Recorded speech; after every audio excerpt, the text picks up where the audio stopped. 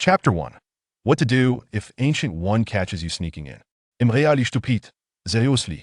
I know the Ancient One is guarding this place in the Marvel Universe, yet I still dared to cross over. Lu-Chi found himself in an ancient-style hall, sitting in a chair and nervously sipping the seemingly endless supply of tea in his hands. In front of him was the legendary Supreme Sorcerer of Marvel, the bald Ancient One. The Ancient One sat there with her eyes closed, as if there was no one in front of her. If it weren't for the eye of Agamotto on her chest that had already opened, Lu-Chi would have thought about making a run for it. Looking at the time gem exposed within the eye of Agamotto, an idea suddenly struck him. If he snatched the gem now, could he use it to escape? However, glancing at the table between him and the Ancient One, Lu-Chi gave up on this flashy way to die. Thinking back to how he ended up in the Marvel Universe, Lu-Chi couldn't help but want to slap himself. He had been working overtime, and during a break, he picked up his phone and opened a clicker game. As a corporate slave, he only had a little bit of free time each day, so he couldn't play complex games like Special Forces or Honor of Kings. When he saw the ad icon pop up on the game interface, he simply skipped over it. What a joke! With so little free time each day, why should he watch ads? After receiving the rewards from the game, Lu-Chi kept planning how to allocate his points for maximum profit and mindlessly chose to invest in the highest level Dark Realm. Then, after he clicked on the Dark Realm option 1 times, 10 to the power of 6 times, he really found himself in the Dark Realm. When he arrived in the pitch-black space, Lu-Chi was still in a daze, and then a clicker system popped up in front of him, randomly presenting several worlds for him to choose from. However, the only world he was somewhat familiar with was Marvel. The others, like Starry Eyes, Overwatch, and the legendary Watching the Sea, he didn't know much about. So, he naturally chose Marvel, ended up in the Marvel Universe, flew to Earth, and was invited by the Ancient One for tea.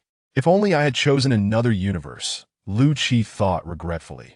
Watching the Ancient One clearly using the eye of Agamotto to observe time and space, Lu-Chi didn't dare to make any rash moves. After all, who is the strongest in the Marvel Universe? It's definitely not the bald guy. This white egg in front of him was the king among kings compared to her. Some other eggs were just minor players. As he watched the Ancient One remain silent, Lu-Chi suppressed his urge to use the restroom and decided to check the system he had obtained upon crossing over. The Dark System, what a cool name, but its functions were lacking. Just like the clicker game he used to play, this system was a clicker system. This system started by giving him a dark space made of dark energy crystals. The more energy crystals he had, the larger the space would become. The dark energy crystals could be used to purchase units from the system, with the initial purchase price being 10 points. Each time a unit was bought, the price would increase by 0.1, with no upper limit. As for the size of the dark space, Lu-Chi didn't quite understand its utility yet. But this was a familiar routine. Wasn't this just like the clicker game he played before? After studying the system for a while, he realized he had 10 dark energy crystals to start with. Looking at the only unit he could buy, he saw a ninja mask with crimson eyes. Lu-Chi felt this item looked familiar, but he couldn't quite place it. It probably came from some anime, but he hadn't watched any in a long time and had forgotten most of them. Setting that thought aside, he saw that the initial purchase price for the unit was exactly 10 points. So, without hesitation, he clicked to buy one. The system's 10 points were consumed, and the price for the next unit increased from 10 to 10.1 points, while the dark energy crystals at the top changed to 0.1 per minute. It seemed that this unit had a mining speed of 0.1 dark energy crystals per minute, which didn't surprise Lu-Chi too much, as clicker games usually started off with small numbers and later escalated to astronomical figures. What concerned him was the note behind the mining energy crystals. This system didn't increase currency second by second like usual clicker games, but rather minute by minute. Only adding currency once a minute? How slow was that? At this rate, it would take forever to develop. He might not even reach the 1,000,000 mark before he died. Frustrated, Lu-Chi picked up the tea in front of him, planning to gulp it down to calm himself. But the Ancient One had filled the cup so full that the hot tea splashed everywhere, soaking his clothes. He instinctively loosened his grip, causing the cup to shatter on the floor, and he stood up to shake the tea off his clothes, making his movements a bit exaggerated. The Ancient One suddenly opened her eyes and stared directly at him. Lu-Chi froze, forgetting that there was a deity in front of him. Seeing that he had disturbed her, he quickly sat back down, trying to appear obedient. With cold sweat running down his back, he thought, will she think him disrespecting her? Am I going to be killed? No. I've just escaped the life of a corporate slave. I haven't even had the chance to enjoy it yet. At least let me watch an anime first. The Ancient One stared at him for a moment, and suddenly a dark mark appeared on her forehead. Lu-Chi recognized this. The Ancient One absorbed dark energy to maintain her life and power, while outwardly fighting against Dormammu. But he didn't dare mention it. The situation was too complicated for him to grasp. After all, when watching movies, he usually focused on the special effects and didn't pay attention to the plot behind them. Seeing the Ancient One reveal the dark mark, Lu-Chi became even more anxious. Did it seem like she was about to kill him to silence him? The Ancient One looked at Lu-Chi's obedient demeanor and remained silent, recalling what she had observed about the future. Could this person really destroy Dormammu's universe in the future? While she had many thoughts, her expression remained unchanged.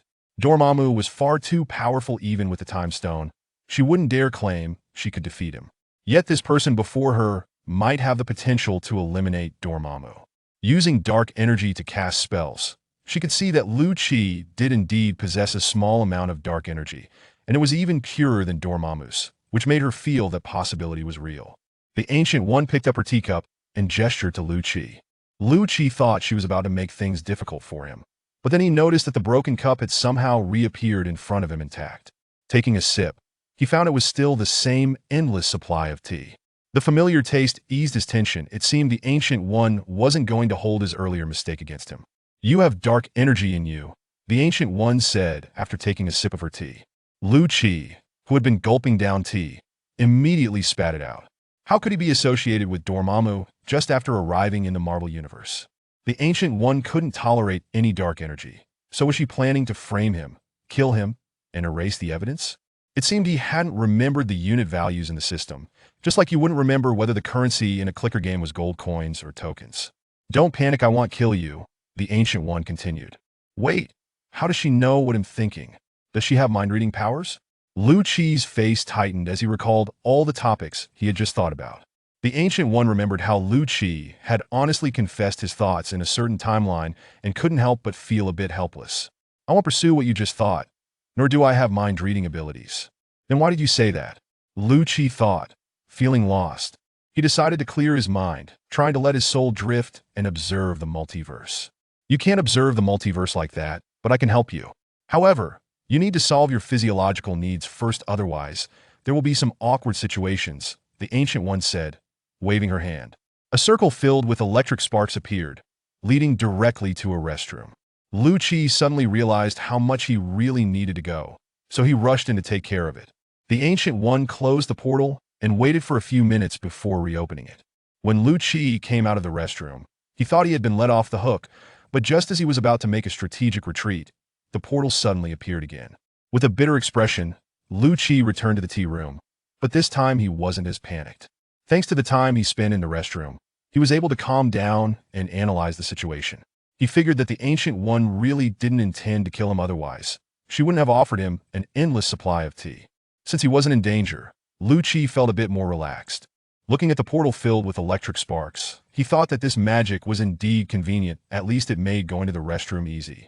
Feeling refreshed after relieving himself, Lu-Chi returned to the tea room, only for the Ancient One to suddenly appear in front of him and place a hand on his chest. A feeling of lightness washed over him, and Lu-Chi suddenly found himself looking at the back of his own head. "Wait, why am I floating?" As he looked down and realized he was rising off the ground, Lu-Chi suddenly remembered the Ancient One's burning through expenses technique. It seemed he had just been sent flying. Watching his body sitting in a chair that had appeared out of nowhere, Lu-Chi felt a bit dazed. "Have a pleasant journey," the Ancient One said softly as she looked at Lu-Chi floating in the air. Lu-Chi suddenly felt a pulling sensation, drawing him to one side, and he found himself in a strange space. The Ancient One returned to the tea table, knowing that since this person had the potential to defeat Dormammu, she could make use of him. Recalling the timeline where she had interrogated Lu-Chi, she knew he didn't have any ill intentions as long as he was guided properly. He wouldn't go down the wrong path.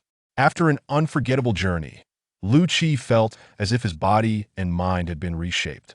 When he came back to his senses, he found he had somehow returned to the tea room, back in his own body. Taking a sip of tea to calm his nerves, Lu-Chi glanced at the Ancient One. "How was your journey?" she asked. "It was okay, just a bit too thrilling," Lu-Chi replied honestly, noticing that his whole body felt different. The sensation of having hands grow all over his body was too surreal, and he couldn't remember much else. Some scenes were so shocking he couldn't react. No wonder the Ancient One thought Stephen was the best Supreme Sorcerer. It was clear he had a talent for maintaining his consciousness in such an environment. The Ancient One nodded. Next time, he'll be more careful with Stephen. So I'm just a test subject, Lu-Chi thought, feeling a bit resentful, but not showing it on his face. Back to our previous topic, you have dark energy. The Ancient One smoothly shifted the conversation back. I didn't want this either, Lu-Chi said, feeling wronged. If you hadn't mentioned it, I wouldn't have known I had dark energy. He had only just arrived in this world. He hadn't even had a good look around yet. Lu-Chi was also puzzled. There was no way Dormammu had set his sights on him just because he had arrived in this universe. Speaking of dark energy, it sounded somewhat familiar. Why did it feel familiar? Lu-Chi was lost in thought, quickly opening the system to look at the currency. Dark energy. So it was the system that was screwing him over. The Ancient One watched as Lu-Chi's expression changed repeatedly, quietly sipping her tea. Lu-Chi felt like he was in a bind if he had brought such a troublesome system before the Ancient One.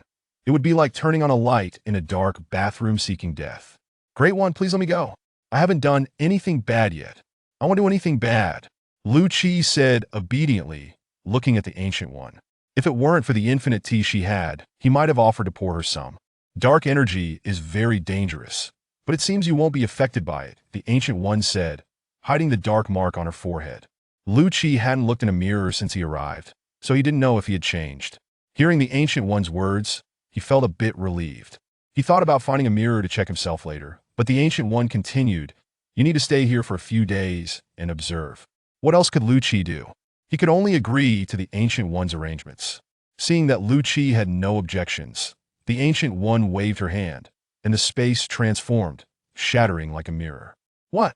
So they had been in the mirror dimension all along. Lu-Chi was shocked. It was no wonder the Ancient One was the king among kings. He hadn't even realized he was in the mirror dimension. He'll have Mordo take you to your room. I hope you enjoy your time in Kamar-Taj over the next few days, the Ancient One said, patting her hands. A sturdy man walked into the tea room. Seeing the Ancient One's demeanor, as if she was sending him off, Lu-Chi obediently followed Mordo out. Chapter 2. Above Dormammu following Mordo out of the tea room, Lu-Chi felt an immense sense of relief in the absence of the elder's scrutinizing gazes. Truly, he had nearly convinced himself that he was on the verge of demise. Master Gui holds a unique regard for you, Mordo remarked as he slowed his pace to allow Lu-Chi to catch up. His eyes filled with an unusual intensity. Lu-Chi felt a twinge of embarrassment. How could it not be special? After all, both he and Gui were burdened with dark energy. We all sought knowledge on our own. But you are different. You were personally brought back by Master Gui. Mordo recalled how Gui had abruptly left a lesson to fetch Lu-Chi, leaving the two practicing mages in bewilderment. Lu-Chi felt increasingly awkward. Could that truly be described as being brought back? He had been more like a captive. Perhaps your talent in magic is exceptionally high, Mordo suggested slowly. Lu-Chi reflected on his recent experiences, recalling only the multidimensional journey he had endured, while everything else remained a blur. I don't think so, Lu-Chi replied, his face growing more uncomfortable as he interrupted Mordo. Observing Lu-Chi's demeanor, Mordo shrugged, stating, "But it seems you have caught the attention of the Supreme Sorcerer. The Supreme Sorcerer is a profoundly wise individual. He must have sensed your remarkable abilities." Mordo, still an ardent admirer of Gui, regarded him as a near-divine presence. With the system in tow and dark energy coursing through him, Lu-Chi found himself perplexed. Invited for tea shortly after his arrival in this world, he questioned his own merit. Looking skyward, he felt tears welling up in his eyes. "Would you like to try some magic?" Mordo inquired, observing Lu-Chi's expression. This piqued Lu-Chi's interest. Recalling the portal from earlier, he thought that mastering such a skill would at least spare him the anxiety of missing the restroom. Noticing Lu-Chi's newfound enthusiasm, Mordo quickly added, "Let me first show you to your room, and then we can head to the square to give it a try. Since the Supreme Sorcerer considers you talented, I'm sure you will grasp the spells here with ease." Upon entering a dimly lit chamber, Lu-Chi felt as though he had stepped into a prison cell. "Do you not have any light bulbs here?" Lu-Chi questioned. Taken aback by the somber atmosphere, it was daytime, and one could film without drawing the curtains. Turning back to find Mordo, he nearly lost sight of him. Mordo shrugged, opening his mouth to explain, "Maintaining the daily lives of the mages already incurs significant expenses. Kamar-Taj has little in the way of worldly assets. Finally spotting Mordo again, Lu-Chi accepted the small card he offered, using the sunlight streaming through a tiny window to read the word Shambhala. Suddenly, it struck him. Where was his phone? Mordo, noticing Lu-Chi's sudden distraction, chuckled and clarified, "That's the Wi-Fi password. We are not primitives." "No, that's not it," Lu-Chi replied with a wry smile. "I don't have a phone." "What are you, a caveman?" Mordo exclaimed, astonished. After finally settling in, Lu-Chi followed Mordo to the training square for the mages. Mordo donned a hovering ring, asking, "Shall we start with the portal?" Beginners often enjoy this one. He gestured in a circular motion, and a portal of electric sparks unfolded. Convenient, easy to learn, and visually impressive. "Many beginners are quite fond of this spell," Mordo said, stepping through the portal and reappearing behind Lu-Chi. Taking the hovering ring from Mordo, Lu-Chi envisioned an empty space in the square under his guidance, extending his hand to draw. However, the anticipated portal refused to materialize, causing Lu-Chi to furrow his brows. Indeed, his magical aptitude seemed lacking. He couldn't even conjure a basic portal spell. Observing Lu-Chi's crestfallen expression, Mordo reassured him, "Do not fret. This is perfectly normal. Who can cast magic upon their first attempt? It requires practice." After some encouragement from Mordo, Lu-Chi regained his confidence. After all, even Steven had nearly failed to create a portal on his first try in the snowy mountains. He should at least leave some face for the future Supreme Sorcerer. Following a brief rest, Mordo began instructing Lu-Chi on spellcasting. In truth, the spells wielded by mages are not fundamentally different from the technology of the mundane world. They merely represent different applications of energy. Mages manipulate energy through mental focus, while technology employs matter to harness energy. If you wish to cast a spell, you must use your mental strength to sense and control the surrounding energy. Give it a try. Nodding in understanding, Lu-Chi assumed the stance once more. To better feel the energy, he shut his eyes and earnestly explored. Suddenly, he discovered a peculiar energy within his being, astonishingly compliant and malleable to his will. "Take me to that place." Lu-Chi envisioned the target from earlier, and the energy surged in response. He felt a thrill as the energy stirred, but soon his expression shifted. Why was the energy not converging toward the hovering ring but instead under Mordo's watchful gaze? A surge of black energy erupted from Lu-Chi's body, enveloping him and plunging into the ground, re-emerging in a nearby shadow. Confused, Lu-Chi turned to Mordo, asking, "Did I succeed?" Seeing the astonishment in Mordo's eyes, Lu-Chi assumed he had triumphed and excitedly proclaimed, "I never expected to be a genius, succeeding on my first attempt." However, as he noticed the other mages silently drawing their weapons, unease washed over him. Were they envious of his aptitude and planning a collective assault? Surely not. He cautiously retreated to the wall, surveying the mages who appeared ready for battle. "Oh no, you all mean business." Lu-Chi sensed the shift in atmosphere, especially as Mordo approached with a whip in hand. Were they playing such a thrilling game? As the imposing figures advanced, Lu-Chi swallowed hard. The situation was dire. He had to flee, drawing upon the energy within him. He vanished from sight. Initially, Lu-Chi intended to seek refuge in the small attic with Gu-E, but he hadn't traveled far before he sensed his energy waning, and he reappeared in the material world. Damn it! There was not enough energy. Taking a deep breath, he realized that although he seemed cornered, there remained one last chance for salvation. "Elder, help me," Lu-Chi shouted, but whether it was the distance or something else, Gu-E did not appear as Lu-Chi had envisioned. Desperate, he needed to draw closer to Gu-E. However, with so many people around, how would he manage to escape? Confronted by the formidable figures, Lu-Chi sensed that the energy he could muster was insufficient for a getaway. As a burly mage approached, raising his staff, Lu-Chi fervently wished for someone to intervene. At that moment, a crack appeared in his shadow, morphing into a black ninja. Holy moly, the Shadow Legion! Lu-Chi recalled this from his childhood memories, the ninjas from his dreams.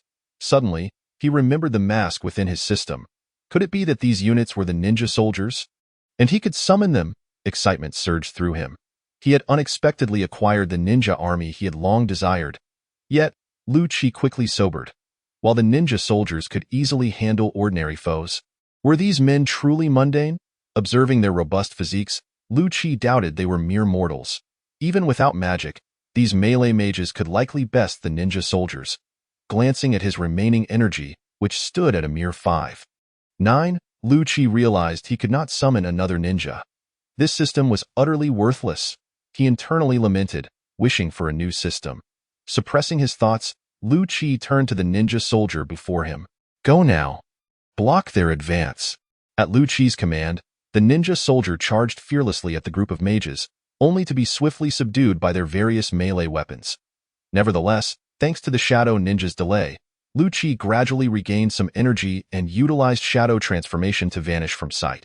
Emerging from the shadows, Lu-Chi found himself outside the courtyard and sprinted away. However, Mordo and the others were not to be underestimated. They pursued him relentlessly. Lu-Chi summoned the speed he typically employed to make it to work on time, managing to outpace the seasoned mages. Yet, his luck was short-lived. He hadn't run far when portals opened before him and mages surged forth. Are they cheating? Lu-Chi realized how tenacious these mages were. Escape was not an option. As a mage brought down a staff upon him, Lu-Chi instinctively transformed into shadow to evade the blow. However, the mage, anticipating his move, struck the ground, unleashing an explosion of energy acquired through a pact with a dimension demon, which forced Lu-Chi out of his shadow form. Lu-Chi, bewildered, hastily shadow transformed again, but the battle-hardened mages had already discerned his vulnerability. Use energy shields to block him. His ability likely cannot penetrate barriers formed from energy, one mage shouted, while others conjured arrays to encircle Lu-Chi. Feeling the encroaching mages close in, Lu-Chi grew increasingly anxious. His energy reserves were dwindling, and he was now surrounded with no means of escape. Remembering the ninja soldier, Lu-Chi attempted to summon it once more. His shadow split again, and the ninja soldier reappeared. Quick, help me escape. This time, Lu-Chi did not command the ninja soldier to engage in a suicidal attack. Instead, he leapt onto its back, urging it to carry him away. The ninja soldier's crimson eyes widened, seemingly straining, but it nonetheless dashed forth with Lu-Chi in tow. With a dexterous sway, they managed to extricate Lu-Chi from the encircling mages. However, Lu-Chi was acutely aware that he was in the heartland of these sorcerers, and escape was an illusion. He could only hope for the timely arrival of a powerful ally. Thus, the ninja soldier led Lu-Chi in a frantic zigzag, pursued relentlessly by an ever-growing number of mages, while Lu-Chi incessantly called out the name of the Ancient One, amidst the relentless chase. It was fortunate that the ninja soldier possessed boundless stamina. Otherwise, they would have long been apprehended by the cadre of formidable men. Before long, Lu-Chi found himself cornered against a wall, shielded by the ninja soldier, surrounded by a multitude of mages. Gazing at the sea of faces before him, Lu-Chi had every reason to believe that all the formal mages of Kamar-Taj had gathered to intercept him. Observing the energy that had been entirely depleted, preventing his transformation to evade death, Lu-Chi shook his head in resignation. This time, he truly saw no way out. Yet, amidst his despair, a portal materialized before him, and a figure clad in yellow emerged from the mirror dimension, standing protectively in front of Lu-Chi. A mage in the crowd shouted, "Supreme Sorcerer, that individual behind you is imbued with dark energy. He is a follower of the Dark Lord." Lu-Chi squinted at the mage who had called out, finding him somewhat familiar upon closer inspection. Good heavens, was that not S.H.I.E.L.D, the Fallen One, and he has yet to betray me? The Ancient One removed her hood, revealing her bald head, and quelled the crowd's agitation. Though this individual bears dark energy, he is not a disciple of Dormammu. One might say he is a different kind of Dormammu. My goodness, is this great figure trying to doom me? Lu-Chi felt a wave of despair wash over him as he listened to the Ancient One's words. How shocking it was that he had been designated as the enemy's ultimate boss. A public declaration of her doctrine to all present. As the crowd grew increasingly agitated, the Ancient One continued. He possesses the potential to become like Dormammu, yet he is not Dormammu, for he is not subjugated by dark power, but instead wields it. He is a purer embodiment of the Dark Lord than Dormammu, or rather, the true Dark Lord. Lu-Chi, upon hearing the Ancient One's proclamation, found himself elevated above Dormammu, noticing his energy had increased from 5.9 to 6.0 to so. It turns out I possess such extraordinary prowess. But you previously stated that dark power is the most nefarious force. He is the Dark Lord. Should we not eliminate him to prevent future threats to Earth? Caecilius persisted. Oh, Fallen One, you have betrayed me. I shall eradicate the evildoer on behalf of the Ancient One. Lu-Chi glared fiercely at Caecilius, who, however, remained unfazed, awaiting the Ancient One's response. Pure power is devoid of moral dichotomy. Much like a weapon in your hands can safeguard the world, yet in the hands of a villain, it can wreak havoc. The Ancient One maintained a serene demeanor, her sage-like presence lending credence to her words. Furthermore, his power is derived from the dark dimension. The stronger he becomes, the weaker Dormammu will be. The Ancient One laid down her final argument, effectively dispelling any notions of exterminating a potential threat. Moreover, as long as he remains steadfast in his pursuit of righteousness, the dark power shall pose no danger. Once we vanquish Dormammu, allowing the dark power to become purer, we may harness it to augment our own strength, potentially unleashing magic without cost. The sorcery of Kamar-Taj, in essence, operates on a principle of barter, trading one's possessions for extraordinary power from various dimensions. Thus, it is customary for mages to maintain their physical prowess to enhance their capital. Should there be no price to pay, they would be akin to true mages, much like Doctor Strange's remarkable display during the endgame. What was the endgame? Upon realizing this, the mages regarded Lu-Chi with new eyes, seemingly eager for him to confront Dormammu and illuminate the dark world. In an instant, Lu-Chi transformed from a target of disdain into a cherished entity requiring careful protection, leaving him somewhat bewildered, only to be drawn into the mirror dimension by the Ancient One. Having been brought into the mirror realm by the Ancient One, Lu-Chi finally exhaled in relief, for he did not wish to be ensnared by a cadre of powerful men. Observing the Ancient One's composed demeanor, he scratched his head.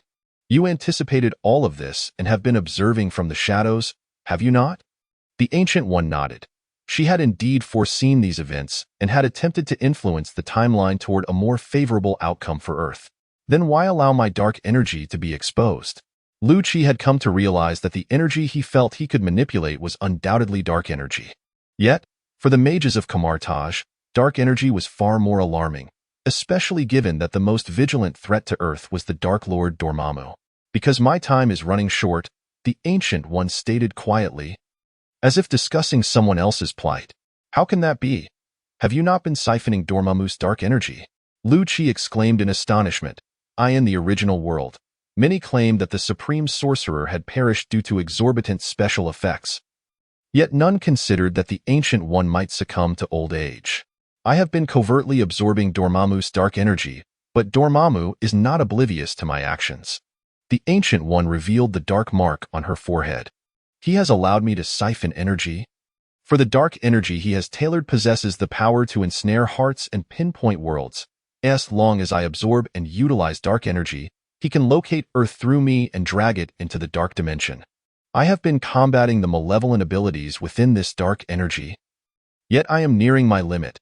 Should I continue to absorb it, it will not be long before I inadvertently allow Earth to be consumed by Dormammu.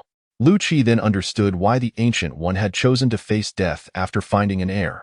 Otherwise, it would have been laughable for the Supreme Sorcerer, who kept Dormammu and a horde of demons at bay, to be felled by a mere elite foe, a blow to the pride of the demons. Upon grasping this, Lu-Chi comprehended the Ancient One's intent. The best way to prevent this calamity is to cease absorbing Dormammu's energy, but doing so would mean your immediate demise. You initially intended to take your own life? Yet my appearance offers a new opportunity. I too possess dark energy. Precisely. But why do you believe I would provide you with dark energy? Are you attempting to coerce me?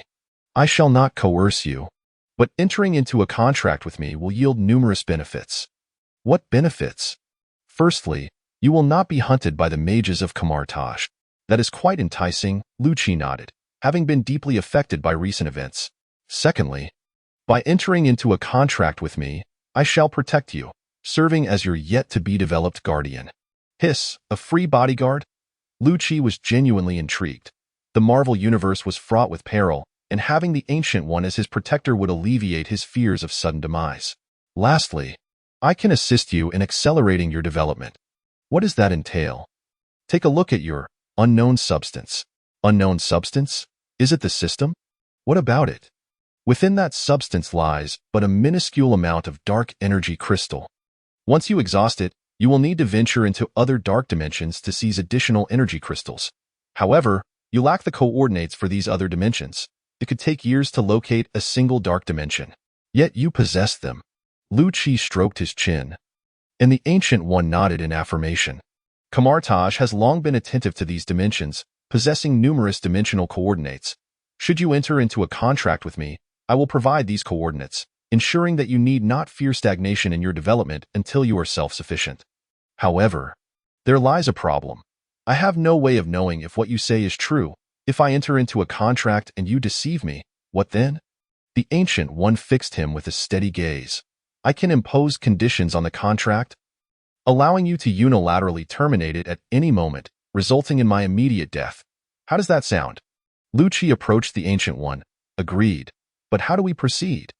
The Ancient One extended her hand above Lu-Chi's head, closing her eyes to sense the energies within him. A magical array materialized beneath her palm. As Lu-Chi pondered whether the resulting sparks would ignite his hair, he suddenly received a system notification. Detected. Ancient One wishes to enter into a contract with you. Host is deemed temporarily incapable of agreeing to the contract. System will assist in the signing. Contract details. Ancient One shall receive the dark energy you provide, and you may unilaterally cancel the contract. Yes or no? It seemed the system was not merely a mining automation tool, but also a capable steward. Lu-Chi clicked yes, and knowledge of various portals flooded his mind, while his recently restored energy level plummeted to 0. Your dark energy is indeed pure, but the quantity is far too scant. Upon finalizing the contract, the Ancient One acquired the right to procure dark energy from Lu-Chi, resulting in his energy consistently remaining at 0. Lu-Chi sighed in resignation. I am powerless. I have only just acquired this ability, and the time has been too short. Gazing at the remaining dark power, he contemplated whether to lend the Time Stone to the Ancient One for her amusement. Ancient One had never anticipated that the dark energy from the dark dimension would indeed amplify with the passage of time in the main world. After all, dark energy possesses the remarkable ability to render one oblivious to time, existing on a plane equal to that of time itself. With a deliberate gesture, he summoned the Time Stone and handed it to Lu-Chi. As Lu-Chi grasped the Time Stone, a notification from the system resonated. Would you like to watch an advertisement to accelerate the game? To his astonishment, Lu-Chi clicked yes, only to be confronted with the message, advertisement space available for rent. What an unexpected twist.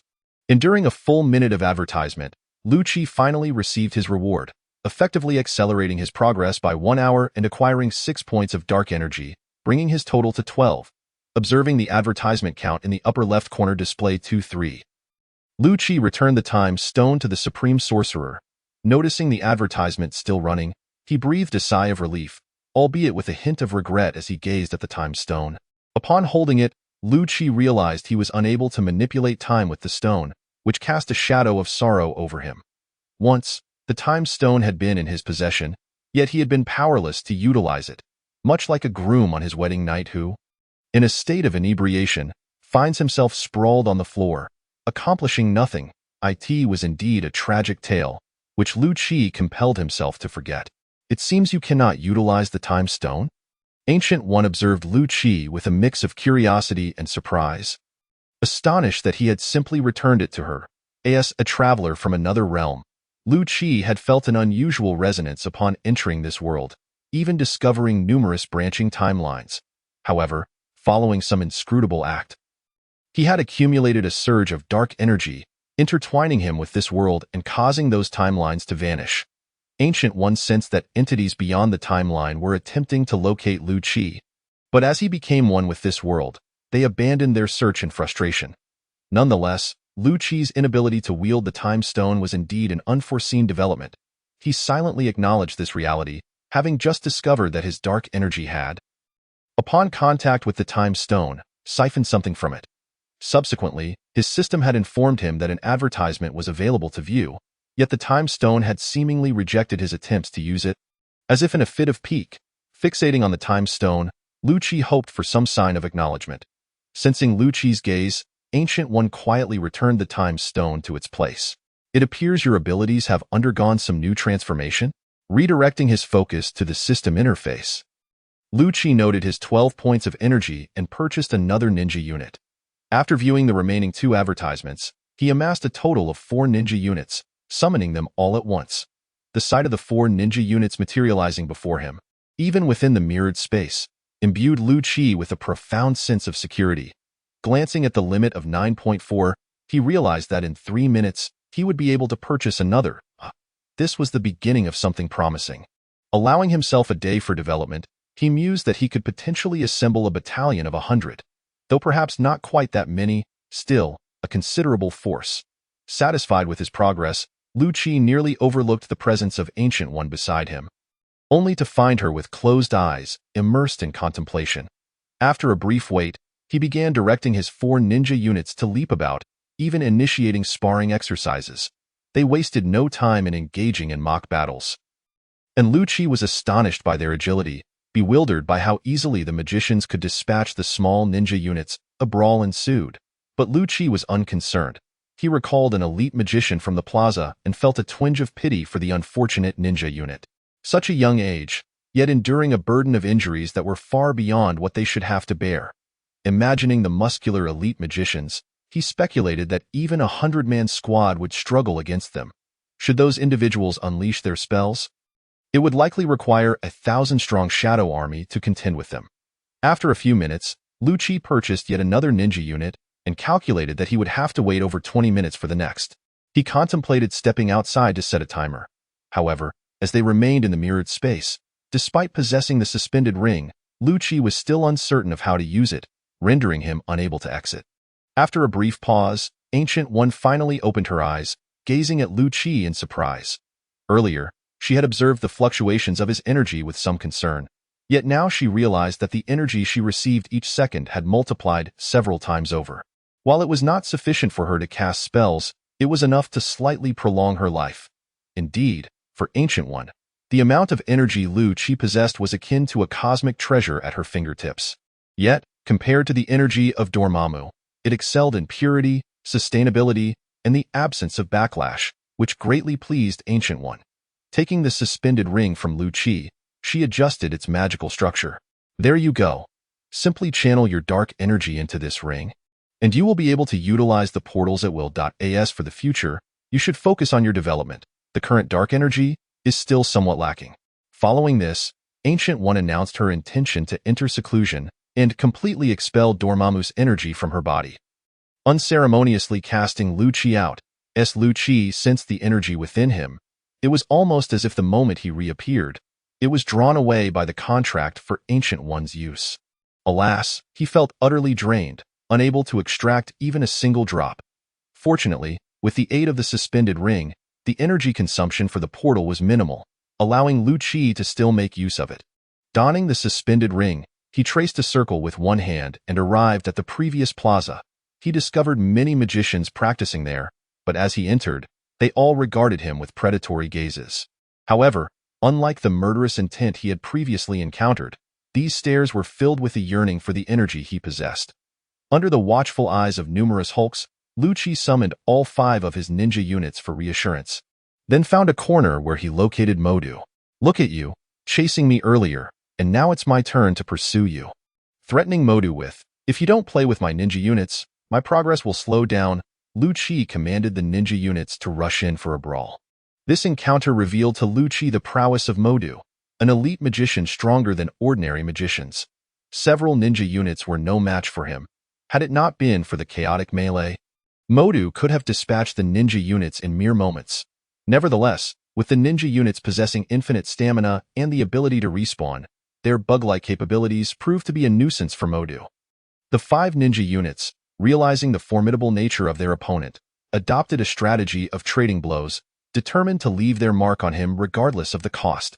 In the end, Mordo lay on the ground, panting heavily, his expression one of surrender.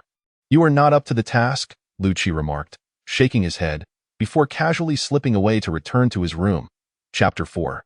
The first encounter with the super anti-hero. A night passed, and Lu Qi emerged from his room, stifling yawns. The previous night, in a bid to ensure he purchased ninja units precisely on time, He had set multiple alarms, waking intermittently to make his acquisitions. Reflecting on the days of gaming all night at an internet CAF only to attend class the next day, he felt a sense of nostalgia. "I'm getting old," Lucci muttered, stretching his back as he ambled out. While walking, he reminisced about his explorations of the system the previous night. After a night of experimentation, Lucci had grown more acquainted with the dark space and dark energy. Without delving into the process, the results were noteworthy. Lucci discovered that the size of the dark space depended on the quantity of dark energy crystals. If there were 10 units of dark energy crystals, the dark space would measure nearly 10 cubic meters. The dark energy he had previously utilized was stored within this 10 cubic meters of dark space. The dark energy was released during the extraction of dark energy crystals, correlating directly with the speed at which the ninja units extracted them. According to the system's metrics, each ninja unit could provide Lucci with an energy recovery rate of 0.1 per second, significantly surpassing the rate of energy crystal extraction. After a night of diligent work, Lucci now commanded 31 ninja units. If one were to create a panel for him, it would read, Lucci Ninja Unit Count, 31 Energy Crystal Extraction Rate, 3.1 Minute Energy Recovery Rate, 3. 1 second Current Energy Crystal Count, 9. Note from the author in the later stages. This panel and its data are not essential for readers to remember, as the author will no longer utilize them in the later stages due to the protagonist's overpowering advancement.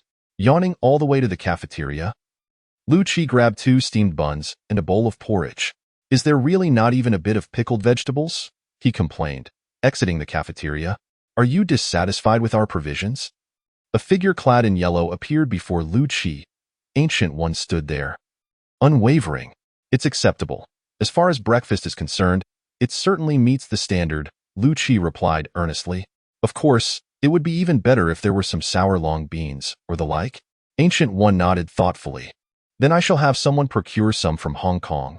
Lucci, still yawning, nearly dislocated his jaw at her words. "What on earth is going on with you today?" Although her tone had not changed, Lucci sensed an inexplicable shift in Ancient One's demeanor. "Have you been possessed by Murphy?" He cautiously retreated a couple of steps, summoning nearly 30 ninja units around them, drawing the attention of several magicians. Ancient One shook her head in exasperation, and with a flick of her hand, the magical array enveloped the surrounding ninja units, sending them back to the shadow world. "I completely expelled Dormammu's power yesterday. I no longer need to suppress the side effects of that energy, allowing my mind to relax somewhat." With one hand on her hip, dark energy coalesced in her palm. "Moreover, the energy you now supply is sufficient to sustain my daily needs." Lucci sensed his energy had indeed returned to full capacity, gazing upon his 31 ninja warriors, each capable of restoring energy at a rate of 0.1 per second, summing up to a total of 3.1 energy recovered every second. Lucci endeavored to employ shadow transformation to traverse a short distance.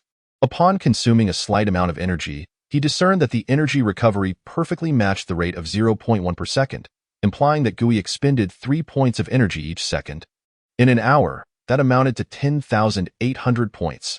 In a day, goodness, how terrifyingly formidable this individual is. Lucci had not anticipated that GUI would require such a staggering amount of energy to extend a single day of existence, and he could only imagine the terrifying energy consumption during a battle.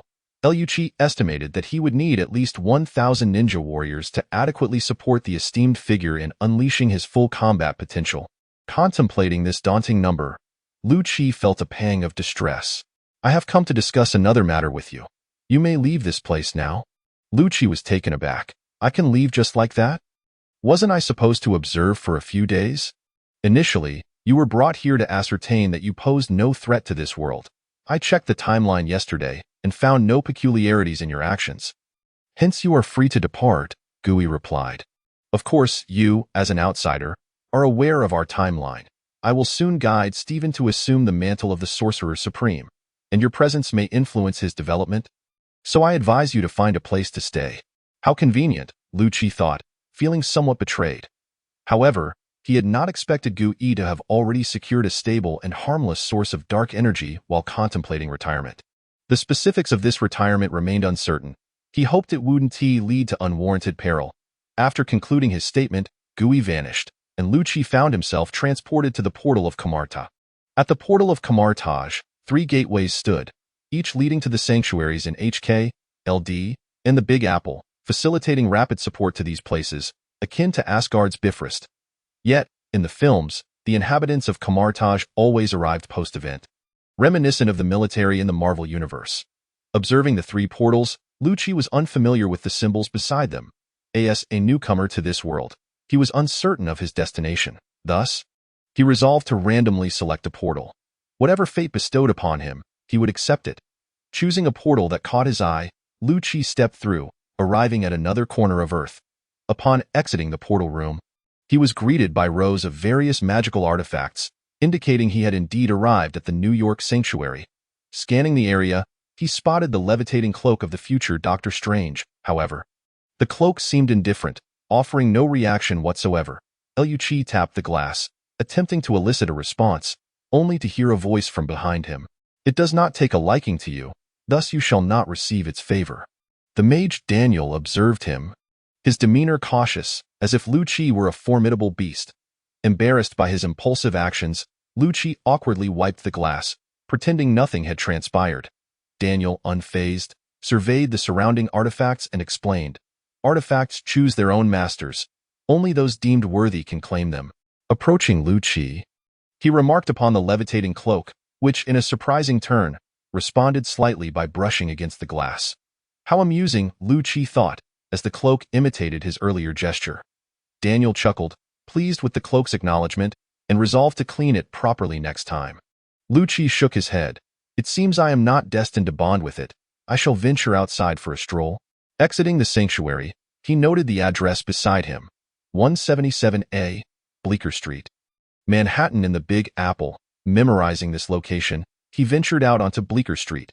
As he stepped outside, a cacophony of sounds assaulted his ears. Observing the throngs of people on the street, Lucci felt as though he had traversed from a primitive era. Disregarding the illusion in his mind, he leisurely strolled along the street. The Big Apple truly thrived, bustling with life. Yet most individuals appeared engrossed in phone conversations, presenting an image of successful urban dwellers. Oddly, he noticed a lack of extraterrestrials or superpowered beings engaging in combat. Was this still the Marvel Universe? After wandering for an indeterminate duration without encountering anything out of the ordinary, disappointment began to settle in. Having watched the films, Lucci had imagined that the Big Apple was perpetually besieged by alien invasions and supervillains. As he continued walking, he arrived in an area where foot traffic diminished, replaced by gang members adorned with peculiar tattoos and wielding knives. A graffiti inscription on a wall proclaimed, "Welcome to Hell's Kitchen." Was this truly the most chaotic district of the Big Apple? Observing the gangs engrossed in their own affairs, Lucci was disheartened by the absence of any confrontations or gunfire. He had expected far more chaos. He recalled tales of how Hell's Kitchen supposedly required the removal of several truckloads of bodies daily. Just as he pondered this, a sudden barrage of gunfire erupted, shattering the tranquility of the street. A group of individuals, brandishing an array of firearms, charged towards a particular direction, cursing as they went. Excitement sparked within Lucci. He quickly made his way to a nearby alley, where several ninja warriors appeared, forming a human palanquin. Lucci reclined upon it as the ninja ascended the walls with remarkable agility, heading towards the rooftop. Naturally, the higher the vantage point, the better for observing the unfolding drama. From his perch, Lucci observed the unfolding spectacle below. It appeared to be a turf war between 2 gangs, devoid of any tactical strategy, as they engaged in a full-blown shootout. This was far more entertaining than many domestic action films, as the combatants initially wielded handguns but gradually escalated to assault rifles and shotguns. Eventually, one even produced a rocket launcher. Noticing Stark emblazoned on the box, Lucci's anticipation grew. Stark's weaponry was renowned. He couldn't help but wonder about the origins of the individuals below who wielded such armaments. Suddenly, one person equipped a rocket launcher and fired it towards a densely populated area. The rocket, trailing white smoke, struck its target with precision, unleashing a barrage of steel projectiles that transformed the scene into a gruesome spectacle. Witnessing individuals being struck down amidst the chaos, Lucci inhaled sharply. Truly, Stark's creations were formidable.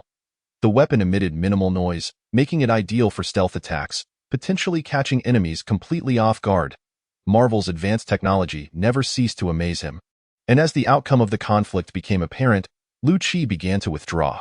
While entertained, he wished to avoid drawing attention to himself.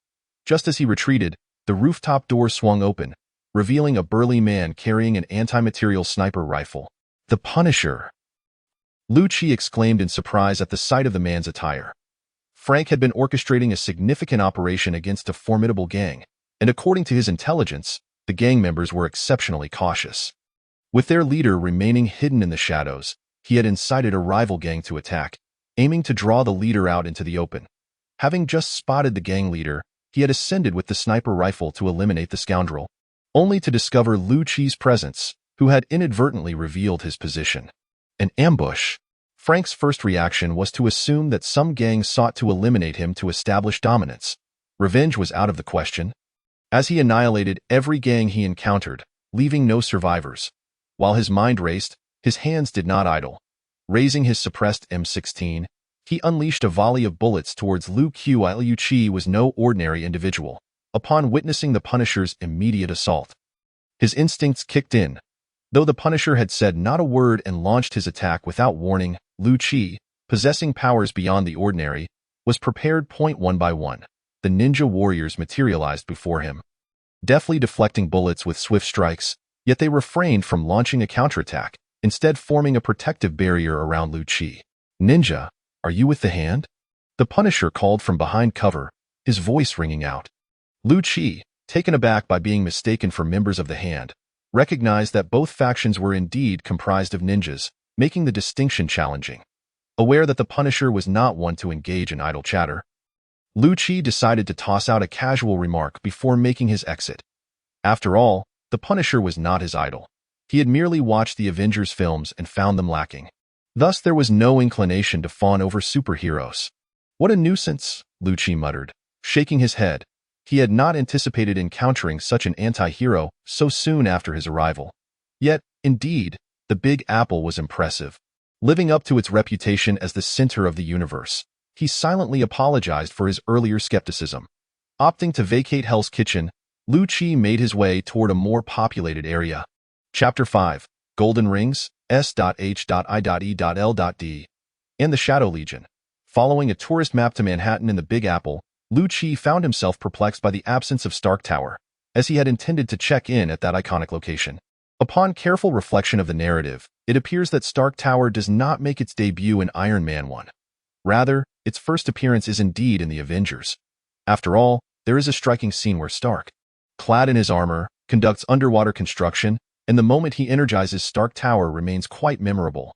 Failing to check in at a popular spot, Lu-Chi departed in disappointment, realizing it would be wiser to secure some funds and establish himself elsewhere. After all, he had been discarded by the Ancient One after being utilized, receiving not even a penny, and his identity still unresolved. He was essentially a blacklisted individual within the Marvel Universe. Should he be discovered, repatriation could be a likely consequence. Should they possess the capability. As Lu-Chi walked, he contemplated various means to acquire money, pondering the abundance of ninja soldiers at his disposal and considering bricklifting, recalling that labor costs in this area were relatively high. However, Lu-Chi ultimately refrained from seeking such work, feeling it somewhat beneath him as a superpowered individual. The majority of superpowered beings on Earth tend to remain hidden, and his conspicuous presence felt rather peculiar. P.S. No mutants involved. Perhaps he could raid the Hell's Kitchen for those gangs. He recalled the numerous superheroes frequenting the Hell's Kitchen dungeon, which could yield substantial prestige, experience, and wealth. Thus, Paul observed the sparse crowds on the street. His usual companions, once engaged in lively banter, had vanished, and even he had been cautioned by the gang leader to avoid trouble. This predicament stemmed from the emergence of a force known as the Shadow Legion, which had been pillaging various gangs in Hell's Kitchen, stripping them of their financial resources. Curiously, they never targeted the most valuable items, such as laundry detergent, instead incinerating them, only taking cash and leaving behind weaponry, resulting in an influx of scavengers in Hell's Kitchen. Bah, this so-called Shadow Legion is merely a small team of vigilantes. Paul, cradling the gun hidden in his jacket, spat in disdain. Regardless of their vigilante status, he was determined to eliminate any who dared to show themselves. Pushing through the door to his gang's headquarters, Paul entered but was struck by an unsettling silence. A pair of crimson eyes materialized from the shadows behind him, a glint of cold steel aimed at his neck. Lu-Chi perched atop the building, engrossed in a handheld gaming device, grateful for the advanced technology of the Marvel Universe. Although smartphones were not yet a reality, handheld consoles were available. Pairs of red eyes flickered within his shadow, and sensing something amiss, Lu-Chi rose and departed. Coulson received word and arrived at the Blood Hand Gang's headquarters, which had been cordoned off, yellow tape warning others to stay away, although it had been torn down by an unknown party, revealing a site that had been raided multiple times. Coulson strode inside. Upon entry, he was greeted by the sight of a decapitated corpse. With no one to pay for its removal, the body lay unattended. Even the police had merely conducted a cursory investigation before vacating the dangerous area. As a top-tier agent, Coulson was unfazed by the presence of a mere headless body. For them, even witnessing a person being reduced to a pulp would not deter them from finishing their meal. Observing the entrance, Coulson noted that a person had entered only to be swiftly dispatched by a sharp weapon from behind. Scanning the area on either side of the door, he was convinced that no one could have concealed themselves without detection. Was it the work of an acquaintance? Unlikely, as most of the perpetrator's associates lay within. Coulson had formed a hypothesis but refrained from drawing conclusions, opting instead to delve deeper into the premises. Inside, he found various items stripped bare, not even a bullet casing left behind. Coulson's head throbbed. Their influence in Hell's Kitchen paled in comparison to other locales, and by the time they received intelligence, it was already too late. Gazing at the devastation, he sighed and began a thorough examination. After a while, he pieced together the events.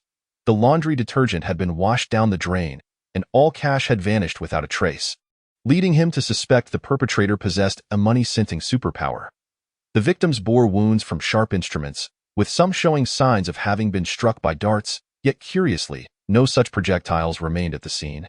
Interviews with nearby witnesses revealed no significant disturbances during the incident, as if everyone inside had been exterminated in one fell swoop. However, the gangs in Hell's Kitchen had been unusually low-key, with nearly all members present at their respective bases. How could the assailant have swiftly eliminated so many? There had been no reports of special forces being deployed. Counting the bodies present, there were over 100, most clustered together, yet some were hidden in exceedingly obscure locations.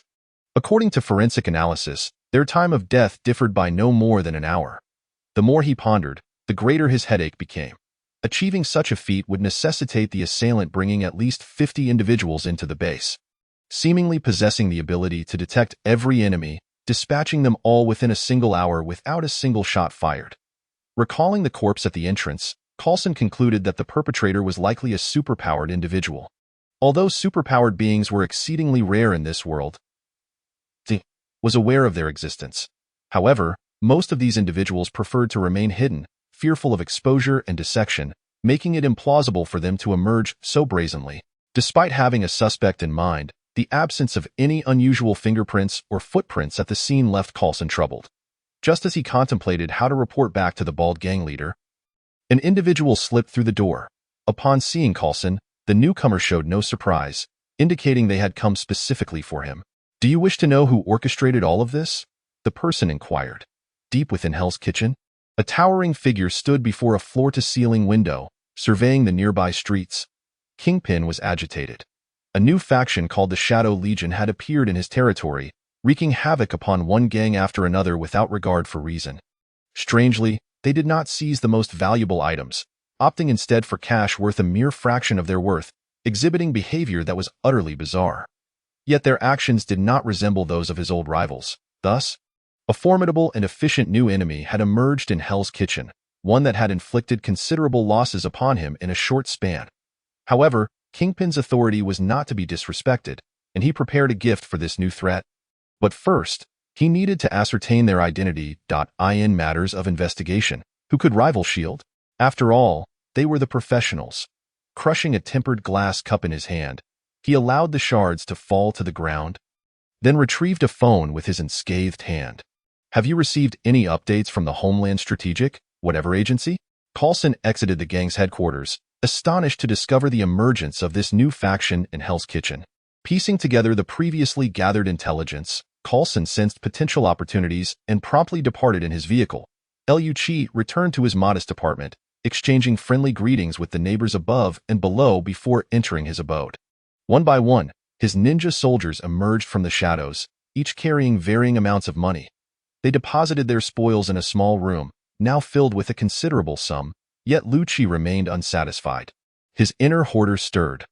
Unbeknownst to him, he had insulted Kingpin's dignity, nor did he realize that Kingpin had disclosed some of his activities to S.H.I.E.L.D. He was merely aware that he had once again dismantled a nefarious gang, leaving him with a sense of inner peace. Yes, I truly am remarkable. In his earlier days, Lu-Chi had not been so cold-hearted. He would simply instruct his ninja soldiers to incapacitate their targets and seize their wealth. However, one fateful day in a gang's basement, he discovered hundreds of scantily clad women, some even minors. The corner was littered with corpses, flies buzzing about, and maggots infesting the area. The scene ignited a fierce indignation within Lu-Chi, prompting him to command his ninja soldiers to eliminate every member of that gang, a ruthless precedent that he continued to uphold thereafter. Feeling his methods had taken a decidedly anti-heroic turn, Lu-Chi couldn't help but chuckle bitterly, yet he understood that some individuals deserved death. To paraphrase a famous saying, "Forgiving them is God's prerogative, while my task is to ensure they meet him on time." Adopting this sentiment, Lu-Chi had eliminated no fewer than 1,000 individuals in Hell's Kitchen, with 99.99% of the killings executed by his ninja soldiers. Only one gang leader, facing imminent death, still dared to threaten the women and him, prompting Lu-Chi to deliver the fatal blow. Henceforth, Hell's Kitchen truly became a domain of demons. The demon himself surveyed his burgeoning treasure trove with satisfaction before ordering takeout, the delivery fee rivaling that of the meal itself due to the notorious reputation of Hell's Kitchen, which incurred extra charges. Recalling the time he had called the police to clean up the scene, ensuring that the women were not sold back to other gangs, he paid them no further mind. This is not merely an exaggeration. On one occasion, while eradicating a gang, he inadvertently acquired incriminating evidence of vermin in Big Apple City and submitted it to the police, only to be sold back to a gang, compelling him to confront the reality of the situation. Opening the system, after days of mining, Lu-Chi now commanded a cadre of 70 ninja warriors. He also encountered the matter previously mentioned by Gu-E. The energy crystals provided by the system had been depleted, and his stock of energy crystals was no longer increasing. The current status was Lu-Chi Ninja Warriors, 70 energy crystal mining speed, 7-minute energy recovery speed, 7-second current energy crystal count, 71 Da. The remaining 71 energy crystals had not been expended on purchasing additional ninja warriors, as Lu-Chi feared future encounters that would necessitate energy, leaving him with a reserve of crystals to safeguard his energy reserves. Chapter 6. The village chief of the novice village reflecting on his agreement with Gu-E. Lu-Chi opted to draw a portal back to Kamar-Taj. Upon arriving outside Gu-E's tea room, he fortuitously witnessed a mage resigning before Gu-E. Most of these mages harbored their own ambitions upon arriving here. Some would remain to further their studies after achieving their goals, while others would depart. "Panburn, are you certain you wish to leave?" Gu-E inquired, glancing at Lu-Chi to signal him to wait, addressing the individual before him. Panburn nodded. "Supreme Mage, I have restored my body, but my talent does not support my continued study of other magics." Gu-E acknowledged this. "Very well. If that is your decision, then go." Panburn performed a respectful bow before departing. "Panburn, that name seems rather familiar," Lu-Chi remarked after Panburn's exit. The name had struck a chord, perhaps a supporting character from a film. C7, C8 complete spinal cord injury, paralysis below the chest, and both hands paralyzed. Gu-E mimicked someone's tone. "Ah, so it is that individual," Lu-Chi recalled. Panburn was indeed the retired mage who guided Steven to Kamar-Taj for healing in Doctor Strange. Yet, what astonished Lu-Chi was Gu-E's perpetual smile, now even jesting with others. "How do your disciples perceive your transformation?" Lu-Chi followed Gu-E into the tea room. "Most are quite unaccustomed to it. Even Mordo believes I have encountered a mishap in my magical studies," Gu-E said as he poured himself a cup of tea. "You are here to seek ways to continue your growth, are you not?" "Ah, how convenient it would be to observe time," Lu-Chi remarked enviously, contemplating if he could observe time. He would not need to contend with the gangs. He could simply play the lottery instead. Yet, time can be deceptive at times, cannot it? Gu-E sipped his tea, conjured a portal, and retrieved a thick tome, handing it to Lu Qi. However, it is evident that time has not deceived me regarding your purpose for being here. Lu Qi accepted the book. And the system automatically prompted, Dark Dimension detected. Please choose whether to absorb its dark energy crystals. Dark crystals are the essence maintaining the existence of the dark dimension and cannot be manufactured by human means. Thus, you must seek out other dark dimensions to find and absorb their dark crystals for the development of your own dark dimension, Gui explained to Lu Qi. That book contains coordinates for several dark dimensions. You can use it to locate and seize dark energy crystals from them. Lu Qi recalled that the dark dimensions were originally unified before they fractured, with Dormammu claiming the largest portion. Could it be that Dormammu is intent on conquering Earth for the sake of these books, so he may consolidate all the dark dimensions? Lu Qi jested, observing the coordinates. Perhaps. Dormammu is now one with the dark dimension. Only by allowing the dark dimension to grow can he continue to gain strength, Gui remarked, pouring Lu Qi a cup of tea. Ouch. This is quite hot. If Dormammu's followers were to discover this, they would surely come to claim it, Lu Qi noted, gazing at the book. Yet he had no intention of relinquishing it. The system could only mine one dimension at a time. So after depleting one source, he would need to use this book to locate others. Therefore, he resolved to protect this tome diligently. Waving a hand, he instructed a ninja warrior to take the book into the shadow world. Although dark energy possesses formidable corrosive properties, having a ninja warrior hold it would mitigate that risk and ensure its protection. Observing Lu Qi's actions, Gui felt compelled to remind him, most of the coordinates in that book pertain to unclaimed fragments of the dark dimensions. Though many already have owners, if you recklessly seize their dark energy, you may find yourself embroiled in conflict with those entities. Lu Qi surveyed the lines of coordinates, glancing at Gui before casually selecting one. With such a formidable figure beside him, as long as it was not on the level of Dormammu, he could handle any adversary that came his way. Remaining dark energy crystals to be mined, 10. 324. As he noted the increase in his capacity, Lu Qi contentedly sipped his tea. By the way, when do you plan to bring Steven here, and when do you intend to retire? Gui cast him a sidelong glance. Rest assured, I shall not resign through death again. As for retirement, it shall depend on when Steven encounters an unforeseen event. After retiring, I wish to catch up with some old friends and then study at another magical sanctuary. Lu Qi nodded, aware that while many claim Gui's spirit ascended to follow the Ancient One after his death, in the realm of the material world, Gui was indeed deceased. Had he not perished? Facing Thanos in the future might have been less daunting, though he would first need to confine Star-Lord. Before crossing over, Lu Qi had watched Infinity War, but only witnessed Thanos successfully snapping his fingers. Oblivious to how the Avengers would ultimately turn the tide, he resolved that when the time came, he would not shy away. He did not wish to have his life dictated by others tossing a coin. He would have the ninja warriors incapacitate Star-Lord to prevent any further cinematic interruptions. Having acquired the coordinates, Lu Qi departed to seek out Mordo for a friendly spar.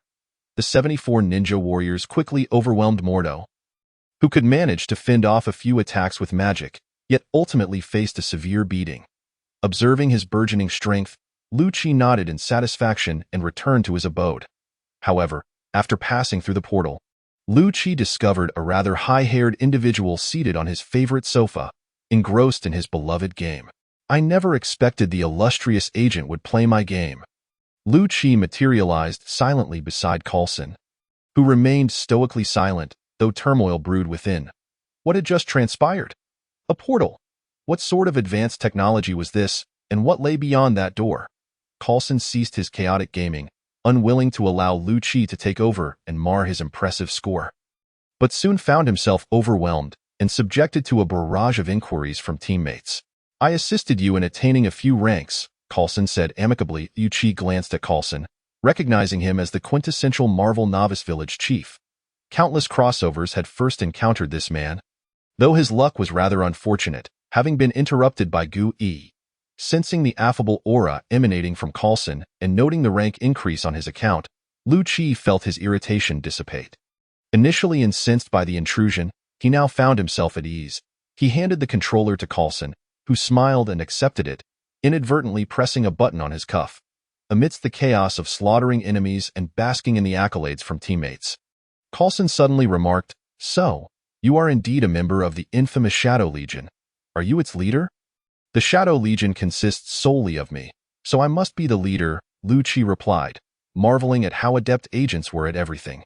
Perhaps he could persuade Fury to assign a few agents to assist him in ranking up? Coulson paused for a moment before being shot down by an enemy, ignoring his frantic attempts to revive. Silently noting the player's ID for future reference, Lu-Chi witnessed his score plummet from 30-something to 1. Disappointment washed over him. A ninja warrior stealthily materialized behind Coulson, brandishing a gleaming katana at his throat. "Oh, who is this?" Coulson inquired, eyeing the silent ninja with growing suspicion. "My subordinate, by the way. They are the Shadow Legion," Lu-Chi introduced proudly. One by one, ninja warriors emerged from the shadows, quickly filling the cramped room. "It appears you are indeed the sole member."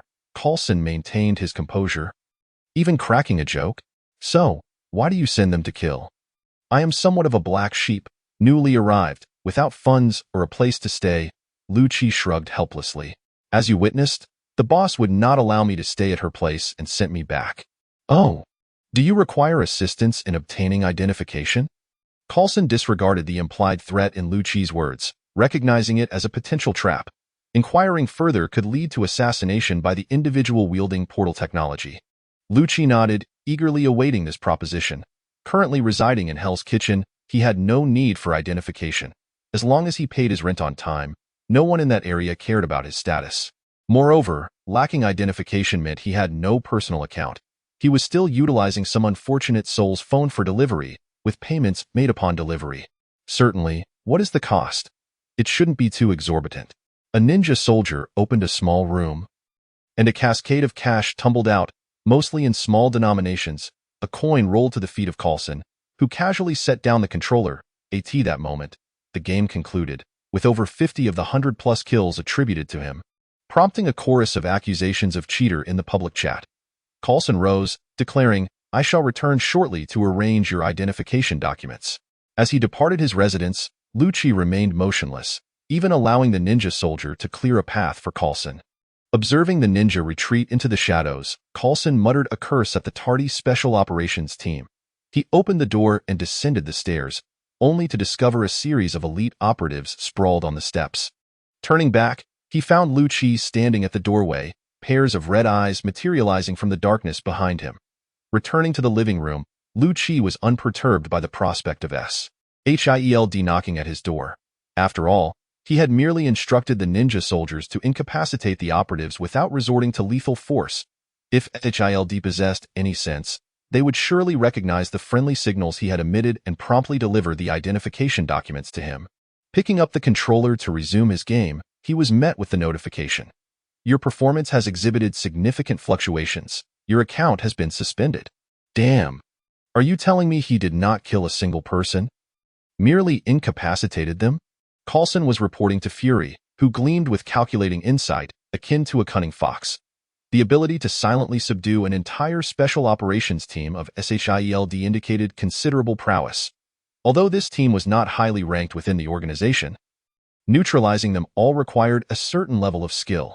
Reviewing the details of the incident, Fury's singular eye scanned the key information with diligence. It appears you have been used as pawns. The real victim will soon emerge to confront Lu-Chi. You may assist them as a gesture of goodwill. Regarding the identification documents, since he possesses such capabilities and has not caused chaos, let's provision him with a security consultant certificate. At that moment, Lu-Chi anxiously awaited the outcome of his appeal. As he could not play the game otherwise, he had exchanged all the resources mined during this period for ninja soldiers, now numbering nearly 90. Given the typical mechanics of idle games, unlocking the next unit would occur after reaching 100. Allowing for enhancements to the ninja soldiers, multiplying their strength exponentially. As his mood eased, an ominous premonition suddenly struck him. Turning to the window, he saw a rocket propelled his way. Chapter 7. Security Consultant. Upon spotting the incoming rocket, Lu-Chi instantaneously enveloped himself in dark energy, phasing into the safety of the shadows. The rocket detonated within his small apartment, obliterating everything inside. When Lu-Chi emerged from his shadow form, it came as no surprise that his sanctuary lay in ruins. However, he was drawn to a peculiar scent in the air. Turning, his eyes widened in shock. It was his small vault. A surge of fury coursed through him as a legion of ninja soldiers materialized behind him. Their red eyes glowing with menace. It was nighttime, and a throng of thugs brandished an array of military firearms, with 2 armored vehicles stationed nearby. Witnessing a decisive shot, the leader commanded the thugs to charge forth, dragging the enemy corpses out to display as a warning at the gates of Hell's Kitchen, asserting the unassailable might of the crime lord.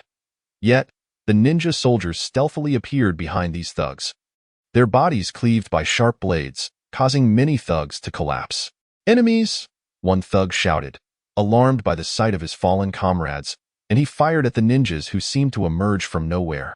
The ninjas wielded their katanas with remarkable precision, deflecting bullets, yet the onslaught was too intense, and they were soon gunned down. Just as one thug exhaled in relief, he realized the ninja corpses had vanished. A chill ran down his spine as a katana pierced through his chest. More ninjas leaped from the shadows, launching a flurry of shurikens that felled numerous thugs, while blades emerged from the darkness, harvesting the lives of yet more enemies. The leader, witnessing these grim reapers, felt astonished yet fought to maintain his composure. These adversaries still feared bullets. They could be slain. The leader reassured himself, turning to command the armored vehicles to unleash their machine guns, only to find 2 ninjas standing atop one of them, alongside a young man clad in a t-shirt. The vehicle remained motionless, as the ninja soldiers could infiltrate it through the smallest crevices, swiftly eliminating the occupants before they could even utter a sound. With a sudden force, the armored vehicle began to sink, drawn into the shadow realm, where the metal shell would be consumed and assimilated by dark energy. Albeit in minuscule quantities, yielding less than 0.1 points of dark energy. As the armored vehicle vanished, Lu Qi, accompanied by 2 ninja soldiers, stood firm on the ground. "Could you kindly inform me who sent you?" Lu Qi inquired amiably of the leader. "The crime lord will not spare you," the leader exclaimed before shooting himself in the temple. "The crime lord?" Lu Qi made no move to intervene, instead pondering thoughtfully. "So it is that fellow. Have I inadvertently disrupted his operations?" Troublesome, Lu Qi sighed in resignation. Nevertheless, he still had accounts to settle. He gazed up at the towering edifice of Hell's Kitchen, resolved to seek out the crime lord. As he turned around, he found the ninja soldiers had concluded their skirmish. Entering the shadow realm, Lu Qi advanced toward the skyscraper. Jin Bing surveyed the intelligence transmitted by his subordinates, lost in contemplation. Superpowered individuals? This was not entirely unexpected. Yet, it presented a challenge. Measures must be taken. Lu Qi arrived at the base of the skyscraper, a structure erected by Jin Bing to assert his dominance. Even in his absence, it remained his asset, and seeking trouble here would be fruitful. "Let me collect a bit of interest from you," he declared. A multitude of ninjas materialized behind Lu Qi, charging toward the building. An explosive detonation rocked the first floor, claiming the lives of dozens of ninja soldiers. "Ah, quite the extravagance," Lu Qi remarked, shaking his head. The ninja soldiers could resurrect, rendering this loss negligible. Sensing movement above, Lu Qi glanced upward to see 2 figures plummeting from the 3rd floor. "Suicide?" Lu Qi raised an eyebrow, stepping aside to avoid any potential splatter. However, the 2 landed unscathed. Clad in specialized armor, albeit lacking the strength of Iron Man's suit, serving merely to augment human capabilities, one wielded a massive axe, while the other brandished dual sharp kunai. Observing their stance, Lu Qi arched an eyebrow. Indeed, the Marvel Universe was rife with hidden talents. Although Iron Man's armor had yet to make an appearance, there was no shortage of advanced technology. Such exoskeletons were only beginning to emerge in his timeline, while they were already in practical use within the Marvel Universe a decade prior. As the 2 prepared for battle, Lu Qi commanded all the ninja soldiers to engage. Several kunai surged toward them, expertly cutting off their avenues of escape. Faced with the oncoming blades, the 2 super soldiers' expressions shifted, taken aback by the enemy's remarkable coordination. However, their objective was to draw attention, allowing the 3rd individual to seize the opportunity. Thus, they charged directly into the throng of ninja soldiers, disregarding the blades slicing into their bodies, cleaving through the unyielding ninjas, though their armor bore several gashes. "How foolish of Jin Bing to send you imbeciles to your doom," Lu Qi mused. Shaking his head in disappointment, he had expected stronger opponents, perhaps 2 minor bosses, but instead found 2 reckless fools. In a mere 5 seconds, before Lu Qi could summon the next wave of ninja soldiers. He watched as the two's armor was dismantled by the ninja soldiers. At that moment, from an unknown high-rise behind him, a bullet silently soared toward Lu Qi's head. A ninja soldier appeared behind him, slicing the bullet in half with a swift stroke, prompting Lu Qi to turn. Observing the shadowy skyscraper, he furrowed his brow. A cadre of ninja soldiers gathered by his side, quickly scaling the walls toward the building. As the approaching ninjas drew near, the sniper gritted his teeth, hastily reloading to continue firing. Yet they were thwarted by the ninjas positioned before Lu Qi. Desperately witnessing the ninjas closing in, he brandished his kunai, only to be swiftly dispatched. After eliminating the enemy, the ninja squad dispersed to search for any remaining threats. Witnessing the death of their comrade, the other snipers could no longer remain passive. With several gunshots, bullets rained down upon Lu Qi, but he was enveloped in dark energy, vanishing into the shadows. The snipers stared in disbelief at the disappearing figure, their coordinated attack falling short and exposing their positions. Before long, several ninjas with glowing red eyes adeptly leaped into the room. The gunmen drew their sidearms in a desperate attempt to retaliate, but for the ninjas, the handguns were merely trivial. The bullets were effortlessly deflected, and the gunmen were swiftly dispatched. After neutralizing these shooters, Lu Qi reappeared, witnessing the remaining super soldiers pinned to the ground by the ninja soldiers, their heads severed. With that, no one stood in the way of Lu Qi's advance. Lu Qi gazed upon the towering edifice before him as a cadre of ninja soldiers rushed inside. Yet, to his dismay, he found that within the building, apart from a few ordinary gangsters wielding firearms, there was naught else of interest. After a bloody purge of the gang members inside, one by one, the ninja soldiers wreaked havoc, smashing everything in sight, discovering several hidden chambers, and vanishing into the shadows. Taking with them a portion of cash, Lu Qi turned around to discover a vehicle parked not far away, with Carlson standing beside it. Approaching him, he inquired, "Have my identification documents been processed?" Carlson produced a file and handed it to Lu Qi, seemingly indifferent to the chaos engulfing the building. "Initially, the director intended for us to offer you some assistance, but it appears you are quite self-sufficient," Carlson remarked casually. "There could still be some assistance available, if you do not mind. I could help eliminate Jinbing." Carlson shook his head. "We will provide you with the locations of all his hideouts. Jinbing is entangled in numerous interests. We do not advocate for his assassination, but neither will we impede you." Lu Qi nodded, comprehending the stance of S.H.I.E.L.D. Upon opening the document handed to him by Carlson, he was taken aback to find his photograph on a work identification card. "Could you elucidate why I am now a security consultant for this agency?" Lu Qi asked, furrowing his brow.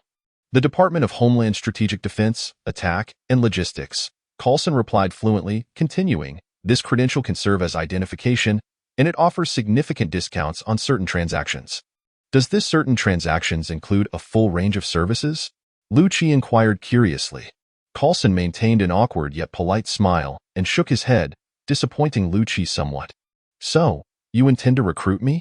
Lu Qi remarked, waving the small booklet in his hand. "In fact, S.H.I.E.L.D. does not have a position for a security consultant.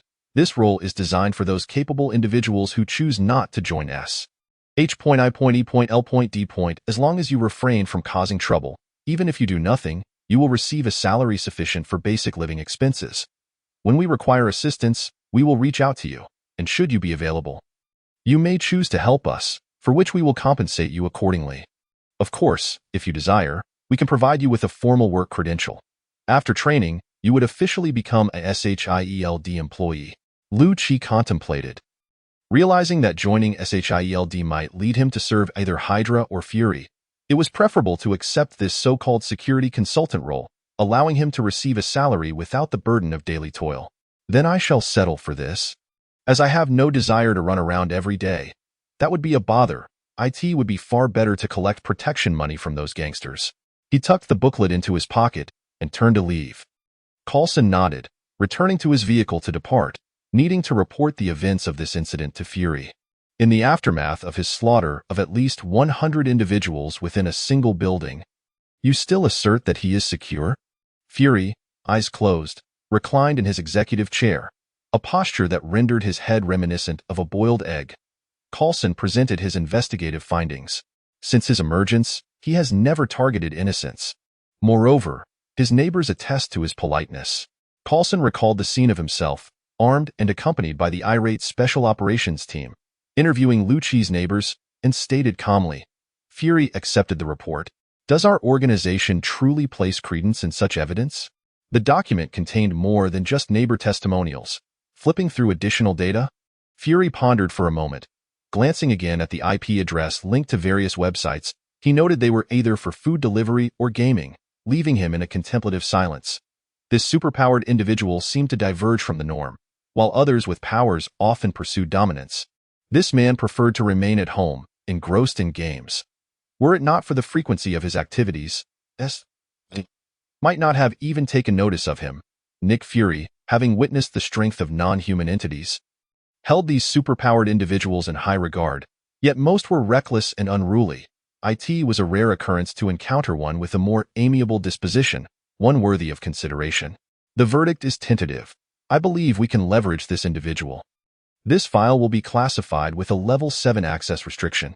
Fury determined that Liu Qi possessed a moral compass strikingly similar to that of the general populace, shared values, and ordinary interests, all while wielding a formidable yet controllable power.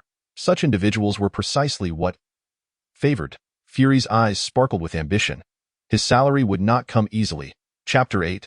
Mutual Understanding. Not only can he summon ninjas, but he also possesses considerable strength himself. Jean Bing observed the video sent by his subordinates. Witnessing the two super soldiers he had used as bait being thoroughly beaten, his expression remaining unperturbed. It was only when he saw Liu Qi evade the sniper's bullets through some unknown means that a flicker of emotion crossed his face.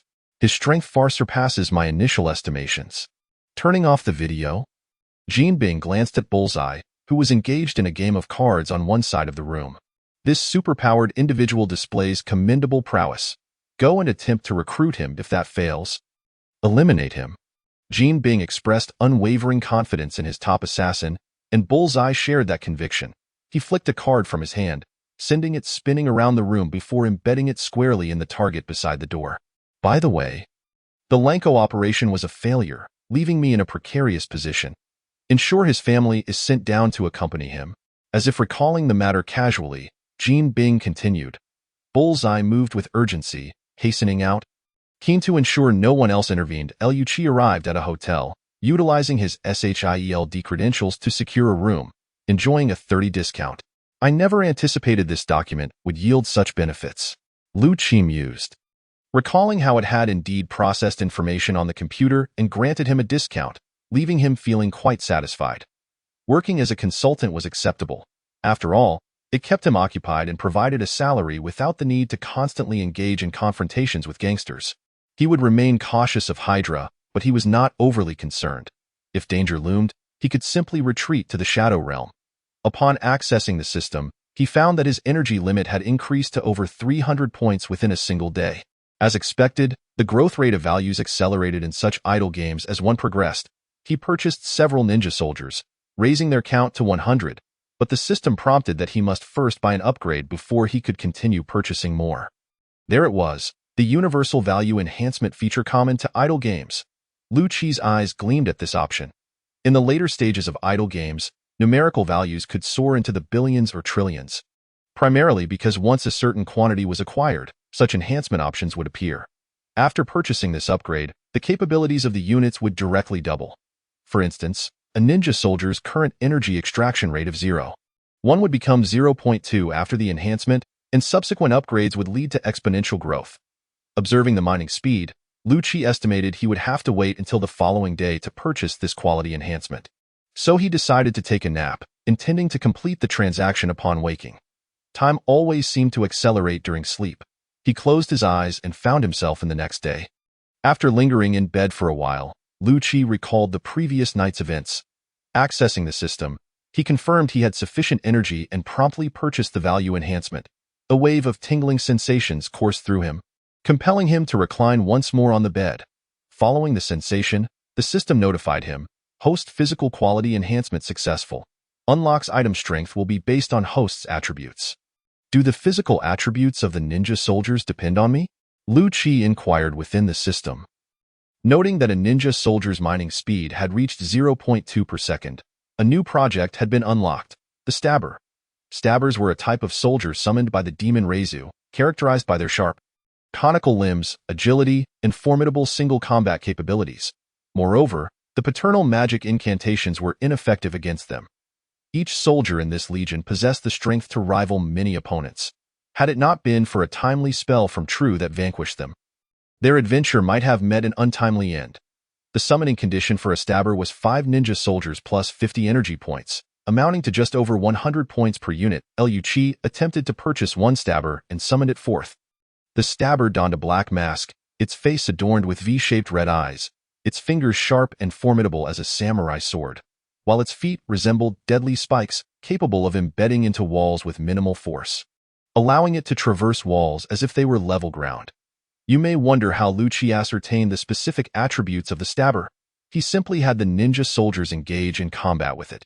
From this practice, he deduced that 5 ninja soldiers could barely match one Stabber, and even then, it was merely a stalemate. To truly defeat a Stabber, several ninja soldiers would inevitably fall. The attributes of the ninja soldiers had also considerably strengthened, their physical qualities doubling, with their reflexes becoming even more acute. If S.H.I.E.L.D's physical prowess were to rival that of Captain America, it would be tantamount to possessing an entire squad akin to the Avengers. Satisfied, S.H.I.E.L.D stored the Stabber away, observing that he still had over 400 energy points remaining. He decided to purchase 3 additional Stabbers and maintain the count of ninja soldiers at 100, ensuring this integer remained intact. With about 30 energy points left, S.H.I.E.L.D opted not to expend them, recognizing that he could directly utilize energy for attacks. The more energy he retained, the more potent his offensive capabilities would become. Observing the shadow blades diligently mining at a deliberate pace, S.H.I.E.L.D felt a profound sense of satisfaction. His mining team had grown increasingly formidable, however, upon noticing the various breaches created by infighting within the Shadow Legion. His expression soured. This setback would undoubtedly entail considerable expenses, prompting him to pay a visit to Jean Bing. He resolved that his daily routine would henceforth consist of dining, resting, and engaging with Jean Bing. After departing from the hotel and settling the repair fees, S.H.I.E.L.D intended to reach out to Coulson for information regarding Jean Bing's strongholds. Yet, before he could do so, Coulson's call arrived. Glimpsing the number on his phone, S.H.I.E.L.D scanned his surroundings, trying to identify any S.H.I.E.L.D agents who might be surveilling him, but found nothing unusual. After all, they were professionals, and he considered himself merely an unremarkable, ordinary person. Although he felt a twinge of displeasure, S.H.I.E.L.D answered the call, only to discover Coulson standing right behind him, having eluded his notice moments earlier. Reminding himself not to underestimate these agents, S.H.I.E.L.D quipped, "Do you agents have reimbursement? You call so close?" Coulson chuckled. "Indeed. We have allowances that permit free calls. As our security consultant, you naturally enjoy this privilege." He paused, then added, "Of course, I still recommend that you procure a phone card using your work ID before activating this privilege. Otherwise, if the owner gets wind of it, it could lead to complications." S.H.I.E.L.D glanced at the unfortunate phone in his hand, shrugged, and tossed it into a nearby trash bin. Anticipating this, Coulson produced another phone and handed it to S.H.I.E.L.D. Raising an eyebrow at Coulson's demeanor, S.H.I.E.L.D accepted the device, recognizing the merit of free resources. Coulson gestured for him to enter the vehicle, and S.H.I.E.L.D casually settled into the passenger seat. As they drove, S.H.I.E.L.D inquired, "What do you need from me? Am I already being dispatched for fieldwork after just one day on the job?" Coulson, focused on the road, replied, "First, we need to register you. You should disclose some of your abilities, otherwise it will be challenging to assign you tasks." He continued, "As a security consultant, you won't be required to engage in fieldwork frequently. Your role mainly involves handling hazardous assignments." Coulson navigated to the Trident headquarters, and as they entered, S.H.I.E.L.D took in his surroundings. In his previous life, he had always been curious about such secretive fortresses, wondering if they were filled with extraterrestrial artifacts and superhumans. To his disappointment, the scene resembled that of an ordinary office, with clerks bustling between rooms, processing paperwork, and only the occasional presence of a special operations team lending an air of distinction. Following Coulson into a room, S.H.I.E.L.D took a seat at the table while Coulson handed him a form. The document requested his name and abilities. S.H.I.E.L.D quickly noted his ability to summon ninja warriors and returned the completed form to Coulson. Upon examining it, Coulson frowned at the vague descriptions and limited information. With a resigned sigh, he addressed Lu Qi. I should clarify that prior to requesting your assistance, we will conduct an assessment. Only if your strength and powers are sufficient to tackle our challenges will we consider enlisting your help. After a brief pause, he pushed the form back toward Lu Qi. In essence, the more abilities you specify in detail, the more likely we are to seek your assistance, and consequently, the greater your rewards will be. Why didn't you mention this earlier? Lu Qi retorted, snatching the form back and rapidly jotting down further details. Satisfied by Lu Qi's swift writing, Coulson nodded in approval. Lu Qi kept his head down to conceal his expression, contemplating how to selectively edit his abilities. Ultimately, he described his ninja summoning ability as exceptional skill with infinite regeneration, purposely omitting the ninja's capacity to transform into shadows, as well as any mention of the newly minted shadow blades. He then adopted the identity of a summoner. Leaving the rest of the form blank, Coulson, glancing over the half-filled form, seemed satisfied and said, "Please wait here while I categorize your abilities. Afterward, we will conduct an evaluation of your powers." "I understand. You want to prevent false claims," Lu Qi replied. Watching Coulson exit the room, he retrieved the phone Coulson had given him earlier. This device surely held S.H.I.E.L.D's contingencies, but there was no need for excessive worry. He could always store a few items in the Shadow Realm and, if necessary, hide the phone within it. If S.H.I.E.L.D managed to reach this phone afterward, that would be his loss. After indulging in the built-in brick-breaking game for a while, Coulson returned with a rather displeased expression. Observing Lu Qi's carefree demeanor and the form in his hand, Coulson felt a mix of exasperation and resignation. He had anticipated a broader range of abilities from Lu Qi, only to find that after classification, aside from the ninja summoning, the rest were merely conventional physical enhancements. With a sigh, he decided not to press Lu Qi for more details and led him out of the room toward the testing area. Upon entering the testing facility, they encountered several lab-coated individuals engaged in conversation. Upon noticing the two, they swiftly commenced their work. The professionals instructed Lu Qi to step onto a track for a 100-meter speed test. With some of his abilities documented, the researchers determined the necessary evaluations. Lu Qi, feeling no need to conceal his capabilities, was willing to reveal a portion of his potential, knowing that opportunities for enhancement would come aplenty in the future. After a series of standard assessments, they concluded that Lu Qi's physical attributes were on par with 2 ordinary individuals, or approximately 1.2 agents. The researchers then requested him to summon a ninja. As Lu Qi conjured a ninja warrior, the researchers expressed heightened curiosity about the summoned entity. After a brief discussion regarding the ninja's manifestation, they proceeded to evaluate its various attributes. Some researchers, dissatisfied with the superficial testing methods, learned of the ninja's limitless stamina and regeneration capabilities. One researcher, an older gentleman with graying hair, pulled out a rifle and aimed it at the ninja. Alarmed, Lu Qi hastily summoned 2 more ninja warriors to shield himself. Fearing that the researcher might accidentally shoot him, the ninjas adeptly deflected the bullets with their katanas, enduring nearly 5 seconds of fire before succumbing, which left Lu Qi quite pleased. Unlike the previous night, when the ninjas struggled to withstand gunfire, they had performed admirably this time, and Lu Qi was naturally delighted. Once the testing of all his recorded abilities was complete, the researchers documented the specifics and made 2 copies, one for Coulson's records and another for Lu Qi. Coulson then brought Lu Qi to take a couple of photographs and entered the information into the system, marking the conclusion of the ability assessment. With that, Lu Qi's involvement came to an end, and Coulson planned to return him to Hell's Kitchen. Chapter 9. The Reapers lament. Upon returning to Hell's Kitchen, the industrious Coulson dropped Lu Qi off and promptly drove away. Observing the quiet streets, Lu Qi pondered where to spend his time. Suddenly, a laser beam illuminated him. Initially mistaking it for an assassin dispatched by Jin Bing, he shifted into shadow form and stealthily approached the source of the laser. On a rooftop, he encountered the individual wielding the laser, initially assuming it to be S.H.I.E.L.D. agent, only to discover it was Punisher. Their first encounter had been less than pleasant, and Lu Qi was uncertain of Punisher's intentions. "I heard you're causing trouble for Jin Bing," Punisher stated, lowering the laser. "Indeed, my little treasure trove was torched by that fellow, and I intend to demand compensation," Lu Qi replied, thoughtfully resting his chin on his hand as he sat on the edge of the rooftop. It was no surprise that Punisher was aware of his conflict with Jin Bing. After all, Lu Qi had directly confronted Jin Bing the previous night without a mask, and it was likely that the gangs in Hell's Kitchen were now well aware of his true identity as part of the Shadow Legion. Understanding Punisher's motives became clear. He had previously witnessed a gang's extrajudicial actions, leading to the slaughter of his family and nearly costing him his life. From that moment on, he had embarked on a mission to eradicate gangs, and it was natural that he would harbor animosity toward Jean Bing, the kingpin of the underworld. Care to collaborate?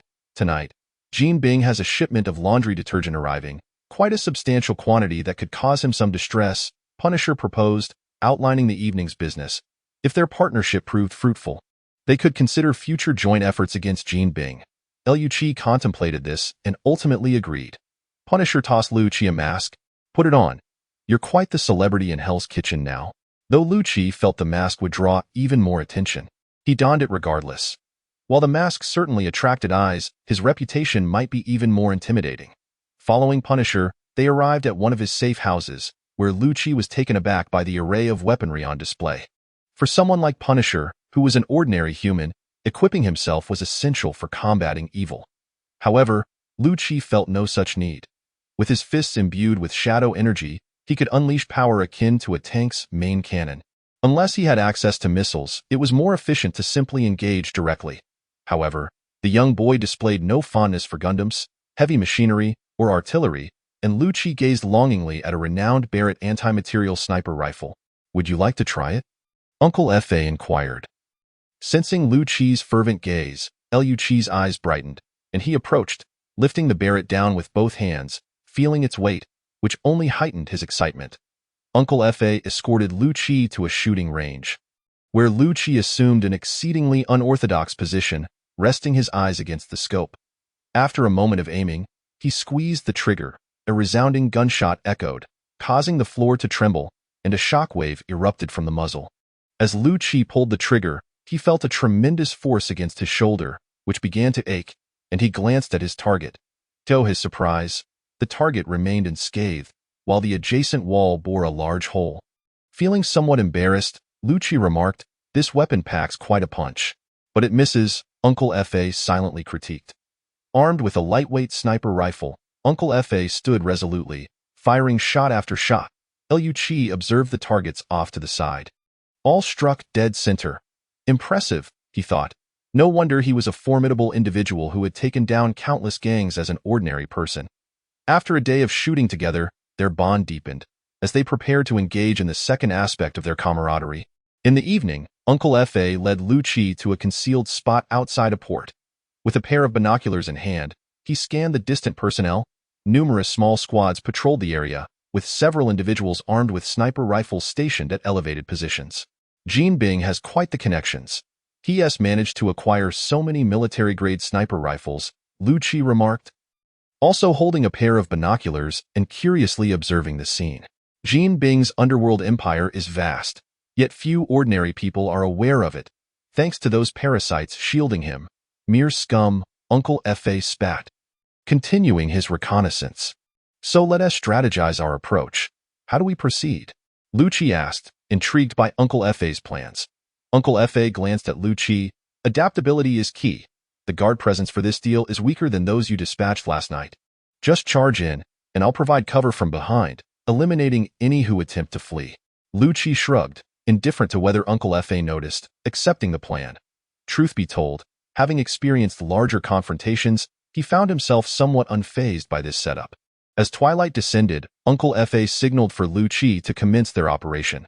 Nodding in acknowledgement, a cadre of ninja soldiers emerged from the shadows, effortlessly infiltrating the port under the cover of night. In pursuit of a spectacular debut collaboration with Uncle F.A., Lu-Chi procured nearly 50 additional ninja soldiers, reducing his own limit to a mere few. Watching as the ninja soldiers silently penetrated the port, Uncle F.A. raised an eyebrow. Through the binoculars, he observed each ninja executing precise coordination to eliminate patrolling squads, effectively encircling the port's interior.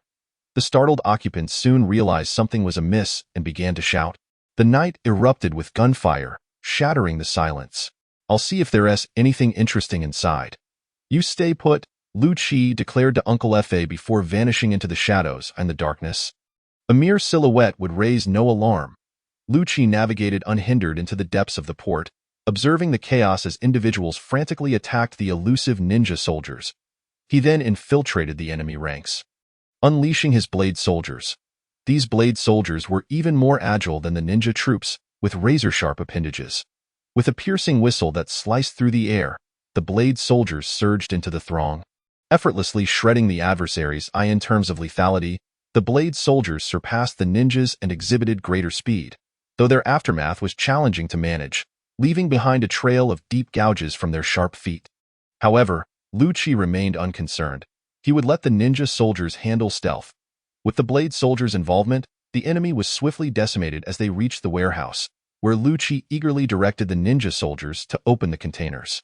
But as the containers were pried open, an ominous feeling washed over him. Uncle F.A. observed the quietude within the port, realizing the battle had concluded and was about to investigate the spoils of war when, bang! A violent explosion shattered the tranquility, engulfing the port in flames that illuminated the night sky. What on earth? Uncle F.A. cursed, noticing a multitude of vehicles surrounding the port, their occupants encircling the area. Damn it! We've been set up. This is a trap targeting you. Lu-Chi, are you all right? Uncle F.A. attempted to call out to Lu-Chi through his earpiece. Don't shout. I'm right beside you, Lu-Chi replied, having appeared beside Uncle F.A. without a sound. Your ability to appear and vanish is truly enviable, Uncle F.A. remarked, momentarily taken aback. Such a swift and elusive capability would be a boon for a lone wolf like him. Yet he lacked it. Lu-Chi chuckled lightly, surveying the enemies before them. As the dark energy within him surged, his awareness of danger heightened. A strong premonition had struck him when the ninja soldiers approached the containers, prompting him to retreat into the shadow realm. Indeed, Lu-Chi had yet to encounter a counter to his shadowy stealth, which had saved his life on numerous occasions. Glaring at the encircling foes, Lu-Chi felt a surge of fury. These scoundrels had the audacity to ambush him. Had he reacted even slightly slower, he might have had to bid farewell to the material world. His soul returning to the shadow realm. One by one, the ninja soldiers emerged, and Lu-Chi showed no intention of hiding. Observing Lu-Chi's transformation, Uncle F.A. brandished his rifle. What's your plan? Lu-Chi smiled and gestured, prompting all the ninja soldiers to charge forward. As the thugs approached the port, believing no one could possibly survive the inferno within, a volley of shurikens flew from behind, taking down a swath of them. The thugs quickly redirected their weapons, only to find a cadre of ninjas had inexplicably materialized behind them, as if from a cinematic fantasy. Bullets flew, but the ninjas deftly coordinated to deflect the barrage with their katanas. The thugs' eyes widened in disbelief. What kind of movie was this? Could someone truly slice through bullets? Sir, times have changed. While the frontline ninjas shielded against the bullets, the rear ranks did not remain idle. Shurikens whistled through the night, decimating the thugs in waves. The enemies in armored vehicles quickly regained their composure, retaliating with heavy machine guns, unleashing a storm of bullets that tore apart anyone daring to stand in their way. Just as the ninjas began to dwindle, the thugs' triumph was short-lived as yet another wave of ninjas emerged from the shadows. These ninjas spread out, utilizing the cover of darkness to encircle the thugs. Launching shimmering shurikens that accurately pierced the throats of their foes, Lu-Chi stood atop a hillside, a legion of ninjas materializing beside him, relentlessly advancing to eliminate their enemies. Watching the thugs fall one after another, a sense of satisfaction washed over him. Amidst the continuous assault of shurikens, the thugs succumbed, while those who remained grew increasingly cautious, using their armored vehicles as shields and firing wildly into the night. Though to little effect, with each fallen comrade, their fear escalated, and they fired indiscriminately, yet other than the heavy artillery from the armored vehicles, the armed thugs were rendered incapable of retaliating. However, these thugs were inherently weak. The primary obstacle to the shadow ninjas remained those few armored vehicles. Yet Lu-Chi's forces included more than just shadow ninjas. Uncle F.A., equipped with a sniper rifle, was also present. After commending his allies' effectiveness, Uncle F.A. expertly aimed at the heads of the gunners, gently squeezing the trigger and extinguishing one life after another. With Uncle F.A. neutralizing the heavy machine gunners, the shadow soldiers closed in on the thugs. As the shadow ninjas advanced, the outcome of the battle became increasingly certain. Ranged combat was not the forte of the shadow troops. Close-quarters battle was their domain. As the first ninja breached the enemy lines, the tide of battle shifted. The long blade in the ninja's hand cleaved through the air, dispatching foes with ease, splattering blood beneath the fiery glow. Chapter 10. The target caught with a note, the first ninja surged into the enemy ranks, dispatching 3 thugs with swift strikes, only to be thwarted by a madman wielding a grenade. More and more ninja soldiers pressed into the enemy camp, systematically eliminating adversaries. "It's over," Lucci stated quietly as he watched the enemy fall to the last ninja soldier. "It seems we have no spoils of war left.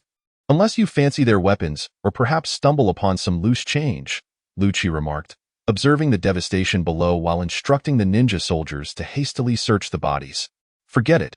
I prefer to rely on my own gear," Uncle F.A. replied nonchalantly. "Your prowess exceeds my expectations.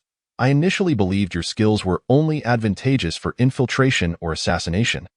But your effectiveness in direct combat is impressive," Uncle F.A. noted, recalling how he had witnessed several ninja soldiers work in unison to deflect incoming bullets, standing resolute amidst a hail of gunfire.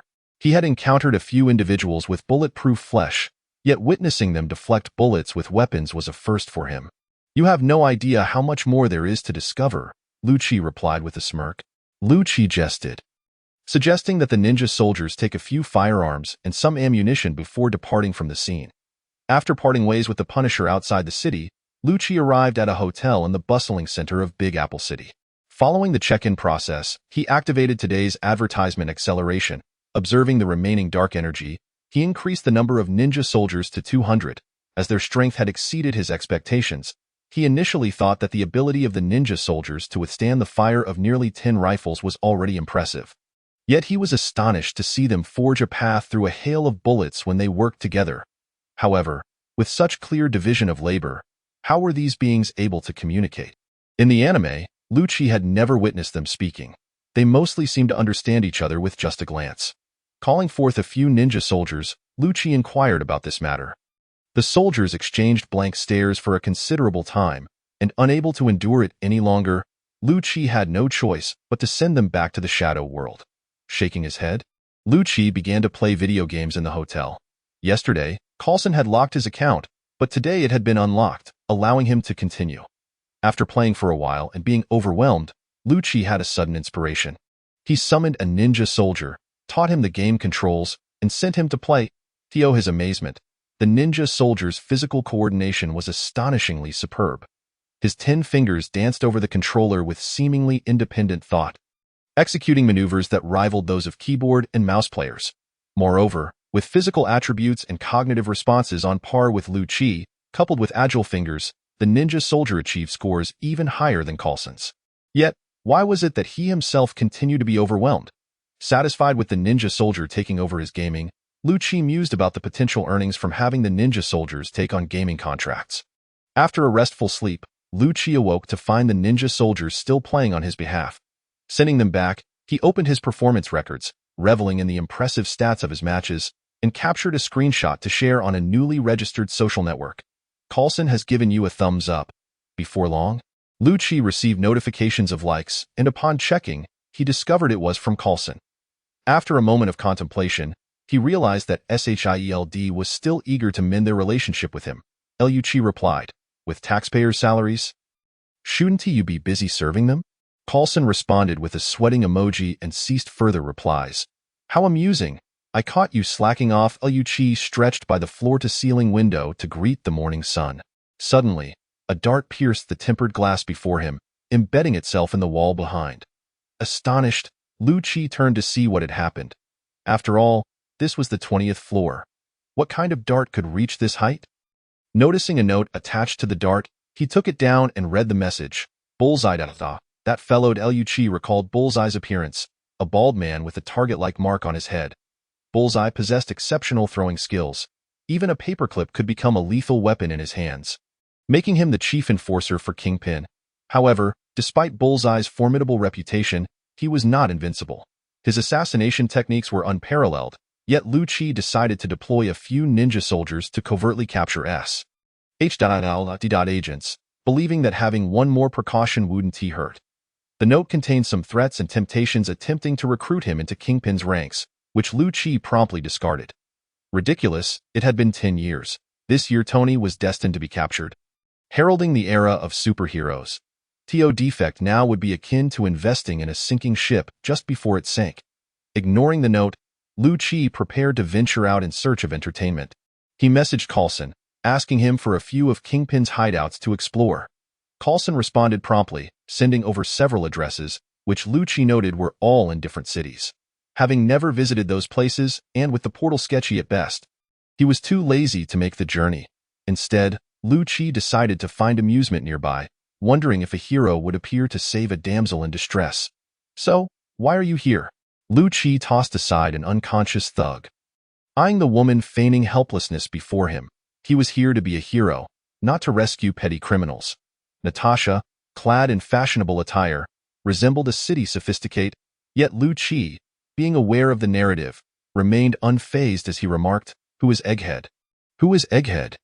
Natasha continued to feign ignorance, pondering when her intelligence would be revealed. Growing weary of the charade, Lu-Chi sighed, "Lady Romanoff, the illustrious Black Widow, spare me the act." "Very well, I shall cease pretending, and I must admit that the moniker Egghead is rather fitting," Natasha sighed, preparing to confront her intelligence officers. "Of course, this is a consensus among many," Lu-Chi quipped. Natasha occasionally agreed, leading to a bizarre discussion regarding Egghead's baldness, causing the intelligence officers eavesdropping nearby to fear for their own safety.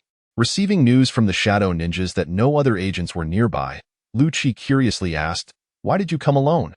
Natasha, not doubting Lu-Chi's honesty, replied, "Egghead told us yesterday to cease monitoring you. All agents around you have been withdrawn." "But I discovered this." As Lu-Chi marveled at Natasha's adaptability, he observed her dragging someone from the shadows. "What the hell, Bullseye?" He was taken aback to see the very person who had just delivered him a note now captured. "You know him?" Natasha inquired, bewildered. How could he know everything when the intelligence agency claimed he was completely oblivious? What did he know, and what did he not? Natasha, growing increasingly frustrated, kicked the unconscious Bullseye on the ground. "Fury sent me to find you. And I discovered this guy tossing a dart your way, so I knocked him out and brought him along." As a future member of the Avengers, Natasha's prowess was undeniable. Capturing Bullseye was not particularly surprising. "Since you're already here, what kind of greeting gift should I bring?" Lu-Chi pulled out his phone for a selfie with Bullseye, sending it to the Punisher, who promptly replied with a message indicating he was on his way. Turning to Natasha, Lu-Chi asked, "Is there anything you need me to do?" A matter of reciprocal courtesy, after all. In truth, Lu-Chi was simply looking for some amusement. "Fury tasked me with attempting to entice you into working for us. Although the original plan has failed, the outcome is still favorable. At least you are now inclined to assist us," Natasha stated, leaving her contact number with Lu-Chi before casting him a flirtatious glance and departing. "Should there be a mission, I shall reach out.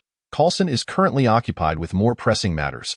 Lu-Chi saved the number under the name Natalia and awaited the Punisher's arrival in the alley. Chapter 11.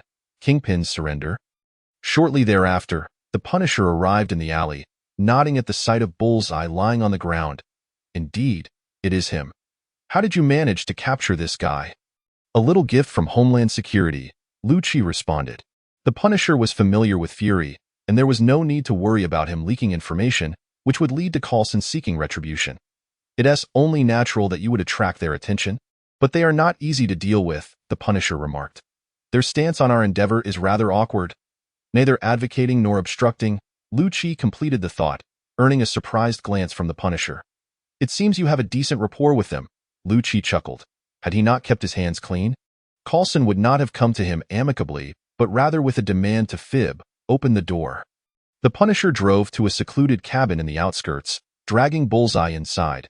Lu-Chi chose to remain outside, avoiding any unpleasant sights. After waiting for several hours, Lu-Chi glanced at his nearly depleted phone battery inside, considering asking the Punisher for the car keys to charge it. Just then, the Punisher emerged from the cabin, hoisting the barely conscious Bullseye. In reality, Bullseye's absurd throwing skills were his only remarkable trait. The rest was rather mundane. Lu-Chi pondered why, in the films, superheroes struggled to defeat Bullseye yet never incapacitated his hands, which would significantly diminish his combat effectiveness. Reality, however, seemed to confirm that these superheroes were not as dim-witted as the narrative suggested. The Punisher proposed using Bullseye to set a trap, aiming to lure Kingpin out, to which Lu Chi readily agreed. He was not like those superheroes who engaged in prolonged conflict. He believed in swift retribution. It had been nearly 3 days, and he was growing increasingly impatient for Kingpin's demise. After parading Bullseye around the streets for a while, the Punisher led Lu Chi to a factory, suspending Bullseye in the air as they waited. As time dragged on, Lu Chi began browsing his phone, suddenly receiving a notification. The annual Pinnacle Person Award will be presented tomorrow in Las Vegas. It seems I must resolve this matter today.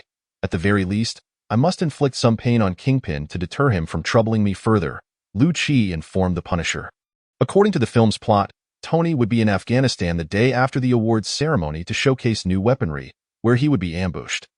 Thus, if Lu Chi intended to witness the unfolding drama and leave his mark, he needed to act promptly. Why the rush? We cannot deal with Kingpin today, the Punisher replied, frowning. Even with the capture of Jean Bing's capable subordinate, he remained skeptical that Jean Bing would ever step forward himself.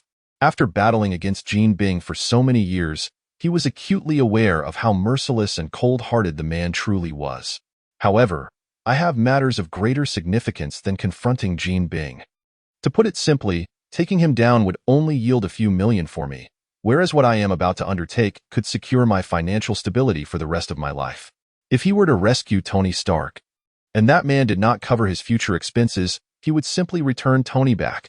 The Punisher found it odd why Lu Chi would say such a thing, but then a ninja suddenly appeared before them. Someone had arrived. The Punisher ascended to a higher vantage point to observe discreetly, spotting a large group charging directly towards the factory from the front, while Lu Chi received word of the ambushing ninjas. A small team was making its way from the rear, all clad in high-tech exoskeletons. After pondering briefly, Lu Chi decided to deploy 10 blade soldiers to eliminate the elite team approaching from behind. With over 100 remaining ninjas stealthily advancing to the front, they watched as the cannon fodder surged forward. With a wave of his hand, Lu Chi signaled a swarm of ninjas to quietly encircle the enemy.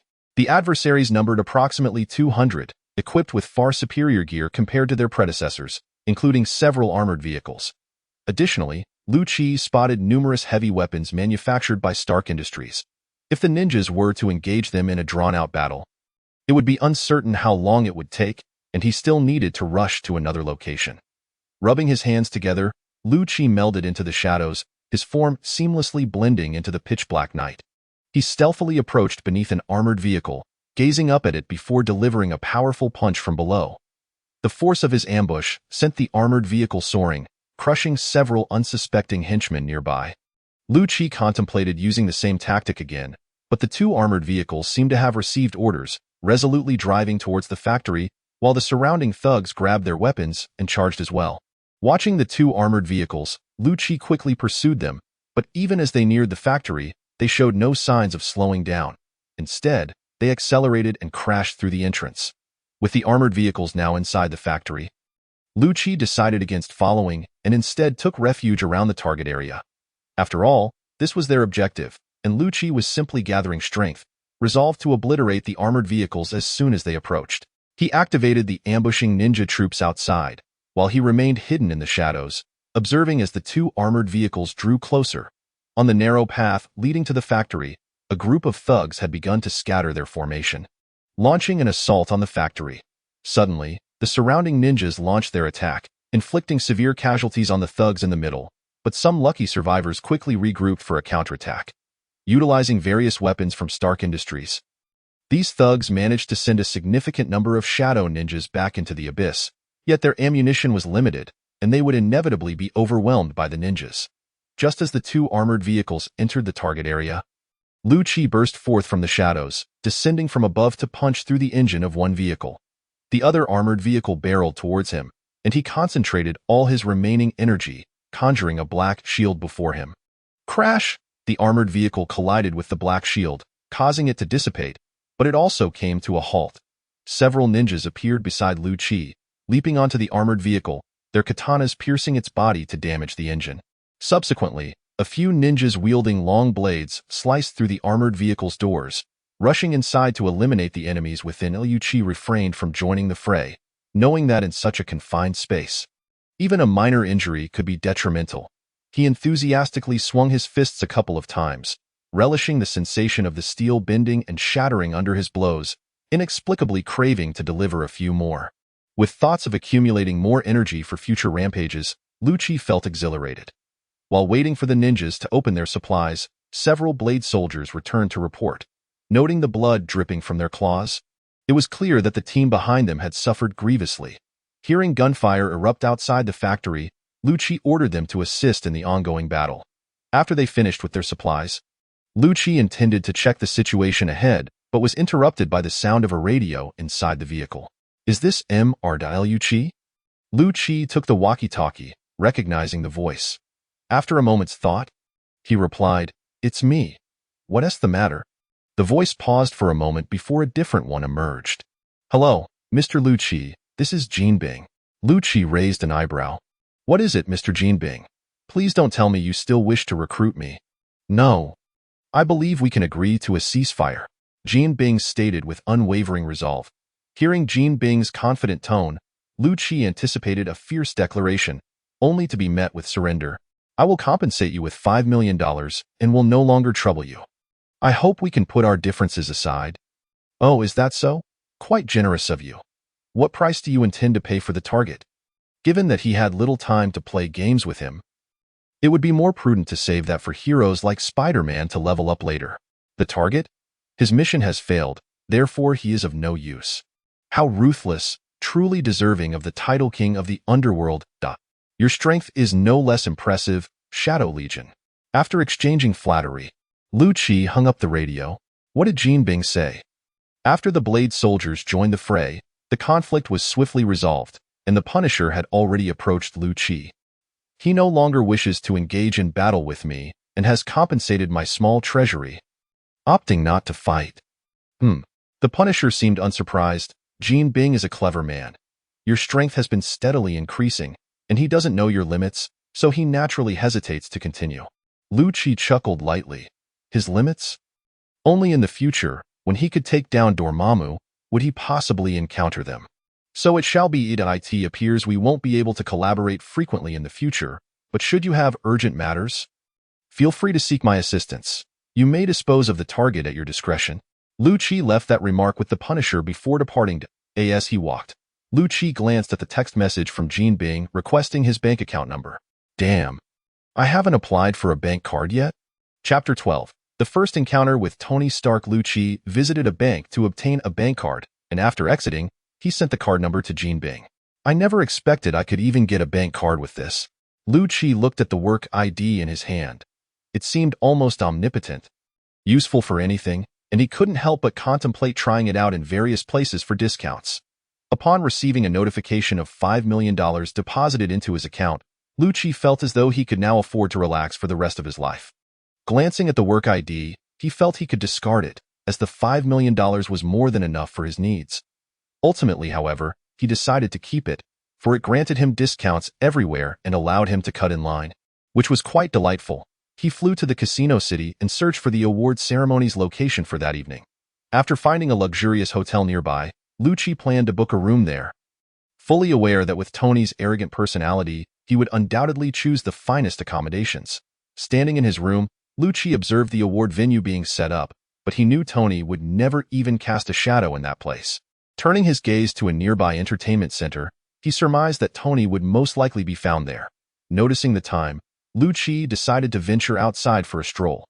The nightlife in the casino city felt even more vibrant than that of the Big Apple, with people meandering about, including gamblers who had lost their fortunes. Although the city was filled with entertainment venues, the orderliness was surprisingly commendable, likely due to the upcoming annual Pinnacle Awards ceremony. After wandering for a while, Lucci stumbled upon a shop selling cameras. Intrigued, he decided to purchase a digital camera. With little to do each day, he figured he could take some photos and update his blog regularly. Imagining the day he could upload all the superheroes' dark secrets to his blog, receiving comments from them, Lucci couldn't help but smirk mischievously. Thus, the renowned collector of Marvel's dark histories was born. Camera in hand, Lucci snapped some photos in the casino city, familiarizing himself with the controls before gradually making his way back to the hotel. From a distance, he spotted Tony Stark and his bodyguard Happy Hogan. Tony was engaged in casual conversation with Happy, while the other bodyguards were either handling luggage or checking in.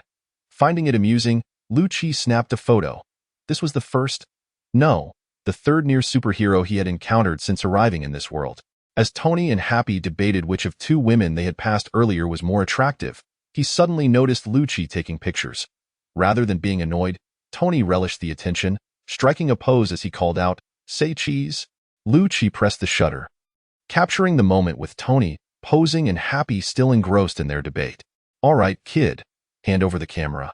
Let me see if I look good, if not, you better delete it." Ignoring Happy's incessant chatter, Tony approached Lucci. What was this for again? My right to privacy. Lucci chuckled at how Tony treated him like one of his own, handing over the camera. "As you wish, Mr. Stark." Tony waited for Happy to come over and hold the camera, then asked Happy to show him the pictures. "Well, it seems you are not much of a professional paparazzo, otherwise your photography skills wouldn't be so lacking. What can I say? I only got this camera in my hands 2 hours ago." And the decision to start taking pictures was made just a few moments before that.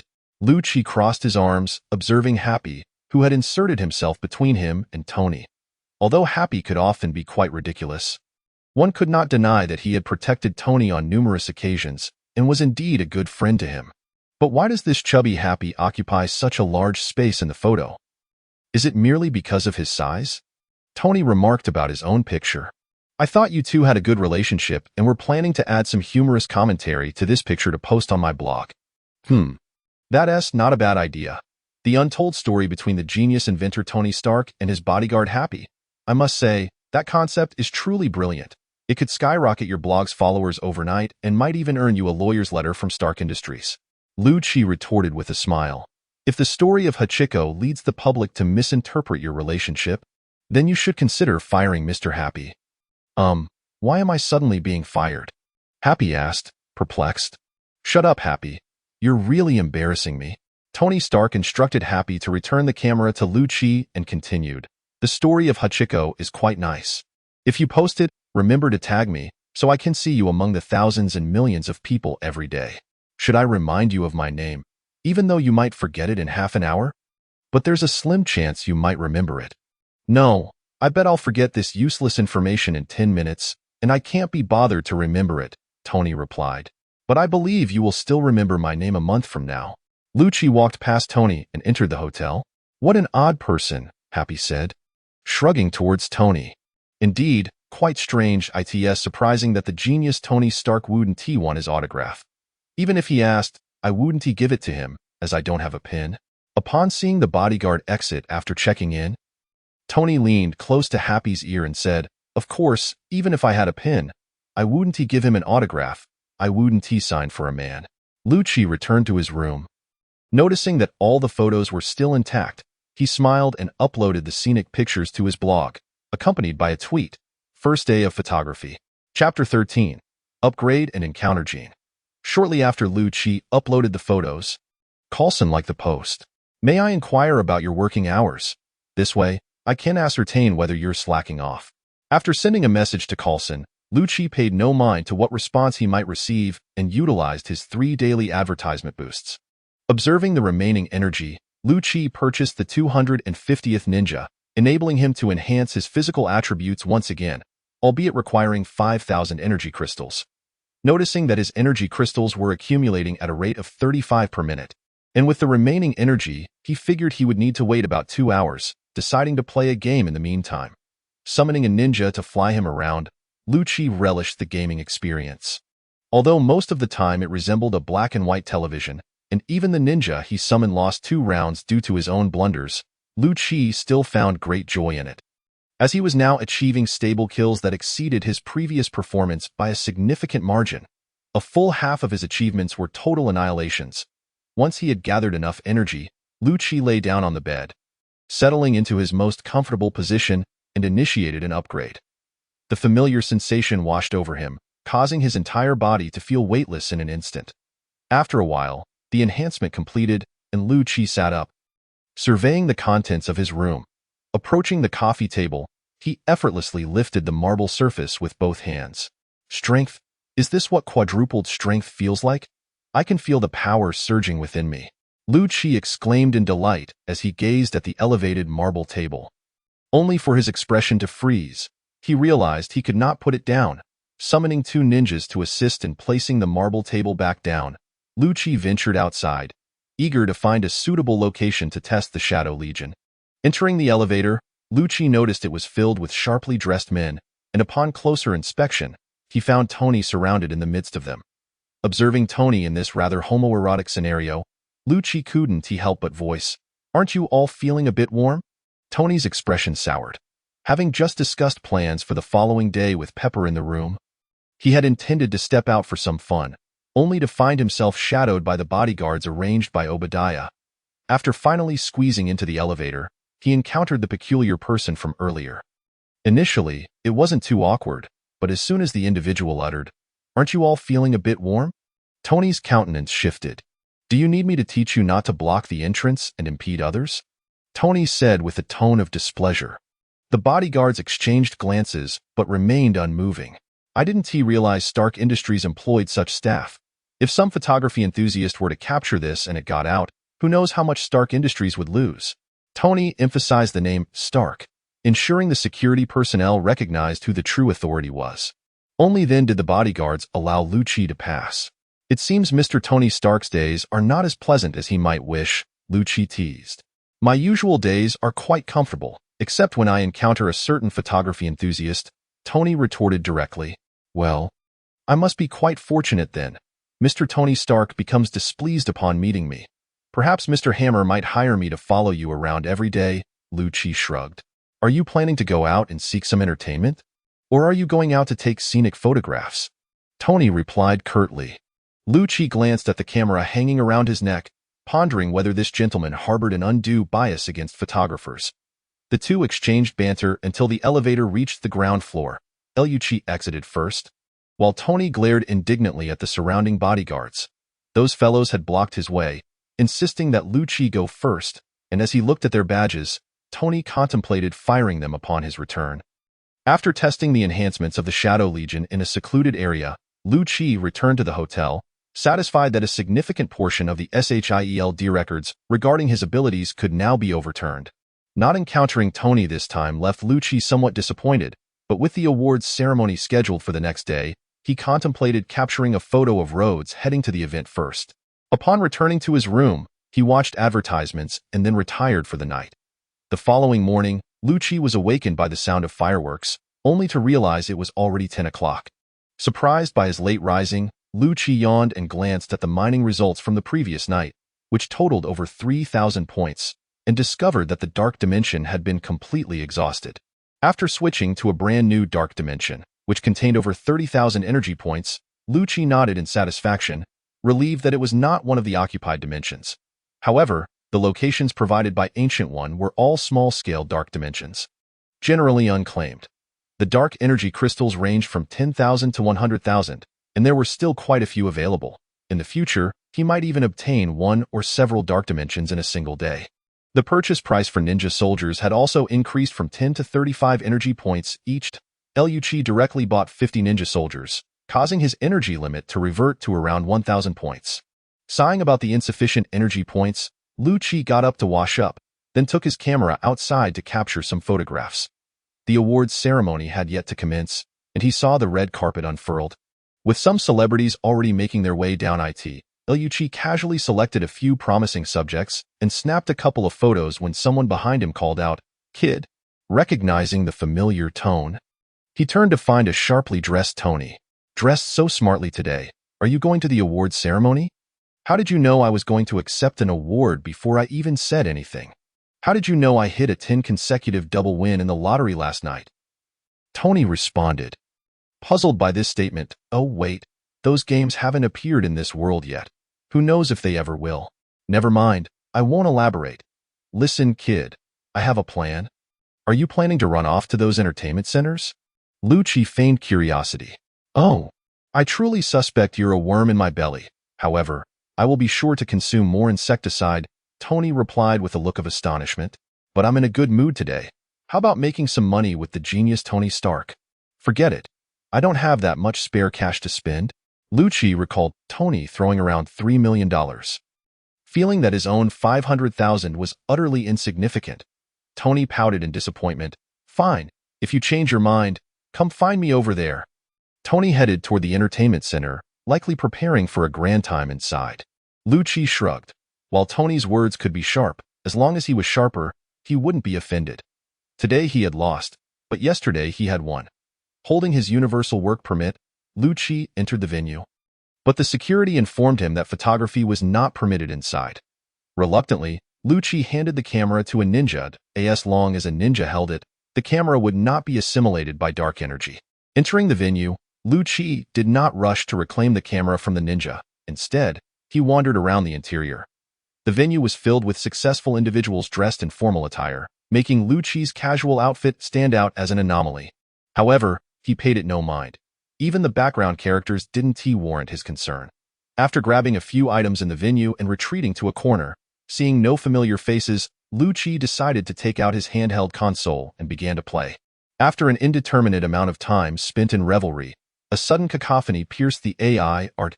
Lucci lifted his gaze and discovered that Obadiah had arrived, prompting a throng of people to rush to greet him. As Lucci observed the scene, he was astonished to spot an unexpected figure among the crowd, Kingpin. The various connections of Kingpin were formidable. The presence of numerous Stark Industries and military-grade weapons in his possession attested to the fact that he was a player in both the underworld and legitimate realms. However, witnessing Kingpin openly engaging in pleasant conversation in such a public setting filled Lucci with a sense of disorientation. Nevertheless, as he watched the familiar rapport between Kingpin and Obadiah, it became clear where Kingpin's Stark Industries weaponry originated. Noticing someone observing him, Kingpin turned his head and locked eyes with Lucci, who was seated in the corner playing a handheld console. Kingpin's expression remained impassive, as if he were merely an ordinary individual. Still playing coy? Lucci gestured a friendly greeting and sent a smiley face via text from his phone. Kingpin glanced at his device, remaining unfazed, exchanged a few words with Obadiah, and then made his way toward the balcony. As he reached the balcony, Kingpin heard someone call out, "Cheese."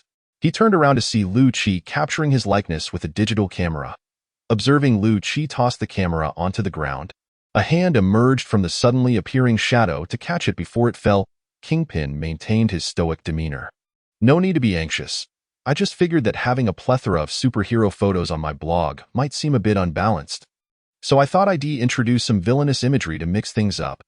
Who knows, you might even take pride in being featured on my blog someday," Lucci remarked with a smile. "Perhaps.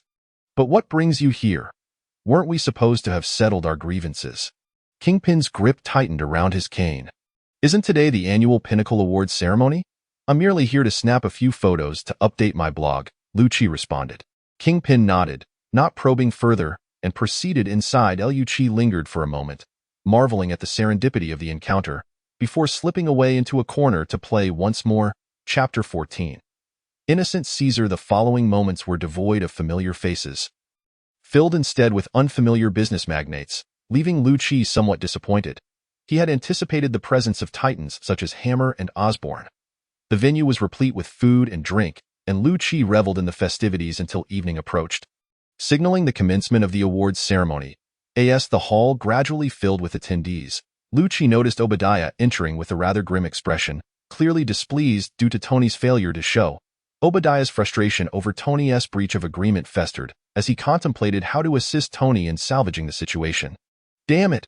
I've been cleaning up after Stark and his father for decades. Am I destined to do so indefinitely?" A thought began to take root within Obadiah, steadily gaining momentum. He regarded the golden goose at home and, despite his initial reluctance, resolved that Stark Industries required a name change. Would the world truly collapse without Tony Stark? I refuse to believe that. Observing Obadiah's expression, Lucci discreetly captured a couple of photographs, knowing that releasing them might invoke a legal response. Perhaps it would be prudent to wait a month until Obadiah's downfall became apparent. As the liaison for Stark Industries, I am exceptionally honored to collaborate with a true patriot at that moment. Rhodey commenced his speech, and Lucci pondered how awkward it would be if no one came forward to accept the award. "Ladies and gentlemen, I am privileged to present this year's Pinnacle Award to Mr. Tony Stark." Rhodey eagerly scanned the audience, anticipating his friend's ascent to the stage. only to notice Obadiah nodding at him. Upon observing the vacant spot beside Obadiah, Rhodey felt a wave of frustration wash over him. After all my anticipation, you've left me utterly defeated. Tony Stark, you're going to regret this. Rhodey's expression grew increasingly uncomfortable as Obadiah approached the stage, casting a knowing glance in Rhodey's direction. Rhodey reluctantly placed the Pinnacle Award into Obadiah's hands before retreating to a corner to reflect.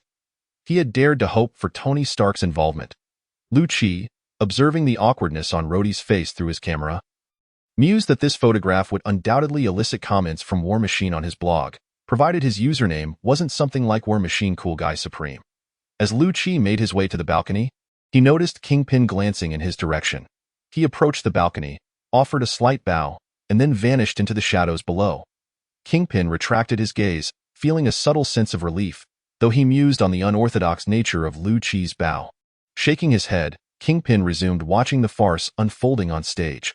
Arriving at the entertainment center Tony had mentioned, Lu-Chi stepped inside to discover a gathering of people encircling a particular spot.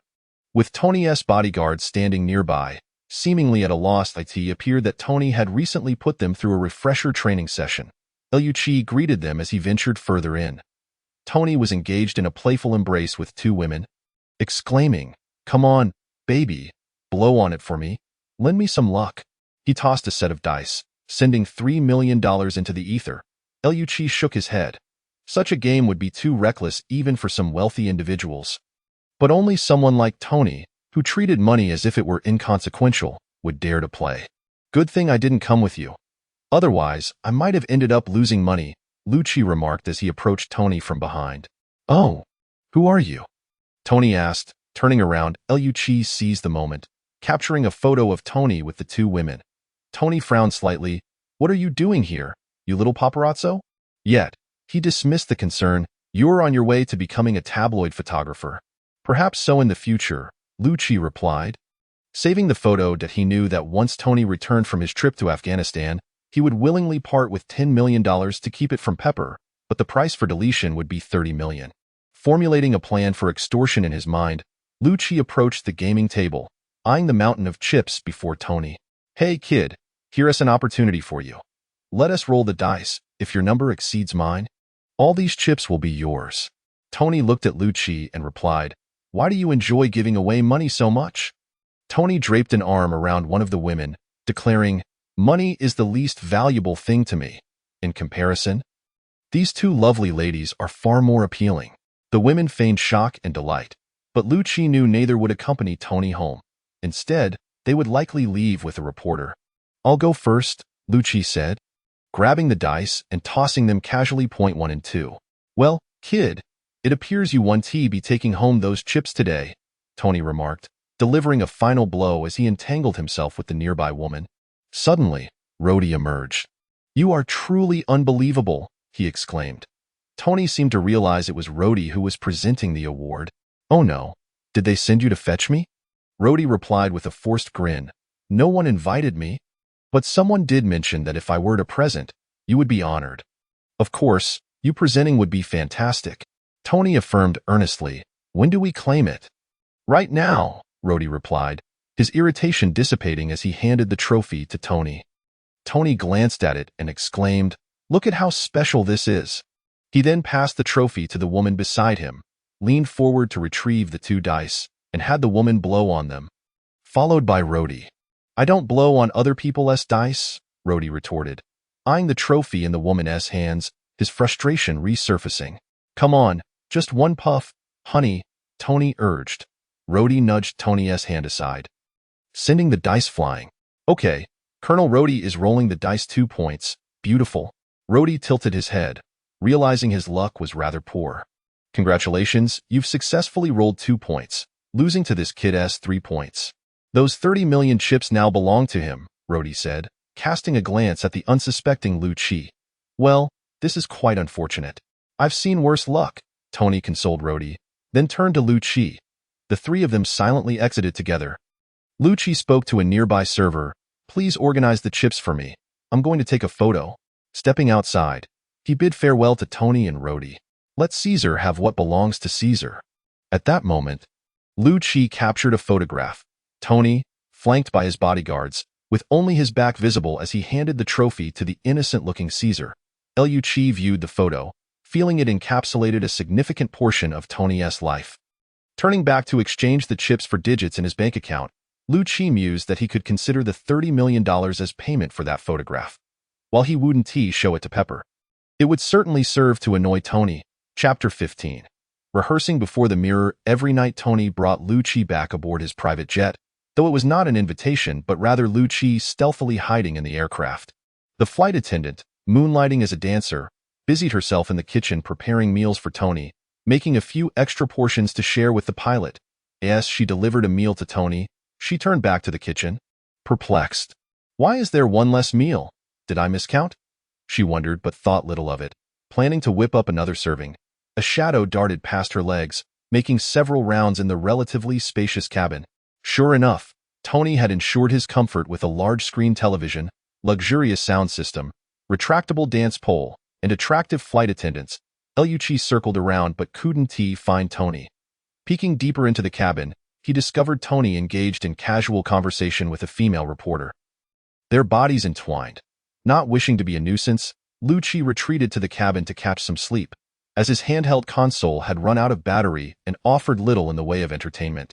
Returning to California, Tony's opulent mansion, aptly named City of Freedom, is located at 10880 Malibu Port, zip code 90265. Happy ferries Tony and a female journalist back to this grand estate, where Tony is poised to conduct an interview within the villa. Happy. Remember to bring in the luggage, Tony instructs. Happy gives a thumbs up and begins unloading the bags. However, as he opens the trunk, a shadow slips away unnoticed. Happy seems to have glimpsed something, but the darkness of the night obscures his vision. S.H.I.E.L.D gazes upon the luxurious mansion, which notably captivated many in the Iron Man series with its outstanding design, high-tech features, and a personal base for indulging in one's passions, truly appealing to the heart of every man. S.H.I.E.L.D stealthily enters the mansion, presuming Tony is currently rehearsing his lines in front of a mirror with the journalist, so he decides to explore other areas. Given the presence of J.V.I.S,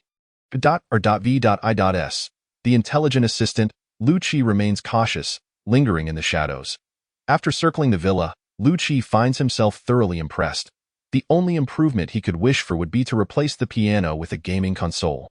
Nevertheless, he reflects with a tinge of regret, knowing that this magnificent estate will be turned to ruins by 3 helicopters in Iron Man 3.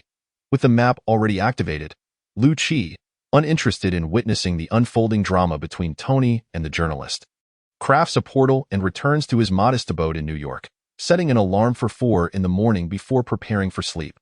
The shadow ninjas lose their ability to transform into shadows if they venture beyond a certain range, making it impossible to leave one behind to monitor Tony. 4J point A point or point V point I point S is no fool. Currently, this range is 20 meters, having quadrupled from the initial 5 meters. Planning to arrive early the next day, S.H.I.E.L.D replenishes his shadow ninjas to 300, retaining some energy for himself before drifting into slumber. Awakened by the alarm the following day, S.H.I.E.L.D simply draws a circle to teleport into Tony's aircraft, settling into a corner. Rhodey arrives around 10 a.m. to wait. Yet Tony's arrival remains uncertain. S.H.I.E.L.D observes Rhodey standing like a sentinel for 4 hours, even taking time for lunch. S.H.I.E.L.D shakes his head, realizing how much Tony has diminished Rhodey's gentleness. At 2 p.m., Tony finally arrives at the airport. After exchanging a few casual remarks with Rhodey, Tony leads him aboard the plane. Observing Rhodey being effortlessly swayed by Tony into an impromptu rap session, S.H.I.E.L.D can't help but acknowledge Rhodey's innate talent. What seems like mere conversation morphs into a rhythmic flow. The plane lands in this chaotic land the following day, with Tony having partied all night. Stepping out of the cabin all tidied up, to prevent losing track of Tony's whereabouts, S.H.I.E.L.D trails after him, witnessing Tony finalize his business deals before hopping into his joyful Hummer. Engaging in casual banter with the soldiers, Tony connects easily with them. Even S.H.I.E.L.D must concede that Tony is quite affable when not being acerbic. His emotional intelligence is notably high. However, the score between him and Tony remains at 1-1. And until a victor emerges, their conversations will remain restrained. As Tony poses for photos with the soldiers, a missile suddenly strikes, obliterating the vehicle in front of him. Enemy on the left, the female driver shouts. unfastening her seatbelt and charging out with her weapon, only to be swiftly felled. S.H.I.E.L.D, hidden in the shadows, shakes his head in disbelief. Who jumps out from the driver's seat when facing an enemy? The soldier in the front passenger seat, seeing the chaos, instructs the soldier beside Tony to protect him, then rushes out with his weapon drawn. He manages to get a few steps before being shot down by a sniper. The bullet piercing his body and shattering the glass, flying into the cabin. Feeling a sharp pain from being hit, Tony cries out, but his bulletproof vest offers him protection. A young soldier, witnessing his comrade's fall, is overwhelmed by adrenaline and, despite Tony's shout to stay inside, jumps out without a thought, embodying the classic heroics of saving the day.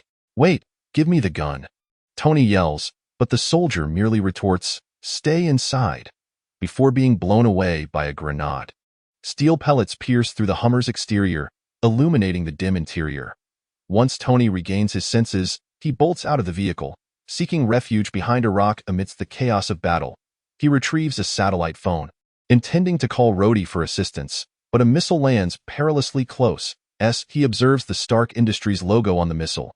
A chill runs down his spine, prompting him to stand and evade. But the missile detonates, launching him away. S.H.I.E.L.D watches from the shadows as the unconscious Tony is taken away by a group of militants, silently following in their wake. This journey will mark the end of one arms dealer and the emergence of a new superhero.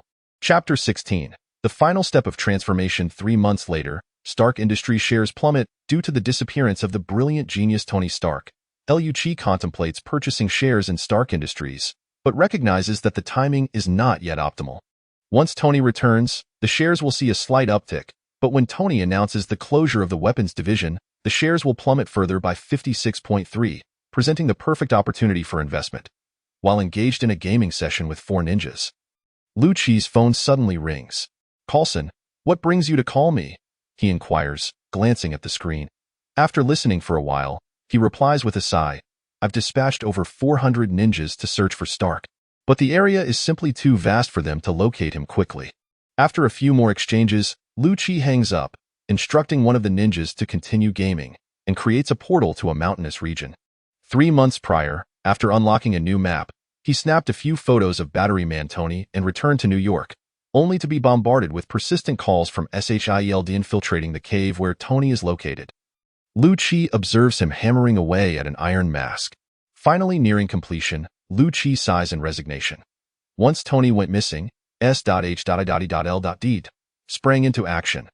With one of its founders being Tony's father, the organization is understandably on high alert. As far as Lucci knows, even Coulson has stepped away from overseeing the construction of the helicarrier to assist in the search for Tony.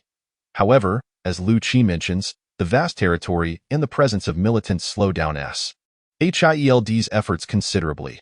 Watching Tony present the mask to Ethan, Lucci feels an urge to snap a photo. His blog has been inundated with aimless scenic shots lately, threatening to alienate the few followers he had managed to gain. But now he finally has the chance to capture something worthwhile. "Who goes there?" Tony suddenly exclaims, as if noticing a fleeting shadow, yet upon inspection, sees nothing. Ethan glances around, perplexed. "What's the matter? There's nothing else here."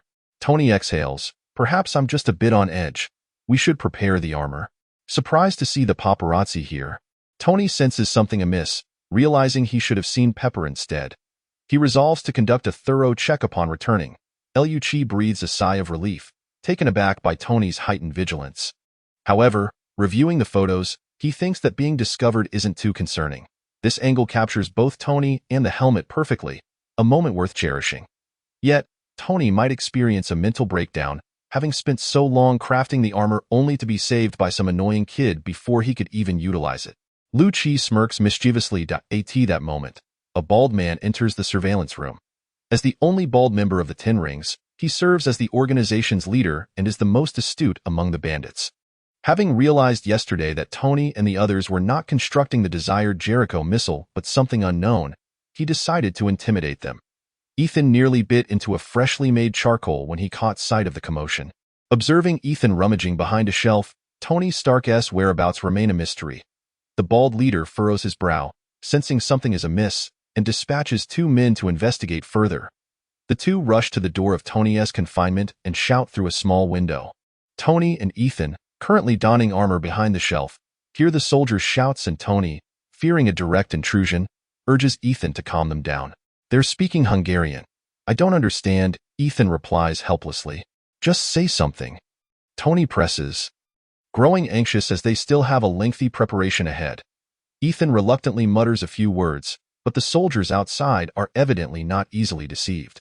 They force the door open, triggering a bomb that blasts them away. What is happening? Tony, restrained to the contraption, inquires of Ethan, unable to see the situation. It appears to be fine now. Ethan responds to my equipment is always reliable. With a sigh of relief, Tony states, now let us prepare to power up the system. Ethan follows Tony's instructions, initiating the painfully slow progress bar while the shouting continues in the background. Gritting his teeth, Ethan finishes securing the last few screws. We need more time. With the screwdriver prepared, Ethan turns to Tony. I'll buy us some time. Tony's instincts scream danger. Stick to the plan, Ethan. For the first time in half a month, disregards his words, snatching a rifle from the door, shouting as he rushes out while firing. Damn it! Tony cursed vehemently, yet found himself powerless, merely watching the sluggish progress bar crawl across the battered screen before him. S.H.I.E.L.D, realizing that events were still unfolding according to the script, breathed a sigh of relief. Leaving a few ninja soldiers to discreetly guard Tony, he dashed outside. Ethan was a good man. He did not deserve to perish. As Ethan rushed forward, firing his weapon, the KB militants, intimidated by his fervor, found themselves in retreat. Ethan continued running until he reached the cave's entrance, only to discover a throng of people waiting for him. It's over, Ethan muttered. Meanwhile, Stark, having finally awaited the progress bar to fill, donned his helmet and hastily made his way outside. Ethan, where are you? After dispatching several lackeys hiding within the cave, Tony heard their frantic shouts, though he could not comprehend their words. He arrived at a grand hall strewn with corpses, and as he gazed at the bullet wounds on the bodies, doubts crept into his mind regarding how Ethan had been captured. Was he truly not an agent of that nation? Stark, a weak voice called out, and Tony turned to see Ethan, bloodied and collapsed amidst a heap of sandbags. Tony rushed over, his heart heavy with sorrow as he beheld Ethan's bloodied form. Come on, Ethan, we need to get out of here. Utilizing the power of his armor, he hurled the sandbags aside, staring at Ethan, who lay motionless. Move, follow the plan. But Ethan shook his head. This is my plan, Stark. Tony inhaled deeply. But your family is waiting for you. Ethan managed a weak smile. My family is dead. I am going to meet them. Tony's heart jolted, and he stood in stunned silence for a while. Thank you for saving me. Ethan slowly closed his eyes, as if the strength was draining from him. Don't waste your life. With that, Ethan fell silent. Overwhelmed with grief, a surge of anger welled up within Tony, who closed his helmet and charged outside. Ethan quietly opened his eyes, watching Tony leave, taking a deep breath. Had Tony lingered a moment longer, he might have suffocated under the weight of his own emotions. Suddenly, a young man appeared before him. Well acted, Ethan. Ethan rose, feeling a pang of discomfort as he tugged at his blood-stained clothing. Why did you deceive Stark? This is the final step to his transformation, S.H.I.E.L.D replied, snapping a photo with his camera. Well done. You were quite photogenic. Ethan smirked helplessly, having just settled into his role when he noticed S.H.I.E.L.D taking pictures, nearly breaking character and hastily closing his eyes. Chapter 17. Stark climbs out of hell to sell hamburgers. Tony was filled with rage as he stormed outside, oblivious to the fact that the actors behind him were discussing the new plot with the director. A group of KB militants had received word and found themselves surrounded by rockets and explosives, yet they remained oblivious, armed only with rifles pointed at the cave's entrance. They were unaware of what Stark had crafted to escape. Believing their rifles sufficient to take him down as they heard something approach the cave rapidly, the group braced themselves, but the escalating noise instilled fear in their hearts. The unknown always had a way of stirring primal terror within. A suit of iron armor emerged at the cave's mouth, and the KB militants, unfamiliar with such a sight, quaked in fear, firing their weapons while shouting to bolster their courage. But it was evident that their battle cries could not enhance the firepower of their guns. The bullets merely ricocheted harmlessly off Tony's armor. It's my turn, Tony declared, allowing the KB militants to unleash a volley of bullets before raising his hands, unleashing twin streams of fire that ignited the armed men before him. Those militants had never encountered such a spectacle. They were even frightened by Ethan, who was shooting at the ceiling. Instantly, the armed men began to scatter, hardly anyone attempting to retaliate. As Tony advanced, attacking as he went, one militant maneuvered behind him, successfully suppressing Tony with a heavy machine gun. Another militant circled around, firing several rounds that damaged the gear in Tony's leg, inflicting the highest damage he had sustained thus far. Tony attempted to move his foot but found himself utterly immobilized. In a dire situation, planning to activate his emergency escape device, Tony suddenly noticed the enemies around him collapsing, their necks pierced by darts, unbeknownst to him. "Hey, Mr. Stark, are you interested in remembering my name now?" A horde of ninjas sprang forth, dispatching the enemies, and Lu-Chi emerged from the shadows. "You? The guy with the camera?" Tony could hardly believe his eyes. Lu-Chi nodded. "Care to remember my name? Homeland Strategic Defense Attack and Logistics Support Bureau Security Consultant." Lu-Chi. Tony exhaled. "All right, kid, you win. I might just remember that name for a lifetime." Lu-Chi watched as the ninjas eliminated the last of the foes, allowing them to return to the shadows. He approached Tony, who was struggling to move. "Need a hand?" "Of course, lend me a hand. My armor has some issues, and my leg won't budge." Tony attempted to move his foot again but failed. Lu-Chi instructed several ninjas to assist Tony in removing his armor, granting him his freedom. As the ninjas vanished from sight, Tony turned to Lu-Chi with curiosity. "Is that some sort of superpower?" Lu-Chi casually nodded, relieved that the existence of superhumans made explanations easier. "By the way, I have a friend's body inside. Could you help me retrieve it?" Tony mentioned Ethan, recalling him in the cave. I think we might be short on time. Those explosives are about to ignite."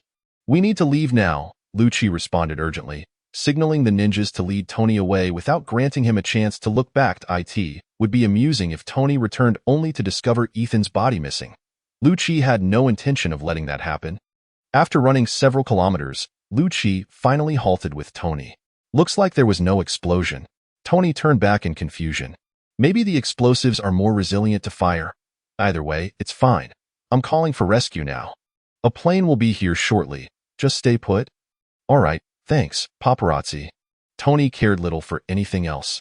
Having finally clawed his way out of hell, all he wanted was a good night's sleep followed by a long-awaited cheeseburger.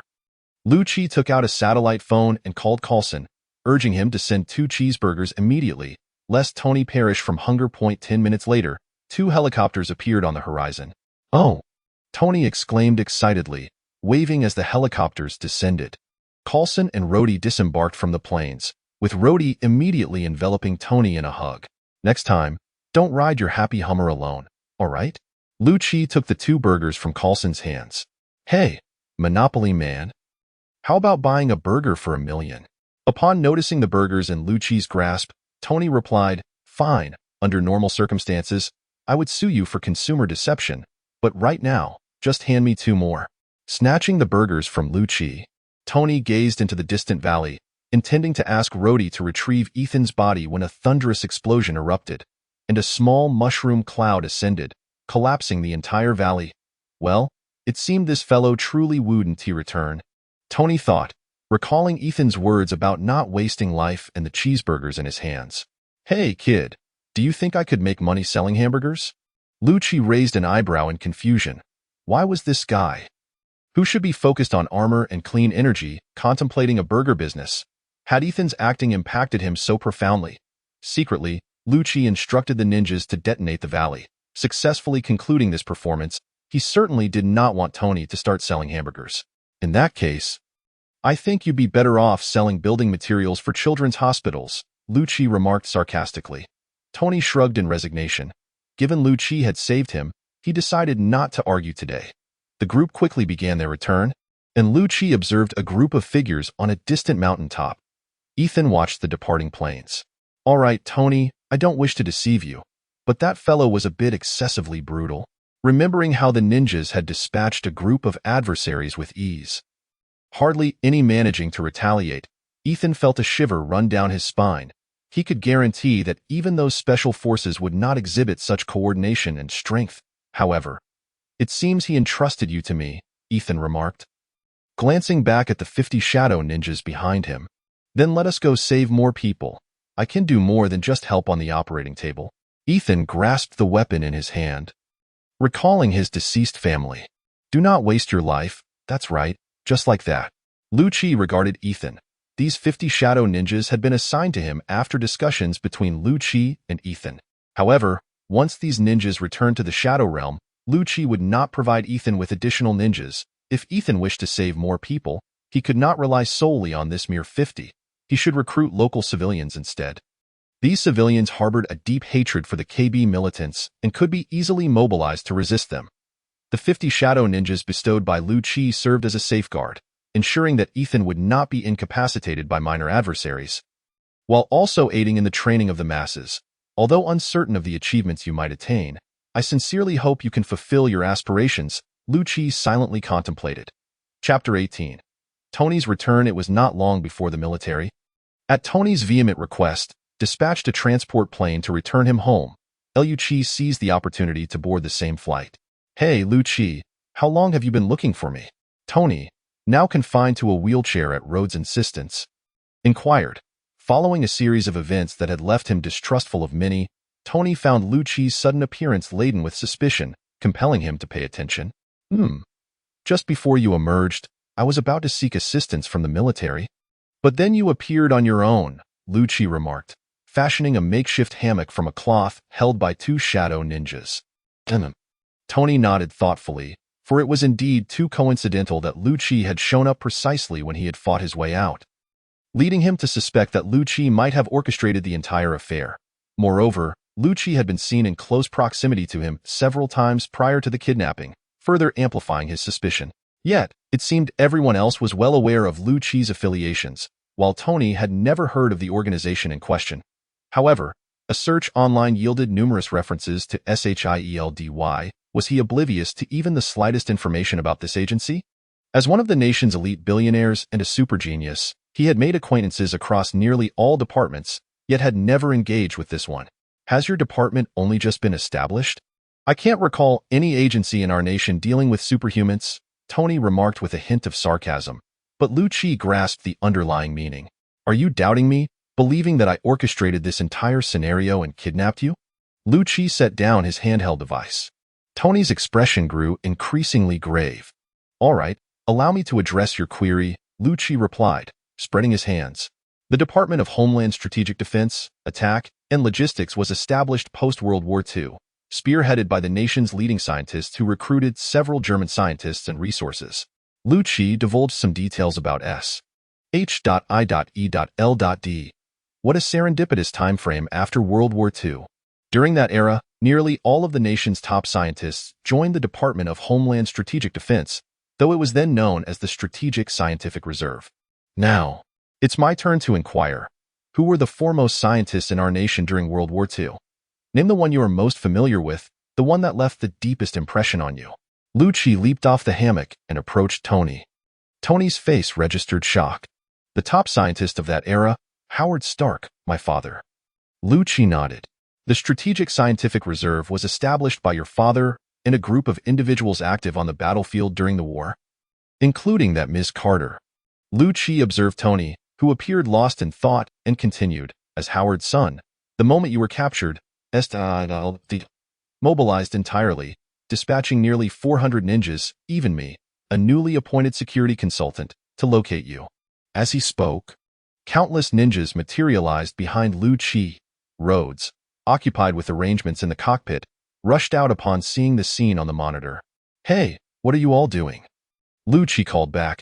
Nothing much. Tony just wanted to see my ninjas. As they were the ones who rescued him from that predicament, I presume he wishes to invite them to a grand celebration. Rhodes appeared skeptical but was not overly surprised. After all, he had been astonished when Lu-Chi had previously unleashed hundreds of ninjas upon arriving at the base. Okay, keep it low-key, don't get too wild. We're at 33,000 feet, and if we fall, we may not be able to reassemble our bodies. Lu-Chi gave a thumbs up, signaling the shadow ninjas to retreat.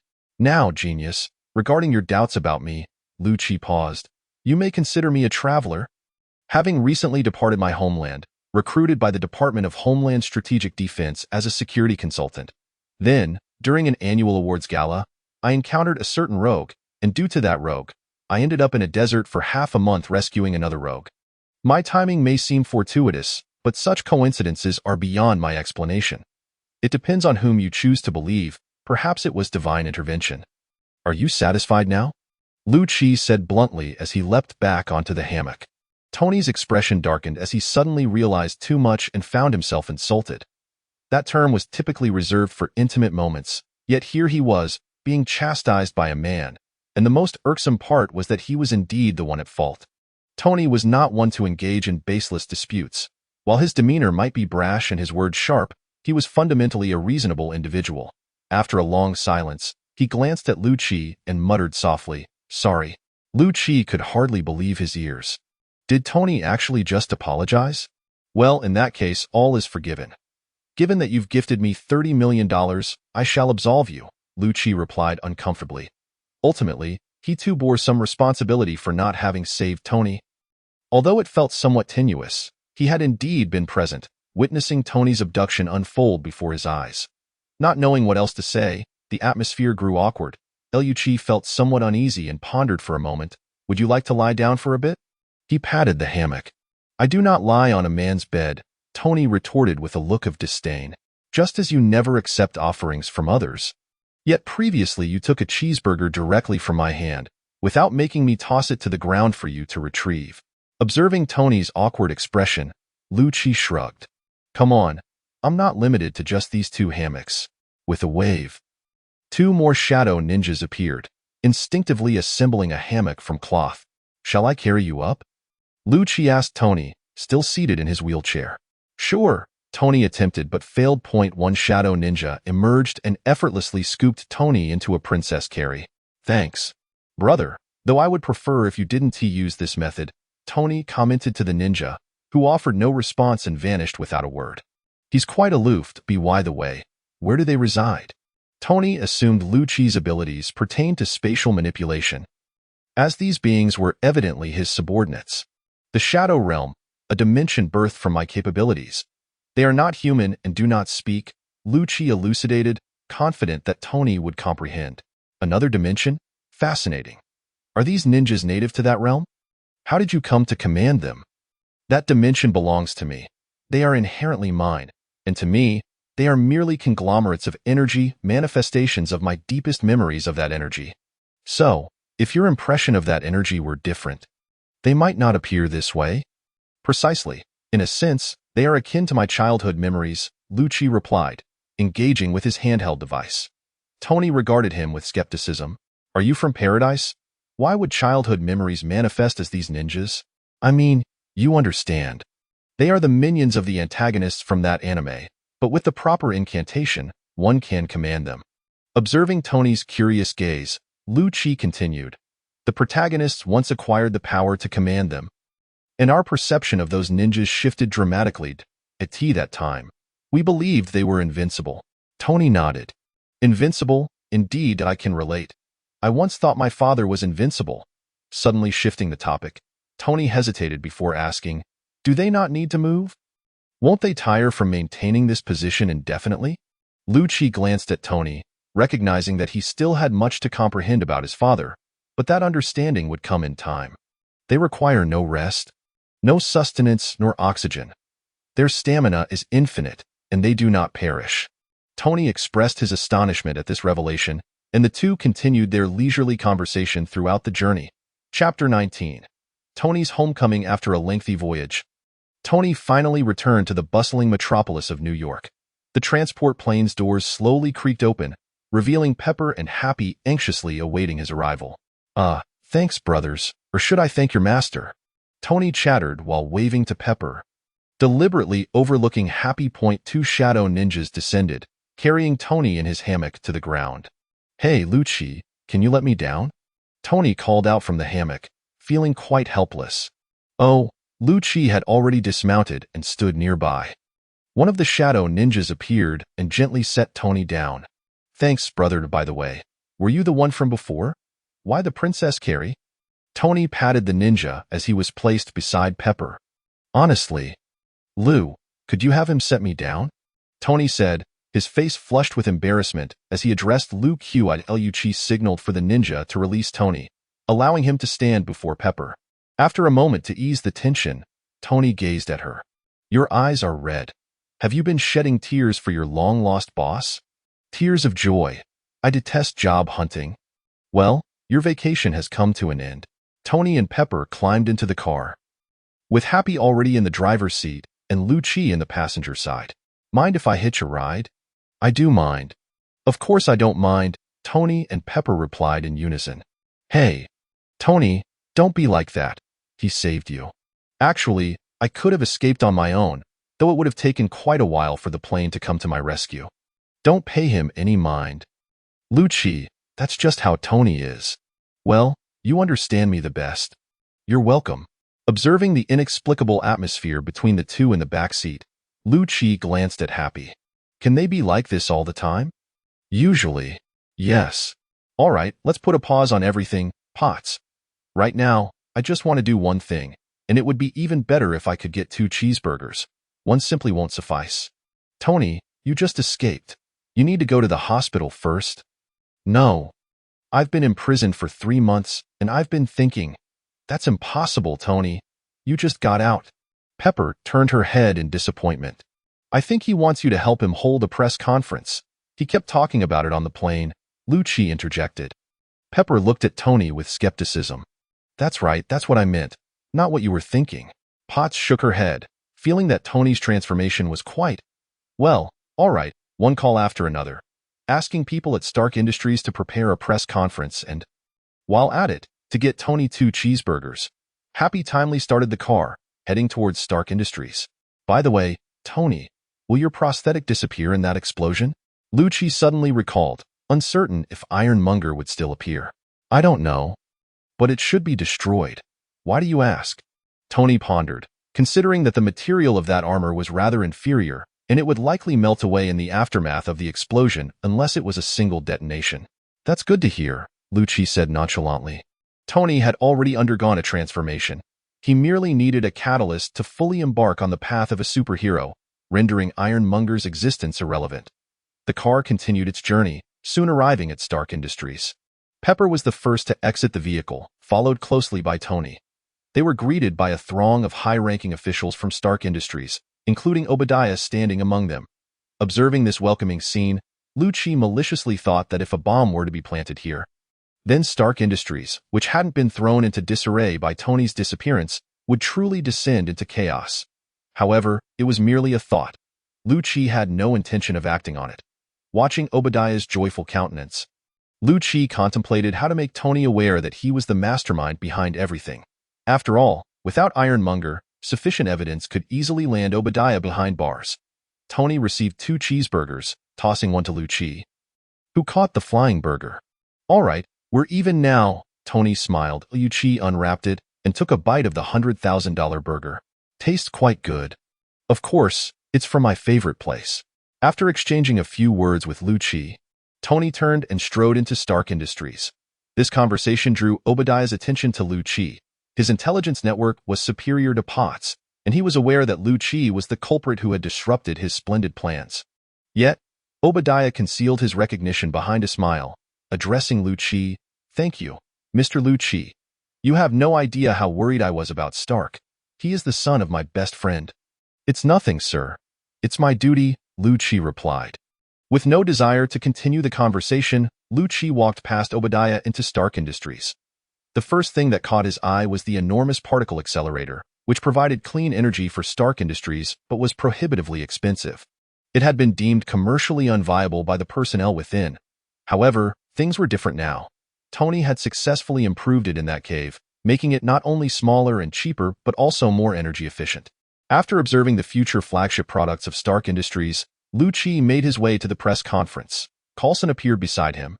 You successfully found him. Lu Chi nodded. Indeed, that small mountainous area was quite difficult to locate. I searched for a long time. Your phone signal remained in New York City. Then suddenly shifted to that area, and you found Tony. Coulson paused momentarily, The director is waiting for your report. All right, it seems I must formally meet that hard-boiled egg, Lu-Chi said helplessly. Coulson nodded and walked towards Potts, likely to discuss matters, while Tony, after reminiscing about his father, announced in front of a crowd of reporters the closure of Stark Industries' weapons division. The room erupted in excitement, reporters clamoring to get closer. Obadiah, sensing something amiss, rushed to pull Tony away, attempting to regain control of the atmosphere. Unconcerned about the conversation he had just started with Coulson, Potts approached Tony, leading him away from the chaos. Well, looks like I'll have to wait a while before I can speak with them, Coulson said as he joined Lu-Chi. Lu-Chi examined the photographs on his camera, nodding in satisfaction. Looks like you'll have to wait alone. I'm off, he waved at Coulson before finding a restroom and promptly creating a portal back to his own lair. The 5 shadow ninjas were still comfortably engaged in gaming. Lu-Chi glanced at the rankings, noting he was already first in the entire server. Feels like I'm playing an idle game, Lu-Chi remarked. Then uploaded the photos he had just taken to his blog. The previously quiet blog exploded with activity. Since the news had not yet broken, the general public remained unaware of Tony Stark's return. Such was Tony's allure. Lu-Chi nodded, then drew a circle and arrived near the Trident Tower. As he made his way towards the tower, Lu-Chi contemplated how to face Fury, that hard-boiled coin. Meanwhile, S.H.I.E.L.D had detected Lu-Chi's presence and promptly dispatched an agent to pick him up in a car. Chapter 20. A conversation with the hard-boiled egg, existing in the dimension of enemy targets upon entering the vehicle. Lu-Chi was still grappling with the headache of how to argue with Fury. Thinking about how to argue with me? A voice came from behind. Lu-Chi shook his head. Dealing with you mind readers is truly bothersome. Have you ever encountered a mind reader before? Fury settled into the seat beside Lu-Chi. Lu-Chi rolled his eyes, disinterested in engaging. The more one spoke to someone like Fury, the more one exposed themselves. Your background is quite intriguing. You suddenly appeared in New York and then began living in Hell's Kitchen, surviving by killing. Fury observed him in silence before switching topics. I don't consider those beings to be human, Lu-Chi countered. But you are human.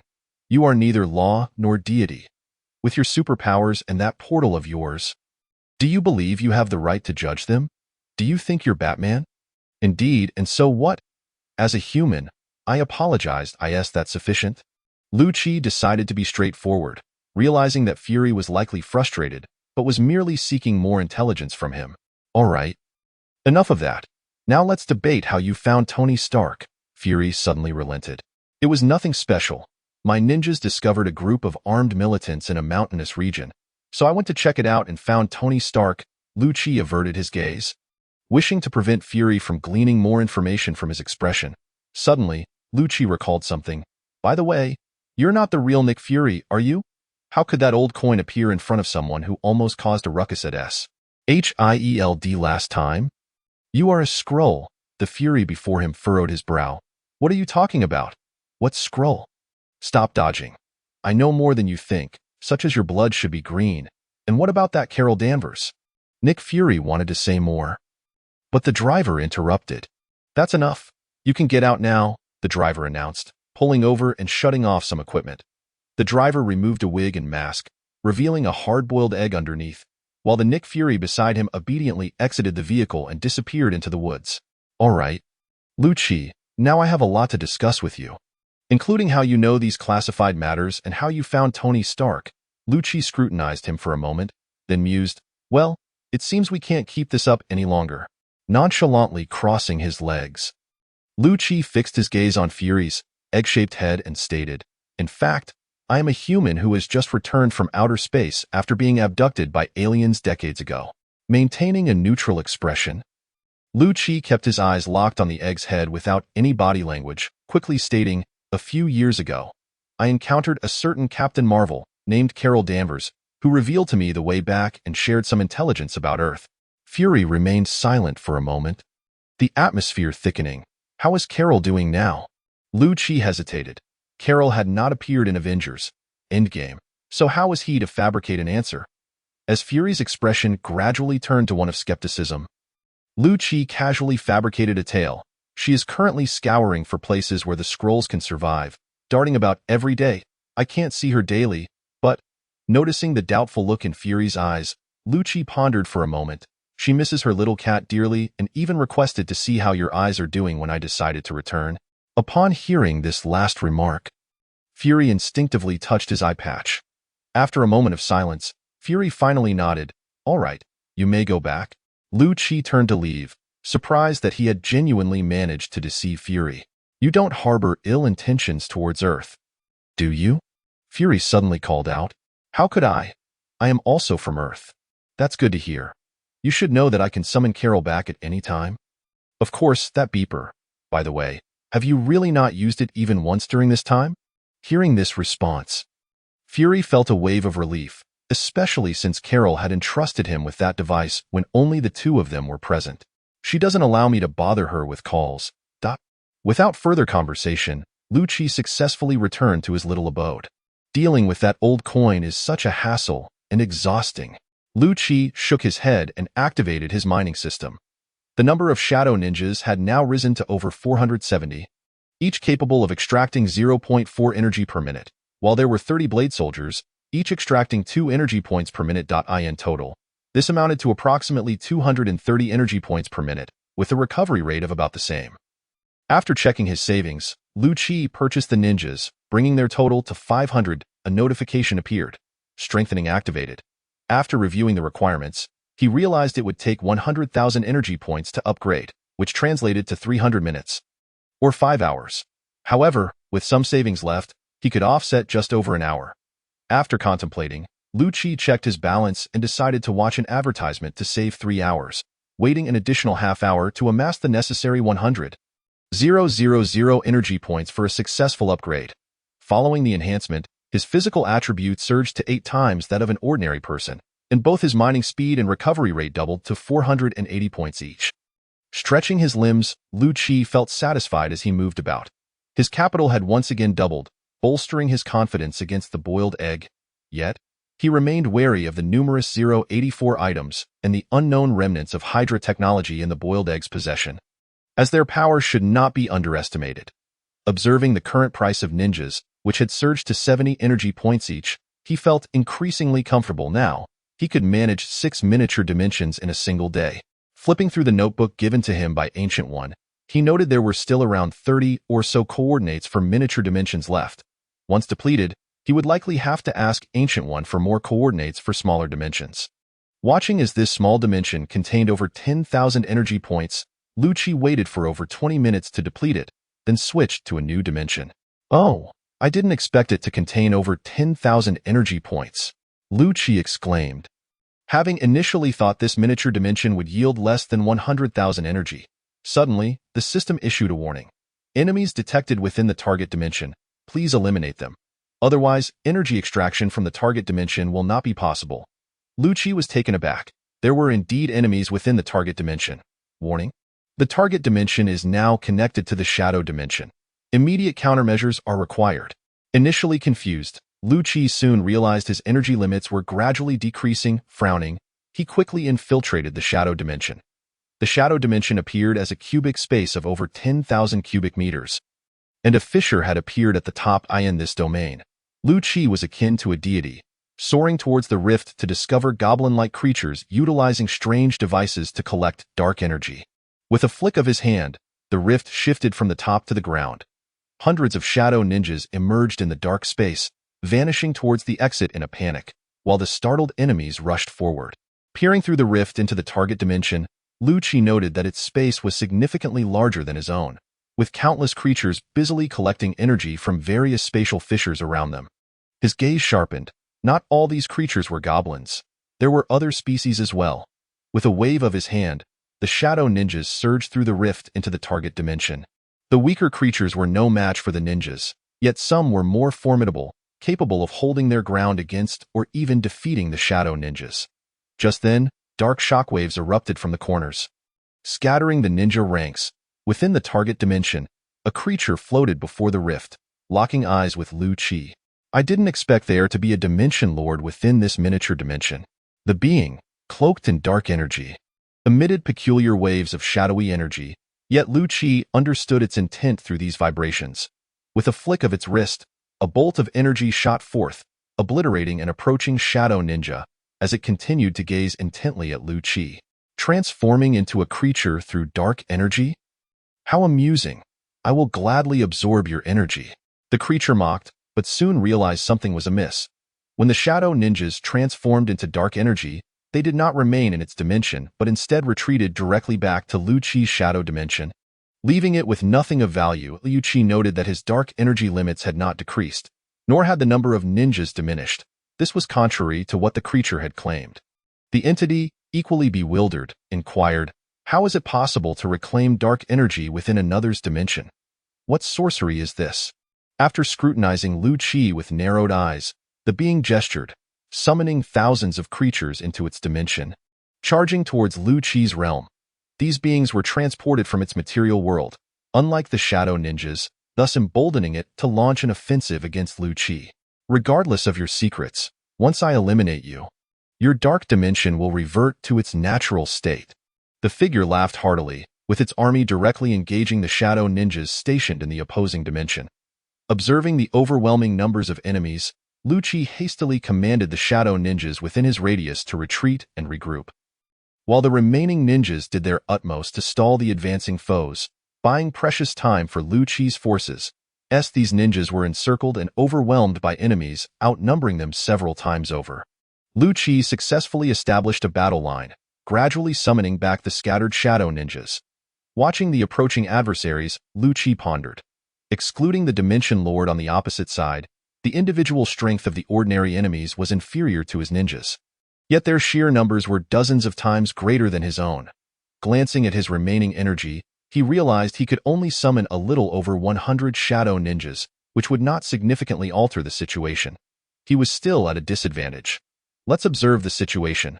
My ninjas are immortal, devoid of stamina bars. Perhaps we can wear down the opponent over time.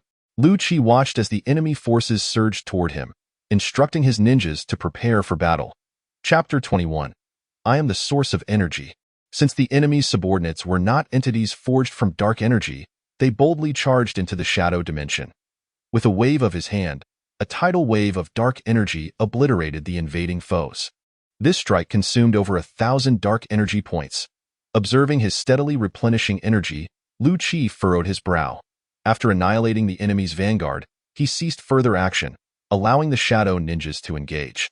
The enemy expended some dark energy to expand the spatial rift by more than double, yet it still measured only about 10 meters wide, permitting only a handful of hostile creatures to invade at a time. However, with a continuous influx of reinforcements, the shadow ninjas began to falter. Although his side boasted superior individual strength, it had yet to reach a qualitative change. Being pressured by the enemy, Lu Qi remained wary of the opposing Dimension Lord, refraining from indiscriminate attacks to avoid being decapitated. Though creatures forged from dark energy possess boundless potential, they will slow your growth rate, much like now, where you lack the means to fight back. The being chuckled. Watching as a ninja was simultaneously assailed by dozens of enemies and promptly vanished into shadows, Lu Qi frowned and dispatched 20 blade soldiers. The blade soldiers emerged, their high agility rendering them almost like phantoms, swiftly tearing through the throngs of enemies. Compared to the shadow ninjas, the blade soldiers were more adept at combat, particularly in slaughter. Lu Qi, witnessing the impressive results achieved by the blade soldiers in such a short time, felt a surge of joy. Checking his dark energy reserves, Lu Qi expended 1,500 points of his dark energy limit to synthesize 150 shadow ninjas into blade soldiers, now possessing 50 blade soldiers. He noted the absence of a strengthening prompt, likely indicating that only a sufficient number of shadow ninjas could facilitate an upgrade. Though initially disappointed, he quickly regained composure.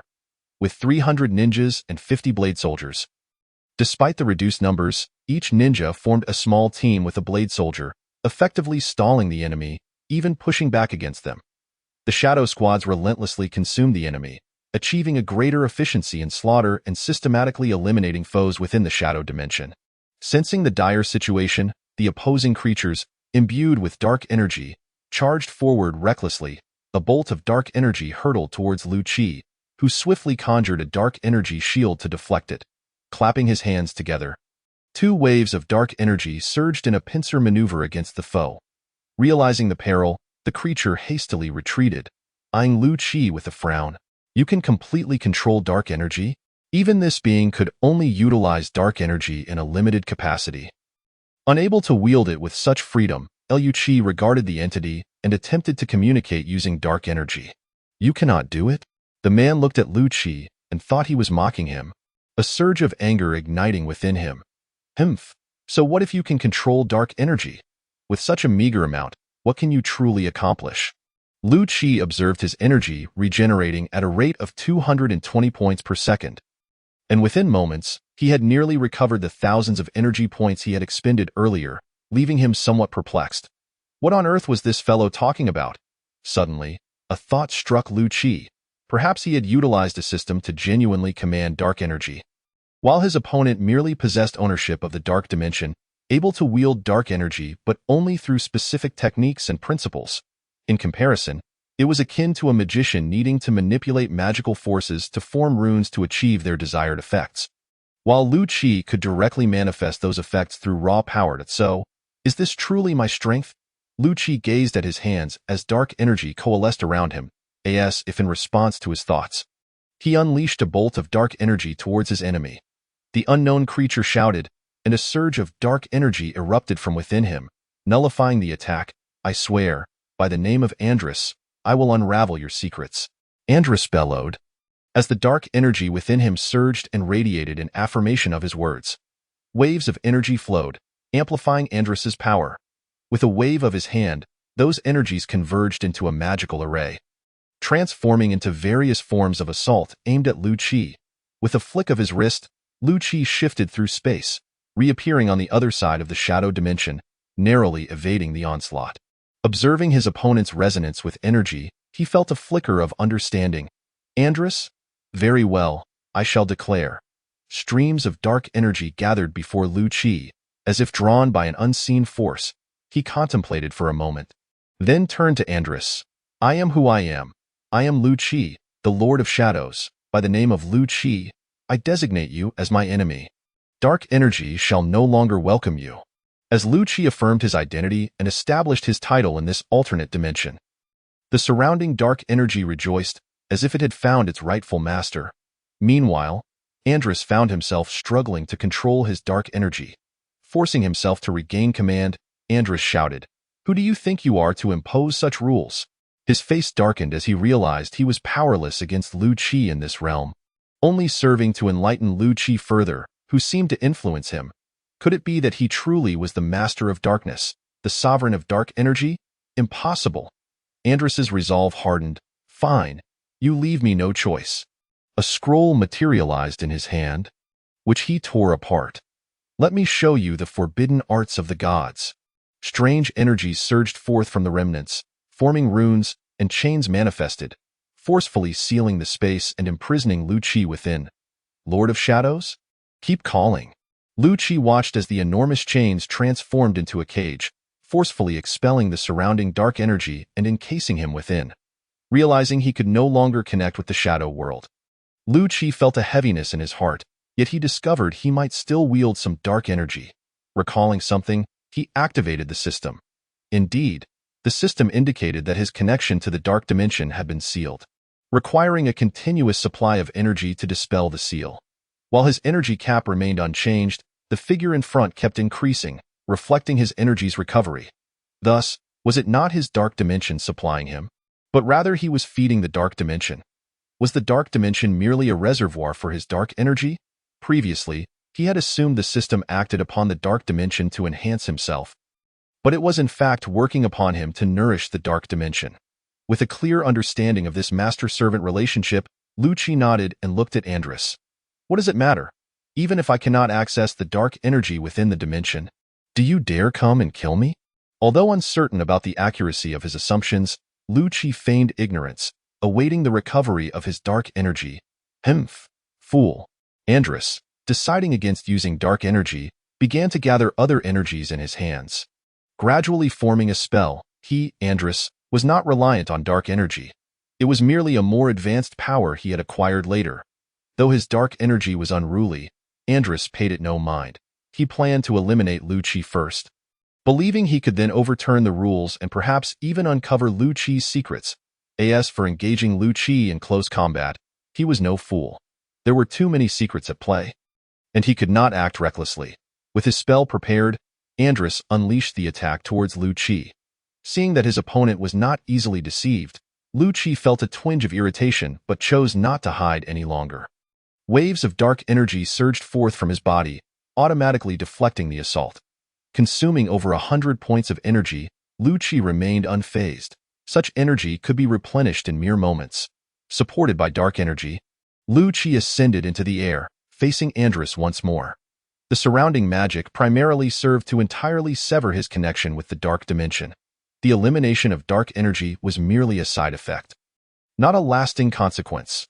The dark energy within his body continued to escape, for while Lu Qi was the Lord of Darkness, his body could not endure excessive dark energy, and he had no desire to abandon his form like Dormammu and become pure darkness. Presently, Lu Qi's body could withstand 800 points of energy. He had never had the opportunity to test this before, having discovered this limitation at 4 times his physical capacity, that time. He could only bear 400 points of energy. With 800 points of energy contained within his being, the energy surrounding him surged at a rate of 480 points per second. Come, now it is fair, Lu Qi declared to Andrus. Observing the incessantly emanating energy around his opponent, Andrus felt a sense of foreboding. He was merely a fortunate high-level mage who had stumbled upon the dark dimension and inadvertently become its master. Now, deprived of dark energy and unable to contend with Lu Qi through magic, he realized that this monster could rapidly restore energy at an astonishing pace. Continuing the fight would only lead to his defeat. Perhaps it would be wiser to flee. He could always abandon the dark dimension. He could also relay this information to the powerful beings of his world, potentially securing some benefit. Resolving to escape, a magical array appeared. Ignoring his subordinates who had been slaughtered by the Shadow Army, he transformed into a beam of light and sped towards the rift in space. Once he reached the dark dimension on the other side, he could utilize that realm to return to his material world. As Lu Qi watched Andrus approach the rift, he understood the man's intentions to flee and considered intercepting him. However, flying through the air consumed dark energy at a much higher rate than moving through the material world while clinging to other objects. Regardless of his current energy recovery speed, even deploying all his energy would only allow him to dash in front of Andrus. Without dark energy, he would likely be easily dispatched. As Andrus drew closer to the rift, Lu Qi's anxiety grew. Suddenly, a sound like shattering glass echoed. "Transfer all your energy to me." A yellow figure appeared beside Lu Qi. Chapter 22. Ancient One takes action. Iron Tyrant's showdown. Lu Qi glanced at the suddenly materialized Ancient One, nodding in acknowledgement. Since a powerful ally had arrived to assist him, he could afford to relax. He transferred all his energy to the Ancient One, who harnessed this power to manifest a mirrored space. Trapping Andrus within, Andrus, sensing the shift in space, turned to confront the Ancient One. How is this possible? You can effortlessly create a parallel material realm. The Ancient One paid him no heed. With a mere gesture, the surrounding space warped. Andrus's eyes widened as he unleashed a burst of various energies, but they were effortlessly scattered by the Ancient One, akin to a child flailing aimlessly. The Ancient One grasped Andrus by the throat. Observing the terror in his eyes, and without hesitation, he unleashed a spell, severing Andrus's head from his body. Witnessing the once formidable Andrus so easily dispatched, Lu Qi could only exclaim in admiration, "All hail the Ancient One."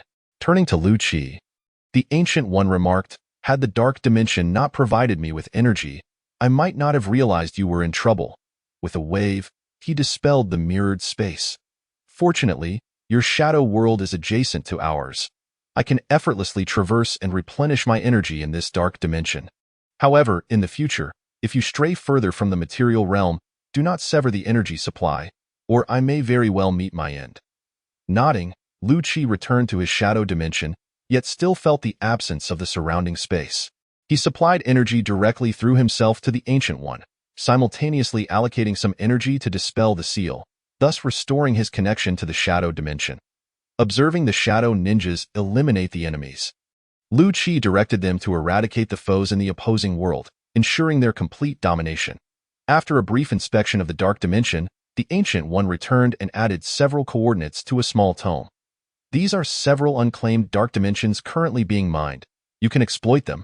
And at a far swifter pace than his, however, you must swiftly deplete this spell.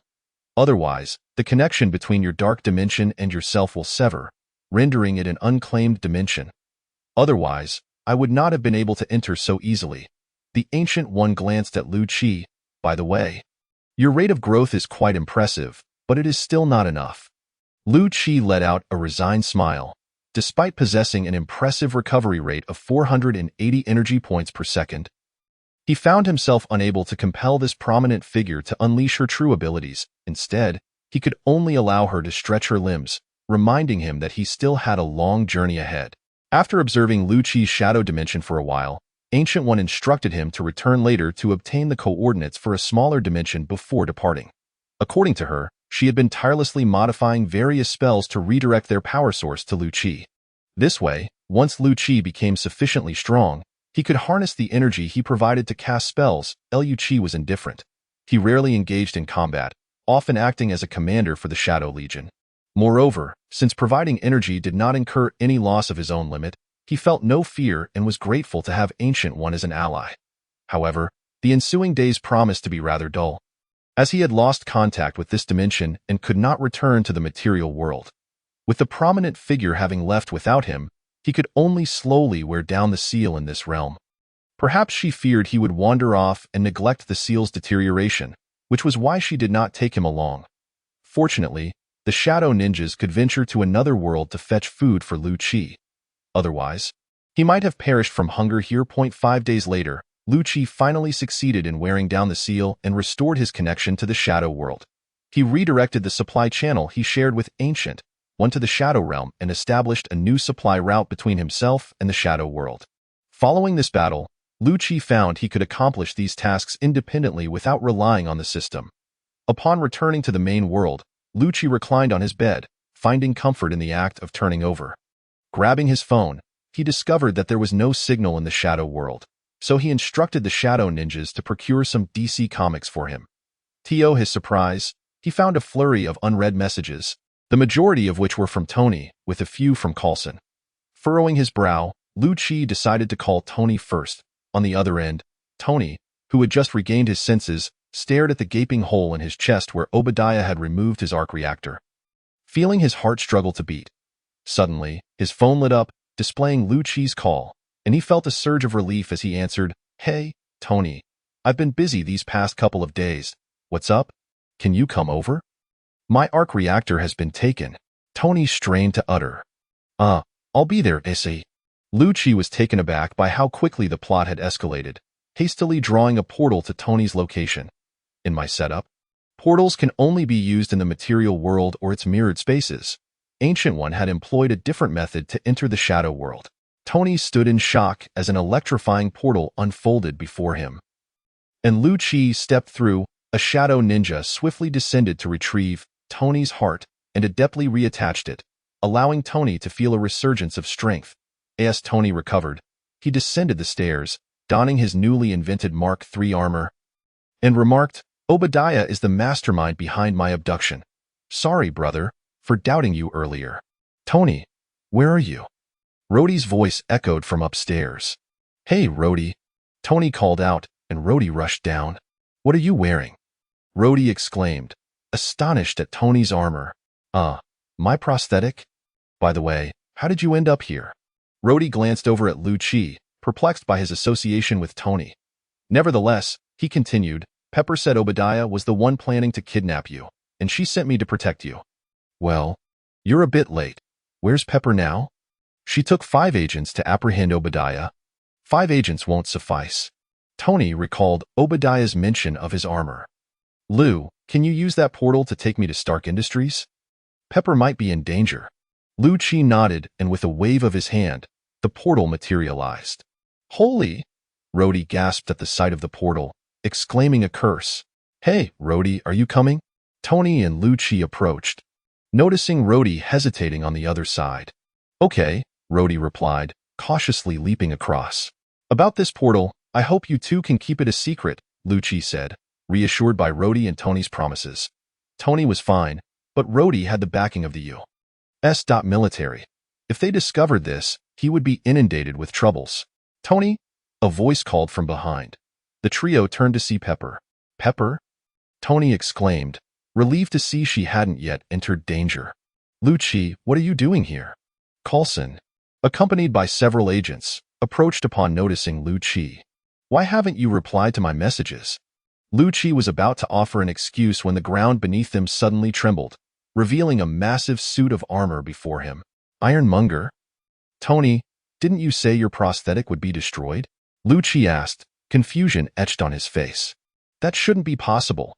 The explosion and the subsequent chain reactions should have obliterated that armor. Chain reactions? Yes. Then it's nothing to worry about. Ignoring Tony's puzzled expression, Lucci focused on Ironmonger. This was not within his shadow world, where dark energy was abundant. Here, he could only unleash a maximum of 800 energy points. While 800 energy was comparable to a tank's main cannon, it was hardly sufficient to defeat Ironmonger, especially since even Tony's Mark III could withstand tank fire. This hulking figure's defenses were unlikely to be inferior to Tony's. Coulson, I doubt your handguns will inflict any damage on this behemoth. I suggest you all retreat and disperse the onlookers. With the crowd growing, Lucci stated reluctantly it appeared that the penchant for gawking was not exclusive to his homeland. These foreigners seemed just as reckless. Even in such a tense atmosphere, they dared to inch closer with their phones. Coulson glanced at his small firearm and the towering Ironmonger, nodded, and led Pepper, Rhodey, and the agents to clear the area. Meanwhile, Lucci and Tony kept their eyes on Ironmonger. Will your ninjas be effective against that thing? Tony whispered to Lucci, eyeing Ironmonger. Perhaps, Lucci replied uncertainly. Despite the shadow ninjas boasting 8 times the physical prowess of an average human, and the blade assassins being significantly enhanced in agility, it was uncertain whether they could topple Ironmonger. A contingent of shadow ninjas appeared behind Lucci, causing Obadiah to furrow his brow. Uncertain of their nature, however, emboldened by Ironmonger's presence, he felt invincible. Gripping a rotating machine gun, he unleashed a torrent of fire toward the shadow ninjas. One by one, they bravely charged forward. While some ninjas managed to deflect a few bullets, the sheer number of them absorbed the onslaught, creating an opportunity for their comrades. Some ninjas flanked from the side, only to be sent flying by Ironmonger's missiles, but Lucci's trump card was yet to be deployed. The blade assassins descended stealthily, launching themselves at Ironmonger, their sharp claws leaving trails across his armor. The ninjas seized the moment to pounce, their 8-fold enhanced physiques overpowering Ironmonger. Lucci stepped forward, ensuring the shadow ninjas fell within his radius, urging them to infiltrate the gaps in Ironmonger's armor and eliminate Obadiah. However, to their astonishment, they discovered a labyrinth of dense wiring within Ironmonger's armor. Countless wires intertwined, channeling energy from the reactor throughout its body, effectively obstructing the shadow ninja's stealth. Many transformed into shadows to slip inside but found themselves wandering through a maze, greatly hindering their progress. Lucci shook his head. Electricity was indeed a form of energy that could disrupt the shadow ninja's stealth. In typical scenarios, walls contained only a few wires, posing no hindrance to their movements, but Ironmonger's intricate wiring created an electric maze. Given a bit more time, the shadow ninjas could navigate around these wires and penetrate the armor. They needed only to suppress Ironmonger for a short while. However, fate proved unkind. As Ironmonger was toppled, he activated his propulsion system, sending the swarm of ninjas flying. Ironmonger's flight speed was notable, quickly propelling him beyond Lucci's influence. The shadow ninjas were forced to abandon their stealth, reverting to human form, only to be crushed by Ironmonger's armor.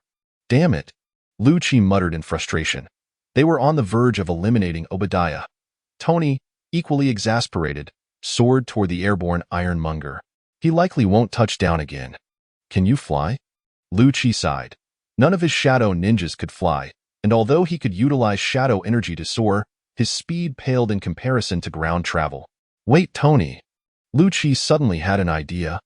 Catching up to Tony and enveloping him in shadow, cloaking his armor. What the hell?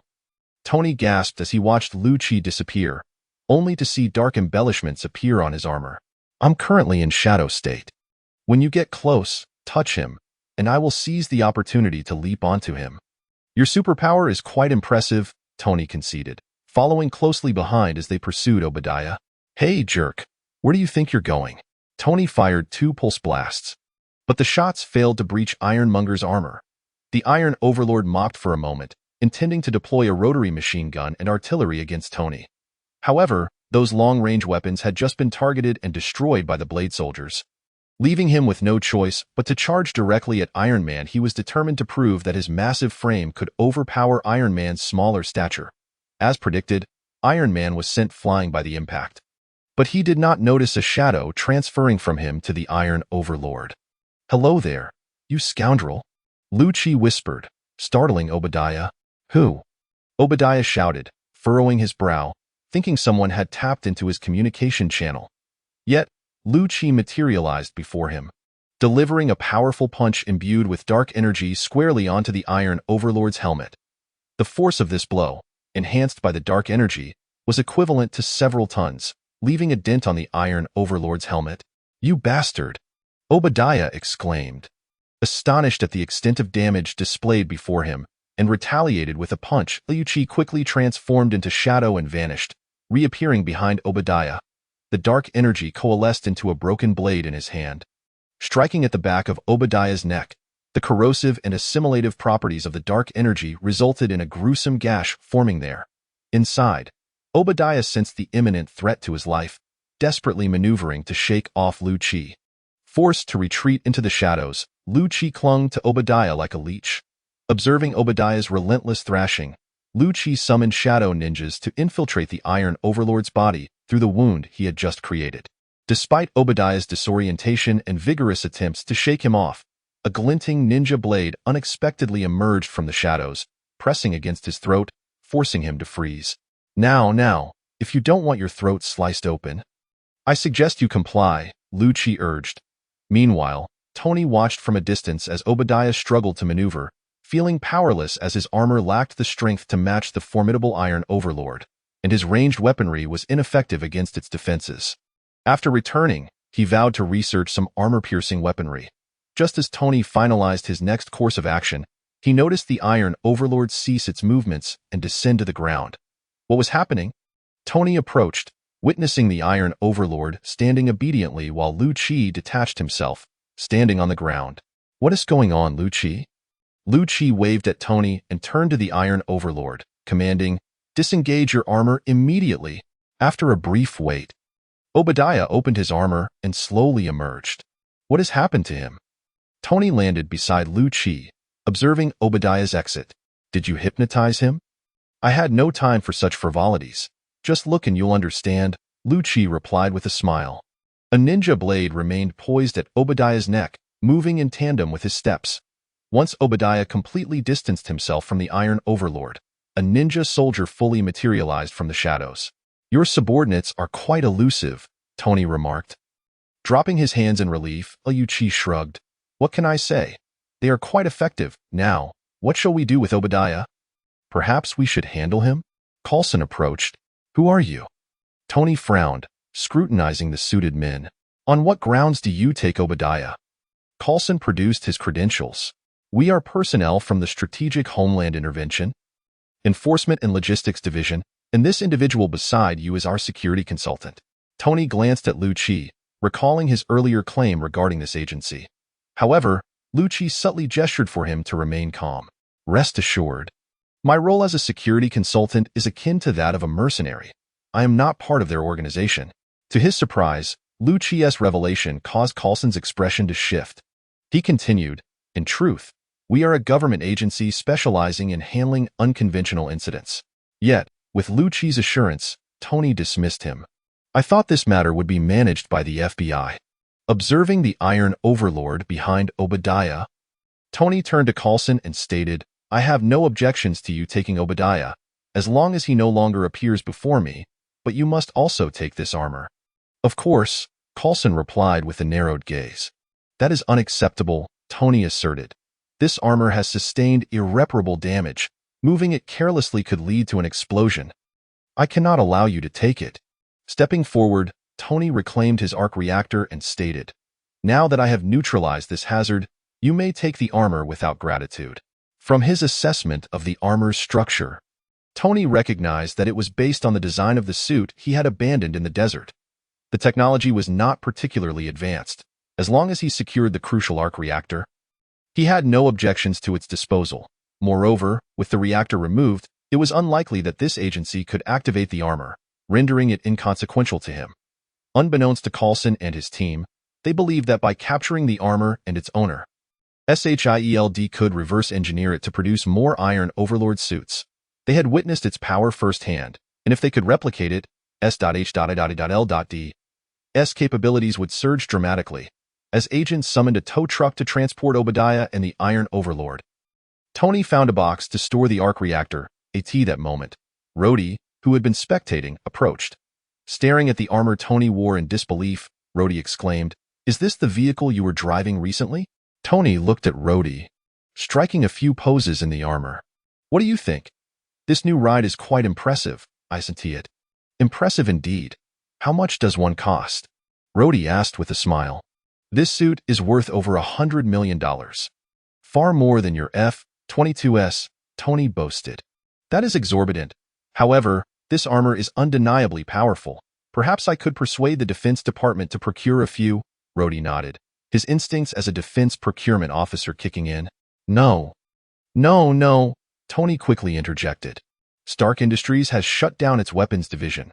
We will no longer sell any weapons." "Are you certain?" Rhodey furrowed his brow. "Those guys will not tolerate a non-arms company possessing such weaponry. Besides, if Stark Industries isn't selling weapons, what will you be selling?" Tony firmly replied, "I will never sell any weapons again, nor will I allow anyone to seize my armor. If they attempt to take it, believe me, I will leave the country. As for Stark Industries' future endeavors, I believe this arc reactor will be central," Tony declared, showcasing the reactor in his hand, causing Rhodey's expression to darken. "That's not too shabby," Lucci nodded. "As long as you don't start selling hamburgers." "No, I can sell energy while also offering hamburgers," Tony chuckled. The following morning, Lucci arose early, utilizing a portal to arrive at a restroom within Stark Industries. Exiting, he found the lobby filled with reporters. While Tony, dressed in a suit, ascended the podium, Lucci smirked, arriving just in time, and without a thought for the reporters, he greeted the bodyguard happily and took a seat at the front of the stage. Amidst the incredulous gazes of the reporters wielding cameras, he produced his portable camera. Initially disinterested, Tony perked up upon spotting Lucci, who was snapping photos. Tony shook his head in resignation and commenced the day's press conference. Observing Tony deftly refute his involvement in the previous night's events, a female reporter, who had once shared a moment with him, raised her hand. "Excuse me, Mr. Tony Stark, do you really expect us to believe that your two bodyguards just happened to appear and prevent Stark Industries' rogue robots?" "I understand your implication," Tony interrupted the female reporter. "There's nothing wrong with questioning the official statement. But you shouldn't jump to conclusions and portray me as some sort of superhero." "I didn't say you were a superhero," the female reporter replied with a smile, catching Tony off guard and ensnaring him in her words. After a moment of stunned silence, he retorted, "That's good. It would be utterly ridiculous if that were the case." Tony lowered his gaze. "I'm not cut out to be a superhero, as I clearly have too many character flaws and have committed numerous morally reprehensible acts." Rhodey leaned in, prompting Tony to follow the notes, but Tony noticed Lucci squatting at the front. Lucci smiled back, raising his camera. Tony nodded, glanced at the notes in his hand, hesitated, then met Lucci's gaze. "I am Iron Man," Tony declared. Lucci captured this historic moment, observing Tony's resolute expression. In an instant, a throng of reporters surged to their feet, eager to bombard Tony with questions. Lucci smiled and snapped a couple of photos, preparing to leave, but the female reporter from earlier posed another question. "May I ask about the person accompanying you? Is he your bodyguard?" Lucci paused for a moment, sensing an ominous premonition. Upon looking up, he saw Tony wearing a mischievous expression. "Of course, he is not my bodyguard. You may consider him my attendant. He is also a superhero, but I am afraid I cannot disclose his name. I am delighted to introduce him to you all, Lord of Shadows." The atmosphere on site intensified, and Tony flashed a grin at Lucci before calmly departing amidst the protection of his bodyguards. Chapter 24. The Bankrupt Iron Man. The following day, Lucci awoke, recalling the farce of the previous day, and shook his head. A shadow ninja appeared to prepare food. while Lu Qi took a toothbrush and cup from another shadow ninja to brush his teeth. Sitting at the dining table, the ninja turned on the television. Yesterday, Stark Industries provided an explanation regarding the battle that took place the day before. At the press conference, billionaire Tony Stark proclaimed himself the individual clad in metal armor that night. Admitting to his moniker Iron Man, he also acknowledged that another individual with a multitude of non-human subordinates and control over dark energy is his friend, Lord of Shadows, while asserting that the latter's abilities are completely manageable. Last night, Tony Stark attended a banquet wearing the Iron Man armor, which further enlivened the atmosphere of the event. However, it is unfortunate that our reporters did not detect the presence of Lord of Shadows. The news on television recounted the events of the previous day, much of which centered on himself and Tony. It seemed that he garnered even more attention, as Tony had faced threats multiple times, all of which Lu Qi had thwarted, culminating in Tony's solitary confrontation with Iron Tyrant, thereby attracting even more public interest. Lu Qi changed the channel, only to find the same news being reported. Furrowing his brow, he realized that his favorite morning gossip had been supplanted by Iron Man news, leaving him somewhat exasperated. After finishing his meal, Lu Qi accessed the system. He now commanded 50 blade soldiers and 350 ninja soldiers, and was surprised to discover that not a single ninja soldier had perished on Ethan's side. Lu Qi felt compelled to reassess the strength of the ninja soldiers. Indeed, the ninja soldiers currently possessed 8 times the physical capabilities of an ordinary person, combined with exquisite skills, enabling them to withstand rifle attacks, and their coordination and elusive movement made them formidable in their territory. However, having fought an enemy from another dimension before clashing with Iron Tyrant made Lu Qi acutely aware of his own deficiencies. His individual strength was still relatively weak, with combat heavily reliant on his subordinates. Yet, at present, the strength of the Shadow Legion was not particularly formidable. While the ninja soldiers excelled in conventional battles, they faltered in interdimensional confrontations, as the enemies typically unleashed attacks from material world subordinates in overwhelming numbers, placing Lu Qi at a disadvantage in sheer quantity. Observing the dwindling coordinates of the few small dimensions left to exploit, he realized that when the time came to plunder small, medium, large, or even Dormammu's dimensions, the numerical gap would only widen. Thus, unable to compete in numbers, he resolved to enhance quality instead. At that time, his stronger troops could face thousands, all stationed at the spatial rift, preventing the enemy from advancing, while his fearless ninjas could infiltrate and deplete the opposing forces. Lu Qi surveyed the remaining small dark dimensions and decided to exhaust their resources before increasing the number of ninja soldiers to 1,000, enhancing their physical capabilities, and raising the number of blade soldiers to 100. This would not only unlock new troop types, but also bolster the strength of his subordinates. After checking the remaining exploitable energy reserves, he set an alarm, determined to swiftly extract resources from all small dimensions within the next couple of days. A phone call interrupted him. Upon picking up, he discovered it was Tony. "Hey, Tony, do you need my assistance again?" "Not really. Lu, just come over for a moment. I have a gift for you." "A gift?" Lu Qi pondered what Tony might present him with. Could it be a suit of Iron Man armor? Drawing a circle, he arrived at Tony's basement. "Recording has been deleted," Jarvis's voice chimed in. "I set up a configuration with Jarvis yesterday. From now on, anytime you use the portal, it will automatically erase all footage from that period," Tony explained, handing over 2 wristbands. "Try these on." Lu Qi donned the wristbands, and they emitted a glow, followed by a pair of iron boots flying towards him, fitting snugly onto his feet. "This is my newly developed attachment armor technology, allowing the armor to automatically separate into individual components that adhere to your body. However, the technology is still in its infancy and can only attach smaller items for now.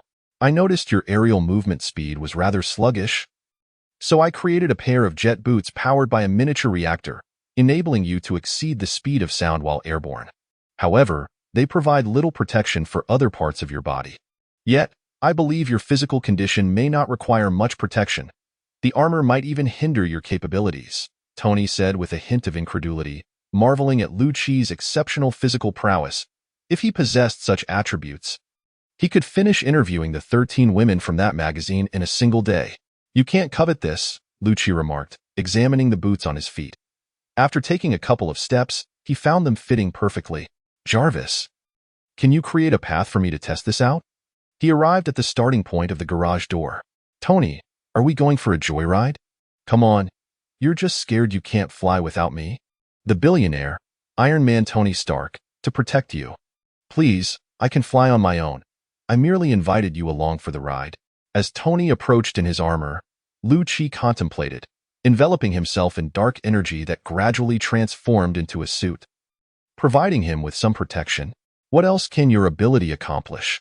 Tony gazed at Lu-Chi's attire, somewhat envious of this method of donning armor. Currently, he had to rely on specialized equipment to suit up, but the new technology he was developing could alleviate that issue. Additionally, he was working on a portable suit that could serve as a transitional piece. The power of technology should also be capable of this. Like the newly emerging concept of nanotechnology, Tony mused, nodding thoughtfully. Jarvis, give this idea a thumbs up. Now, it's time for us to go for a ride. As Tony spoke, he stepped onto the armor assembly platform, where several mechanical arms retrieved various armor components to install on him. Once suited up, Tony joined Lu-Chi, stretching his body. Are you ready? How about we race? If you lose, you owe me 2 ninja soldiers for research. Don't worry. I am merely curious about their biological composition and want to conduct any evil experiments. And if you lose? Lu-Chi asked nonchalantly, well aware of Tony's character. The current Tony was still a tech enthusiast, unlikely to harbor any interest in biological technology. The 2 ninja soldiers would likely serve as bodyguards for Potts. Tony Stark does not lose, Tony declared confidently. Do you understand fluid dynamics? You just broke the sound barrier? But I'm already nearly at twice the speed of sound. I'll proclaim my technological victory in advance. Just to clarify, no cheating with the portal. Jarvis, chart the course and apply for an air route. Rest assured, my portal cannot open to places I'm unaware of. Wait, how did you manage to come directly to my lab? Route planning complete, sir. I'm off then. Wait, you jerk. The boots beneath Lu-Chi's feet expelled jets of flame. Propelling him forward, he stumbled briefly in the air, familiarizing himself with the controls, and then steadied himself. Hey, are you ready? I've been waiting for quite some time. Tony also refrained from taking off immediately, hovering in the air as he awaited Lu-Chi. Phew. I should be good to go. Just remember, if you lose, don't use that as an excuse. Jarvis, call the start. Both men steadied themselves in the air, awaiting Jarvis's command. Upon receiving the signal, Lu-Chi reacted swiftly and surged ahead, while Tony lagged slightly but quickly closed the gap due to his speed advantage. Lu, I'm off. Now both had surpassed the sound barrier, and Tony's voice traveled through the bone conduction of the wristband, allowing Lu-Chi to hear him. Observing Tony's jet flames intensifying, Lu-Chi chuckled, thinking, did he really believe he was inferior in flight? Encased in dark energy, Lu-Chi expelled the air around him, continuously accelerating. To an observer, Lu-Chi appeared as a black pillar, effortlessly displacing the air, making him seem as if he were soaring through space, free from atmospheric drag. I'm coming, Tony. Through the dark energy, Lu-Chi spotted the previously elusive Tony, drawing ever closer. Wang Defa, Jarvis, analyze why he is so fast. Unknown energy detected. He displaces the air, resulting in the absence of air resistance, allowing for continuous acceleration, sir. Incredible, Tony exclaimed as Lu-Chi swiftly approached him. And his speed was still on the rise. Lu-Chi, you're about to exceed 3 times the speed of sound. This is utterly absurd. Is that so? I believe I can still go faster. But it seems the remaining journey is not very long. Tony glanced at the route. Originally, Jarvis had mapped out a 500-kilometer course, yet at their current speed, they would arrive in merely 10 minutes. Oh, Tony, I feel like I'm going too fast. My energy is running low, Lu-Chi suddenly exclaimed. Are you all right? Tony shouted back. I'm fine, but I may need to slow down. You go ahead, Lu-Chi replied as the dark energy within him gradually dissipated, causing his speed to decrease steadily until he finally came to a complete stop. He placed a hand on his chest. The abrupt contact with the air at a speed exceeding Mach 2 due to the release of dark energy felt as if a great weight had been pressed upon him, akin to an elephant sitting on his chest. This sensation was somewhat mitigated by Lu-Chi's extraordinary physical constitution, which was 8 times that of an average person, coupled with the gradual release of the dark energy. affording him a moment of respite. After using the dark energy to heal himself, Lu-Chi slowly ascended into the air once more. "Tony, you won." "Well done," Lu-Chi called out, spotting Tony waiting for him at a nearby hamburger joint. Now encircled by a throng of fans eager to take photographs. Concealing his face with dark energy, Lu-Chi approached. "You rascal, I know you're teasing me." Tony walked over and embraced Lu-Chi, whispering softly in his ear, "Not a chance. I want to do something for Pepper. After all, she did give me a lift." Lu-Chi chuckled. The crowd erupted with excitement. Merely encountering Iron Man was exhilarating, but the appearance of the even more enigmatic Shadow Master sent them into a frenzy. Observing the throngs of people snapping photos and cheering, Lu-Chi felt somewhat overwhelmed. He was not like Tony, who could easily bask in such adulation. Many of these individuals were evacuated from Stark Industries that night. Without you, a significant portion of them would have perished at the hands of Obadiah. You saved them, and they are here to express their gratitude. Lu-Chi surveyed the crowd, noting their joy, though they refrained from excessive displays. Two children approached, holding flowers, and presented them to Lu-Chi. "Thank you for saving us." Accepting the blossoms, Lu-Chi gently ruffled the hair of the two children. "Thank you," he said softly before turning back. "All right, Tony, I must admit, I'm beginning to enjoy this atmosphere," Lu-Chi remarked to Tony, who smiled and activated his suit's loudspeaker. "Today, the hamburger shop is offering free meals. Does anyone want a cheeseburger? This establishment is personally owned by yours truly, and the cheeseburgers are absolutely divine." "You really opened a hamburger joint?" Lu-Chi asked. Astonished, Tony shrugged. Stark Industries shut down its weapons division, and progress on the commercialization of the arc reactor has been sluggish, so I thought, why not open a hamburger shop in the meantime? "All right then," Lu-Chi shook his head. "I'll have 2 cheeseburgers." Tony went inside to fetch the burgers while Lu-Chi flew up to the rooftop across from the hamburger shop to wait for him. After a short while, Tony soared up beside him. "Your burgers. Do you want a tip?" "Get lost," Tony replied. Lu-Chi removed the lower half of his mask and took a bite of the burger. "Not bad. This might actually turn a profit." "That's good. Though Stark Industries stock has stopped plummeting, it is still far from its former glory. If I can't make money soon, I might face bankruptcy," Tony exaggeratedly declared after taking a bite of his cheeseburger. "With all your high technology, can't you develop some products? Cost is one factor, and public acceptance is another. Many still believe the camera function on their phones is unnecessary, with poor resolution and it occupying space, while my armor is equipped with far superior equipment." "Oh, have you considered integrating everything?" "What do you mean?" "Bad news, the patchwork creature. Good news, it's all stitched together." Tony looked somewhat puzzled. "Try creating a smartphone with a full screen and no buttons. Just like this wristband, simply swipe on the screen. Include every function: radio, television, camera, compass, handheld gaming. Make the public feel like this phone can do anything. Then add a voice assistant, not one as advanced as Jarvis, but a simple recognition feedback assistant that can make calls, take photos, and search for things." Lu-Chi attempted to guide Tony towards developing a smartphone, hoping it would enhance his enjoyment. "Will it sell well?" "Absolutely." "Then I trust you. I'll give it a shot," Tony replied earnestly, clearly taking the suggestion to heart. "When it comes to understanding ordinary people, you undoubtedly excel over me." "Are you mocking me?" Just as they were enjoying their conversation, a voice emerged from behind them. "Are you two having a good time?" Lu-Chi and Tony turned to find a rather peculiar figure. Chapter 25. Turning the tables to become the boss. "Who are you?" "Here for an autograph?" Tony inquired, holding up his hamburger for Nick Fury to see. "If you want a hamburger, you'll have to go downstairs. I don't offer delivery service here." Fury glanced at Lu-Chi before addressing Stark. "Perhaps you should ask the person beside you." Tony turned to Lu-Chi with a look of confusion. "Nick Fury, the big boss of S.H.I.E.L.D. Lu-Chi casually remarked, though he refrained from mentioning that there was a hidden boss within S.H.I.E.L.D. That S in the past, you can now simply refer to it as S.H.I.E.L.D. Fury replied, following Lu-Chi's lead. "Because many employees have been complaining that our name is too long, we decided to change it." Tony nodded. "All right then, Director Nick, what brings you to us?" "In addition to exchanging some intelligence with my consultant, I have matters to discuss with you. Lu-Chi eyed Fury, puzzled by his unusually serious demeanor. Lu-Chi, do you know where Bruce Banner is? Fury asked directly. Bruce Banner, the Hulk? Lu-Chi responded, perplexed. What do you need him for? General Ross has been making new moves.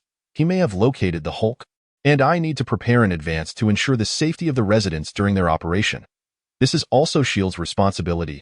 However, General Ross suspects that someone in S.H.I.E.L.D might inform the Hulk, hence he is unwilling to share intelligence with us. Interesting, Lu-Chi nodded, realizing that Fury genuinely believed he had returned from outer space with extraterrestrial technology, or he wouldn't have found Tony so quickly. However, what if Fury came looking for him in the future? A single lie often necessitates a multitude of others to cover it.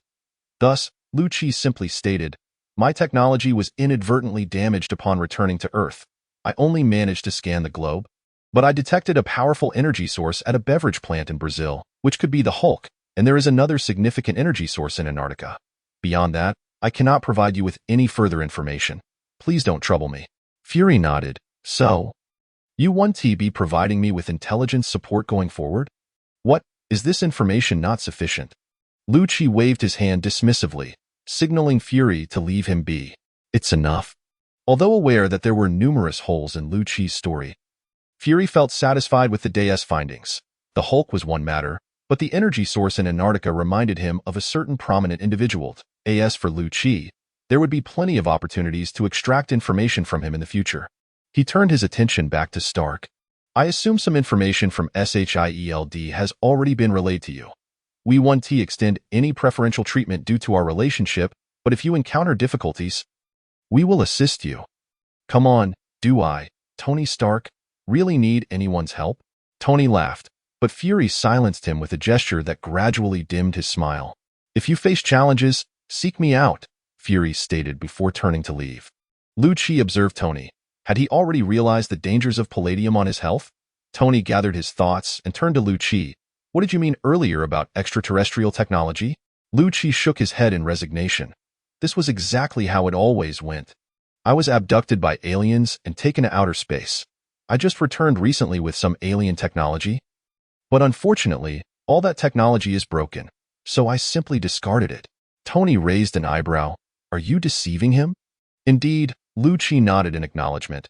I just don't understand why Fury believed me, though I do know a few things. I hope you can keep deceiving him indefinitely, Tony replied to Lu-Chi. By the way, what did Fury mean earlier? What is wrong with you? Lu-Chi feigned ignorance. Tony remained silent for a moment. What could possibly be wrong with me? You don't seem like someone who is perfectly fine.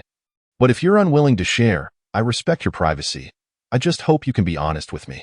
Lu-Chi was also at a loss regarding the new element. He could only inform Tony at the last possible moment before he realized it, and there was no way to create it for him in advance. Telling him early might only lead to a barrage of questions from Tony. It would be better to let Tony discover it on his own, which would also help clear up any misunderstandings he had regarding his father. The thought of Tony's father made Lu-Chi somewhat pensive, anticipating the future conflict within the Avengers, but that was a matter for another day. For now, he could only wait and see. The two individuals engaged in conversation for a while longer before parting ways.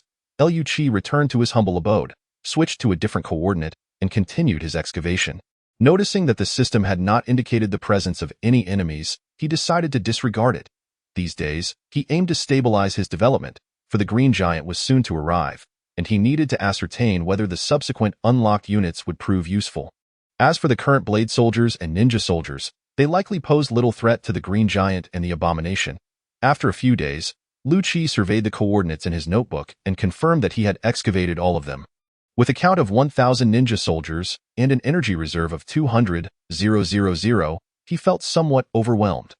The demand for enhancement had once again arisen, but it required 500,000 energy, having exhausted his current dimensions. He needed to seek coordinates from Ancient One. Drawing a portal, he returned to the square of Kamar-Taj, where he spotted a group of mages in training. Hey Lu-Chi, you're back? Mordo exclaimed upon seeing Lu-Chi's sudden appearance. Yes. What's the matter? Lu-Chi responded, somewhat perplexed, as he frequently returned and had become quite familiar with these individuals.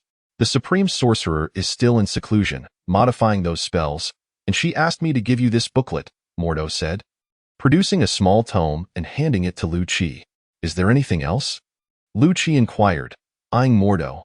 The Supreme Sorcerer also wishes me to inform you that medium dimensions can now shift coordinates on their own. So you must seek out the dark dimension yourself, Mordo conveyed, presenting Lu-Chi with a small book. She also mentioned that many of these small dimensions already have masters, and extracting their energy will inevitably provoke conflict. You may leave a portal to your dimension in this square.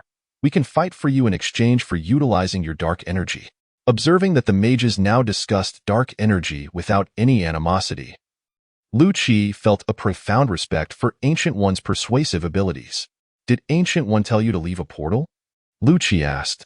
Indeed, she stated that every action has a consequence and that we cannot waste your energy without offering something in return, Mordo replied, glancing at the newly inducted mages behind him. It would also help these individuals gain some combat experience. Lu-Chi regarded the mages, nodding in agreement. They were indeed excellent tools, with the mages guarding the shadow world. His ninjas could engage in battle, which seemed perfectly suitable. How quickly are you consuming energy now? Lu-Chi inquired, checking his current recovery rate, which stood at 1,000 points per second. After accounting for the energy allocated to Ancient One, he had a recovery rate of 997 points left. This speed should allow Ancient One some leeway, but Lu-Chi was unsure how much energy the mages would consume. Mordo was also uncertain, so they decided to test it. After signing a contract, Mordo would also receive a supply of dark energy from Lu-Chi, a supply that Lu-Chi could terminate at any time, just like his agreement with Ancient One. They assessed the energy consumption of various spells and concluded that a mage did not require energy for regular activities. Ancient One needed it only to sustain her lifespan. However, during combat, a high-level mage would consume 100 points of energy per second under normal casting frequency, though mages could not always be in battle. Thus, Lu-Chi could provide them with the stored dark energy, as he was constantly regenerating energy himself. With a reserve of 200,000 points, along with his energy recovery, he could support a group of 20 high-level mages in battle for over 3 minutes. Nodding, Lu-Chi instructed Mordo to fetch some elite mages. Soon, Mordo returned with a group of elite mages, many of whom Lu-Chi recognized from Doctor Strange's film. After signing a contract with them to familiarize themselves with his dark energy, Lu-Chi followed Mordo to the central portal a month prior. He had traveled from this very spot to New York City. Mordo operated a device for a moment, and a doorway materialized. You will link the space of your shadow world to this location, and this portal can be fixed here, Mordo explained to Lu-Chi. Lu-Chi nodded, placing his hand on the doorframe, where a layer of black energy emerged at its center. Gradually, this energy triggered a spatial resonance, connecting the shadow world to this place. Remember to cover yourself with dark energy when you enter. Otherwise, you will be assimilated by it, Lu-Chi advised Mordo before stepping through. As the master of this space, the Lord of Darkness, the dark energy would not harm him. Upon arriving in his dimension, Lu-Chi soared upwards. This space was no longer as confined as it once had been. With a limit of 200,000 energy, it had expanded to 20 times its previous size. Opening the booklet, Lu-Chi selected target dimensions and instructed Mordo to gather people. Chapter 26. The Battle of Dimensions. Mordo quickly brought in a group of 15 mages. Lu-Chi instructed them to prepare while the Shadow Legion emerged, forming small teams of ninja soldiers and blade soldiers. Once they were ready, Lu-Chi opened a dimension, and a fissure appeared, transporting him to the edge of the shadow world. He and Mordo's group arrived at this location, and Lu-Chi surveyed the situation on the opposite side. What do you see? Mordo inquired. Enemies, Lu-Chi replied, having received a prompt from the system and noticing humanoid creatures gathering warriors. I'll send the Shadow Legion to strike first. You just need to guard this fissure. If things go awry, retreat. My shadow ninjas can respawn infinitely, Lu-Chi declared, commanding the Shadow Legion to launch an unexpected attack. Mordo nodded and exchanged glances with the mages behind him, forming a defensive formation and jointly casting a large defensive magic array. Observing the magic array, Lu-Chi noted that his energy was dissipating at over 100 points per second, but as it was replenished, he paid little mind. The enemy's army had yet to fully assemble. But the Shadow Ninja squads had already engaged, dismantling the enemy formation. These foot soldiers possessed combat capabilities akin to those of Andrew's subordinates, but in greater numbers. S.H.I.E.L.D suddenly realized that as long as his Shadow Legion remained within the enemy's dark dimension, they could extract the enemy's dark energy, which pleasantly surprised him. He had initially thought he needed to eliminate all enemies to harvest dark energy. Meanwhile, the Shadow Legion coordinated effectively, forcibly carving out a small section from the enemy's main force. Teams surged forward, annihilating that segment of enemies, eager to continue the fight. However, the enemy's mage group was now prepared, unleashing fireballs that obliterated the approaching shadow ninjas. These spells pack quite a punch. Do you know any? S.H.I.E.L.D remarked after observing the fireballs, each comparable in power to a grenade. Turning to Mordo, he found him equally perplexed. What with their magic? It's quite strange, Mordo mused. S.H.I.E.L.D rubbed his temples, thinking it was absurd to criticize others' magic when theirs was the oddity. Watching his Shadow Legion being wiped out, S.H.I.E.L.D summoned them back. Prepare to advance, he shouted to Mordo, who nodded, feeling nervous at the sight of the enemy's large army. They had never experienced such a large-scale battle before. A figure emerged from the enemy's advancing ranks, using dark energy to widen the spatial fissure for their main force to pass through. Not on my watch, S.H.I.E.L.D declared, maintaining the fissure's stability. S.H.I.E.L.D, declare that you shall no longer be accepted by dark energy. He bestowed a debuff upon the enemy, which was the extent of his power. Otherwise, he would have commanded the dark energy to backfire. Suddenly, the enemy's dark energy spiraled out of control, leaving him pale, but they dared not act further, retreating back into their formation. Prepare for combat, S.H.I.E.L.D shouted as the enemy's first wave of infantry charged forward. Armed with various weapons aimed at the defensive array, but the array held firm, horns sounded from the enemy's side, and the infantry shifted their focus from the defensive array, dispersing to encircle it. Not a chance, S.H.I.E.L.D stated, sending the resummoned shadow ninjas to the front lines, where fierce combat erupted on both sides. Taking cover behind the defensive array, S.H.I.E.L.D called out to Mordo, "Do you have any long-range attack spells?" Mordo nodded, and several mages behind him released their spells, forming arrays that extracted dark energy to manifest various forms of attack.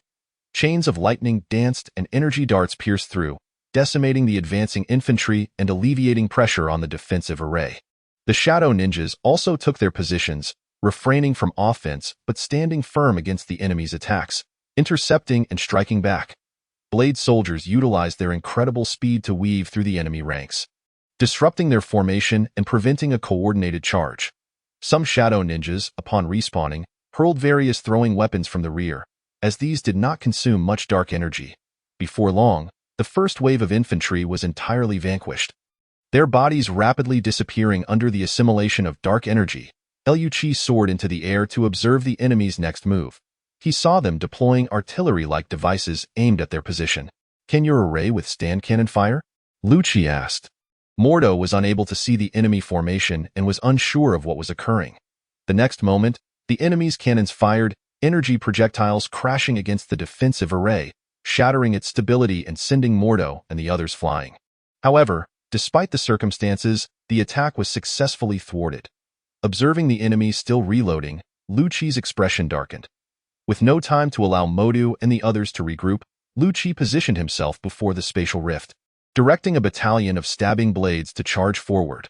Without the luxury of lamenting the expended energy, he resolutely synthesized a substantial number of stabbing blades, elevating their ranks to 100, alongside the emergence of a new unit.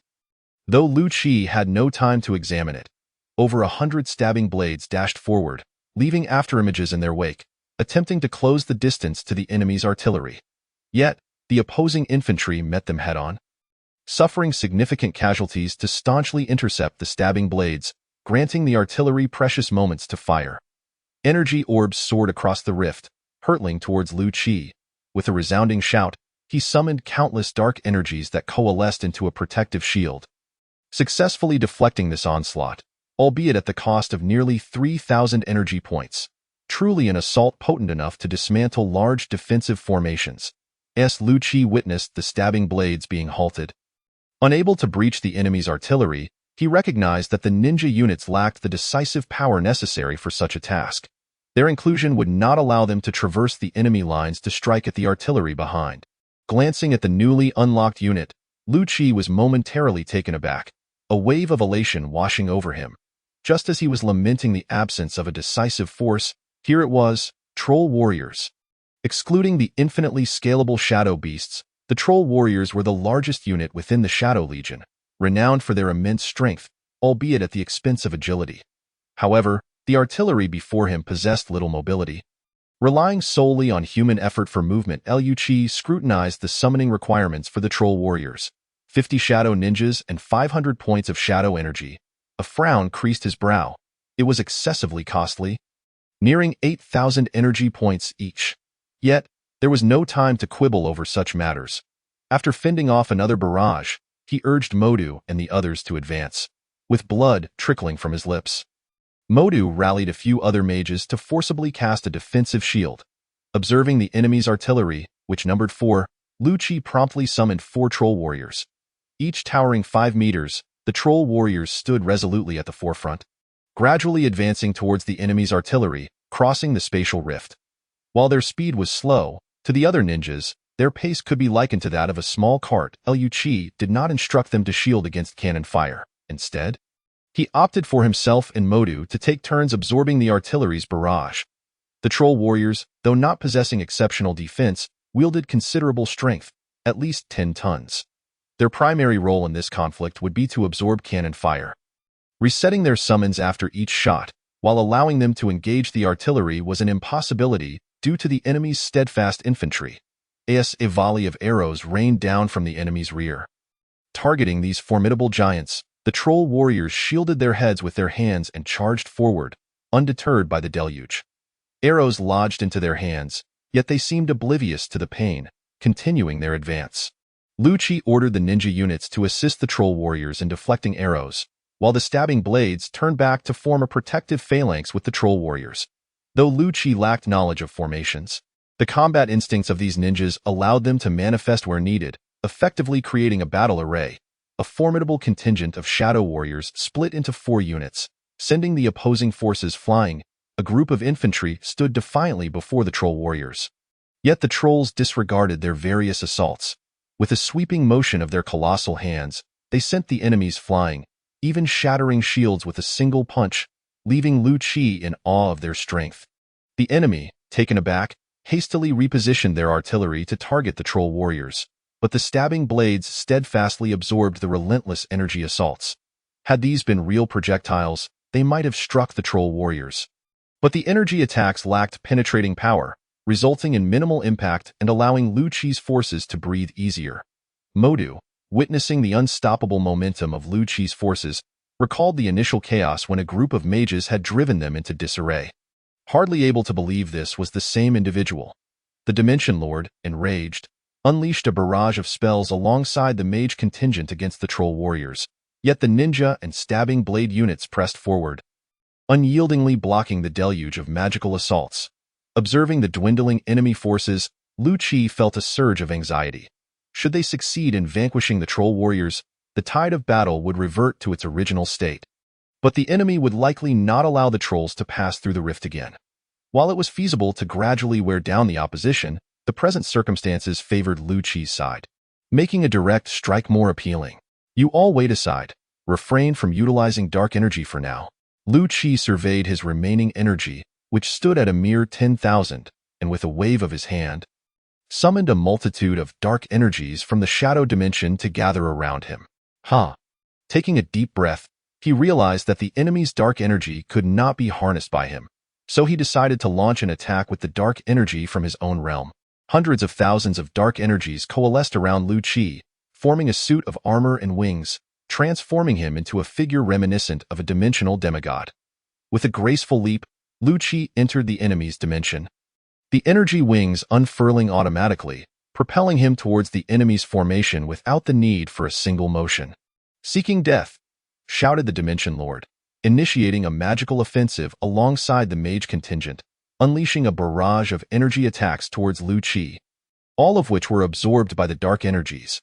Ascending into the sky, S.H.I.E.L.D aimed for the enemy mage group, enveloping himself in energy, transforming into a projectile that hurtled towards the ground. A shadow darted past as S.H.I.E.L.D crashed into the heart of the mage contingent, pulverizing a group of mages into a bloody pulp. Dark energy radiated outward, ensnaring the enemies like tendrils and crushing them. The Dimension Lord charged in with a storm of electricity crackling in his fist, aiming a punch at Lu Qi. Commanding the dark energies to envelop the Dimension Lord, Lu Qi found him unwilling to surrender. Aware of the dark energy's properties, he dispersed his own energy to consume the surrounding dark forces. Humph! Lu Qi concentrated his energy and launched a punch at the opposing figure, who suddenly produced a long sword, thrusting it towards Lu Qi. Sensing the unusual energy fluctuations emanating from the sword, Lu Qi utilized the dark energy to pull himself back just in time. Without a weapon, Lu Qi opted to summon swirling orbs of energy, consolidating them in his grasp to form a spear. Thus, the two engaged in combat, with each of Lu Qi's strikes imbued with substantial dark energy, rendering even his simplest thrusts and smashes powerful enough to trade blows with his adversary. Cursed, the Dimension Lord seethed internally, enraged that Lu Qi could wield dark energy freely while he could not. If only his dark energy had not been restricted, he could have defeated Lu Qi in mere moves. Yet, there were no if-onlys. Lu Qi was the master of darkness, dominating the encounter. Gradually, their battle ascended from the ground to the skies, shockwaves erupting between them, as they left afterimages in their wake. Lu Qi glanced at the troll warriors nearing the artillery. Once they destroyed it, he could unite the Shadow Legion to confront this boss. The Dimension Lord recognized this as well and abandoned his pursuit of Lu Qi to target the troll warriors. Dream on. Lu Qi's speed was proportionate to the depletion of dark energy.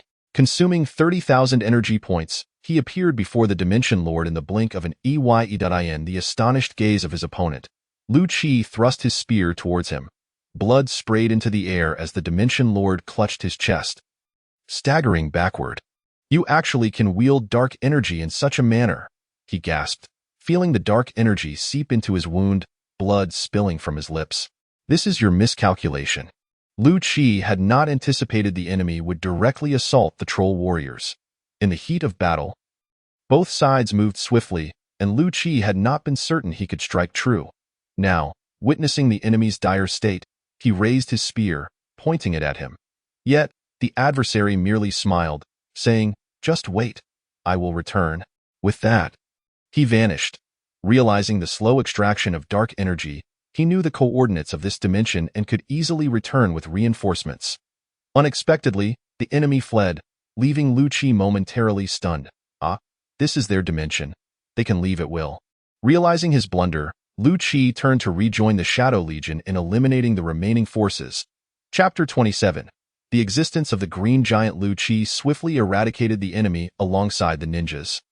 Surveying the dimension around him, this realm would soon merge with his own, effectively enriching his dimensional foundation for gradual exploration, which explained the system's rapid excavation rate. The enemy had fled, and so it was. Lu Qi gathered the enemy's equipment, casting a wistful glance at the extraordinary items, knowing that anything capable of allowing beings to survive unassimilated within dark energy was surely exceptional. However, the dark energy within his shadow domain was more refined than that of other dark dimensions, and transporting these items would lead to their assimilation unless the ninjas retained possession.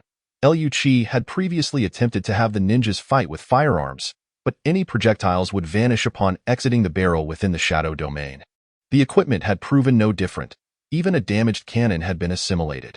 Shaking his head, Lu Qi resolved to merge the equipment along with this dimension into the shadow world. Mordo approached, suggesting, "Why not store them in Kamar-Taj?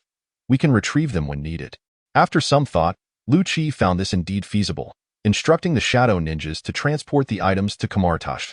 With shadow ninjas holding them, the equipment would remain unassimilated by dark energy, much like the previously recorded coordinates that had been preserved in such a manner. Watching the shadow ninjas haul heaps of magical equipment to Kamar-Taj, Mordo was quite pleased. Typically, Lu Qi did not employ such gear, allowing them to study the magic of another world. He had a keen interest in the kind of long-range spells that went biu. Upon returning to his dimension, Lu Qi directed the shadow world to devour the opposing dimension, digesting it into a part of himself. As he gazed at the excavated energy soaring beyond 1,000,000, Lu Qi felt a surge of excitement and clenched his fist, realizing that he could once again enhance his own abilities. Accompanied by Mordo, Lu Qi returned to the material realm, observing a group of mages joyfully gathered around a pile of mysterious magical equipment, engrossed in their studies, which left him feeling somewhat helpless. Suddenly, Ancient One appeared beside him. How does it feel? What is it like to collaborate with the mages? Not bad, Lu-Chi replied with a smile. This was indeed the truth. Despite Mordo and his companions only managing to fend off a few attacks today, their numbers were limited. The mage group he had ambushed consisted of no fewer than 100 individuals, and their overall effectiveness paled in comparison to that of Mordo's mere dozen. Once the number of mages entering the shadow world from Kamar-Taj increased, coupled with the magic acquired from other realms, this band of melee mages could transform into true spellcasters.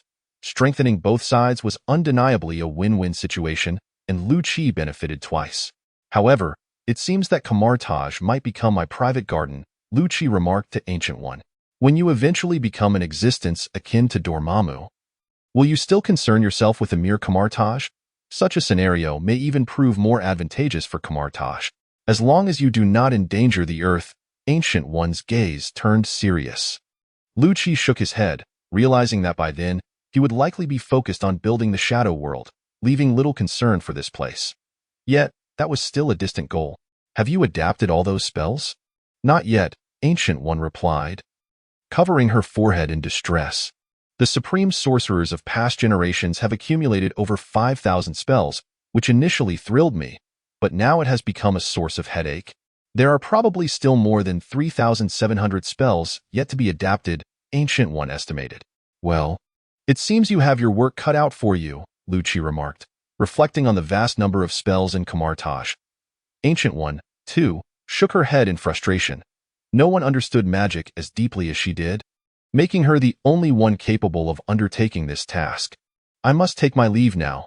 I need to complete these tasks before Stephen arrives, Ancient One said before vanishing. Lu-Chi marveled at the mysteriousness of powerful figures, exchanged greetings with Mordo, and returned home.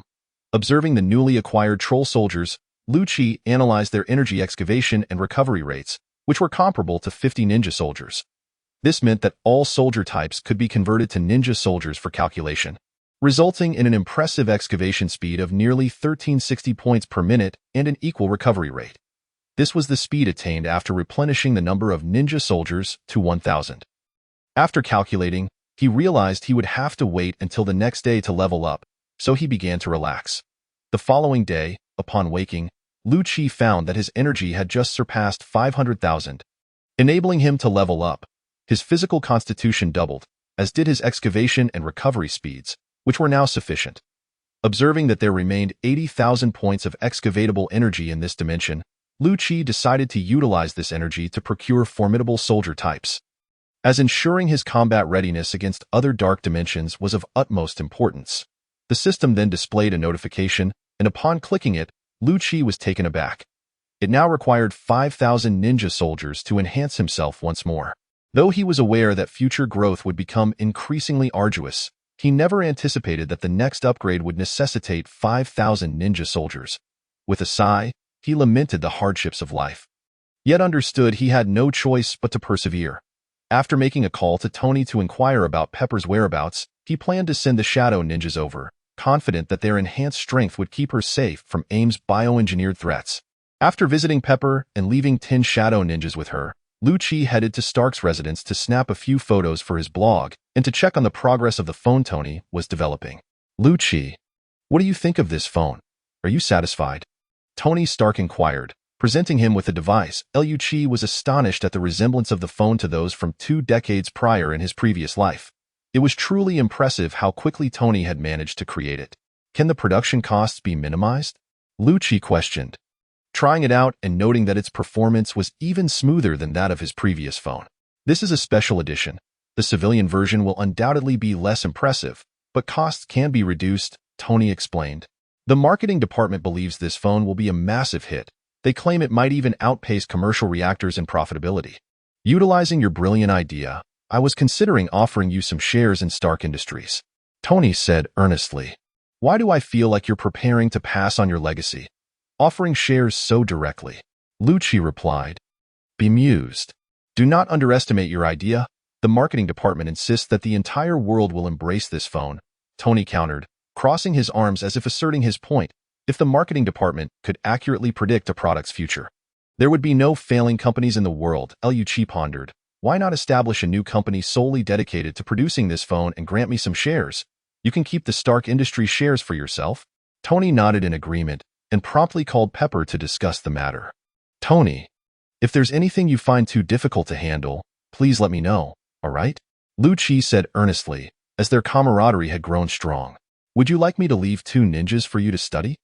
I've recently acquired a new soldier type, Tony suggested. What new soldier type? Tony asked curiously. Lu-Chi led Tony to the beach, where he summoned a troll soldier. My goodness, this creature is truly massive, Tony exclaimed, dwarfed by the towering figure, whose arms were thicker than his waist. Troll soldier, lift that boulder, Lu-Chi commanded, pointing to a rock approximately 10 cubic meters in size. The troll soldier effortlessly lifted it. My heavens! This fellow must possess at least 20 tons of strength, Tony estimated. Pretty close. Want one of these as a bodyguard? It would certainly make a statement, Lu-Chi said, draping his arm over Tony's shoulder. But Tony declined. I trust in the power of technology to achieve that. My armor can do similar feats.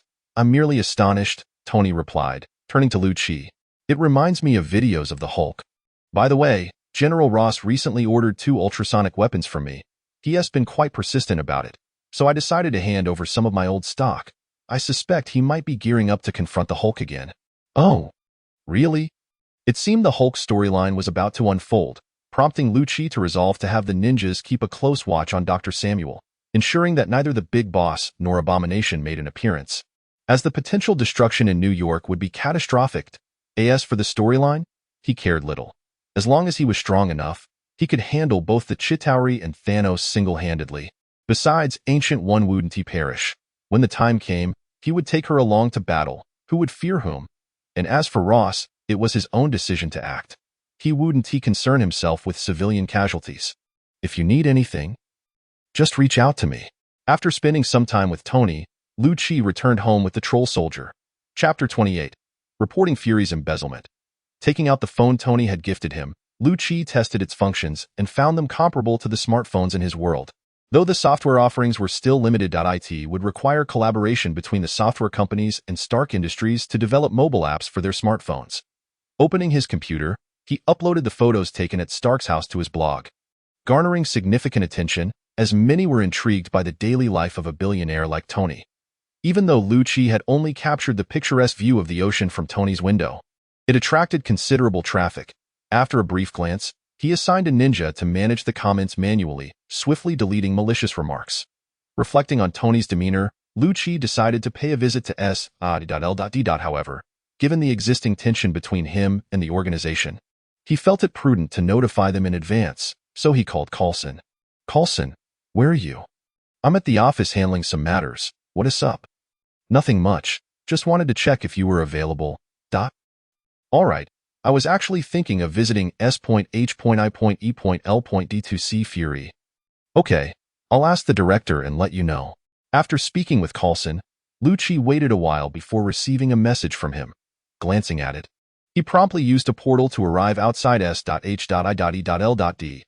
At the same spot as before. As he walked towards the agency, he noticed no vehicle had come to pick him up. How stingy! Lu-Chi shook his head in resignation and decided to use shadow stealth to approach S.H.I.E.L.D. Upon revealing himself, Lu-Chi had taken only a couple of steps inside when Coulson appeared before him. You've decided to show up for work? The director has been considering layoffs lately. Didn't you say I don't usually have missions? Plus, I visited Tony last time, Lu-Chi replied. Coulson led Lu-Chi to an elevator, stepping inside. The glass elevator allowed Lu-Chi to observe the bustling clerks outside. It seems S.H.I.E.L.D. has quite a few personnel. Coulson glanced around and smiled. After all, we at S.H.I.E.L.D. handle various incidents worldwide, and there's plenty of work to be done daily. It was evident that Coulson enjoyed his job, viewing S.H.I.E.L.D. as an organization dedicated to maintaining global peace. However, Lu-Chi was aware that S.H.I.E.L.D. had long been compromised by Hydra, and much of the funds that Fury had painstakingly secured from the World Council had been squandered by them.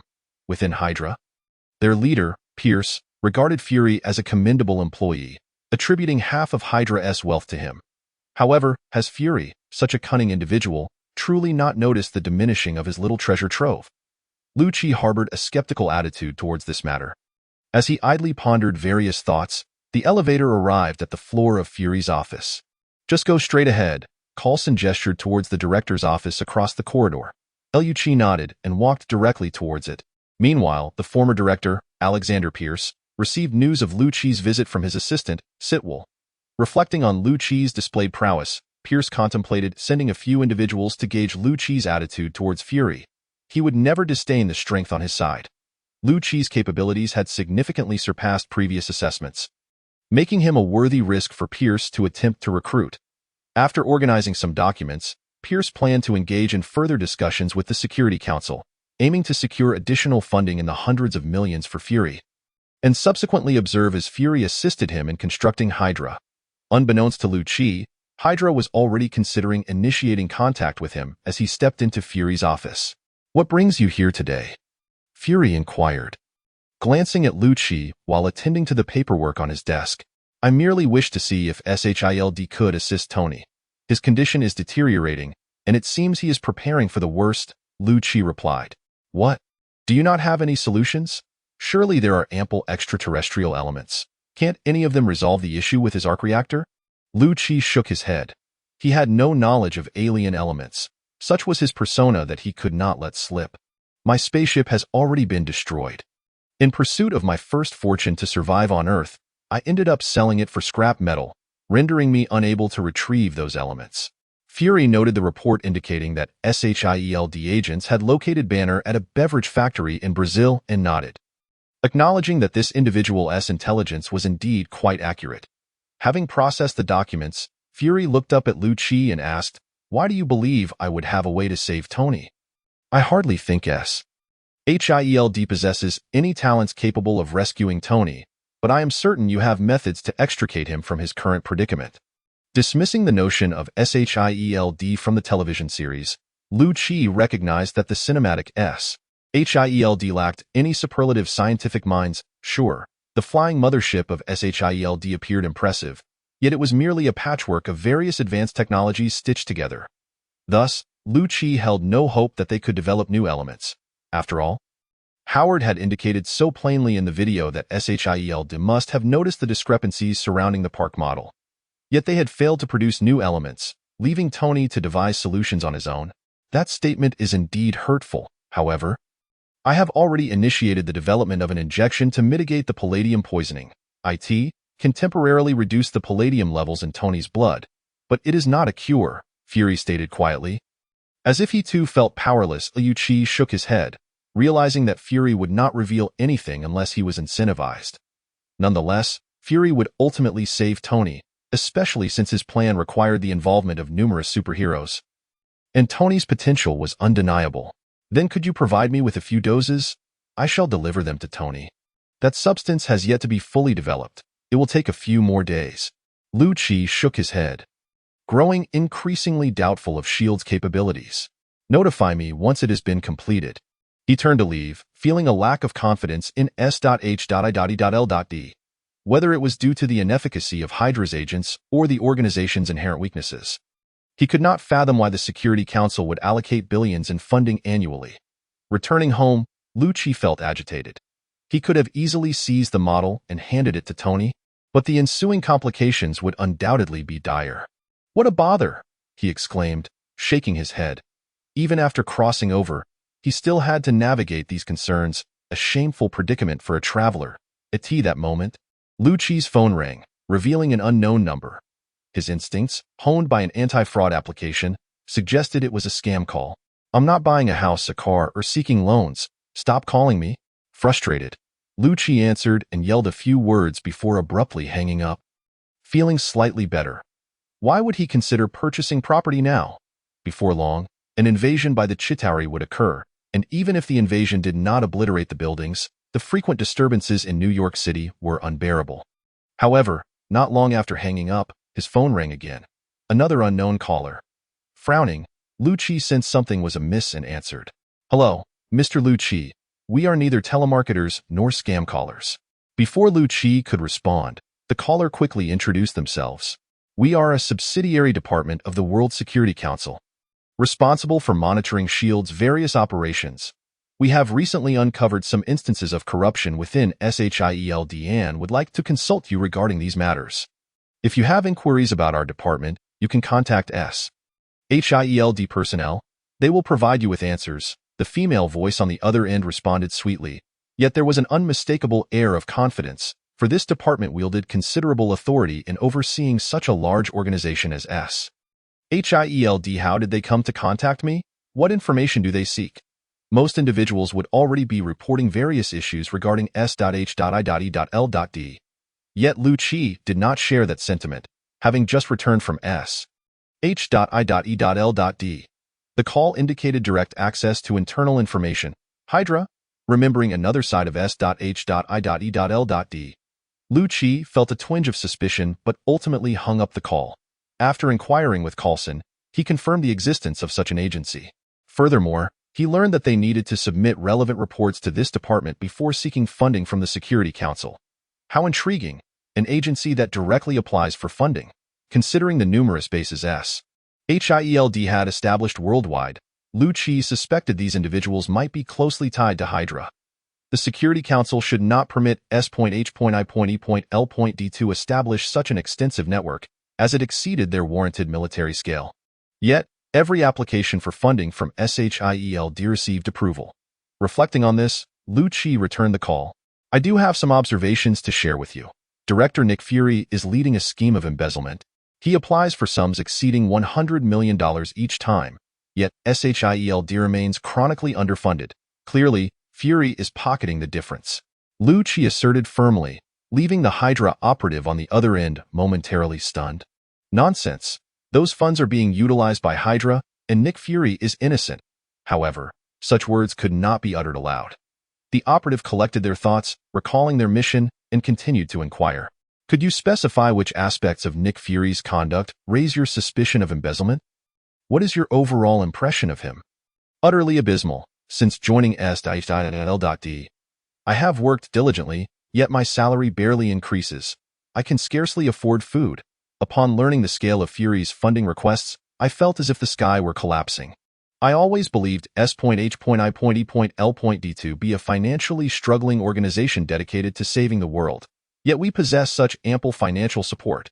Meanwhile, the lives of grassroots employees remain so dismal. He must be embezzling our salaries. I demand restitution. Lu Qi gradually became engrossed in the role, yet before he could finish, he was interrupted. I believe I now understand the situation. We will commence an investigation immediately and provide you with a response in due course. With that, the line went dead. Lu Qi nodded, preparing to check whether his salary had improved. Meanwhile, the operative recorded the conversation, intending to relay it to their Hydra superiors. As for the investigation, everyone was on the same side. A mere formality would suffice. They could even quietly raise that individual's salary. Nonetheless, Nick Fury was indeed innocent. Any investigation would yield no results. Chapter 29. The unknown beast. Having concluded matters concerning Tony, Lu Qi recalled General Ross's request for some ultrasonic weaponry, which would undoubtedly lead him to seek trouble with Banner. Speaking of Banner, Lu Qi felt that this individual, competing among Marvel's most unfortunate superheroes, faced no shortage of challenges. Originally, he was a genius with an intellect rivaling Tony, boasting 7 doctoral degrees and a stunning girlfriend. However, after being exposed to gamma radiation, he transformed into a colossal green behemoth. Following a series of accidental fatalities, he found himself perpetually on the run, with his former father-in-law, General Ross, among the most ardent pursuers. Consequently, he traversed various nations, never enjoying a moment of peace. Ultimately, he ended up in Brazil, only to be inadvertently discovered by General Ross, leading to a hasty return to the United States, where he realized he had indeed turned green. Although his girlfriend returned to his side, the issue of his transformation into the Hulk prevented him from engaging in any meaningful relationship. Ultimately, he was left cleaning up the mess left by his father-in-law. Parting ways with his girlfriend, and gaining nothing in the process, it was only when Fury resolved to revive the Avengers initiative that he managed to halt the pursuit of Banner. Otherwise, Banner's plight would have been even more tragic. In the realm of misery, perhaps only Punisher and a few others could rival Banner. However, the Hulk is indeed formidable, even with the presence of the troll soldiers. He is reluctant to wade into such murky waters. Yet, recalling the chaos of the Hulk's battle with Abomination and the latter's indiscriminate slaughter of innocents, Lu-Chi resolved to rescue those ordinary people and ultimately deal with Abomination. In the original storyline, Abomination was nearly choked to death by Hulk, but his girlfriend was present at the time, which prevented him from following through. To be honest, Lu-Chi could not comprehend why that woman would stop Hulk. After all, he intended to eliminate Abomination to prevent reckless individuals from targeting him. Shaking his head, Lu-Chi recalled the adage, "With great power comes great responsibility," feeling his mindset had skewed towards that of a superhero. Nevertheless, he found it somewhat agreeable. Glancing at the little flower he nurtured on his balcony, Lu-Chi dispatched 2 ninjas to monitor Dr. Samuel, ensuring that when the conflict erupted, he would be aware of the unfolding narrative. However, it would likely be a while, as Banner had journeyed to Lighthouse Country in a state of destitution, which must have taken considerable time. With some time on his hands, Lu-Chi opened the system and discovered that the over 100 million energy points were nearly depleted, prompting him to prepare for a shopping spree. Based on the outcomes of the previous dimensional war and his battle with Andrews, Lu-Chi had gained a certain understanding of the strength of small dimensions and planned to upgrade the numbers of his subordinates. As for the ninja soldiers, their current dark energy was insufficient to elevate their count to 5,000 for the next tier, and given the data trends, further upgrades might require 5 million energy points, a considerable sum. Equivalent to conquering 5 or 6 small dimensions, IT would be wiser to first enhance the strength of his subordinates before embarking on further conquests. Contemplating the various types in the Shadow Legion, Lu-Chi realized that expanding them as individual clusters had clear drawbacks. He would rather organize them into teams. He decided to augment the number of ninja soldiers in a squad format, pairing 50 ninja soldiers with 5 blade soldiers and 1 troll soldier per unit. This way, he would have trolls for offense, ninjas for defense, and blade soldiers to handle unexpected situations. Once the ratio was determined, Lu-Chi began to purchase, increasing the number of ninja soldiers to 1,500, blade soldiers to 150, and troll soldiers to 30. This formed 30 small teams, depleting Lu-Chi's energy to just over 100,000, which he reserved for the Mage Corps. The Mage Corps had doubled in number, resulting in greater consumption during battles, but Lu-Chi's energy recovery rate was also impressive at 6,000 per second. So he did not need to conserve excessively. With the teams expanded, the Dark Dimension was nearly exhausted. Lu-Chi pulled out his phone and messaged Mordo to bring the mages into the Shadow World. Preparing to assault the next Dark Dimension, a ninja soldier presented him with a notebook, and Lu-Chi selected a coordinate. Mordo, accompanied by the newly expanded Mage Corps, entered, and they all carried some uniquely styled equipment, presumably acquired from the previous dimension. Indicating for them to get ready, Lu-Chi connected to the chosen dimension. The system alerted him to the presence of enemies in the target dimension, and as Lu-Chi peered out, he discovered a plethora of gigantic beasts resembling birds. However, he did not observe any entities akin to a Dimension Lord. These beasts appeared to be in a dormant state. What was this situation? Lu-Chi was perplexed and decided to send a few squads of ninjas to test whether they could defeat these beasts. To his astonishment, even 10 troll soldiers could not lift a single wing of these colossal creatures. Retreating was prudent. Lu-Chi ordered his teams to pull back. It was laughable that a horde of troll soldiers could not even budge the enemies. Engaging them might result in being squashed underfoot. He estimated that he would need several 100 million energy points to contend with such creatures, yet these were merely minor foes. The true bosses remained undiscovered. The quantity of these minor foes exceeded 100, and he was uncertain of the Dimension Lord's capabilities. It would be wiser to flee rather than risk awakening the true boss, as one breath could spell his demise. Observing the dimension's eyes, Lu-Chi surmised it was nearing the scale of a medium dimension. Yet, it seemed the opposing Dimension Lord was preoccupied, refraining from plundering other dimensions. Otherwise, it would likely have already reached an intermediate level. The power of the opposing forces clearly surpassed that of a low-level dimension. Lu-Chi promptly severed the connection between his dimension and this one, marking the coordinates with a bold warning sign. However, these creatures seemed oddly familiar, as if he had encountered them before. He could not fathom why he felt this way. Surely, such enormous beings would leave a lasting impression if seen. Choosing the next dimension? This connection felt far more normal, akin to the previous battle dimension. Lu-Chi deployed all shadow teams, while he remained behind with Mordo and the others to guard their home. Watching his teams eliminate a substantial portion of the adversary, the opposing Dimension Lords soon emerged, dispatching one small team after another. Yet, his shadow ninjas were infinitely reincarnating, ultimately exhausting the enemy's energy. The opposing forces retreated, leaving behind only a small squad.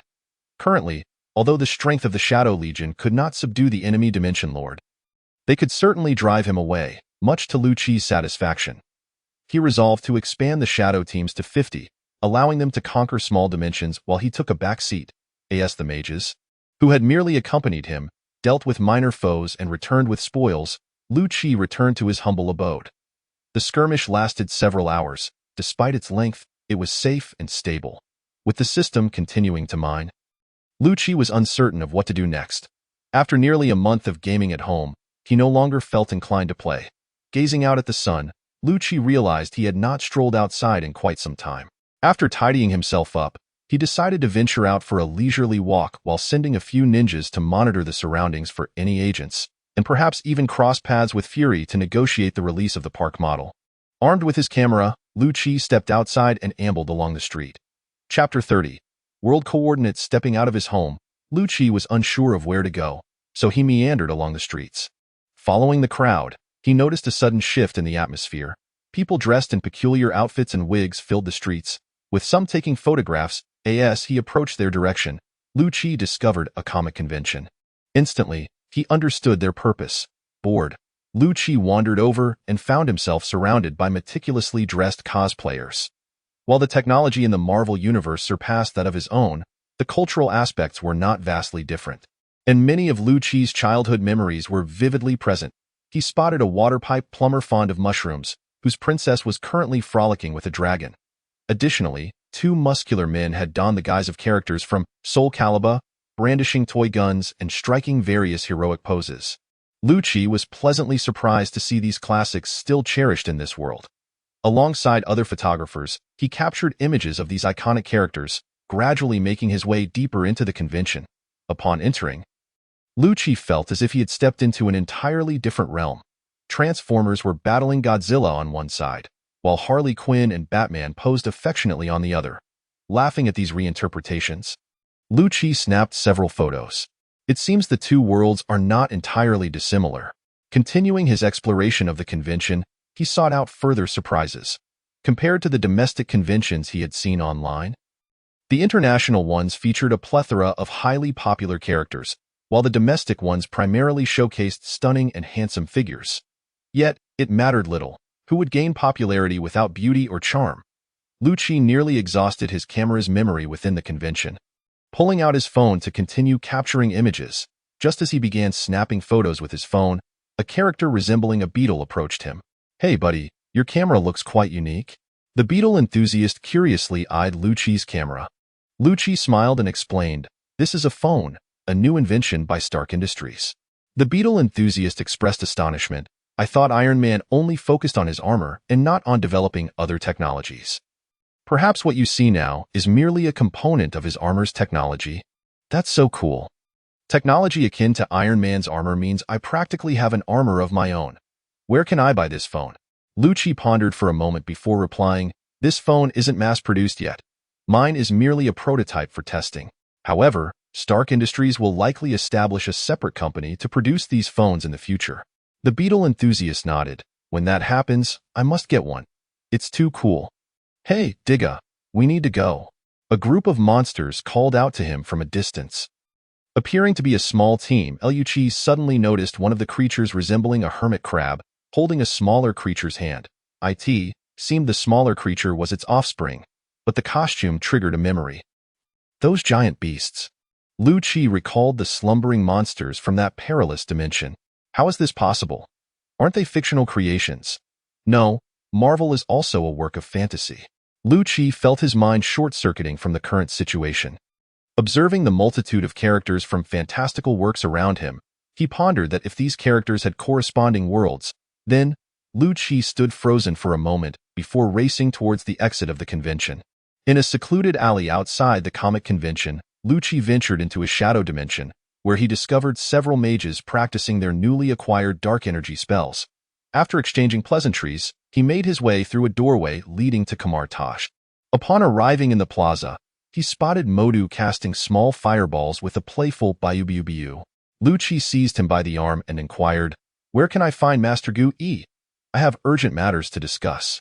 Mordo, momentarily distracted by the staff he held, recalling a peculiar British fantasy film that bore a striking resemblance to his current magic, thought for a moment before responding, "Master Gu-E is likely in the tea room. Revising the spellbook. If it's urgent, you should go there and knock directly." Nodding in understanding, Lu-Chi hurried towards the tea room. Upon reaching the entrance, he knocked a few times, and the door swung open automatically. Inside, Gu-E sat at a table, immersed in the revision of his tome, surrounded by a considerable stack of spellbooks. "What brings you here so suddenly?" Gu-E asked, glancing up from his reading. "I wish to know if the shadow dimension can lead to other worlds," Lu-Chi queried. Gu-E pondered for a moment before replying, "Indeed. It can. In fact, various material realms exist within dimensional interstices, and traversing through dimensions allows one to access other worlds. So, the realm of fantasy may not solely be a figment of imagination." Gu-E appeared momentarily taken aback, then responded with a hint of intrigue, "You should already know the answer to that. After all, to you, our world is but a fantasy, yet here we are, existing in reality. Then can I traverse to other worlds through the shadow dimension?" "Certainly. But you will require the coordinates of the destination world, for merely entering the shadow dimension does not guarantee access to other realms." Lu-Chi nodded. "How can I obtain the coordinates of the other world?" Gu-E contemplated. "That would be a matter of luck. Either the other dimension aligns with its world, or you must acquire some advanced equipment from them, which typically contains traces of that world, allowing you to discern its coordinates." As Gu-E spoke, he handed Lu-Chi a spell that would enable him to sense whether an object contained the essence of another world. If it did, he could consult Mordo and the others for assistance in interpreting the coordinates. Accepting the spellbook, Lu-Chi glanced through it and nodded thoughtfully, pondering whether the gear previously seized from Mordo and his team was sufficiently advanced. Departing from the tea room, Lu-Chi made his way back to the plaza.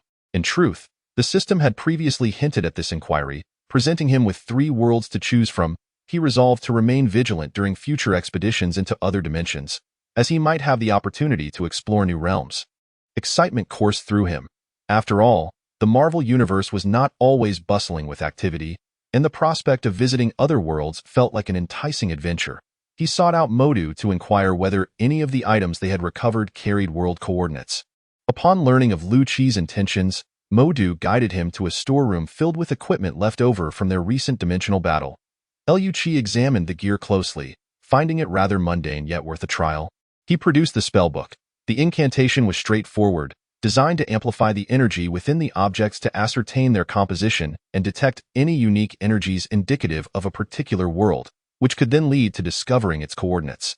Grasping the principle, Lu-Chi summoned dark energy and applied it directly to the equipment, bypassing the need for complex formations. As he infused the dark energy into one of the items, he carefully stimulated its energy to reveal its nature. However, it became evident that this piece of equipment lacked any extraordinary energy. The predominant energy was merely dark energy, intended to protect ordinary soldiers from being assimilated by it.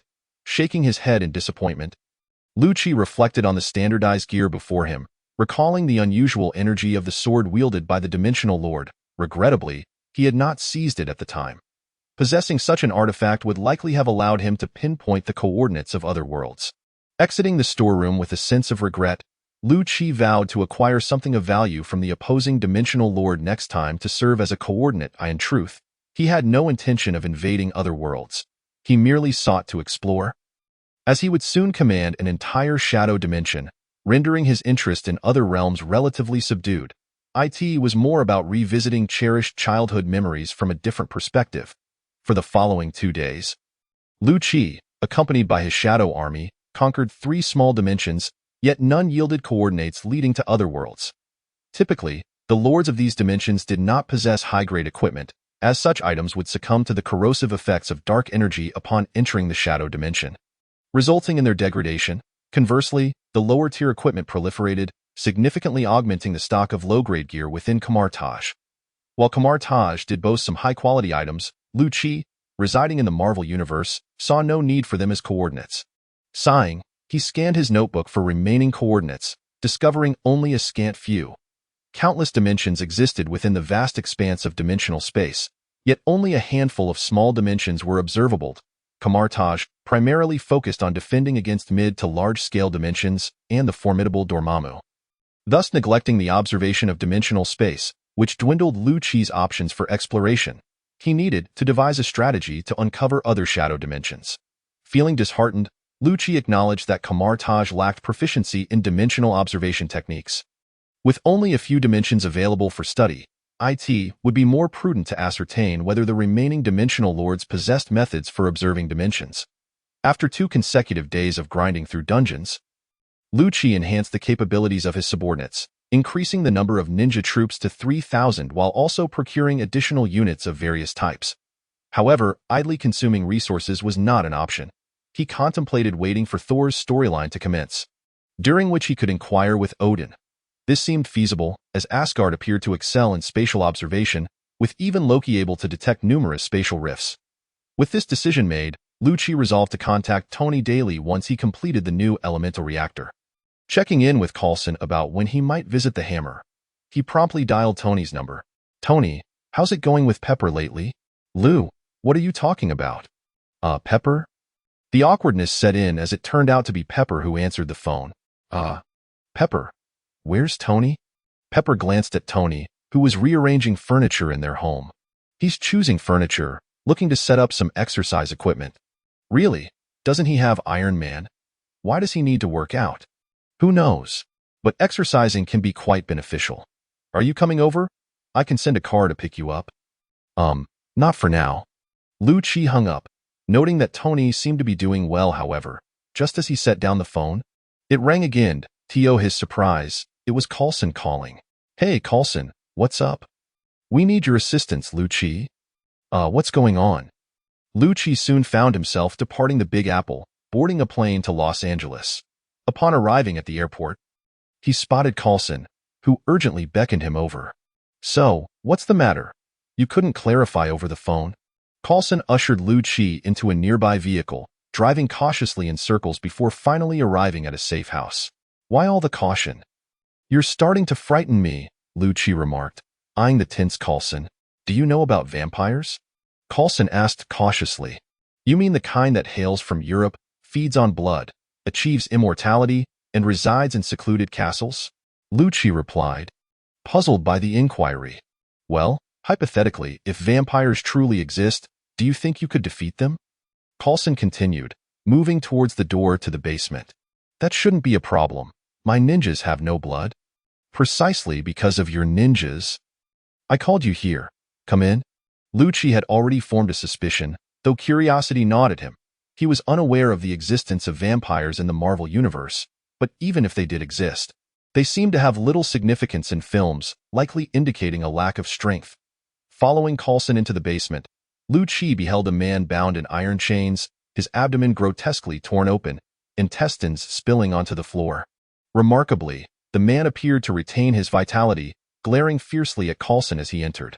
Despite having lost nearly half of his internal organs, the man exuded an air of ferocity, straining against his chains with a creaking sound, as if they might snap at any moment.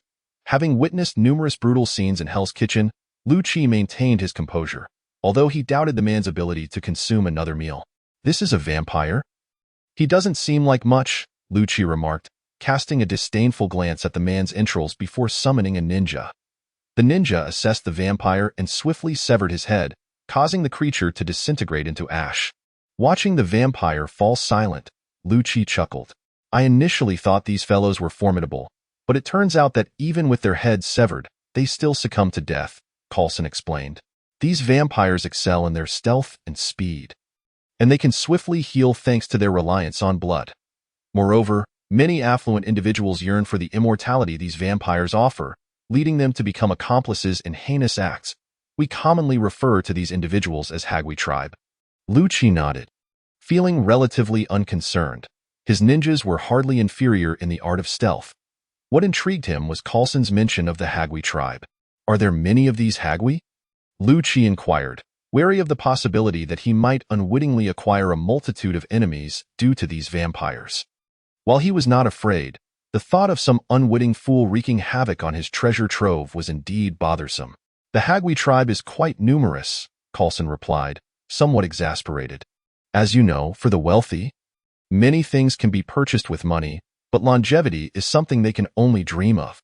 He continued, however, these individuals prefer to remain in the shadows and dare not expose themselves, so there is no need to worry about bothersome pests. With us monitoring them, they will think twice before acting recklessly. Lu-Chi nodded, relieved of any lingering worries. Yet, as he gazed at the remaining pile of ash, he found himself puzzled. Aren't you going to report the existence of these creatures to the authorities? Lu-Chi questioned, struggling to comprehend why he was being enlisted in this interspecies conflict instead of directly informing the official powers to dispatch troops to exterminate the threat. Coulson shook his head. This is precisely the dilemma we face. Vampires have the capacity to transform ordinary people into blood thralls en masse. While these thralls may lack strength, they lose their sanity and possess the ability to spread infection. The vampire's stealth is formidable, and the higher-ups remain unaware of where they might be hiding. If conflict were to arise, the vampires could unleash a plague of thralls upon Big Apple City, which would be quite troublesome. Sighing, Coulson added, thus, an agreement has been reached between the higher-ups and the 12 vampire elders, allowing for a peaceful coexistence. Lu-Chi could hardly believe it. These creatures view us as sustenance, and they are negotiating peace with them? There's no other choice. The risks associated with completely eradicating them are too great, and the higher-ups currently lack viable options. However, they have communicated to the vampire elders that they would provide them with artificial plasma for sustenance. Should any vampire harm a human, agents will be dispatched to hunt them down. INRS.H.I.E.L.D. Agency, we have a division dedicated to dealing with vampire criminals. Lu-Chi scoffed. Do you honestly believe these creatures refrain from drinking human blood in private? I doubt it. Speaking of which, if S.H.I.E.L.D. has a unit for handling vampire criminals, why do they require my assistance in dealing with them? Coulson shook his head. We have confirmed that many individuals have recently gone missing in this city. With ample blood left at the scene, there is no question that vampires are responsible, but without conclusive evidence, S.H.I.E.L.D. cannot deploy official forces to handle the situation. So, you require an unofficial identity then? Lu-Chi nodded, grasping Coulson's intent. Very well, I accept this assignment. I shall eliminate all the vermin in this city under the guise of a civilian vampire hunter. After all, I am quite bored and have nothing better to do. Lu-Chi cracked his knuckles, finally feeling as though he had something to occupy himself with. But what about compensation? This is essentially a private task. Coulson nodded. The director places great importance on this matter. These creatures have overstepped their bounds in recent years, and we hope to teach them a lesson. Thus, the compensation is quite generous, $1,000 for each vampire. Lu-Chi grimaced. Fury was notoriously stingy. Given the rarity of such creatures, their numbers could not be plentiful. Earning a mere $1,000 per vampire would not amount to much.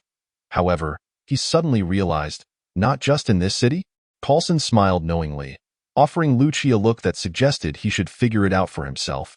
Lu-Chi rubbed his hands together, eager to embark on this endeavor, but Coulson stopped him. These vampires have quite a following in this city and possess an extensive network of informants. Previous investigators sent by S.H.I.E.L.D. have faced various attacks, resulting in the deaths of numerous agents. That is why you are here on a civilian aircraft. You must exercise caution in your actions. It was then that Lu-Chi understood Coulson's apprehension. However, his current abilities far surpassed the information S.H.I.E.L.D. had on file. This was something Coulson remained unaware of. Chapter 32. The Vampire Bar. Half an hour later, Lu-Chi emerged from the safe house. Gazing at the so-called City of Angels, astonished to discover the presence of these malevolent beings lurking beneath. Coulson had just informed him of the vampire's characteristics, habits, and common hunting methods. Vampires are averse to ultraviolet light, silver, and garlic. To be honest, such information is known even by children, yet it undeniably constitutes the vampire's Achilles heel. It seems the human authorities deliberately disseminated this knowledge to prevent vampires from indiscriminately slaughtering ordinary people, thus providing the latter with a modicum of resistance. From Coulson, Lu-Chi learned that vampires typically hunt at night, with abduction sites often located near bars. he decided to find a hotel to rest until evening. After casually selecting a hotel and sleeping until nightfall, Lucci ventured out and inquired with the staff about the bars in the vicinity that drew the most crowds, heading towards that direction. As Lucci walked through the streets, he found the nightlife in this area to be far more vibrant than that of Big Apple City, with throngs of people filling the streets at night. However, he couldn't shake the feeling that this was merely a S.H.I.E.L.D. orchestrated by the vampires to lure unsuspecting prey into the open. As he strolled, he dispatched shadow ninjas to scout ahead. At present, his range of influence had expanded to 160 meters, within which the shadow ninjas could follow him undetected. In a realm invisible to ordinary eyes, agile ninjas leaped across rooftops, maintaining high mobility even in bustling areas. Arriving at a street lined with bars near the hotel, Lucci received a message from the shadow ninjas and slipped into a narrow alley. There, he witnessed a white vampire cradling a woman, his head buried in her neck, exuding an aura of intimacy that suggested their next actions were far from innocent. Yet, the iron tang in the air, a scent Lucci had grown accustomed to, signaled that the situation was more sinister than it appeared. "Lift your head," Lucci commanded the man.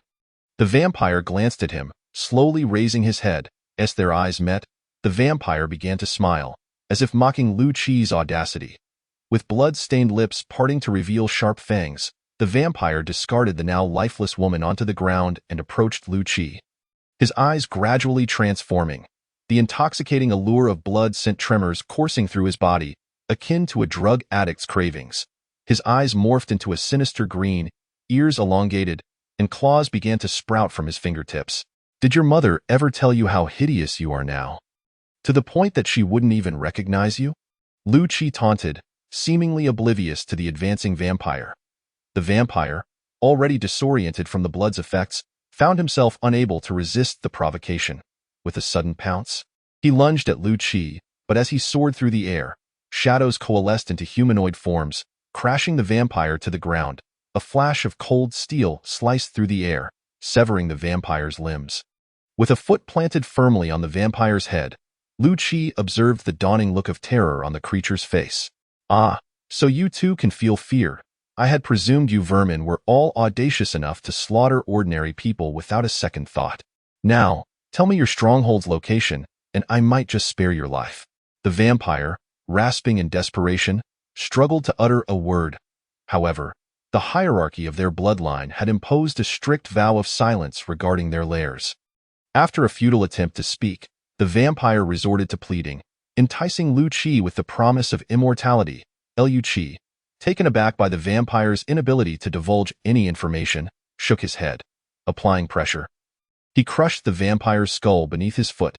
As he watched the vampire's corpse disintegrate into ashes, leaving no trace of blood behind, he couldn't help but marvel at how environmentally conscious vampires were.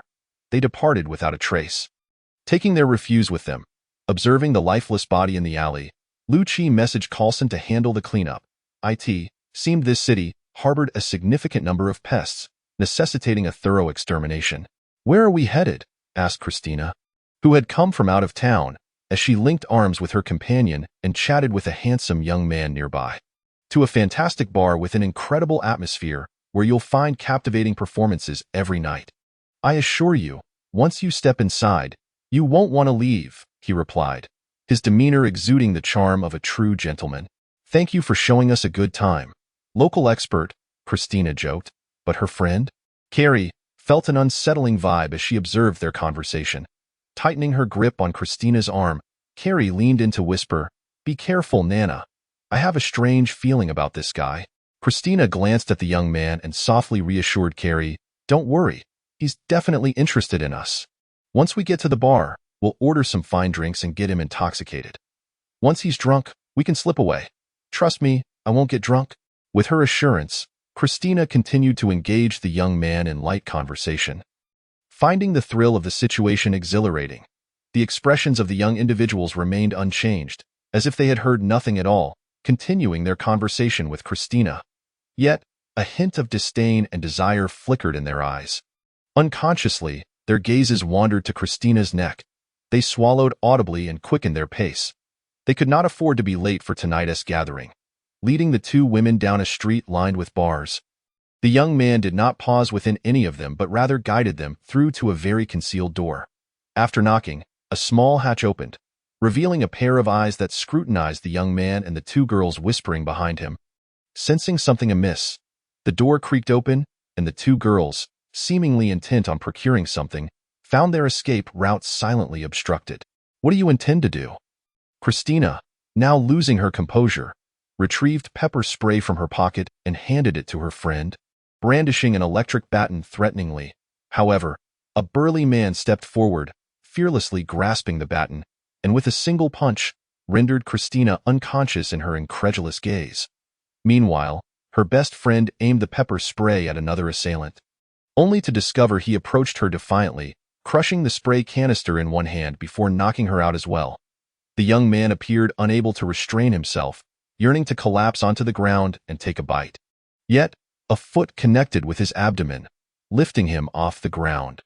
These two must be divided equally. Do not disrupt the arrangement. The young man, having received a kick, dared not express any anger. He was merely a lowly vampire, his status barely above that of the mindless blood thralls. Even some higher-ranking ghoul clans could treat him with disdain. The bloodline suppression rendered him powerless to retaliate. Wiping the saliva from his lips, he entered the door, awaiting the impending revelry, while the others hoisted the two unconscious girls into the building. Inside lay a meat storage facility, with a collection of frozen carcasses hanging ominously. A chill ran down one's spine. Several vampires traversed the frozen flesh, arriving before a wall where their nails elongated and plunged into several holes. Drawing the wall open to reveal two paths, the wave of music washed over them, invigorating the young man, who veered to one side, while the other vampires proceeded down the opposite path. A shadow stealthily followed, hesitating momentarily before heading towards the abducted girls. The vampires escorted the two to an upper level, where unconscious individuals hung upside down, tubes inserted into their bodies, not for draining blood, but to preserve its freshness. Just as they intended to treat these two similarly, shadows emerged and with swift strikes, dispatched them. Lu-Chi revealed himself, his expression devoid of emotion, yet his eyes brimmed with fury and intent to kill. Go treat humans as mere sustenance. Lu-Chi's murderous intent intensified, and as shadows materialized, transforming into ninjas, they rescued the captives, setting them aside. These individuals were likely unaware of how long they had been suspended. Lu-Chi first contacted Coulson to explain the current situation.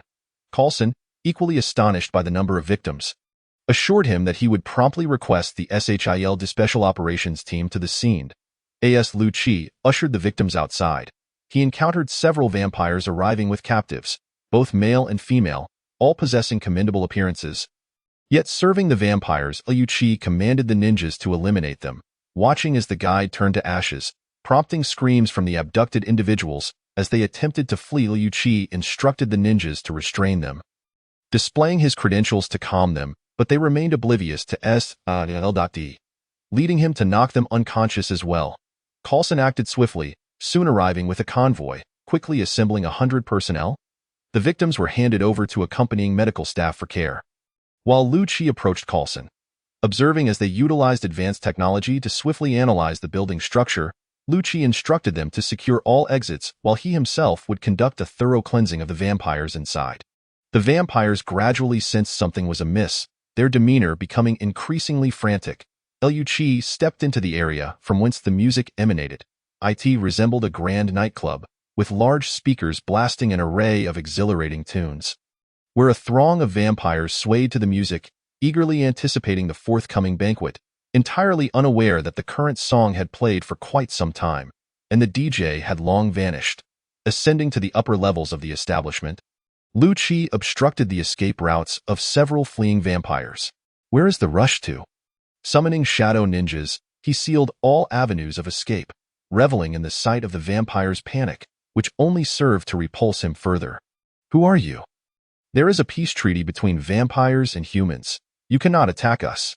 The leading vampire attempted to buy time, but Lu-Chi dismissed him, as one by one, the ninjas lunged forward, dispatching the vampires with ease. Some attempted to retaliate, but their abilities were minimal, only 3 to 4 times that of an average human, and they were swiftly overpowered. Lu-Chi approached, seizing the leader by the neck and forcefully pinning him against the wall. "Tell me, where is your superior? Or where are you headed?" The vampire responded with a mocking grin. "Vampires never betray. What are you thinking, bloodbag?" Lu Qi's expression hardened, a surge of dark energy emanating from his hand. Advancing toward the vampire, as the vampire made contact with the dark energy, anguished screams erupted, watching helplessly as his arm was assimilated, disintegrating before his eyes.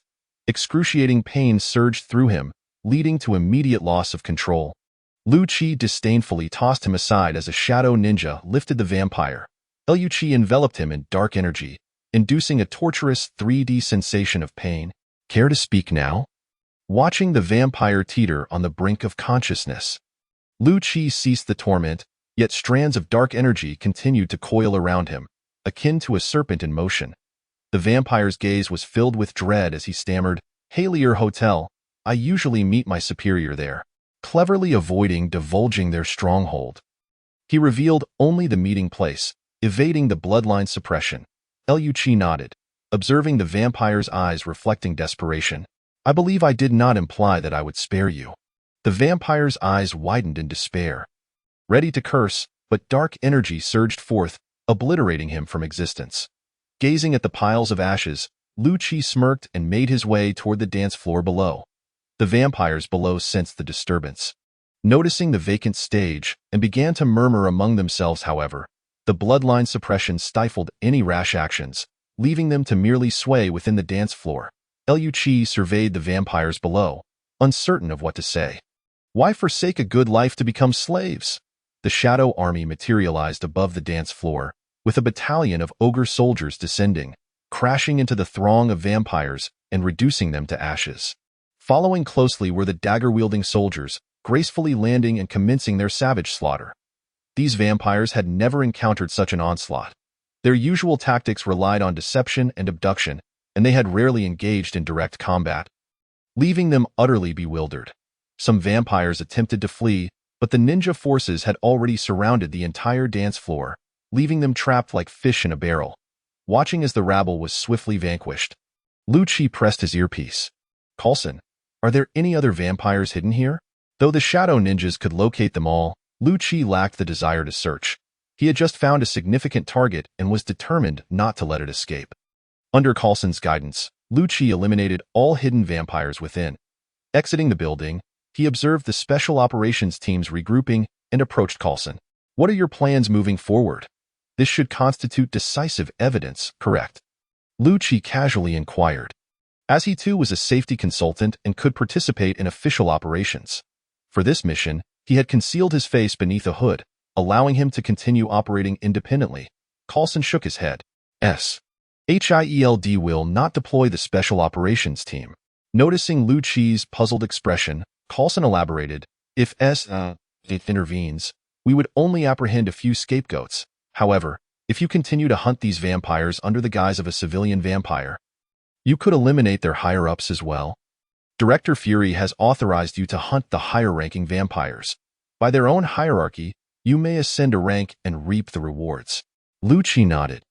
Understanding Fury's intentions, it appeared Fury had also been provoked and sought to vent his frustrations by eliminating some high-ranking vampires. After exchanging pleasantries with Coulson, Lu Qi proceeded toward the Halier Hotel. Chapter 33. A transformed city. At the top floor of the Halier Hotel lay a spacious hall, devoid of the opulence seen below, illuminated only by dim lights. Within this barely visible space stood a massive table surrounded by wide chairs. Suddenly, the door to the hall swung open, and several attendants ushered individuals inside. Guided by the attendants, the guests naturally approached the table and took their seats, as they awaited the arrival of their meal. A few began to engage in casual conversation. "Hall, why do you appear so unwell?" The dim lighting failed to obscure their vision, their green eyes shimmering with an eerie light. "Today marks our weekly celebration. Must you frown and ruin the festive atmosphere? Today is the day of the banquet in your territory. You ought to be the most jubilant among us," one individual remarked to Hall. Yet Hall's countenance remained unchanged.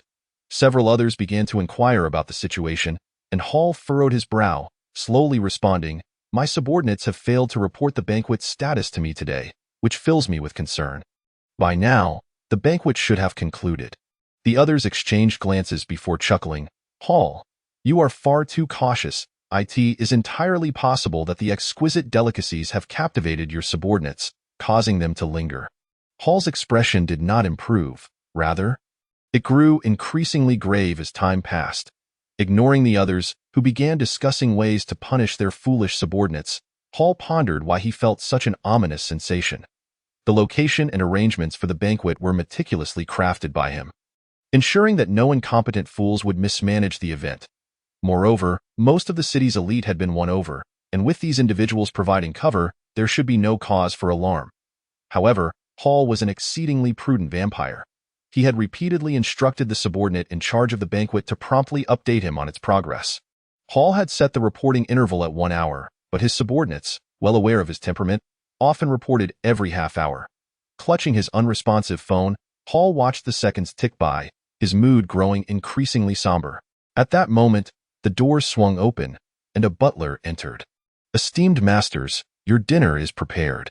With a clap of his hands, a procession of servants wheeled in carts, each bearing a coffin. The butler directed the servants to place the items on the dining table, bowed respectfully, and then departed. The individual who had initially questioned Hall stood up, grinning. "These are top-tier ingredients I have scavenged from around the globe. Such quality is typically reserved for the elders, but today, I present them for your enjoyment." As he opened the coffin, it revealed soft swan feathers, beneath which lay exquisite young women of varied skin tones.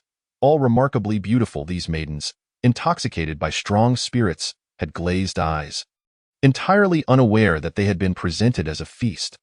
The vampires gazed hungrily at the delectable offerings before them, inhaling the intoxicating aroma of blood mingled with the scent of alcohol.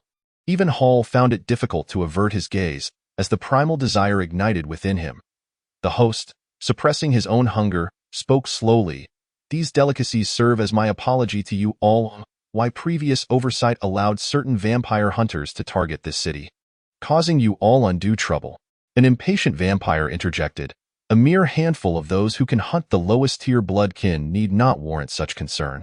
The host chuckled, realizing that his efforts had not been in vain. He recalled how his prior negligence had drawn the attention of several major organizations to the city, including a top human intelligence agency, the S.H.I.E.L.D. Bureau. However, judging by the current atmosphere, it appeared that the crisis had passed. Observing the eager expressions of his companions, he declared the feast open.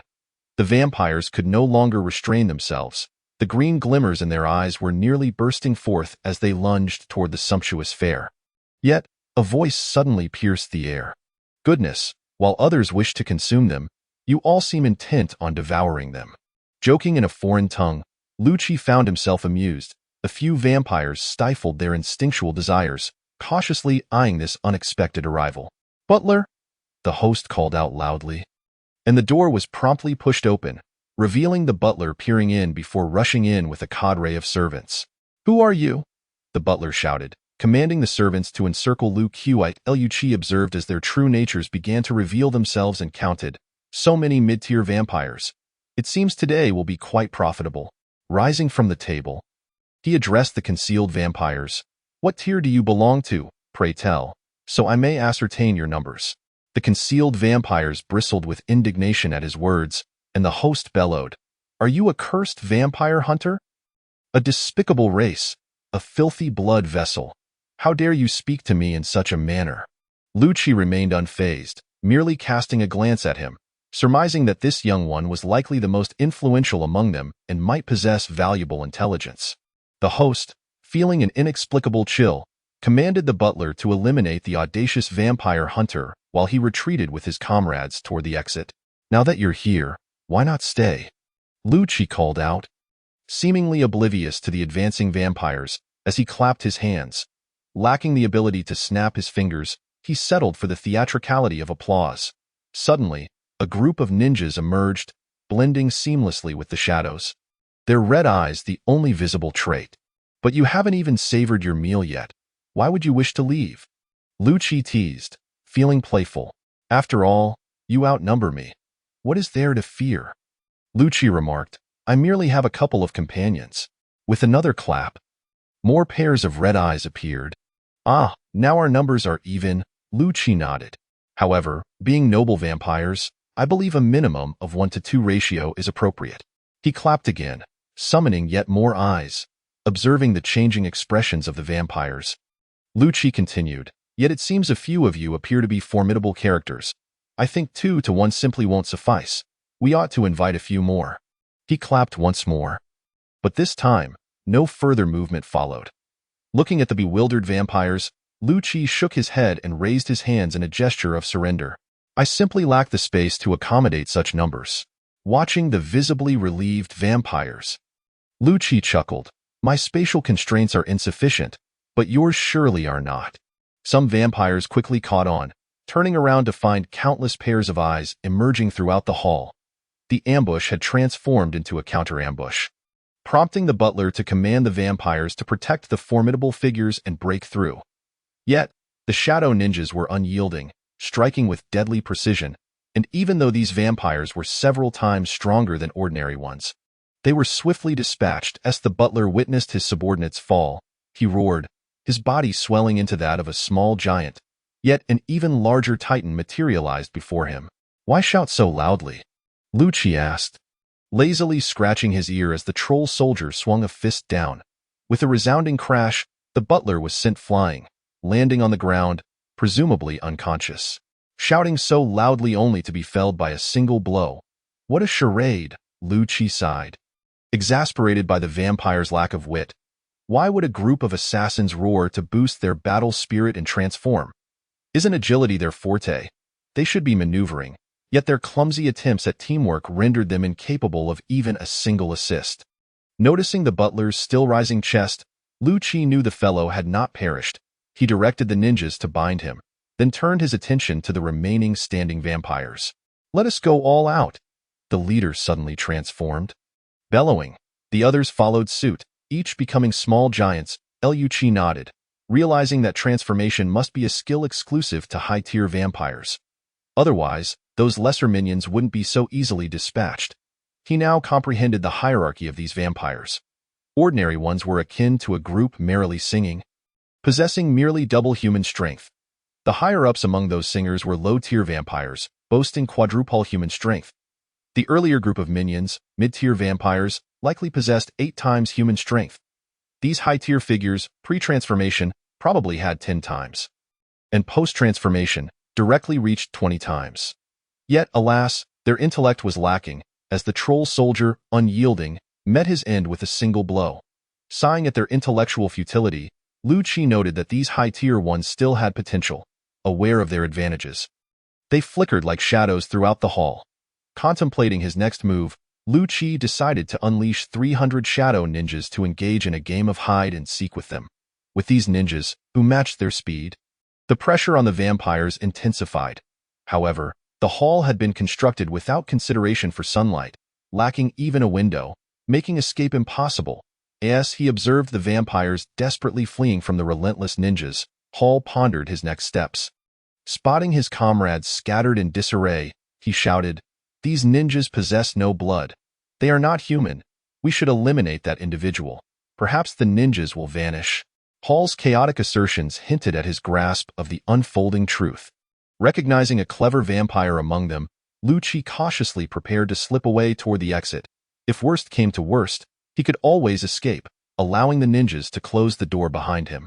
Hearing Hall's insightful remarks, the vampires perked up, exchanging knowing glances before suddenly charging at Lu-Chi swiftly made his way to the door, his stealth speed reaching an unprecedented peak, akin to teleportation, even as his reflexes struggled to keep pace. Nevertheless, with some foresight, he accurately arrived at his destination.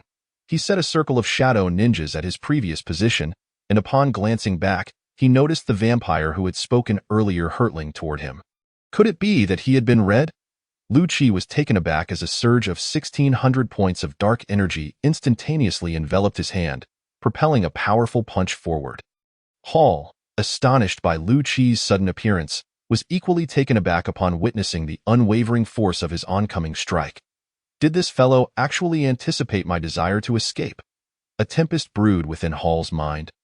Yet it was too late to halt. He had no choice but to charge ahead. The two collided violently, with Lu Qi sent flying, shattering the door and collapsing onto the ground. The vampire, too, suffered greatly. After all, force is reciprocal, and he was left with internal injuries, subsequently struck down by the pursuing shinobi soldiers. The Forsaken companions were swiftly encircled by a throng of shinobi, captured without mercy. "You scoundrel, Hall! How dare you deceive me?" the host bellowed in fury. The betrayal by his own kind was far more intolerable than being captured by others. Hall writhed on the ground, dismissing the foolishness of the host. Meanwhile, Lu Qi rose as if nothing had transpired, casting a menacing gaze at Hall. With a fierce glare, Lu Qi approached and placed a foot upon Hall's chest, delivering several brutal kicks. Strangely enough, the host found joy in Hall's punishment. And suddenly an idea sparked in Lu Qi's mind. "Hey, you over there. If you tell me the location of the vampire stronghold in this city, I shall hand this fellow over to you for your disposal. What say you?" Enduring the pain, Hall remained unperturbed, for he understood that the host's interest in him stemmed from inquiries yet to be posed. As long as he withheld information, a glimmer of hope remained. However, when Lu Qi turned his attention to the host, Hall's heart skipped a beat. Locking eyes with the host's furious gaze, Hall felt a chill run down his spine as the host nodded emphatically. Half an hour later, Lu Qi emerged from the hotel, now thoroughly cleansed of vampires, having eliminated all save for the host. True to his word, Hall met his demise at the hands of the host. With the humbled host now shackled with a heavy iron chain, Lu Qi commanded him to lead the way as if he were walking a dog. The host dared not voice his anger. Slowly guiding them forward, his thoughts a mystery. After placing a call to Coulson to request a cleanup, Lu Qi efficiently eradicated the remaining vampires within the Mount Sunset territory alongside the host. A day later, as Lu Qi stood against the rising sun, he watched the host reduce to ashes, feeling a profound sense of satisfaction. In the span of a single night, Lu Qi had amassed a staggering $8 million. $5 million of which came from high-ranking vampires, the rest accumulated from weaker ones. With a sense of accomplishment, Lu Qi gazed upon the transformed Mount Sunset and departed, intent on exploring other cities to uncover the extent of the vampire infestation in this decaying nation. As for Coulson, he was likely still scouring the city, cleaning up after Lu Qi. Chapter 34. The final wish. On a night 6 months later, Lu Qi commanded a cadre of ninja soldiers to surround a bar. Suddenly, his phone rang. Upon seeing that it was Pepper calling, Lu Qi gestured for his ninjas to commence the attack while he distanced himself to answer the call. "Hey Potts, long time no see." "Hey, Lu Qi. Indeed it has been a while. Where are you off to?" Lu Qi glanced at the bar, now erupting into chaos, and replied, bar. "Oh, I hope I'm not interrupting anything." "Not at all, what's up?" Lu Qi inquired. Puzzled. 6 months prior, he had informed Tony of his intention to travel, subsequently traversing the entirety of the Lighthouse Nation to earn some extra cash. Immersed in the diverse cultures of various cities while conducting a thorough cleanup, Lu Qi also pursued his primary vocation, sharing images of delectable cuisine and breathtaking scenery, garnering numerous admirers. Several companies had reached out for potential collaborations, with both his primary and secondary endeavors flourishing. Lu Qi was in high spirits, though he lamented that all dark dimensions had been explored, and the spatial observation capabilities at Kamar-Taj were insufficient for discovering new dark realms, leading to a prolonged drought of energy intake. His shadow army maintained a count of 40 squads, yet there had been no recent joy to celebrate. Briefly reflecting on the past 6 months, Lu Qi refocused and asked Pepper what was amiss. After a moment of silence, Pepper spoke softly. "Lu Qi, I think you need to come back and check on Tony. He's been acting quite strangely lately, no longer handling company affairs, instead spending all his time in his laboratory. He even donated his entire collection of artworks to a children's charity. It's just, like he has become a different person?" Lu Qi interjected, sensing that a new plot was finally unfolding. He had waited too long for this storyline to commence. Initially expecting it to kick off within weeks, only to find it unfolding 6 months later. "I'll return to see Tony, don't worry," Lu Qi assured Pepper. Suddenly, a violent explosion erupted from the bar, flames soaring into the air. "Oh my God, Lu Qi, what on earth just exploded over there?" Pepper exclaimed in shock. It's nothing, just a beach party, where one of the guys set off a massive firework." "Really?" Pepper questioned skeptically. But you were just in a bar. I swear. The bar is right on the beach, and they are putting on a grand fireworks display to attract customers. Lu-Chi glanced at the ongoing battle, spotting a horde of vampires armed with firearms launching a fierce assault on the surviving ninjas amidst the chaos. Is that so? Why do those sounds resemble gunfire? You must be mistaken. I assure you, it's a spectacular fireworks show. My camera's memory is nearly full. Lu-Chi summoned his shadow ninjas anew, directing them to counterattack the vampires. Well, it must be an incredible display to fire so many fireworks, Pepper mused, listening to the incessant sounds on the line, pondering the nature of the fireworks that sounded so much like gunfire. Indeed, the performance was quite splendid, and the crowd was elated. Lu-Chi remarked as he witnessed a vampire being pierced through the heart, disintegrating into a cloud of ashes. As the battle concluded, Lu-Chi noticed Coulson approaching and waved at him, concluding the call with, "Rest assured, I'll be on my way to see Tony shortly. I just need to snap a few photos first, and I'll be sure to share them with you." Ignoring Pepper's response, Lu-Chi hung up and leapt from the rooftop. The building was not particularly tall, merely a few stories, rendering it inconsequential for him. Coulson, somewhat exasperated, surveyed the chaotic scene with its surreal aesthetic, uncertain how to wrap things up. As Lu-Chi approached, Coulson resignedly stated, "It seems you might need to take a breather for a while. This has escalated a bit too far, and I need some time to manage it. Please refrain from continuing your vampire hunt for the time being." Lu-Chi nodded, acknowledging that he had indeed gone a bit overboard. "Very well, just remember to deposit the funds into my account." With the plot finally commencing, he needed to check on Tony's condition. As Lu-Chi disappeared into an alley, Coulson exhaled in relief. He had just received orders from the director to prevent Lu-Chi from continuing his vampire hunt. As over the past few months, Lu-Chi had eradicated every vampire from 16 cities. Not to mention, nearly 50 high-ranking vampires had been hunted down. The vampire elders had begun to protest, and if this continued, outright war would ensue. Coulson was at a loss for how to stop Lu-Chi from pursuing his vampire hunt. He had been shadowing this Reaper across the entirety of America, merely cleaning up after him or monitoring his activities. Since the first battle, S.H.I.E.L.D. had gathered extensive information on Lu-Chi's capabilities. Discarding Lu-Chi's previous records, Coulson was ordered by Director Fury to closely follow Lu-Chi, ensuring he remained under control. God knows how the director expected him to manage such a formidable individual, but fortunately, the scale of this battle was substantial enough that Coulson could temporarily halt Lu-Chi's hunting spree, subsequently informing S.H.I.E.L.D. to retract the bounty on the vampires, which should placate Lu-Chi. Wiping the sweat from his brow, Coulson sent a message to Fury and began directing agents to clean up the battlefield. If the media caught wind of this, who knew what kind of chaos might ensue? Fury received the message and nodded, then pressed a button, summoning a ghostly figure before him. "Are you seeking a ceasefire?" Fury inquired somberly. Regarding the vampire elders, the specter remained silent for a long while before finally nodding. "Leave this country, that is my demand. Otherwise, I cannot command a civilian vampire hunter directly." The vampire elder clenched his fists in fury, furious that S.H.I.E.L.D. had followed that man for months only to now claim he was not one of theirs. But there was no choice. That individual was too powerful, and if this continued, they would inevitably find themselves at his mercy. If he did not compel this fool with the threat of war, he would be powerless to stop that rogue. Meanwhile, Pepper glanced at her phone, now disconnected, shaking her head in frustration. After collecting her thoughts, she gathered a thick stack of documents and made her way downstairs to find Tony. Before long, a portal opened before her. Recording deleted. "Hello, Mr. Lu-Chi. Long time no see," Jarvis's voice resonated from a nearby speaker. Lu-Chi gave a thumbs up to the camera, exclaiming, "Jarvis, you seem to be getting smarter. You can even greet me now." The camera swiveled slightly. "Mr. Stark has designed a new language module and an emotional module for me. All the credit goes to him." "Well, I shall certainly tell him you praised him," Lu-Chi replied as he dashed downstairs, only to spot two individuals popping open a bottle of champagne.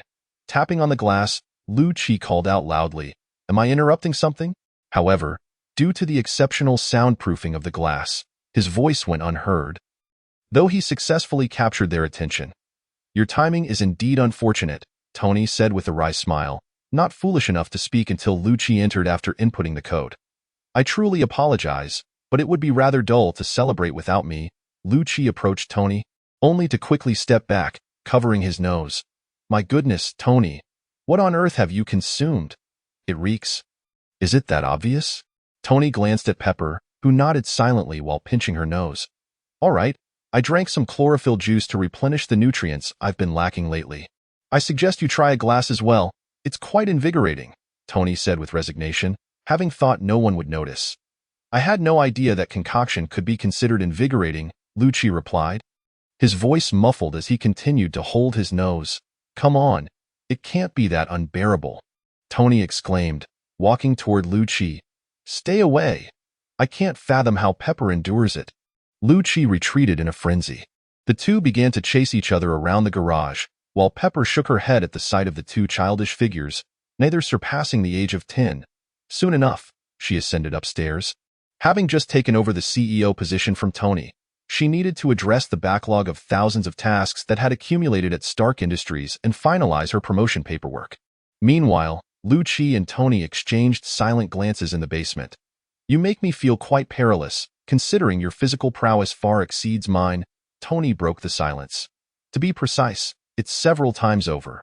Given that some individuals spend all day cooped up at home without any exercise. That number may even be slightly higher, Lu-Chi remarked, crossing his arms as he surveyed the garage, quickly spotting the juicer in the corner. But rest assured, my interests remain decidedly feminine. I am not one to indulge in mysterious liquids, while I'm glad to hear I'm not in danger. I must reiterate, your figure needs to shrink a bit. I've been working out regularly. My house is spacious enough that I've set up a gym at home, Tony replied, maintaining an impassive expression. Noticing Lu-Chi's gaze fixated on the juicer, Tony inquired, Where have you been lately? It's been quite some time since we last communicated. Turning to face him, Lu-Chi replied, I took a trip and engaged in a bit of cleanup work. I've been clearing out the vampires lurking within this nation, Lu-Chi stated earnestly. Well, I recall you were a security consultant for that organization. You might genuinely have dealt with some of those vampires leeching off taxpayers. Indeed, those fellows are detestable. Tony's words trailed off, but Lu-Chi interrupted him. I mean real vampires? The blood-sucking kind, Tony, that I refuse to believe you haven't noticed. Tony met Lu-Chi's gaze, quickly diverting his eyes. He had been monitoring Lu-Chi's movements recently and had indeed uncovered some clues that hinted at the existence of actual vampires in this world. All right, I have heard rumors about their existence, but isn't that supposed to be confidential? Is it all right for you to disclose it so openly? Tony, Lu-Chi paused. I won't deceive my friends, nor do I wish for my friends to deceive me. What on earth has happened to you? Tony turned to look at Lu-Chi, taking a moment before reluctantly lifting his shirt. This is utterly revolting. Lu-Chi observed Tony's reaction to the purple patterns surrounding the arc reactor. As Tony's complexion worsened, Lu-Chi approached, placing one hand on the reactor. Dark energy seeping into Tony's body. Although Lu-Chi's dark energy couldn't heal others, it could neutralize and consume other energies and substances. Tony felt something infiltrating his body but remained still, allowing Lu-Chi to continue his actions. Soon, Lu-Chi withdrew his hand, and Tony lowered his shirt, exhaling in relief. Buddy, this is the first time a man has entered my body, and the experience was far from pleasant, Tony said, touching his chest and feeling considerably better. What did you do? He lifted his shirt to find the purple markings had vanished. My goodness, you saved me. Had I known, I would have confided in you sooner. Tony laughed heartily. Lu-Chi shook his head with resignation. I merely eliminated some toxins from your system. As long as that bulb remains within you, you will continue to be plagued by those toxins. Tony paused. Not being a fool, he had merely been too elated earlier, but now that he regained his composure, he realized Lu-Chi had not deceived him. All right, as long as you provide me with a spa treatment every now and then. That will suffice, Tony said, dropping his shirt and shrugging helplessly. Lu-Chi was unwilling to let Tony accept his fate so easily. I am already contending with those individuals. I cannot guarantee I'll survive their retaliation. You'd best heal yourself, as you may yet be able to assist me. So, you're seeking aid? Tony raised an eyebrow. Indeed, I have come to implore the most brilliant Tony Stark in history, Lu-Chi replied. My goodness, I can't believe you're actually complimenting me, Tony exclaimed in surprise. Jarvis, Remember to save this footage to my cloud server. I must cherish this moment. Let us discuss admiration later. Do you currently possess any means to save yourself? Tony suddenly fell silent. I have exhausted every element on Earth. Yet none can replace palladium. Observing Tony's grave expression, Lu Qi pondered, Don T. Lu's heart. You are the most formidable scientist. Why not take a stroll outside? A fellow discovered gravity after being struck by an apple. Perhaps you are merely a spark of inspiration away from a breakthrough. Noting Tony's reluctance to move, Lu Qi continued, at the very least, you can accomplish everything you wish to do. Isn't that a fitting way to depart? Tony glanced at Lu Qi. All right, you've convinced me. But you'd better not run off. I want to fulfill my wishes before we proceed. Chapter 35. Genius from the following day onward. Lu Qi found himself whisked about by Tony, fulfilling what Tony termed his final wishes. However, to Lu Qi, it seemed as though Tony was simply whimsically spontaneity. One day they were deep-sea fishing for sharks. And the next they leaped from a height of 8,000 feet. That a week later, Lu Qi and Tony lounged on a yacht, as Tony abruptly decided he wanted to sunbathe to achieve a healthy tan. However, Lu Qi suspected that the very next day, Tony would be rushing off to whiten his skin, for he was rather vain. Tony held a tablet, observing surveillance footage. It appears your shadow army is working splendidly alongside those construction workers, Tony remarked. Turning to Lu Qi glanced at the screen, realizing that his shadow army was assisting in the construction of the Stark Industries Expo. All because Tony wished to revive the Stark Expo. Lamenting the lack of time, thus insisting his ninja and troll soldiers pitch in. The dagger soldiers were not many, as they were ill-suited for labor. If they were to walk around the Stark Expo, they would leave craters in their wake. These fellows possess tremendous strength, Tony exclaimed, watching several troll soldiers effortlessly lift a massive steel ball and set it within a ring. Their strength rivals that of the Hulk. Asking them to move heavy objects is quite a task. How can that be a burden to them? Tony set the tablet down. This is merely making the most of available resources. You vile capitalist? You might as well have yourself hung from one of the freshly erected lampposts. Tony decided against engaging further with Lu Qi, for provoking him could lead to being suspended from a lamp post himself. Why did he know this? Because a few days prior, when he attempted to find Lu Qi some female companions, he ended up being suspended upside down on the balcony for an entire night. Why did Lu Qi reject the offers? Because this fellow had a slight case of prosopagnosia, failing to feel any attraction toward those women, claiming he preferred inner beauty. But for Tony, he would rather believe this fellow was simply incapable of performing. Though voicing such a thought would surely land him on a fishing hook for shark bait. Lu Qi shook his head, flipping through the tablet, noticing that the construction site for the expo was swarming with reporters.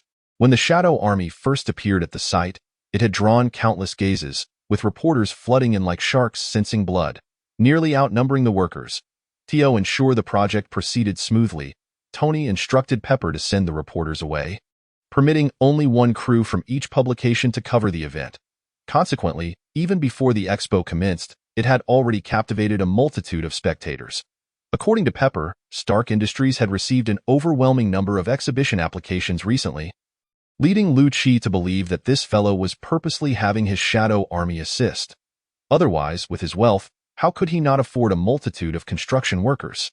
It is precisely due to the joining of the Shadow Legion that the construction speed of the Expo has significantly accelerated. After all, the Expo does not feature towering structures reaching hundreds of meters. The tallest buildings are merely the main exhibition hall and the ecological park. Upon reviewing the construction progress of the Expo, Tony flipped himself over to allow his back to bask in the sunlight, striving for an even tan. However, to Lu Qi, this resembled the act of flipping meat while frying. Otherwise, it would end up charred. Lu Qi also assessed the progress, noting that most of the buildings within the expo grounds had been completed, leaving only landscaping and decoration to be finalized. In just a few days, it seemed the expo would commence, coinciding with the timeline of the previous event. By the way, since you handed over the CEO position to Pepper, it feels like ages since I've seen her. Are you sure you don't want to spend some quality time with her during your final days? Lu Qi remarked as he observed Tony savoring a sip of red wine. Prompting him to speak up, Tony coughed a few times, glancing at Lu Qi, as if he were a piece of overcooked meat slumping down. I still have that issue unresolved within me. I certainly do not wish to inject Pepper with that as well. Lu-Chi raised a middle finger. Is that all that's occupying your mind? What a scoundrel. Seeing the puzzled expression on Tony's face, Lu-Chi questioned, have you ever even been in a relationship? Have you perhaps always focused solely on work without engaging in matters of the heart? Tony cleared his throat. Are you doubting a battle-hardened genius? I am doubting a notorious womanizer, Lu-Chi mused, the likelihood growing in his mind. Frowning slightly, he approached Tony and conjured a portal that transported them directly to Tony's Long Island villa. Jarvis, bring the yacht back. I need to discuss something else with Tony. A day later, Tony, having not visited Stark Industries for some time, entered the CEO's office. Pepper was engaged in a phone call, appearing quite busy. Tony coughed a couple of times to announce his presence. Pepper glanced at him. Signaling for him to wait, bored, Tony sat at the desk, watching the incessantly swaying perpetual motion ornament. After what felt like an eternity, with Pepper still engrossed in her conversation, he grew increasingly exasperated. He glanced at the ornament, decided to take matters into his own hands, and hastily tied the ornament with a data cable, using several boxes to obstruct its movement. Pepper chuckled at this, saying a few final words on the phone before finally hanging up. So, what brings you here all of a sudden? Tony hesitated, unsure of how to begin. Damn Lu-Chi, who had unceremoniously pushed him into this situation without giving him a moment to consider his words. Tony, what do you want to say? I'm quite busy. Stark Industries is preparing for the Expo, and there are a multitude of tasks to handle daily. For Pepper, the CEO role represented Tony's trust and closeness to her, which spurred her to work diligently to excel in her position. She had been tirelessly dedicated, with little time for rest, yet remained invigorated. After pondering for a moment, Tony decided to approach the matter indirectly. Are you free tomorrow? Pepper raised an eyebrow, glancing at her schedule. I still have a lot to do tomorrow, and honestly, there will be plenty to handle before the Expo starts, and likely even afterward. Why do you ask? Thinking of the individual waiting outside, who insisted on not allowing Pepper to leave the office. Tony steeled himself to continue. I was thinking, perhaps I could take you to see the construction progress of the Expo tomorrow. Tony stumbled over his words. Just the two of us. Pepper paused, momentarily puzzled as to why they couldn't simply check the progress on the tablet. But upon hearing the latter part of his statement, she quickly grasped Tony's true intention. A date invitation? She inquired with a smile. Just a work-related outing, Tony replied, his own confusion evident. Pepper shook her head lightly. Tony, I appreciate your sentiment, but I would prefer our first date not to be at a construction site. How about we have it at the Long Island Villa instead? Just the two of us? With even Jarvis turned off, we can do anything we desire there. Realizing that Tony would not have suggested such a thing on his own, she suspected someone had pressured him into it. Yet she felt pleased nonetheless. Silently thanking the mysterious instigator, she leaned in closer. Is this perhaps moving too fast? Tony stammered, having been caught off guard. He had hoped to experience the sweet sensations of romance as described by Lu-Chi, despite the fact that Lu-Chi himself had never been in a relationship. Pepper shot him a bemused look. I'm referring to a delightful lunch, an afternoon movie, and then a candlelit dinner in the evening. A classic date combination. Tony chuckled awkwardly, yet the idea sounded appealing. Pepper leaned in and planted a kiss on his cheek, smiling as she said, Of course, if you have any brilliant ideas, feel free to share or surprise me. But I have many tasks to attend to. So see you tomorrow, and please thank Lu for me. Why should I thank Lu-Chi? Tony, still basking in the afterglow of the kiss, failed to register her earlier words. Pepper shook her head, somewhat exasperated. Outside, Lu-Chi, relying on his extraordinary hearing, caught snippets of their conversation and wore a smug grin before composing his expression. He knocked on the door. Tony, I think we can leave now. Upon entering, he found Pepper already attending to her duties while Tony sat there like a fool. Lu-Chi shook his head, pushing Tony out under Pepper's grateful gaze. Once outside, Lu-Chi wrapped an arm around Tony. You performed splendidly today, my brilliant genius. Chapter 36. The mutated abomination. The following day, Boisy, for the first time in a while, did not visit Stark Industries, while Lu-Chi departed from the Long Island Villa. After wandering aimlessly for a day, Lu-Chi took out his phone in a plaza. Jarvis, Are you certain you cannot see inside the Long Island villa? Apologies, Mr. Lu Qi, but Mr. Stark has an important appointment today and wishes not to be disturbed. I have also been designated as a sentient entity.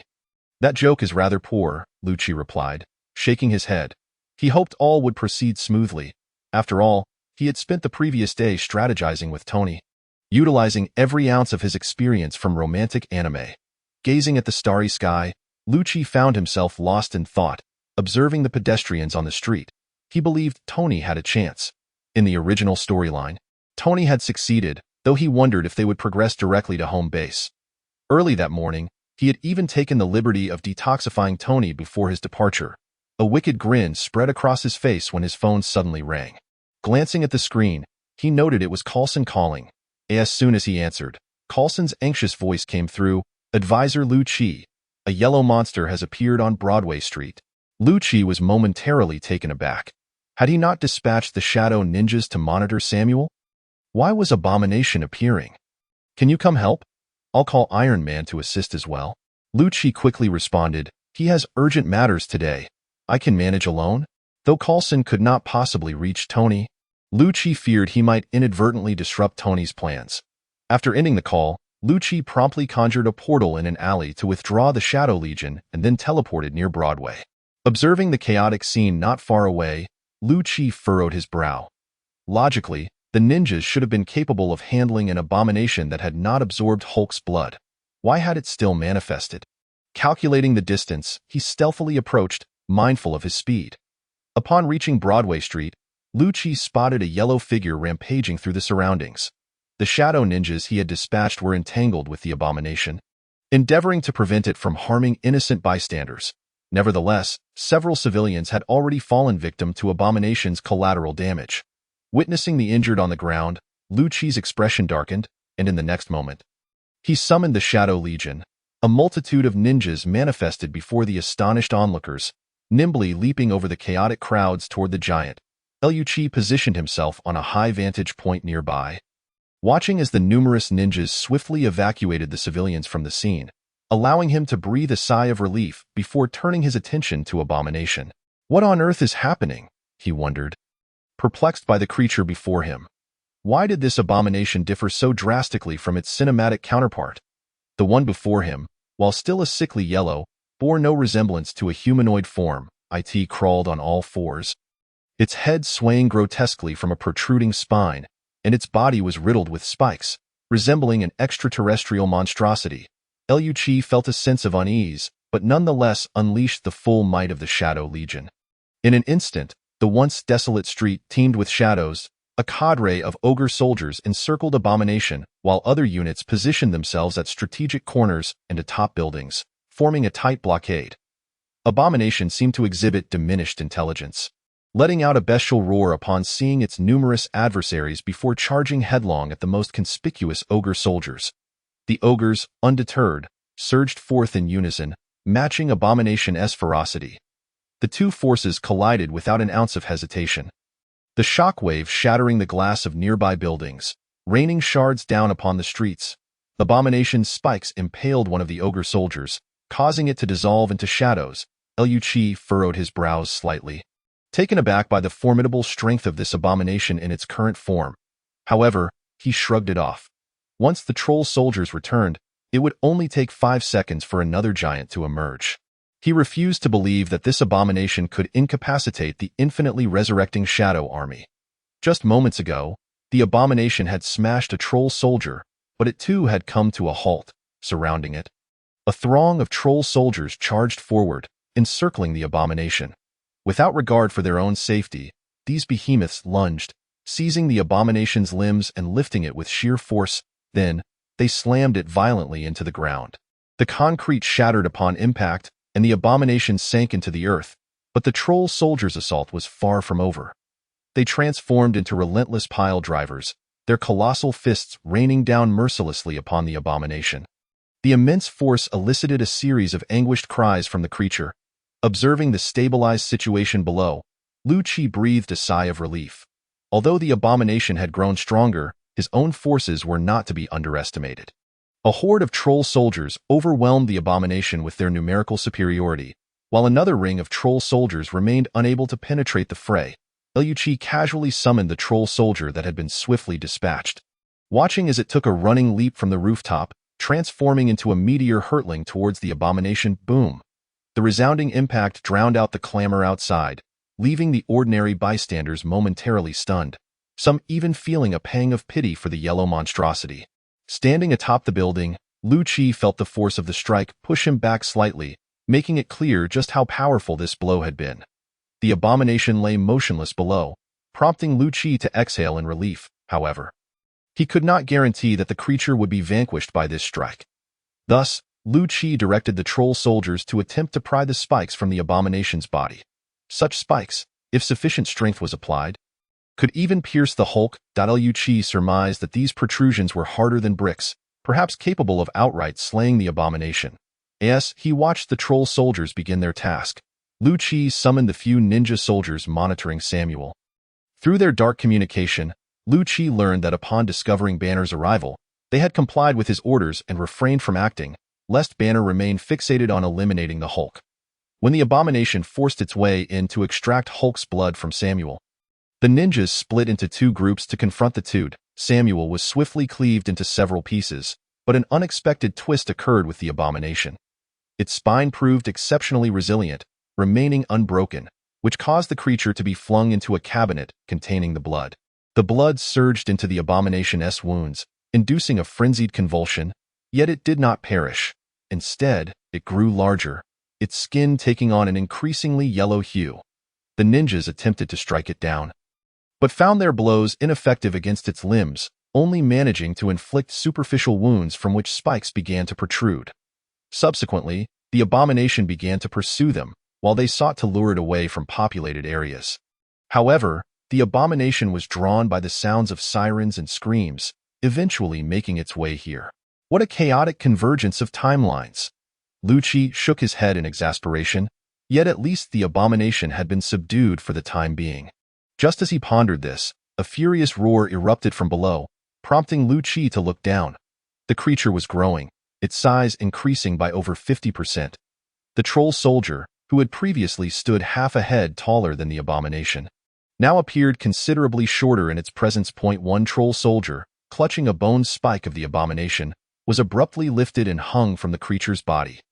The abomination's head twisted around 180 degrees to glare at the troll soldier, who attempted to land a punch, only to be violently shaken off and crushed beneath the abomination's foot, vanishing into shadow. Is this for real? S.H.I.E.L.D watched in disbelief as the abomination dispatched a troll soldier with ease. The troll soldiers, in his estimation, represented a formidable defense, yet the abomination now seemed to be dispatching them effortlessly. This surge in power was not a typical villain's ability, unless one were piloting a spaceship. Observing the transformed abomination wreaking havoc among the ninjas, S.H.I.E.L.D urgently commanded all ninja soldiers to attack. As they surged forward, they were tossed aside by the abomination, dissipating into shadows mid-air.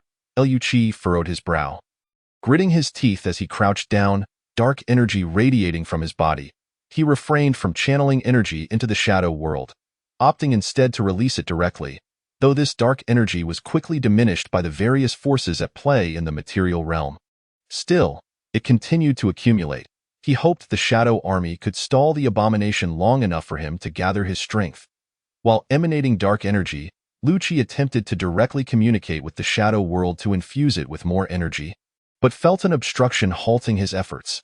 How peculiar! He had been able to do so in Kamar-Taj. Suddenly, he realized it was the magical array set up by Kamar-Taj. With this revelation, S.H.I.E.L.D focused intently on emitting dark energy. Abandoning his attempts to communicate with the shadow world, it was absurd to think that even Dormammu could not breach this magical array with dark energy, so what right did he have? Meanwhile, aboard a helicopter, Banner observed the slaughter of the shadow army below and frowned. They cannot possibly defeat this creature. Once it loses interest in them, it'll rampage elsewhere. Only I can stop it. Sensing the energy within the abomination, Banner felt a rage within himself, as if a thief had stolen his power. "So, you haven't vanished, have you?" he muttered under his breath. Betty, unaware of Banner's subsequent thoughts, rushed forward to embrace him. "Bruce, don't go. You've been healed. Banner turned to look at Betty, glancing at the woman he cherished, and ultimately kissed her. Behind them, General Ross silently reached for his pistol. However, Banner quickly pushed Betty away, offering her a determined smile before leaping from the helicopter. Bruce! Betty cried out in despair. Lunging towards the edge of the helicopter as Ross hurriedly grasped her, boom! The sound of a heavy object hitting the ground echoed, yet nothing emerged for a long moment. No, Bruce. Just as Ross intended to comfort his daughter, he heard her shout in surprise and peered down to see a green giant emerging from the pit, charging towards the abomination. Damn, what a calamity! The Hulk glanced up at the helicopter before sprinting towards the distant thief. He could sense the power within the abomination that originated from him, yet it was currently suppressed by whatever concoction had been administered. But Hulk had no time to ponder. He was solely focused on obliterating that thief. The abomination, amidst its rampage through the ninja ranks, seemed to sense something, raising its head as its spine lifted, locking eyes with the approaching green figure. A strange emotion surged within it, causing it to disregard the persistent nuisances and rush toward the Hulk. The two figures collided, producing a shockwave powerful enough to incapacitate any nearby onlookers, simultaneously sending one green figure hurtling away. This was no ordinary abomination. As an enhanced version, its size was 3 times that of the Hulk, along with a significantly greater strength. Yet the Hulk stood up, momentarily pausing as he sensed his power being severely constrained, his frustration mounting, causing his inner strength to swell slightly, further diminishing his already limited intellect. Let us just do this. So annoying. Watching the abomination break free from the encirclement to engage the Hulk, Lu Chi felt a headache coming on. Just as he had managed to draw the abomination's attention, Hulk had to come and complicate matters. He directed the Shadow Army to swiftly rescue those in danger while he continued to gather power. The abomination, now feeling no less formidable than the dimensional sovereign it had faced previously, recognized the need to amass energy for an instant takedown. The two titanic figures clashed repeatedly, each impact resonating with deafening booms. Accompanied by visible shockwaves, the Hulk, emboldened by each encounter, faced defeat after defeat, yet continued to rise, their battleground shifting continuously. The abomination relentlessly assaulted the diminutive green figure before it, retaining a deep-seated memory of the green presence.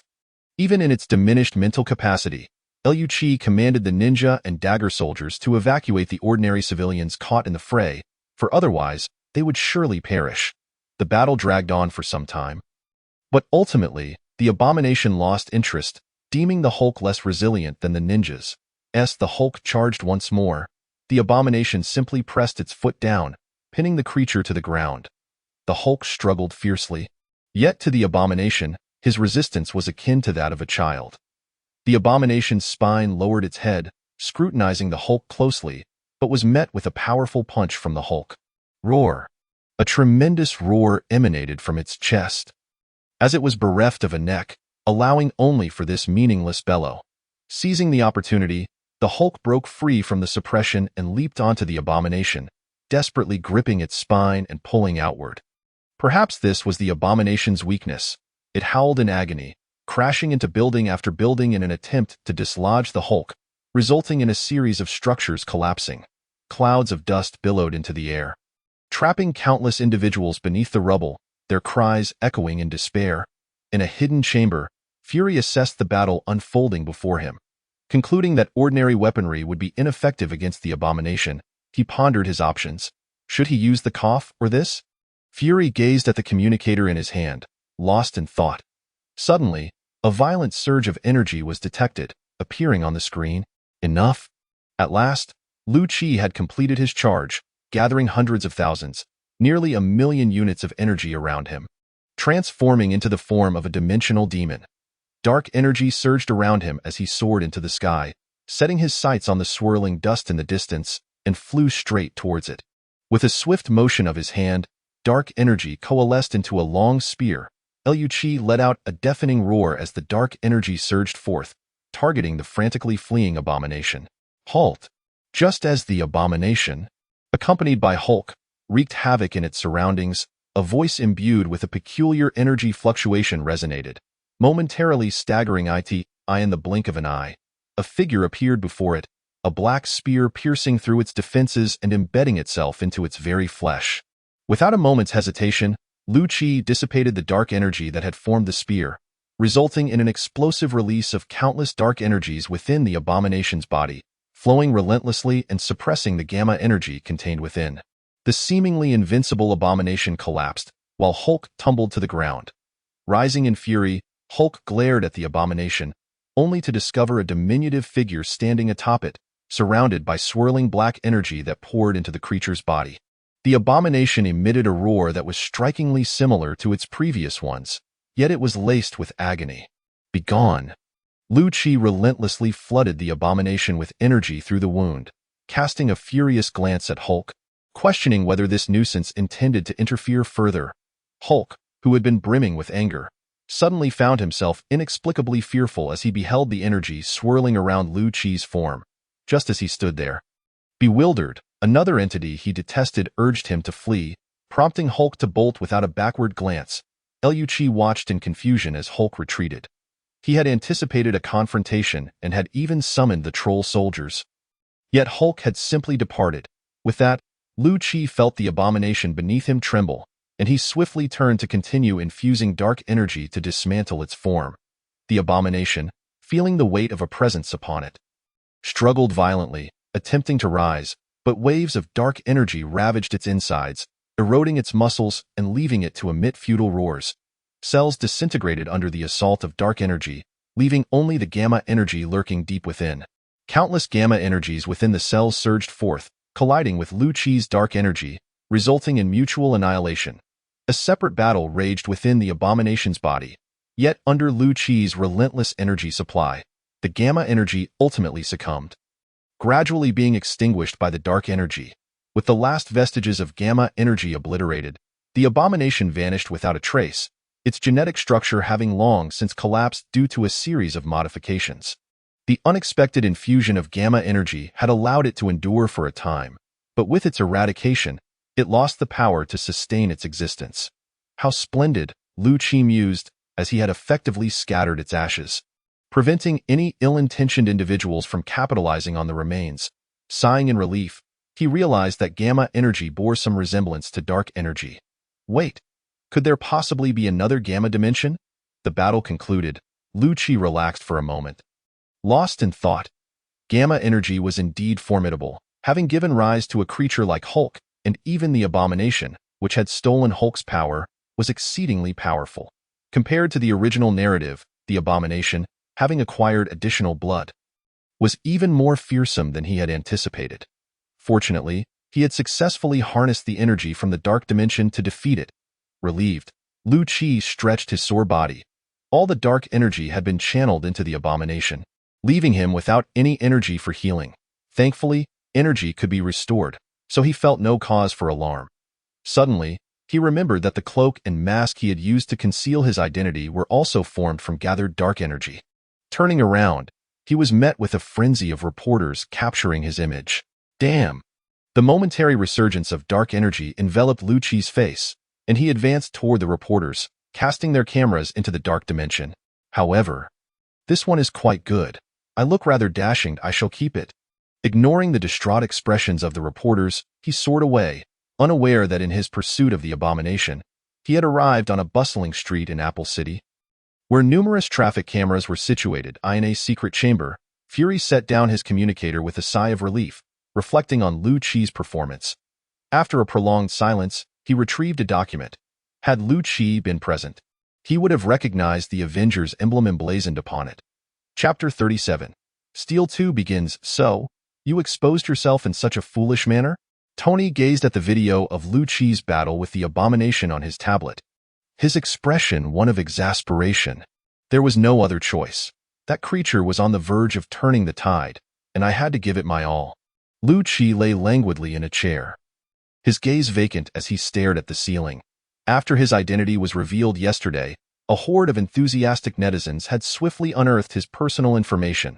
It was not merely his name that had been divulged. His address and even candid photographs from his daily life had been disseminated. He had no choice but to avoid returning home, as a swarm of reporters and onlookers besieged his residence. In desperation, He had instructed the ninjas to remove the small flowers from his balcony before seeking refuge with Tony. Well, I certainly did not anticipate that you would unveil your identity in such a ridiculous fashion. Tony mocked Lu Q. Luchi silently returned the gesture with an international sign of goodwill. By the way, how did your evening go? Tony smiled. A delectable meal, a marvelous film, and a romantic candlelit dinner. And that was it? Lucci had assumed that Tony would not allow Pepper to return home. Tony sighed. Yesterday morning, Pepper's father brought her over, brandishing a Winchester, and declared, "I will come to pick up my daughter at 8 o'clock tonight." With such limited time, what could I do? I even ended up washing the dishes myself. I thought you might simply discard the dishes. Lucci stifled a laugh and continued. It seems you left a rather poor impression on her. Tony replied helplessly. What could I do? I can't just travel back in time to slap myself. I thought you might skip the candlelit dinner altogether and reveal your true nature, Lucci remarked. Tony, somewhat exasperated, responded. Is that truly how you perceive me? Lucci nodded without hesitation. Come now.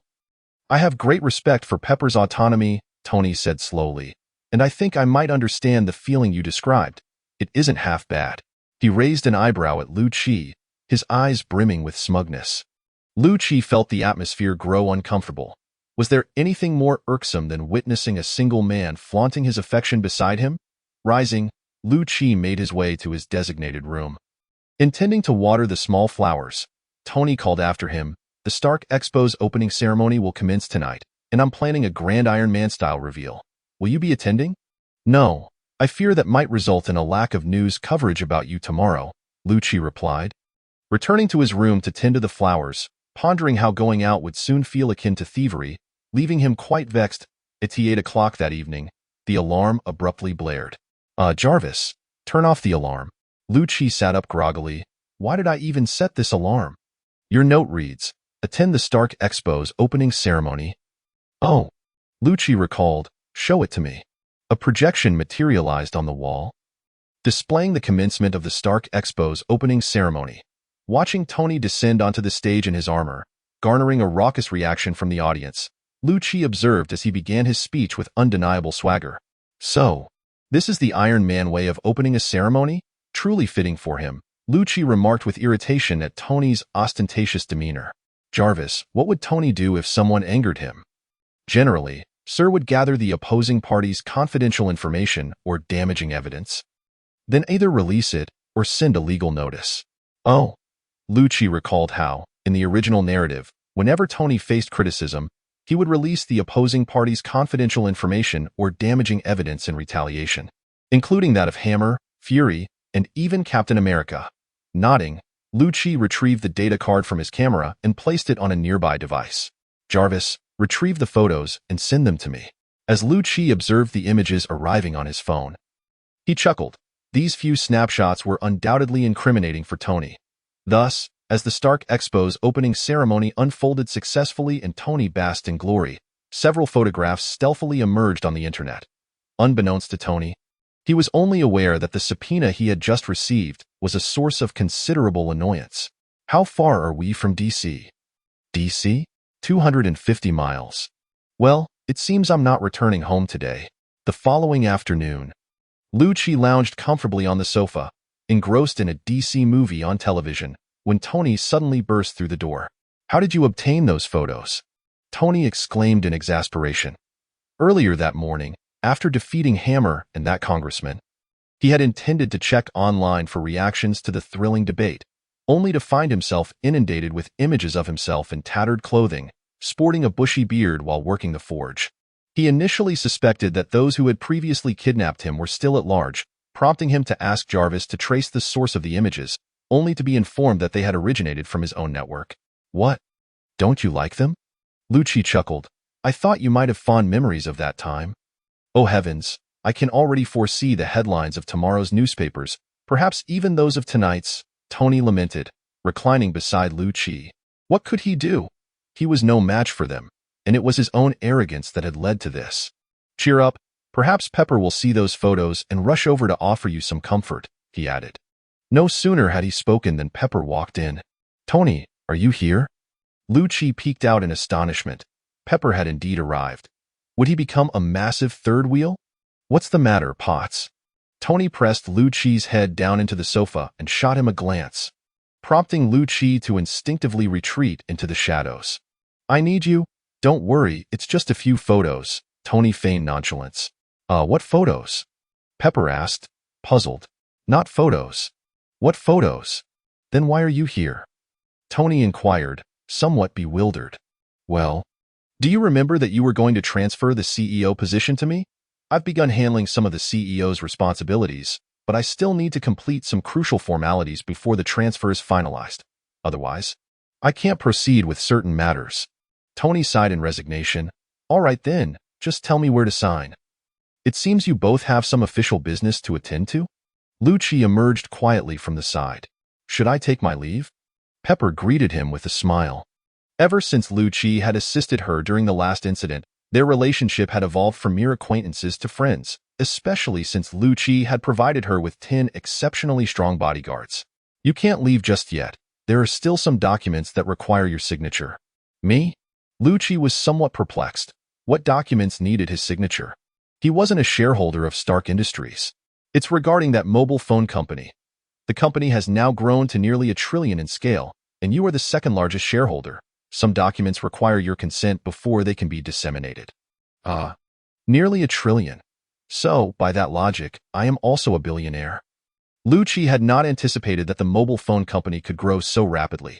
Yet, it made sense. The difference between full-screen smartphones and the button phones currently popular in the Marvel Universe was akin to heaven and earth, making their popularity inevitable. All right then, it appears neither of us can escape today, Tony said with resignation. Let us wait for the legal team to arrive. They will know what forms we need to fill out. Very well. Lu Chi, care to engage in some physical exercise? I'm quite eager to work out. After a while, Lu Chi stood before Tony, holding training equipment. Why must I be the one to take the hits? Because I can't endure your strikes, Tony replied, launching a swift punch, which Lu Chi easily blocked. Unfazed, Tony continued his assault. Lu Chi looked at him in exasperation, feeling irritated. Couldn't Tony just use the treadmill over there? As he blocked punch after punch. Lu Chi eventually yawned in boredom, casually retracting one hand to fend off Tony's advances. You appear to be quite lackluster, he remarked, glancing at Happy, who was stifling laughter nearby, then turning to Happy. Come on. Happy, join me for some practice. Happy said, feeling somewhat helpless, inexplicably contemplating docking Tony's pay. Wait, he was merely a chauffeur. Why was he even considering penalizing his own boss? Handing the protective gear to Happy, Lu Chi triumphantly approached Pepper, who was engrossed in her work. You seem quite busy, Lu Chi observed as her fingers danced across the tablet screen. Pepper chuckled helplessly. Stark Industries had shut down its weapons division, and the company had yet to stabilize completely. A large number of research and factory employees were protesting, having been dismissed. Lying back, he poured himself a glass of cola, savoring a sip while watching Happy train with Tony. Happy, having some foundational skills, quickly adapted to Tony's rhythm and began offering guidance, while Tony soon found his groove, launching increasingly vigorous attacks. Just as Lu Chi was about to doze off, the door swung open to reveal Natasha. You made it, Pepper smiled. And Natasha approached, handing her a stack of documents while explaining how to complete them.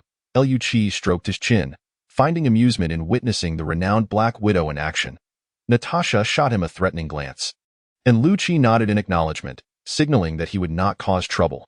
Meanwhile, Pepper, focused on her task, remained oblivious to the interaction between Lu Chi and Natasha. After understanding how to fill out the documents, she passed several sheets to Lu Chi, instructing him to complete them. Tony, the legal team has arrived. You need to come fill out some forms. Only then did Tony and Happy notice the additional presents.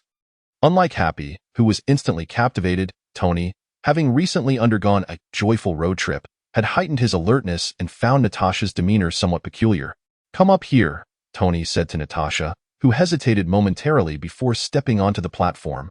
Handing her the boxing gloves, Tony moved to stand beside Pepper. Who is she? The new recruit from the legal department. She's quite capable. Tony signed a few documents before searching for Natasha's background, but all he found online was her impeccable resume. Browsing other sites, he discovered that Natasha had also worked as a model and had numerous photographs. Pepper, casting worried glances at Natasha on the platform, turned back to see Tony perusing Natasha's pictures. Tony! Pepper exclaimed in exasperation. They had only just begun dating, and Tony was already jeopardizing their honeymoon phase. Throwing Lucci a pleading look, Lucci understood and discreetly closed the webpage. Tony, who had been engrossed, looked at Lucci in confusion, while Lucci responded with a gesture of self-preservation. Fine. Feeling a strong gaze upon him, Tony shrugged helplessly. Chapter 38. The Whip in the Restroom. So why am I accompanying you to this racing event? Lucci sighed, expressing his exasperation to Tony beside him. Tony, equally dismayed, replied, I initially intended to bring Pepper here. I never wanted to accompany another man. Then why did you provoke Pepper? Lucci glanced around at the reporters incessantly snapping photos of him and Tony. Sighing once more, he had hoped to avoid these journalists, but was forced out by Tony's antics, which had angered Pepper. Natasha suddenly appeared, handing each of them a badge, indicating they should wear them. Lucci looked at the badge, which identified him as a representative of the 67 Mobile Company. At least, he was not merely Tony's sidekick. He nodded in acknowledgement. After Tony had angered Pepper, he had brazenly insisted on bringing Natasha on as his assistant, prompting Pepper to recall unfortunate memories. Enraged, she had left Natasha behind and had not been seen since, only occasionally assigning tasks to Tony through Natasha. Experience had taught Tony not to provoke an irate woman, so he had reluctantly emerged to fulfill his duties. Yet, even if given another chance, he would still recruit Natasha, for he sensed that she was not to be underestimated and could not be left in Pepper's vicinity. As long as Lucci was present, his safety was assured, and he had no fear that the newcomer harbored ill intentions. Under Natasha's introduction, Tony greeted several individuals, only to soon spot someone he was keen to avoid. You go ahead. I'll take my leave, Lucci murmured, quietly distancing himself upon seeing Hammer approach. He had no fondness for the flamboyant man, feeling that being near him would only dull his intellect. Tony sighed as he watched Lucci retreat, while Hammer sauntered over with a reporter in TOW. Lucci, observing the pleasant conversation between Hammer and Tony from a corner, chuckled as Natasha unexpectedly took a seat across from him. Fury sent you to keep an eye on Tony? Lucci inquired, studying Natasha. Indeed, although Stark should be deeply afflicted by the palladium poisoning by now, his demeanor appears quite normal. Did you have a hand in this? Yes, after all, you all stood by while I couldn't bear to watch Tony self-destruct. However, my solution is merely a temporary fix. If you can resolve the palladium poisoning altogether, that would be splendid, and I would welcome the relief. Natasha nodded, realizing why Tony was behaving so normally. Lucci chatted casually with Natasha, sharing a few grievances about a certain fool. While they were engaged in lively conversation, Tony sought refuge in the restroom to escape Hammer, thinking he could not have this guy accompany him into the bathroom. Meanwhile, Lucci noticed Hammer approaching him. Hello, you must be the superhero known as the Shadow Master? To be honest, I had long suspected you were the Shadow Master, especially after you eliminated Ironmonger and suddenly appeared by Tony's side. It seems you two are quite close friends? I, too, share a bond with Tony. Lucci listened in dismay as Hammer began to ramble on. How had this man managed to take over military contracts? Was it merely because he was a G, and did he have some shady dealings with those guys? Lucci felt obliged to apologize to Natasha and attempted to slip away to the restroom. Just as he stood to head towards the restroom, Tony burst out in a panic. Lucci, there's a freak in there. Seeing Tony rush out, Lucci was momentarily taken aback. What was going on? A whip of electricity burst through the restroom door, narrowly missing Tony. Goodness, wasn't that guy supposed to be waiting for Tony on the racetrack? Why was he in the restroom? Lucci hastily summoned a contingent of ninja soldiers to escort Tony to a safer location outside. Upon witnessing the emergence of a formidable villain, the surrounding crowd quickly dispersed in panic. Lucci then directed another group of ninja soldiers to encircle the restroom, intending to trap Ivan Vanko inside. After all, that fellow's weaponry was merely formidable. His armor was not particularly impressive, and a single punch could easily bring him down. Suddenly, two electric whips sliced through the walls, sending the encircling ninja soldiers reeling back into the shadows. Lucci observed his warriors transform into mere silhouettes, his heart remaining unperturbed. He hadn't anticipated the strength of the whips, which could even breach walls. though it was reasonable, given that even super alloys used in steel armor could be penetrated with such force. However, a figure charged forth, lunging directly at Lu Qi. He glanced at the devices on the assailant and wondered how this individual dared to rush in so recklessly without any defensive plating. Wasn't it common for the bears to prioritize caliber and armor? This was akin to running naked into battle, a rather unorthodox approach.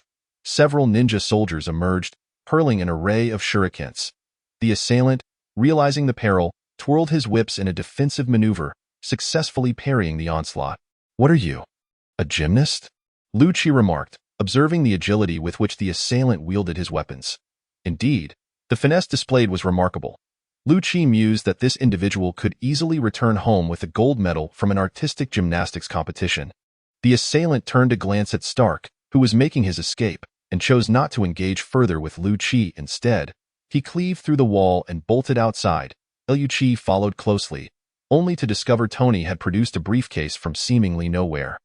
Standing upon it, the briefcase transformed through a series of mechanisms into a suit of armor. Clad in his armor, Tony regained his confidence, glaring furiously at the assailant and unleashing 2 energy blasts. Yet, the assailant deftly deflected the attacks with his whips. "His whip work is quite impressive, isn't it?" Lu Qi said to Tony. "Indeed, but in his current state, he won't be competing anytime soon," Tony replied in agreement, soon noticing the glowing device on the assailant's chest. "Hey, freak, what is that on your chest?" The assailant glanced down, chuckling. "It's the very thing that saved your life."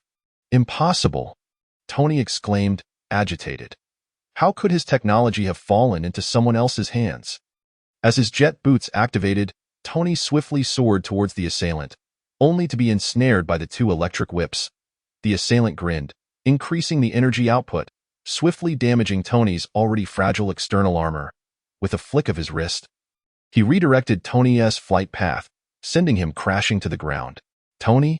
Lu Qi had anticipated witnessing Tony unleash a barrage of attacks on the assailant, but seeing him in such a dire situation prompted him to dispatch a throng of ninja soldiers to engage the foe.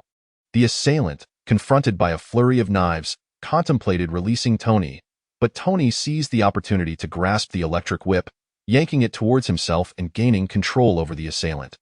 Several long knives descended upon the helpless assailant. Severing his hands and feet, Lu Qi felt a twinge of regret. He initially intended to eliminate the assailant outright, but Tony's intervention had allowed the assailant to avoid critical injury. Now subdued, the assailant lay at their mercy, and upon noticing the crowd nearby capturing the scene on camera, Lu Qi abandoned his thoughts of delivering a final blow. As Tony approached the fallen assailant, he yanked the large light from his chest and quickly analyzed the device. With a decisive motion, he crushed it in his grasp. That moment, a group of police officers finally mustered the courage to approach and apprehend the assailant. "Are you all right?" Lu Qi asked. Feeling a pang of disappointment for not having eliminated the archvillain, he turned to see Tony, who had removed his helmet, revealing a grave expression. "I'm in trouble," Tony said solemnly. Chapter 39. War Machine in the Hospital's Intensive Care Unit. Tony beheld Ivan lying on the bed, having lost an arm and a leg. "Your little technology isn't bad. It just operates at a rather slow RPM," Tony remarked, gazing at Ivan, who silently returned his stare. It was hard for Tony to fathom that just hours prior, this very man had brandished dual whips with the intent to strike him. Lu Qi entered the room, contemplating whether he should simply eliminate Ivan. However, the multitude of surveillance cameras surrounding the hospital led him to silently abandon that notion. Increase the RPM and allow the anti-energy to traverse through the ionized plasma conduit. This would be immensely beneficial. Albeit not very efficient, Tony continued, employing his usual tactic of belittling his opponent in their area of expertise before engaging in conversation. "I don't understand. With just a slight adjustment, you could profit immensely from him," Ivan scoffed, a disdainful smile spreading across his face. "You hail from a lineage of thieves and brigands, believing you are not a sinner, attempting to rewrite your history, yet you've forgotten the countless lives lost at the hands of Stark Industries. You accuse me of thievery. Yet from whom did your technology originate?" Stark replied slowly, seeking to extract information. "My father, Anton Vanko." "Sorry, I've never heard of him." Merely provoking Ivan slightly ignited his fury. Your survival is not solely attributed to the man at your side. My father plays a significant role. My survival is simply due to having a good friend, Tony retorted. Ivan's anger intensified, but he soon broke into laughter. Tony Stark, do you know that once God bleeds, people cease to believe in him? You claimed that your technology would remain unmatched for 20 years. Yet now, the false God bleeds. Tony's countenance darkened upon noticing the reactor embedded in Ivan's chest. He understood that significant trouble lay ahead. When blood mingles with water, it attracts sharks, and even your brother cannot rescue you from the judgment of the world. Ivan cast a glance at the innocent Lu-Chi and continued, All I need to do is watch. Where will you watch from? Tony asked. In prison? He then called out to Lu-Chi, indicating his desire to leave.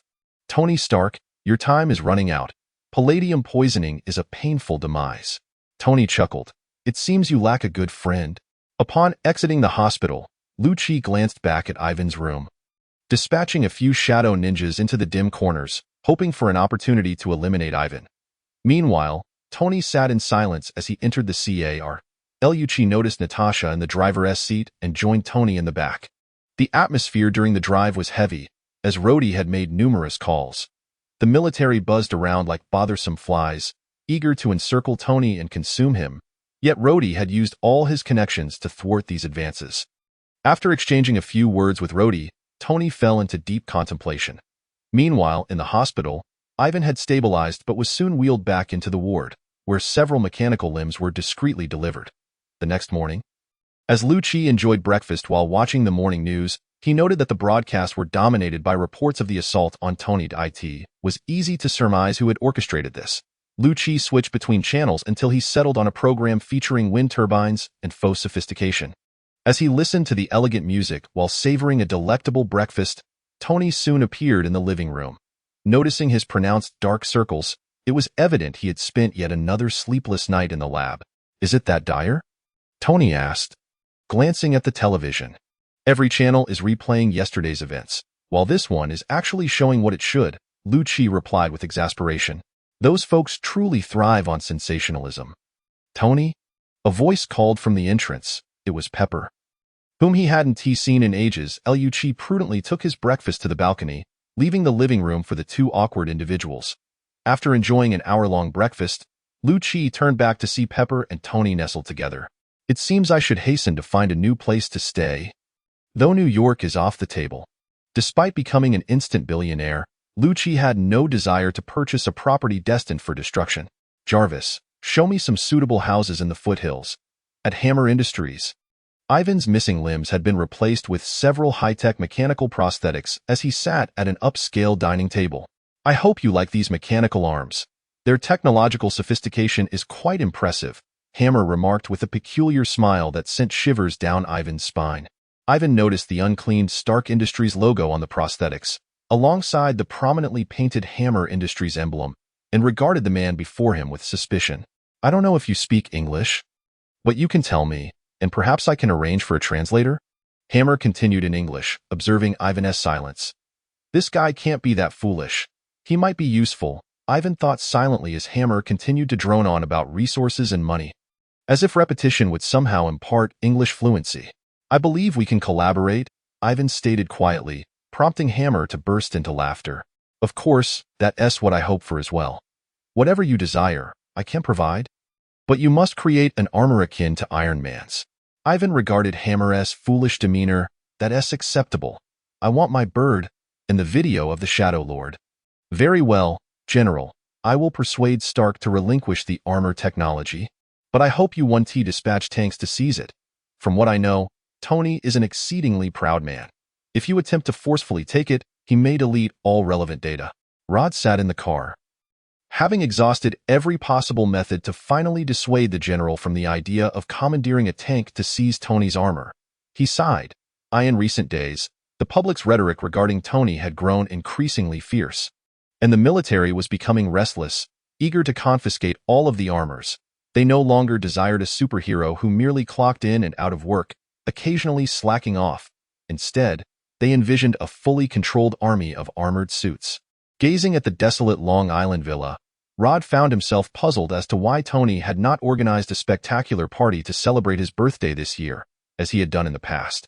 Just as he stepped through the door, he spotted Tony and was about to greet him when a figure appeared from the side, covering his mouth with a hand.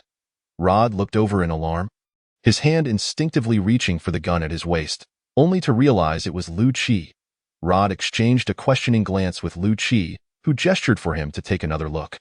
Upon glancing back, Rod discovered that Tony was indeed watching a movie with Pepper Potts, and it was a romantic film, something he would never show interest in. What on earth? Rod whispered, astonished that he had been unaware of the rapid progression between the two. Lu-Chi motioned for him to follow, and they made their way to the laboratory, which also served as a garage. Although Rod was reluctant to disturb Tony, he couldn't shake off the other reason for his visit, which troubled him greatly. Lu-Chi naturally engaged him in conversation.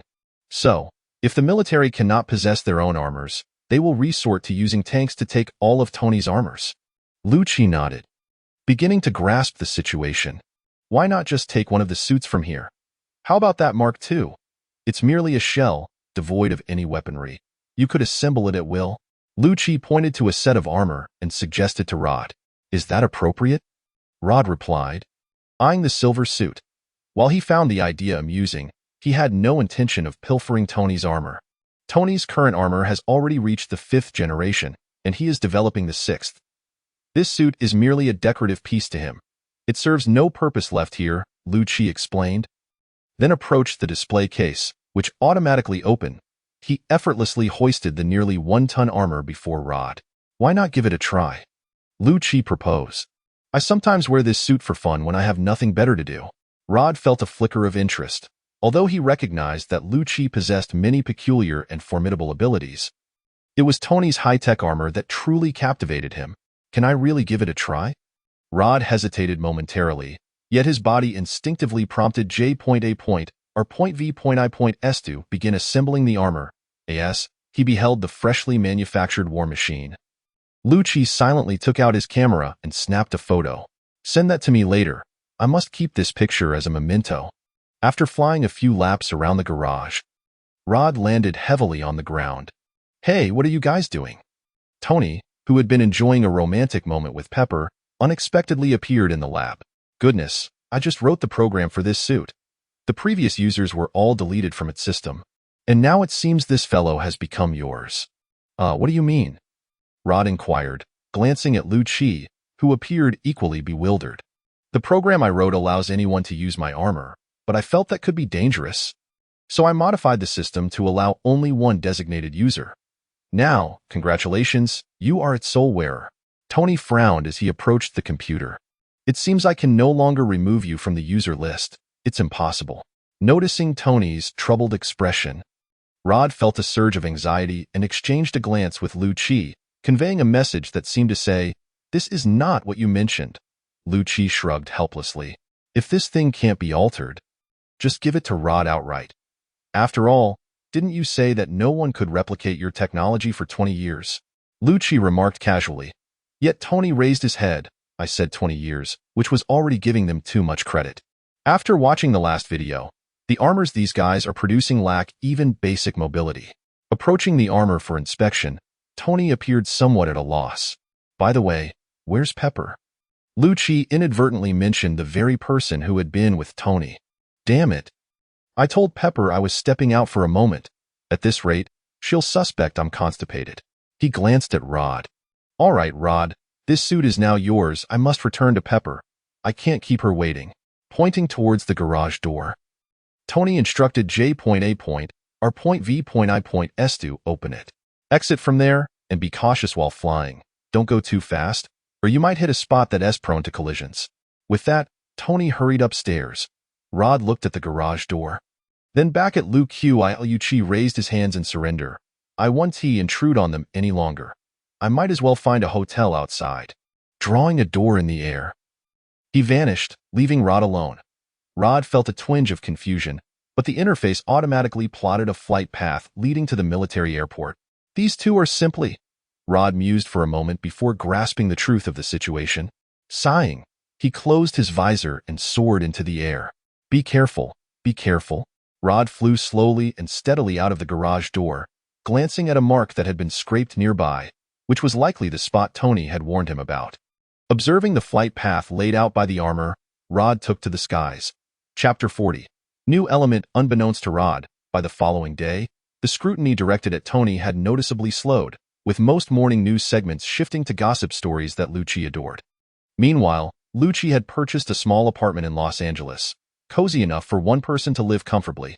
Checking his blog, he noted that since his identity had been revealed, his followers had skyrocketed to several million, with even his previously casual snapshots garnering thousands of comments. After perusing some amusing remarks, Lucci responded with a few laughing emojis before uploading a photo of himself defeating Ironmonger. The events surrounding Stark Industries were no longer a secret, and thus many were aware of his triumph over Ironmonger. This latest photo release, in a sense, was a rehash, yet its engagement and share rates were astonishingly high. Enlisting a few ninjas as manual moderators, Lucci had them delete malicious comments before heading outside. Out of boredom, he had recently taken up morning runs, utilizing the quiet hours to jog around. Snapping photos to update his collection. In the future, he could use these images to entertain netizens, knowing they wouldn't dare trace him down the internet wire. After purchasing a few pork buns from the local Chinatown, Lucci munched on them as he headed back, pulling out his phone to check the news. Ignoring the articles that failed to capture his interest, he scrolled down until he stumbled upon a report stating that Hammer Industries would unveil new weapons at the Stark Expo's main hall the following evening. But Tony had not yet created the new element. This could lead to significant changes in the storyline. Feeling uneasy, Lucci realized it had been a while since Tony had called him about detoxing. Finding an alley, Lucci drew a circle and teleported to Tony's residence. Upon arrival, he found Tony analyzing a model of the Stark Expo. It appeared that S.H.I.E.L.D still entrusted these matters to Tony, which reassured Lucci. Evidently, the narrative's resilience was quite formidable. It had managed to revert back to its original course. However, he wondered why Tony had not reached out to him. Moreover, why hadn't TJ ARVIS mentioned anything about deleting recordings? Perhaps they had been physically cut off by S.H.I.E.L.D.? Watching Tony as he seemed to uncover something significant, Lucci took out his phone, deciding to capture a few pictures of the moment. Observing Tony successfully discover a new element in half an hour, something that had eluded S.H.I.E.L.D for decades, Lucci felt a swell of happiness for his friend.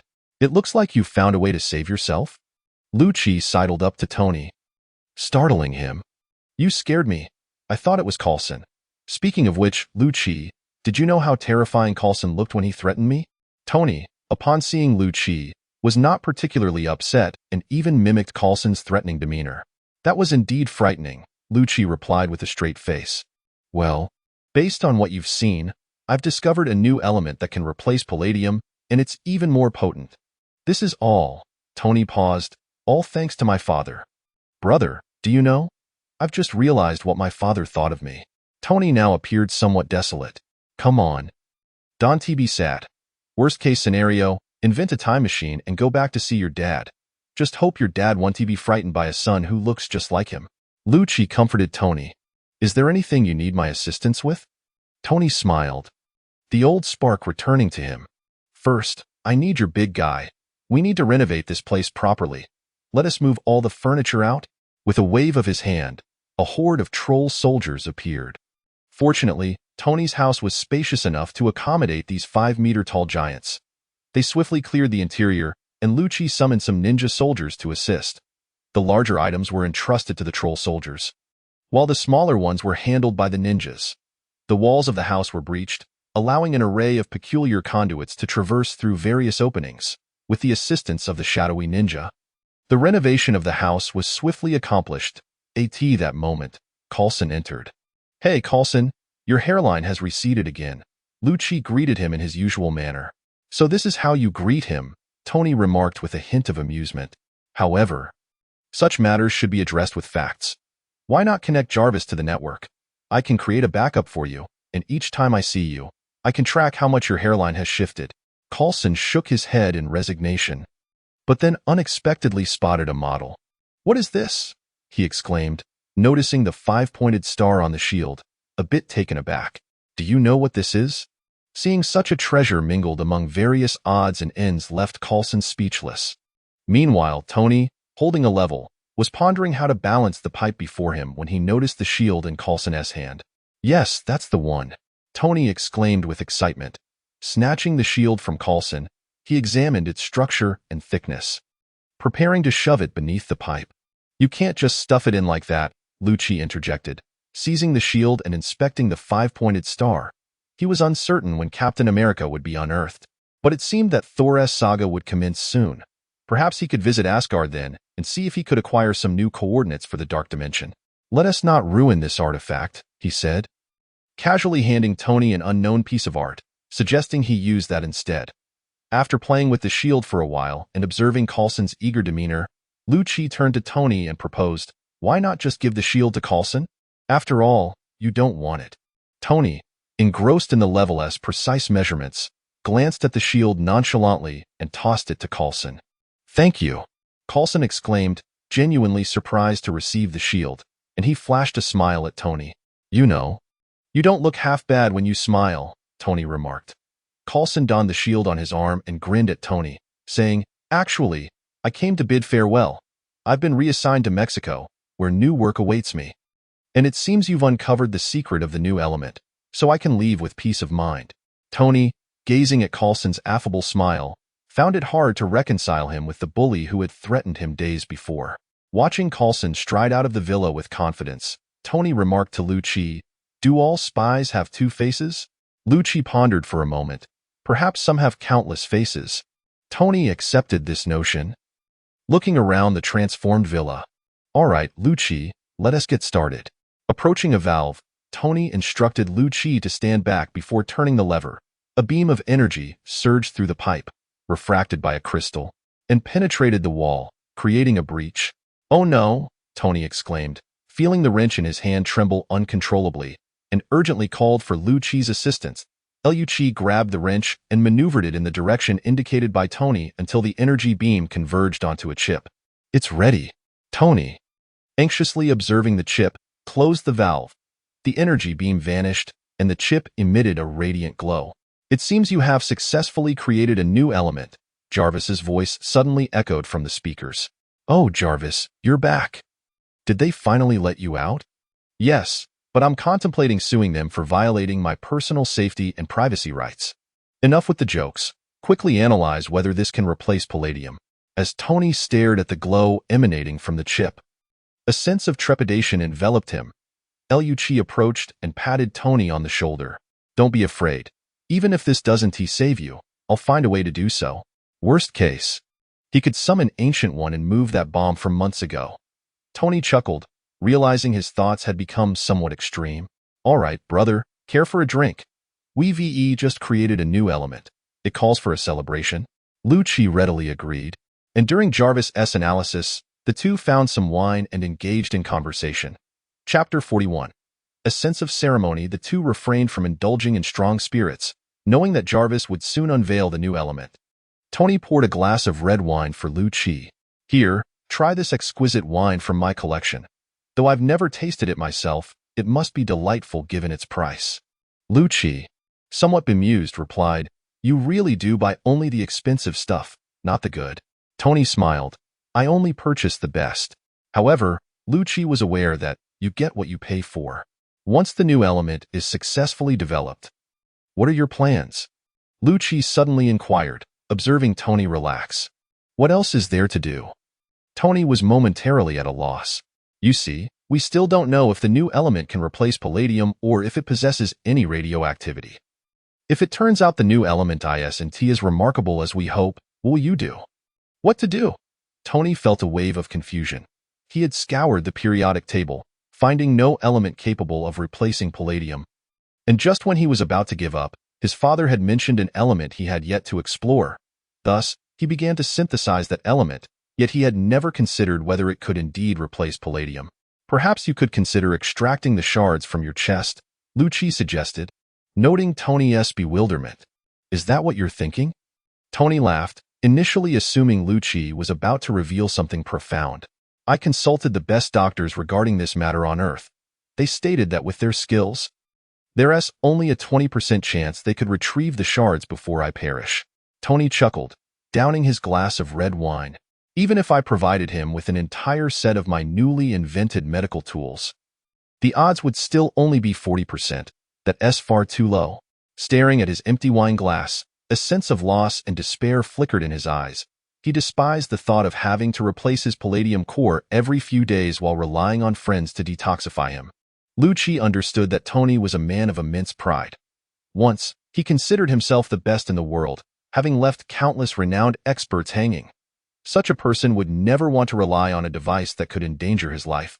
Nor would he wish to depend on friends to survive. But 40% was truly disheartening. It didn't even offer a 50-50 chance, compounded by the necessity of relying on that Dr. S.'s flawless execution. Trusting his life to a friend, he could somewhat accept, but entrusting it to a stranger was utterly intolerable. Observing Tony lost in thought, Lucci regretted bringing up the topic. Ultimately, Tony would resolve to have all the shards removed from his chest. But not now. In the future, then, technology would have advanced significantly, and surgeries would be more reliable. After finishing his drink, Lucci patted Tony on the shoulder. All right, my fault. I'll self-impose a drink. The chances of a successful surgery are indeed quite slim at the moment, but do not forget, humanity's technology is ever evolving. Perhaps one day in the future, we will possess the capability to extract all those shards. For now, our task is to ensure you live to see that day. Lucci stood up, gazing at the starry sky. If it didn't exist on Earth, he would venture into space to find it. If it wasn't in this universe, he would seek it in another realm. Tony watched Lucci rise, sensing that his companion had made a resolute decision on his behalf, and chuckled. Hey, don't think I'm so fragile, all right? I'm Iron Man. Not weak in the slightest. In fact, the material I use for my armor is titanium gold alloy, but titanium gold, man, just doesn't have the same ring to it. Sir, the analysis of the new element is complete. It can perfectly replace palladium and is non-radioactive. Congratulations, you are poised to receive the Nobel Prize in Physics. Jarvis' voice suddenly interrupted Tony. What? Jarvis, are you certain? Tony exclaimed, elated. Hey, Lucci, did you hear that? Damn it. I am going to switch to the new element immediately. I'll never have to drink that wretched chlorophyll juice again. Lucci chuckled. Now you won't have to worry about transmitting radioactive materials into Pepper's system. Get lost. Tony stood up and rushed into the house. I forgive you, but you must become my child's godfather. Come on, help me take a few photos. I must commemorate this moment. There was no need for Lucci to assist with the photography. Jarvis had countless cameras indoors. Nonetheless, Lucci followed. Readying his camera.as, the new element was synthesized. Tony utilized a chip identical to the reactor as a carrier, directly installing the reaction chip within the reactor. Are you ready? Tony smiled at Lucci.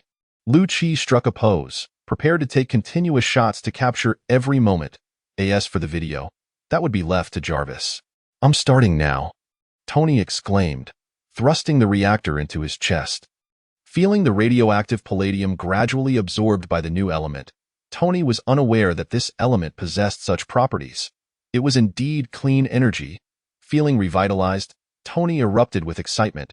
Lucci snapped photos continuously, shaking his head at Tony's exaggerated expressions. Why do you look so dramatic? Lucci shouted. You have no idea. This is absolutely magnificent. I feel completely rejuvenated. Tony exclaimed, exhilarated. All right, do not rejoice too soon. While it is true that you may live to witness the day of technological advancement, I certainly do not wish for you to succumb to excitement and suffer a sudden demise. Lucci was uncertain whether excessive excitement could indeed lead to death, but witnessing Tony's current exuberance, he decided to temper his enthusiasm. Tony chuckled lightly, disregarding Lucci's comments, as he instructed J.A.V.I.S to initiate an analysis of the new element, immersing himself in the details. I'll send the photos to J.A.R.V.I.S for now. Remember to have him forward me a video, Lucci remarked, observing Tony's determination to work through the night. He shook his head helplessly, thinking that these strange diagrams were far less engaging than reading the Tao Te Ching, a text he could at least understand. I'm heading back now. Enjoy yourself, but don't overexert yourself. With a swift motion, Lucci returned home, only to hear J.A.V.I.S pronounce, video deleted. Ah, what a relief, Lucci. who had felt an underlying sense of unease, finally exhaled. He glanced at his phone to review the schedule for Hammer Industries' exhibition the following day. Deciding to rest well, he prepared himself for another confrontation tomorrow. As for eliminating Ivan right now, who knows how many cameras Hammer has stationed around him? Just a few days ago, he had ventured over to assess the situation, only to discover that even the restroom in Ivan's room was monitored by 3 cameras. It baffled him how Ivan could possibly conduct any illicit activities under such scrutiny. S.H.I.E.L.D sighed, realizing that under such watchful eyes, it would be impossible to make a move unless he obstructed the cameras. It would be far wiser to indulge in a good night's sleep. After all, with proper preparations, he doubted Ivan could turn the tables. Should those armored soldiers show any signs of movement, he would promptly dispatch the Shadow Legion to dismantle them, ensuring not a single bullet would be fired.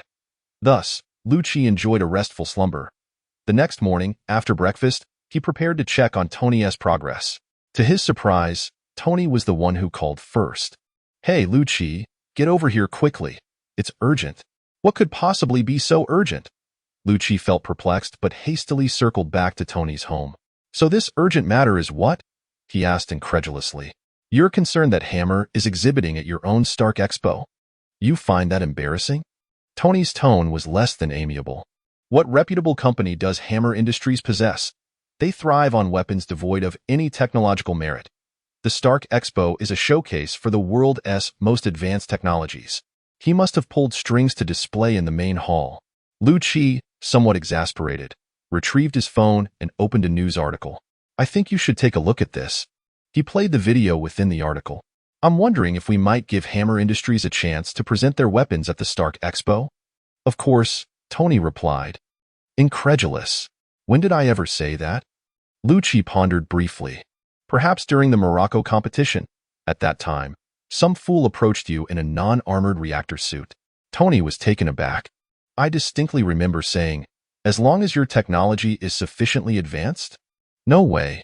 I need to have Pepper sue this news outlet for spreading false information." S.H.I.E.L.D, feeling somewhat helpless, flipped to the editor's profile. "Do you remember this individual?" he asked, displaying the name to Tony. "Who is this?" "She looks rather appealing," Tony remarked, scrutinizing the attractive reporter. "You had a delightful evening with her, if memory serves me correctly, the night before your joyful Hummer adventure." Tony's expression darkened as he recalled the incident. At that time, he and Pepper had not yet officially defined their relationship, leading to some complications. But wait, they still hadn't established their relationship. Consequently, this urgent situation shifted from suing Hammer Industries to figuring out how to define his relationship with Pepper. S.H.I.E.L.D, fuming, exclaimed, "Single individuals have no rights. I still have to devise a plan for you to win her over. Why not just go for it?" However, after his last birthday, Tony seemed more focused on the ritual of romance. Scouring the internet for ways to confess his feelings, observing a middle-aged man like Tony searching for such advice online left S.H.I.E.L.D bemused. Yet he endeavored to lend Tony his limited insights to help arrange a proposal. Chapter 42. The exhibition battle. Having spent nearly 10 hours researching alongside Tony, S.H.I.E.L.D finally crafted a satisfactory confession plan for him. Now, the challenge lay in luring Pepper out, as Tony noted. Many relished the thrill of an unexpected confession, so he intended to spring a surprise on Pepper. Watching Tony meticulously compile a detailed plan akin to a love guru, S.H.I.E.L.D felt incredulous. It seemed Tony was more dedicated to this than he was when designing his armor. Checking the time, S.H.I.E.L.D suddenly realized it was nearly 7 p.m., and Hammer Industries' exhibition was about to commence. Just then, the phone rang, and Tony, visibly irritated, wondered who would bother calling his landline. This was disrupting his concentration. Normally, anyone with pressing business would directly call his mobile, leaving the landline for outsiders, so Tony had never anticipated a proper conversation. "I'll circle you across." He picked up the phone and vented his frustrations, disregarding the consequences as he angrily hung up. S.H.I.E.L.D, who had been anticipating some amusement, was taken aback. Why was Tony not following the expected protocol? How would he gather his thoughts for the expo later? Just as he contemplated whether to forcibly escort Tony to the venue, the phone rang again, and S.H.I.E.L.D sighed in relief. "Ivan, you are persistent. After this, I shall ensure you meet a fitting end." However, Tony was even more exasperated and instructed J.A.R.V.S to disconnect the call. S.H.I.E.L.D, however, was not having it. Tony, this guy is still trying to reach you after being berated. He might genuinely have urgent news. You should answer. Tony frowned but ultimately set aside the process chart and answered the phone. Tony Stark. Before he could speak further, the caller on the other end interjected. Tony furrowed his brow, sensing the situation was more complex than it appeared. Who are you? Ivan, taken aback, retorted. You truly don't recall my voice at all? I'm Ivan. Ivan shouted, his anger slightly easing. How on earth are you calling from prison?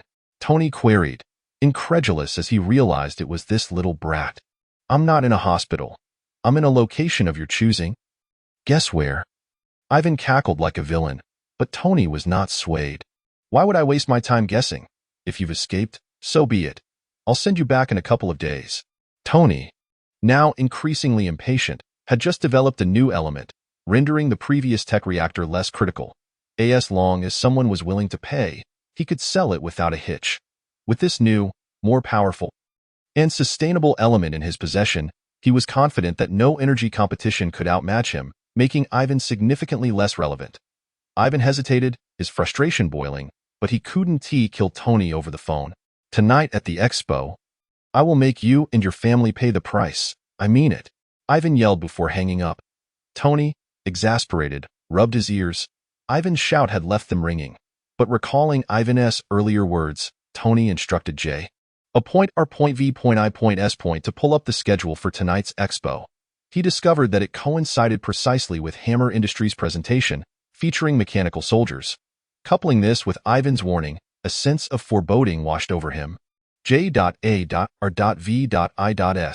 Call Pepper.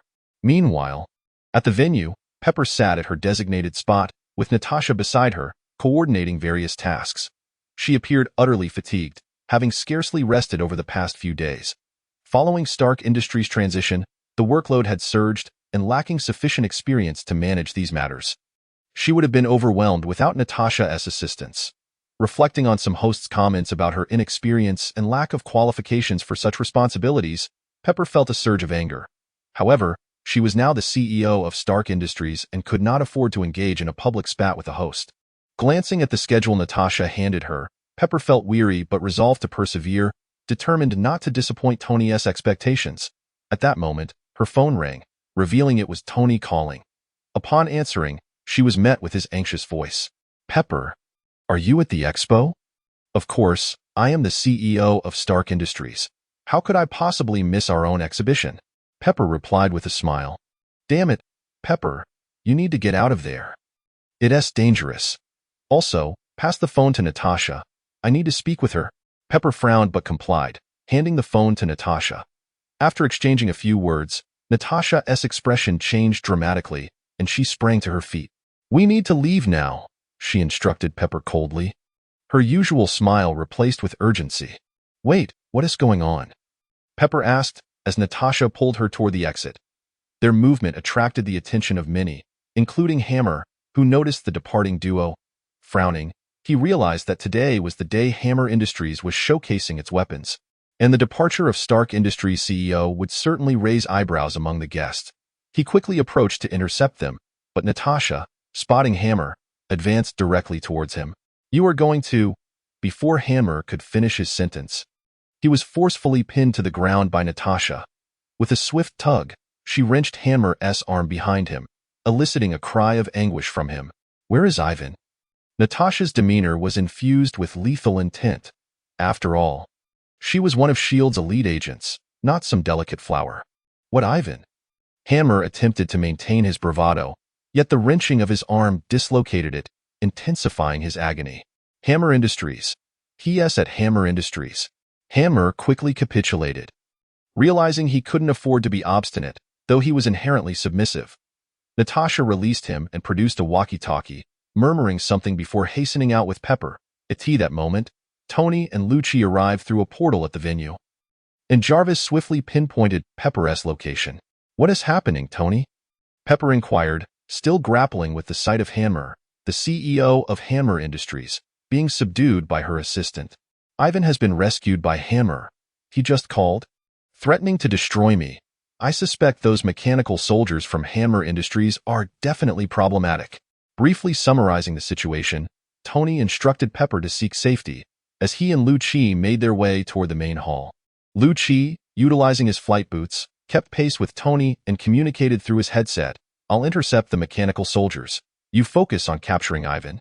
Tony nodded, but he also needed to locate Rhodey, who was affiliated with the military and would need to be briefed if a confrontation ensued. Hey, Rhodey, can you hear me? At that moment, Rhodey was beneath the main stage, surrounded by a cadre of mechanical soldiers. Preparing to ascend to the stage via the elevated ASA war machine of the military, Rhodey had equipped his armor with an array of enhanced weaponry from Hammer Industries. Although not as advanced as Iron Man's suit, it boasted superior firepower. Tony, what is up? Rhodey responded, pleasantly surprised that he hadn't ended up in a fight with Tony, as per the original storyline. Where are you?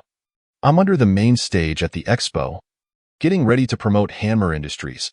Honestly, buddy, you should see these mechanical soldiers. I have a feeling I might be out of a job soon. Rhodey glanced back at the mechanical soldiers and informed Tony, are all the mechanical soldiers there? Yes. There are quite a few of them. Perhaps Hammer Industries will strike it rich with these machines. Listen to me, Rhodey. Destroy all the mechanical soldiers. They were created by Ivan. What? Rhodey, still confused, suddenly saw his armor's visor turn red as it inexplicably entered combat mode, and the elevator began to rise alongside the mechanical soldiers. Furrowing his brow, Rhodey attempted to disable combat mode, but realized he had lost control of his suit. Hey, Tony, I can't control my armor. It's gone into combat mode, and I'm ascending with all these mechanical soldiers. Damn it, Tony cursed, spotting the elevator opening on the stage from a distance. What now? Hammer, having finally reattached his hand, witnessed the unfolding chaos on stage and wondered what sort of production mishap this was.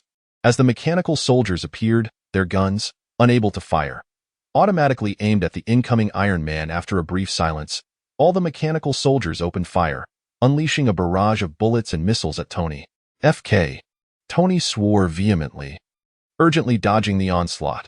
The venue descended into chaos amid the continuous gunfire. These were powerful figures in the business and military worlds.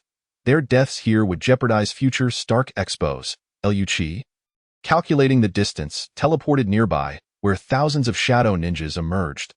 The Blade soldiers charged at the mechanical soldiers on stage, while the ninja warriors swiftly evacuated ordinary civilians from the venue. The mechanical soldiers, equipped with sniper rifles, swiftly adjusted their aim at the approaching Blade soldiers. Directed by computers, they anticipated the ninjas' movements and opened fire. High-caliber bullets tore through many Blade soldiers, reducing them to shadows. S.H.I.E.L.D. frowned, surprised by the quick reflexes of the mechanical soldiers. Nevertheless, he instructed the Blade soldiers to maneuver erratically to close the distance, but the mechanical soldiers, diverse in type, formed a cohesive formation. Their computer coordination allowed them to maintain perfect synergy, effectively blocking the Blade soldiers. Drawing closer, Lu Chi summoned the Ogre soldiers, massive beings that charged the enemy formation, using their arms to shield against the incoming bullets and missiles, shattering the enemy lines in the process. Followed closely by the Blade soldiers, they cut through the mechanical soldiers with their razor-sharp claws. Damn it, I'm about to take off, Rhodey shouted, glancing at the information on his panel. S.H.I.E.L.D. quickly directed several nearby Ogre soldiers to pin Rhodey to the ground. Weapons on Rhodey's suit activated in defense, but the Blade soldiers swiftly approached, dismantling his arsenal. Sorry, Rhodey, but I'll have Tony get you some better gear later. Rhodey gazed regretfully at the damaged ex-wife on his shoulder, a weapon he had yet to fully test. Despite Rhodey's warning, a few flying soldiers managed to ascend, escaping the Blade soldiers' attack range. At that moment, Tony arrived, unleashing laser fire and precision missiles that obliterated the mechanical soldiers. Well done. We should have no more enemies now, but could you please let me go? Rhodey shouted from his position on the ground, but Lu Chi responded with a hint of exasperation. Sorry, but you're under control. I can't release you until you're free. As he spoke, he pulled out a camera and began snapping photos, causing Tony nearby to feel an overwhelming sense of dread, vowing never to embarrass himself in front of this guy again. So, can someone help me? Rhodey implored, looking at Lu Chi, who was busy taking pictures, wishing he could just sink into the ground. "I'm on my way." Natasha's voice crackled through the communication channel as she and Happy rushed toward Hammer Industries. Listening to the sound of their clothes rustling, the men fell into an eerie silence. "Tony, are you all right?" Pepper entered the hall, witnessing the wreckage of the mechanical soldiers, followed closely by several policemen who were apprehending the still chattering Hammer. "It's safe here, Potts," Tony reassured her, stepping forward to embrace her comfortingly, though Pepper winced at the discomfort caused by his armored suit. Displeased, she pushed him away, observing the scene. "So, is it all over?" Lucci exchanged glances with Tony. "No, there's still one more guy." Tony thought of Ivan, yet he was uncertain of Ivan's whereabouts. "Hey, Tony, come out and fight me," a brash voice echoed from outside. Chapter 43. Ivan is dead, Tony confesses. It seemed Ivan had arrived. Lucci glanced at Tony. "Shall we charge out?" Tony looked at Pepper, instructing the policeman to escort her to safety. The few ninjas assigned to Pepper emerged from the shadows, ready to protect her. With Pepper secured, Tony felt unshackled. He glanced at Rhodey, still pinned to the ground, and said to Lucci, "Make sure to send me those photos later. I want a keepsake." Rhodey rolled his eyes. But as he was unable to control the armor, no one could see his exasperation. Having the two ogre soldiers restrain Rhodey, Lucci followed suit and soared into the air. "So, where is he?" Lucci surveyed the empty space, realizing there wasn't even a reporter willing to sacrifice themselves for a story. Where had that voice come from? Lucci pondered, scanning his surroundings, when suddenly, a series of jetpacks and lights illuminated the sky. How many robots had Ivan constructed? How had Hammer allowed him to create so many? Ivan, observing the two below, activated his loudspeaker. "I've improved the rotation speed. Thanks for the suggestion. Stark. Is for you. My new arm is quite powerful. I dispatched a few caretakers with ease." Tony exchanged a glance with Lucci, sealing his visor. "So, you've come to express your gratitude? And those behind you are merely bystanders?" Ivan glanced back. Indeed, they can be considered as onlookers.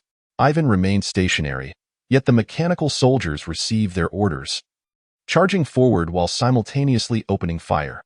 Tony dodged to the side, only to realize that the mechanical soldiers were not targeting him.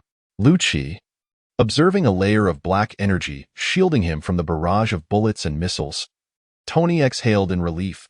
However, the next moment, a gigantic mech descended from the sky, delivering a powerful punch that sent Tony flying. He tumbled against the wall, creating a large hole before finally coming to a stop.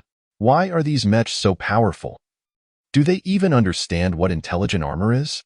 Tony lamented, glancing at the damage displayed on his panel. "Looks like you're in a bit of trouble, but I might need some time before I can assist you," Lucci remarked, eyeing the mechanical soldiers hovering above. Then, thousands of ninja soldiers appeared, unleashing a barrage of shurikens towards the sky. Watching as his ninja shurikens struck the mechanical soldiers with minimal effect, Lucci felt puzzled. Yet, these shurikens were the only aerial weaponry available to the Shadow Legion.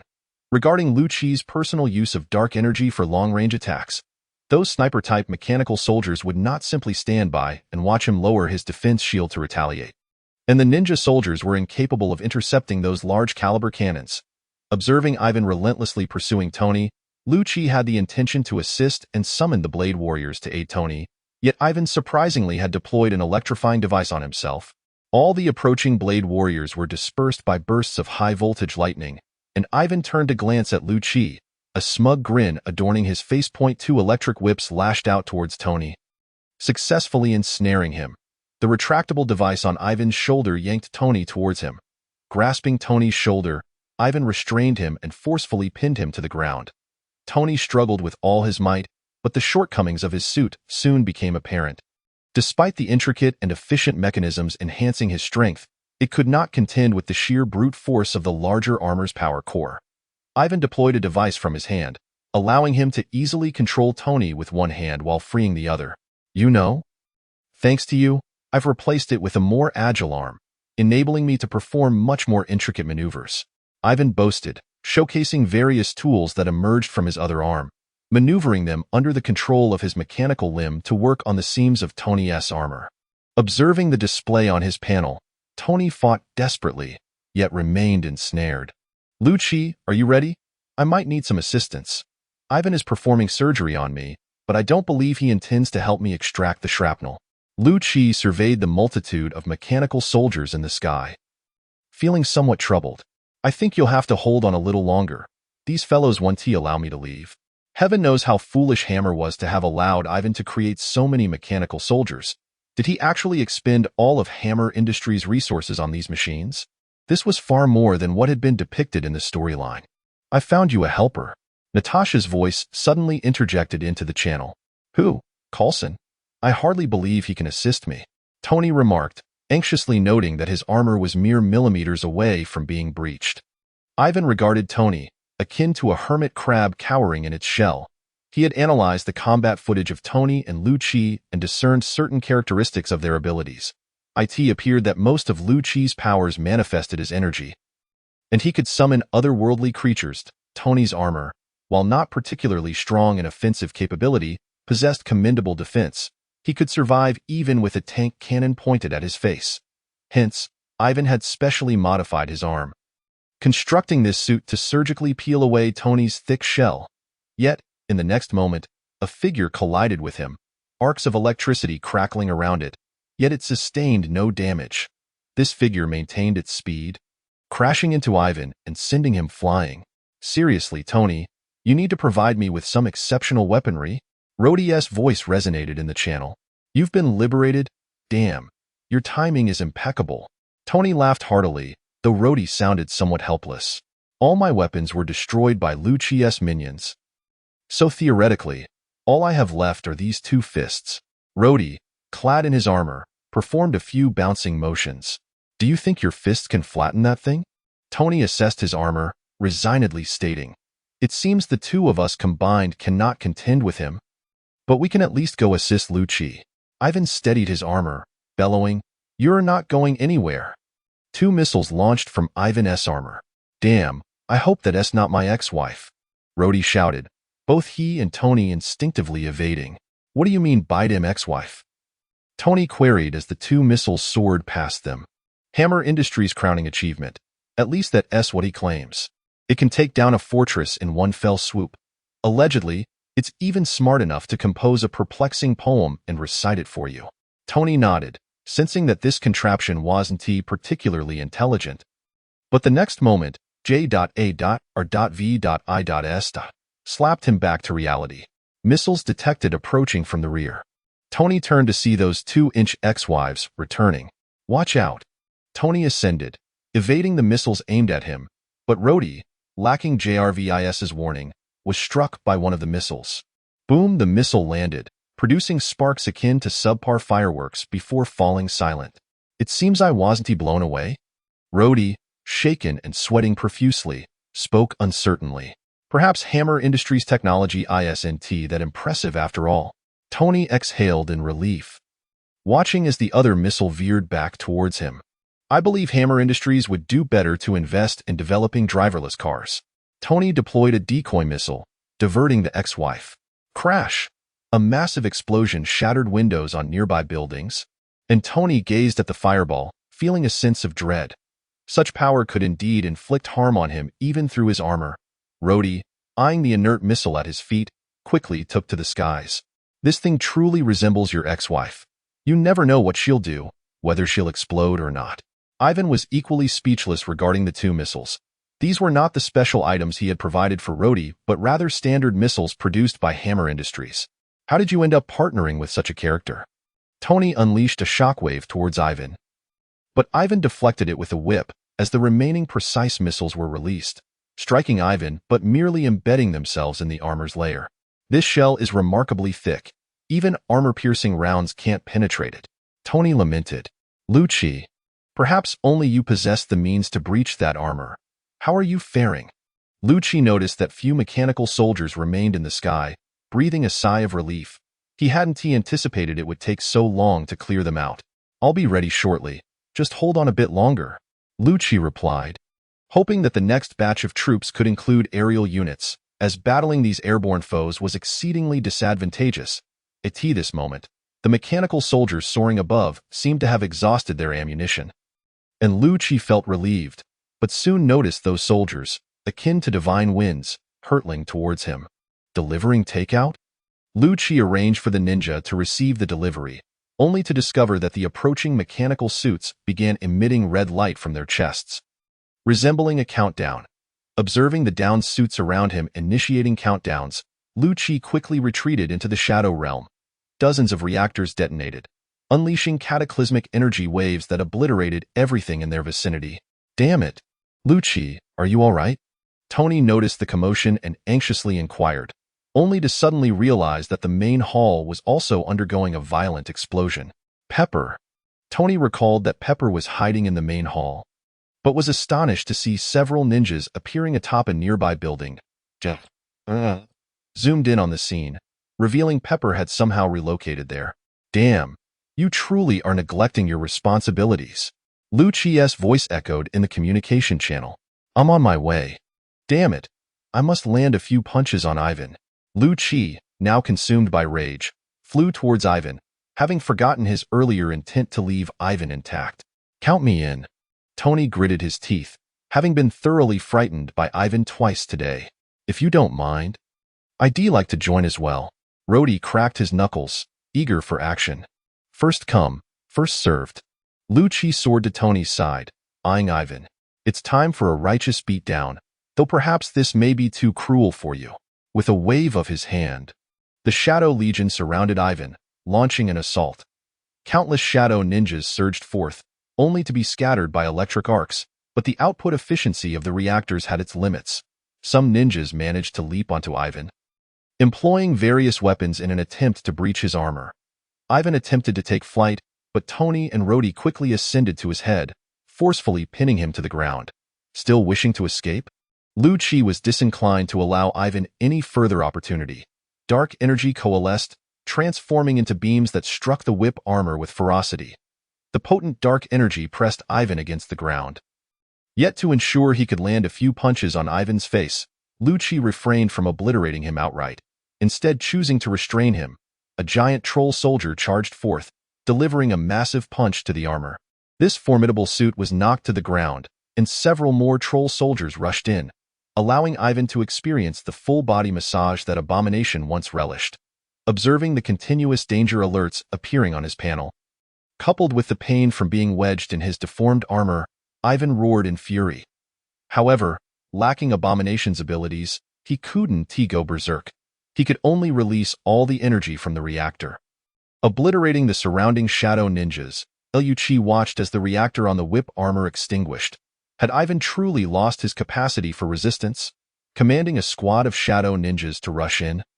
Ivan unexpectedly opened his armor, his upper body emerging from the suit, while his legs remained trapped within. What do you intend to do? Tony questioned, perplexed by Ivan's actions, uncertain of his intentions. Rather than being slowly disassembled by you, I'd prefer to take matters into my own hands. Give me a quick end. Ivan shouted, glaring fiercely at Tony. Dying isn't that easy, Tony retorted, seeing this fool daring to talk back even at the brink of death. He stepped forward intending to deliver a couple of punches to teach him a lesson. But Ivan, unfazed by Tony's advance, laughed heartily. You are as foolish as ever. Stark, what I have lost is not merely a hand. Tony gazed at Ivanka's legs encased in the battle armor. A sense of foreboding washing over him. A surge of intense energy radiated from Ivan's mechanical limbs, and Tony watched in horror as Ivan's armor contorted, engulfing him in a wave of annihilation. An overwhelming force surged toward Tony, leaving him no time to evade. Just as he was about to test the defensive capabilities of his own suit, a pair of hands suddenly appeared behind him, and a shroud of black energy obscured his vision. Tony! Pepper cried out in anguish as she witnessed Tony being consumed by the energy wave, tears streaming down her face as she stumbled backward. It seems you are crying for me once more. A familiar voice resonated in his ear as a figure caught her. Tony? Pepper exclaimed with surprise, her eyes lighting up at the sight of him, while Tony looked at her with deep affection. Haven't you stopped calling me boss? The two embraced fervently, their lips meeting in a passionate kiss. They look like seals fighting over grapes, came a voice from the side, punctuated by the incessant clicking of a camera. Rhodey observed the scene with some exasperation, recalling his own embarrassing moments from earlier, his expression darkening momentarily, though it was hard to discern in the dim light. Heh, Lucci chuckled. Tony, perhaps you could seize this opportunity. Drawing a circle toward his own quarters, he casually pulled Rhodey along with him. As the door vanished, Tony felt a sense of resignation. Just moments ago, Lucci had pulled him into the shadow realm during a critical moment. Yet without the dark energy enveloping him, his suit would have been obliterated. Luckily, Lucci swiftly extracted him, or else he might have emerged missing limbs. Observing the astonished expression on Pepper's face as she witnessed a portal for the first time, Tony turned her face toward him. So, after everything we've been through, are you still willing to stand by my side and assist me? Pepper's tears flowed uncontrollably once more as she smiled and replied, yes. Tony gently wiped away her tears, saying, in fact, I have prepared a list. I wanted to make it more ceremonial. If you are willing, we could do it again. Pepper shook her head. Let us do it now, Tony. I want to hear those words. Meeting her expectant gaze, Tony solemnly grasped her hands. I love you. I love you too. Chapter 44. The Avengers. The next day, Lucci had yet to finish his final chess match with the King of Dreams when he was abruptly awakened by a knock on the door. What the hell? Lucci lay in bed, reluctant to move, sending a ninja to investigate the source of the disturbance. Oh, thank you, Lucci. Where are you? Tony's irritating voice echoed, not merely annoying Lucci because he disrupted his slumber, but because today? Tony's tone was particularly grating. So what is going on? Why are you here so early? Lucci finally managed to drag himself out of bed, eyeing the hyper-energetic Tony. I only fell asleep at 3 a.m. You should have gone to bed later than I did. Why do you look so lively? Lucci yawned, splashing cold water on his face in the bathroom to rouse himself somewhat. Emerging from the washroom, he noted that Tony's face bore no trace of fatigue, instead adorned with a smile. So you were successful last night? Of course, when I step in, success is assured, Tony declared with unabashed confidence. Come on, it's pure luck that Pepper has her eyes on you.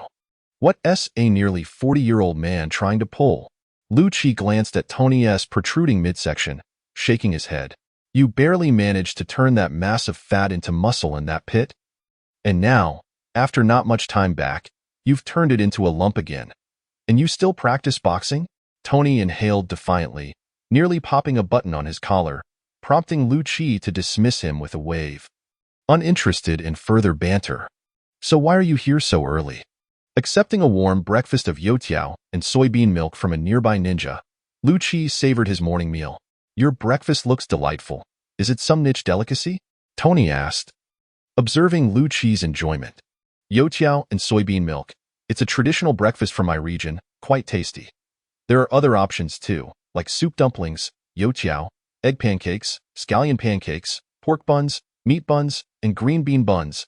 Lucci rambled on. Unable to stop, Tony, exasperated, gestured for silence. All right, I concede that your breakfast is 10 times more elaborate than mine. 10 times is an understatement.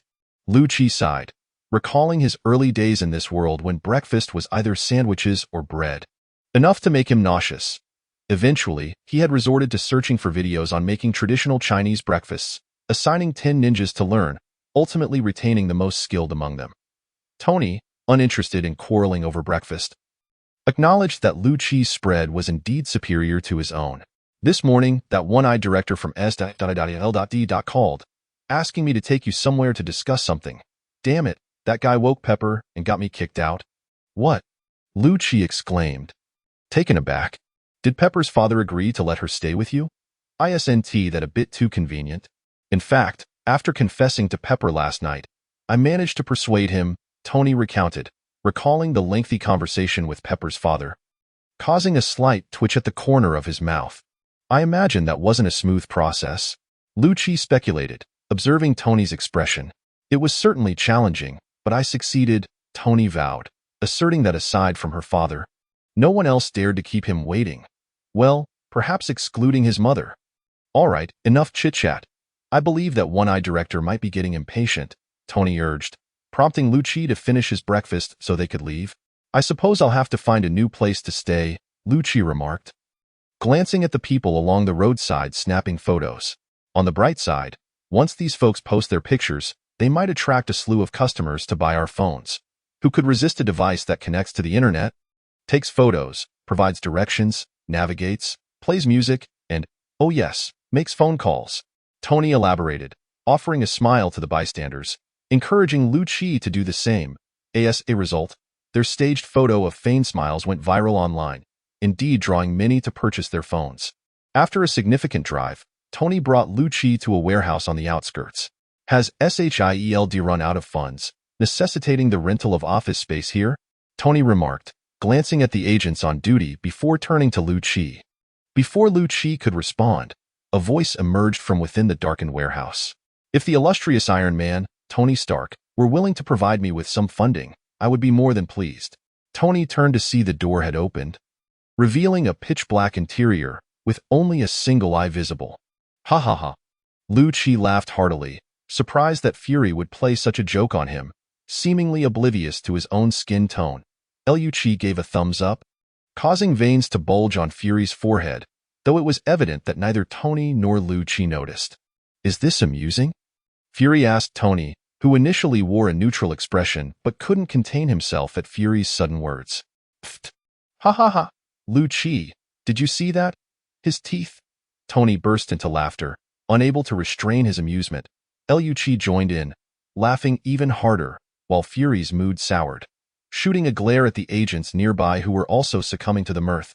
Fury turned and entered the room, flipping on the lights to reveal his full form. After sharing a few more laughs, Lu-Chi and Tony finally composed themselves and entered the room. So, what do you need us for? Lu-Chi inquired of Fury. I have a plan. I would like you to take a look, Fury replied. Producing 2 documents and handing them to the pair, Lu-Chi examined the emblem on the cover, raising an eyebrow as he opened the plan. Tony, on the other hand, was less reserved, reading while critiquing. The Avengers? What a ridiculous name. Are we only supposed to retaliate once attacked? I prefer to handle matters proactively, don't you agree? After scanning the terms, Tony set the document aside. So, you want us to join this Avengers initiative? No, Fury shook his head. I merely wish for you to review the plan. What are your thoughts? Fury inquired of Tony. Tony pondered. It's a solid plan, gathering the most suitable members to tackle challenges that ordinary individuals cannot. I find it quite commendable.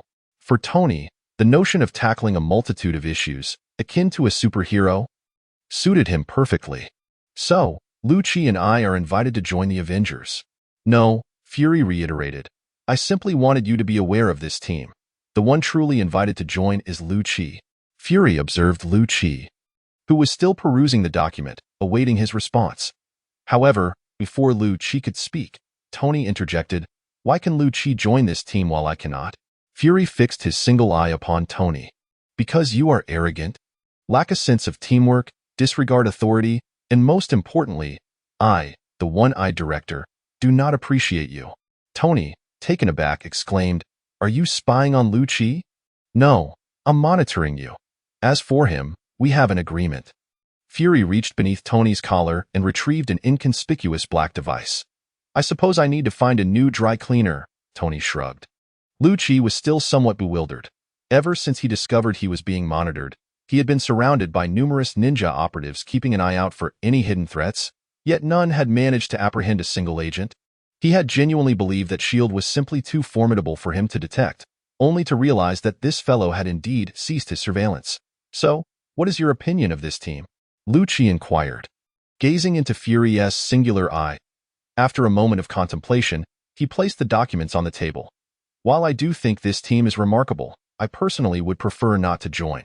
Observing Fury's unchanged expression, Lu-Chi discerned that he had indeed anticipated this response. Tony, however, appeared to be the most astonished of the trio. Why? Because I dislike being directed by others on a daily basis. I resent having my actions controlled at all times. And I certainly do not relish the idea of anyone possessing confidential information about me, Lu-Chi elucidated, for he still aspired to be the master of his own secrets. How could he allow others to manage his intelligence? You seem entirely unfazed by this, Tony remarked. Casting a curious glance at Fury, could you refrain from acting so foolishly, Tony? He is, after all, the world's foremost intelligence chief. Tony shot Lu Qi a defiant look but did not pursue further argument. He was well aware of Lu Qi's temperament, though he remained somewhat shocked. Will you continue with your role as a security consultant? Fury inquired in a deep tone. Lu Qi pondered for a moment. I can carry on, as though I am currently free from the pressures of daily life. I still need to work to spice things up a bit. Fury nodded, then turned to Tony. Are you willing to take on the role of a security consultant? I would be delighted, as I too hope to engage in some vampire hunting or the like, which is befitting of a superhero's identity. Tony interjected before Fury could finish. Of course, you cannot afford my salary, but I believe you could employ me in other ways. The following day, a congressman, with a smile that suggested more mockery than joy, presented medals to Tony, Lu Qi, and Rhodey. This feels exceedingly strange, Lu Qi murmured to Tony. Don't worry, just smile, Tony replied, handing Lu Qi a pair of sunglasses and displaying a perfect grin. Thus, the shortest congressman stood at the forefront, his head topped by 3 faces of varying skin tones, each adorned with a standard smile. Perfect, Lu Qi exclaimed. Receiving a phone from a nearby ninja operative who had been taking photograph, he perused the images with great satisfaction. Subsequently, he uploaded Rhodey's embarrassing photo, Tony's creation of a new element, the ninjas attacking mechanized soldiers, and the formidable boss Ivan onto his blog, titling the post Iron Man 2. He also consolidated previous photos and published Iron Man 1. Upon glancing at the comments, he unexpectedly encountered a name. Stan Cameo King Observerly, a smile that only he understood crept across Lu Qi's face as he shut his phone. Speaking of Iron Man 2, Coulson had already headed to Mexico, and a certain brotherly figure was about to embark on a trip to Earth. Opening the phone he had just closed, Lu Qi searched for news regarding recent meteorite falls and stumbled upon a particularly low-profile report. Upon checking the meteorite's landing location, Lu Qi purchased a plane ticket to Mexico. Meanwhile, an unnamed worker was driving under the scorching sun towards Mexico, unaware that someone was about to overtake him. Informing Tony of his plans, Lu Qi was taken aback to discover that Tony had brought Pepper along for a getaway. After a long day of handling affairs, Pepper had no time for any romantic interlude with him, leading to her impulsive decision to take a leave of absence alongside Tony. Just as expected, Lu Qi nodded, contemplating a spontaneous journey of his own, though his destination might be slightly more distant. Asgard, Loki, wielding Odin's eternal spear, approached the Rainbow Bridge where the guardian Heimdall stood. How does my brother fare on Earth? Heimdall, with his heterochromatic eyes, regarded Loki coolly. Thor is currently on Earth undergoing his trials. Loki, with a peculiar glint in his eye, gazed at Heimdall. I had thought father would never allow him to return. Asgard can only have one prince. Heimdall's gaze drifted back to the stars. Thor will not halt his journey on Earth. It seemed Heimdall perceived something and shook his head. A mere woman, attempting to sway the steadfast resolve of the great prince, whose will was as unyielding as iron. Loki's mood soured at Heimdall's dismissive demeanor. Tell me, Heimdall, with your ability to see through the 9 realms and your formidable power, does my father fear you? Heimdall withdrew his gaze and looked at Loki. No, for the king understands that I will remain loyal to my sovereign. Loki brandished the eternal spear, powerful energy rippling across the Rainbow Bridge. But now, I am the king. Heimdall remained unfazed, fixing his gaze on Loki. You are merely the acting king. Once King Odin awakens from his slumber, you will revert to being a prince. Loki was infuriated. Yet even with the eternal spear in hand, he dared not lay a hand on the powerful god and could only storm off in indignation. Heimdall tightened his grip on the divine sword. Watching Loki's retreating figure, Odin knows I will never betray him. I have never concealed my actions, nor will I ever pry into his affairs. And you? Heimdall turned his gaze away. I can never fully see through you. Heimdall continued to observe Thor. Ready to activate the Rainbow Bridge should Thor encounter any peril, prepared to reduce any adversary to ashes. For the martial and valiant Asgard, Thor, the great prince, was far more suited to their expectations of a king than the covertly magical younger prince, who had but one supporter. Chapter 45. Extra leg. What are you doing here? Coulson, having driven his own car to this location due to a certain one-eyed individual's refusal to reimburse travel expenses, found himself perplexed. After traversing mountains and valleys, he was astonished to discover that someone who had departed a day later than he had arrived before him. Don't be tense, Carlson, just relax. Lu-Chi, clad in beach shorts and a tank top, lounged leisurely on a deck chair. He retrieved a bottle of cola from a nearby cooler and tossed it to Carlson. On such a hot day, it would be a shame not to enjoy an ice-cold cola. Carlson sighed, but nonetheless savored a sip of the chilled beverage. So? Did the director send you here? Carlson asked, feeling slightly rejuvenated after burping contentedly. No, before I joined that so-called alliance, Fury was intent on keeping me in the dark about everything. Due to a certain individual's overseas return status, Fury was keen to shield Lu-Chi from some of S.H.I.E.L.D's secrets, desiring to keep him as far from the agency as possible. However, Lu-Chi had his own sources of information, which left Fury quite vexed. So? Is there anything particularly intriguing here that drew you to this place? Carlson glanced at the nearby gathering of people enjoying a beer party, contrasting it with the cola in his and Lu-Chi's hands. Feeling somewhat out of place.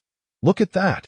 Lu-Chi suddenly sat up, his eyes sparkling as he pointed toward a scene not far off. An elderly man drove a pickup truck, tied a rope to a peculiar meteorite, and cheerfully returned to his truck. The engine roared to life, wheels spinning in vain, yet the vehicle remained stuck. After a prolonged stalemate, the rear of the pickup detached, disappointing the onlookers. What kind of meteorite is this? Carlson wondered aloud as he approached to investigate. Meanwhile, Lu-Chi's gaze was fixated on the elderly man in the pickup. Hey, eggplant. Lu-Chi snapped a photo, only to find that the person posing with peace signs was someone else entirely.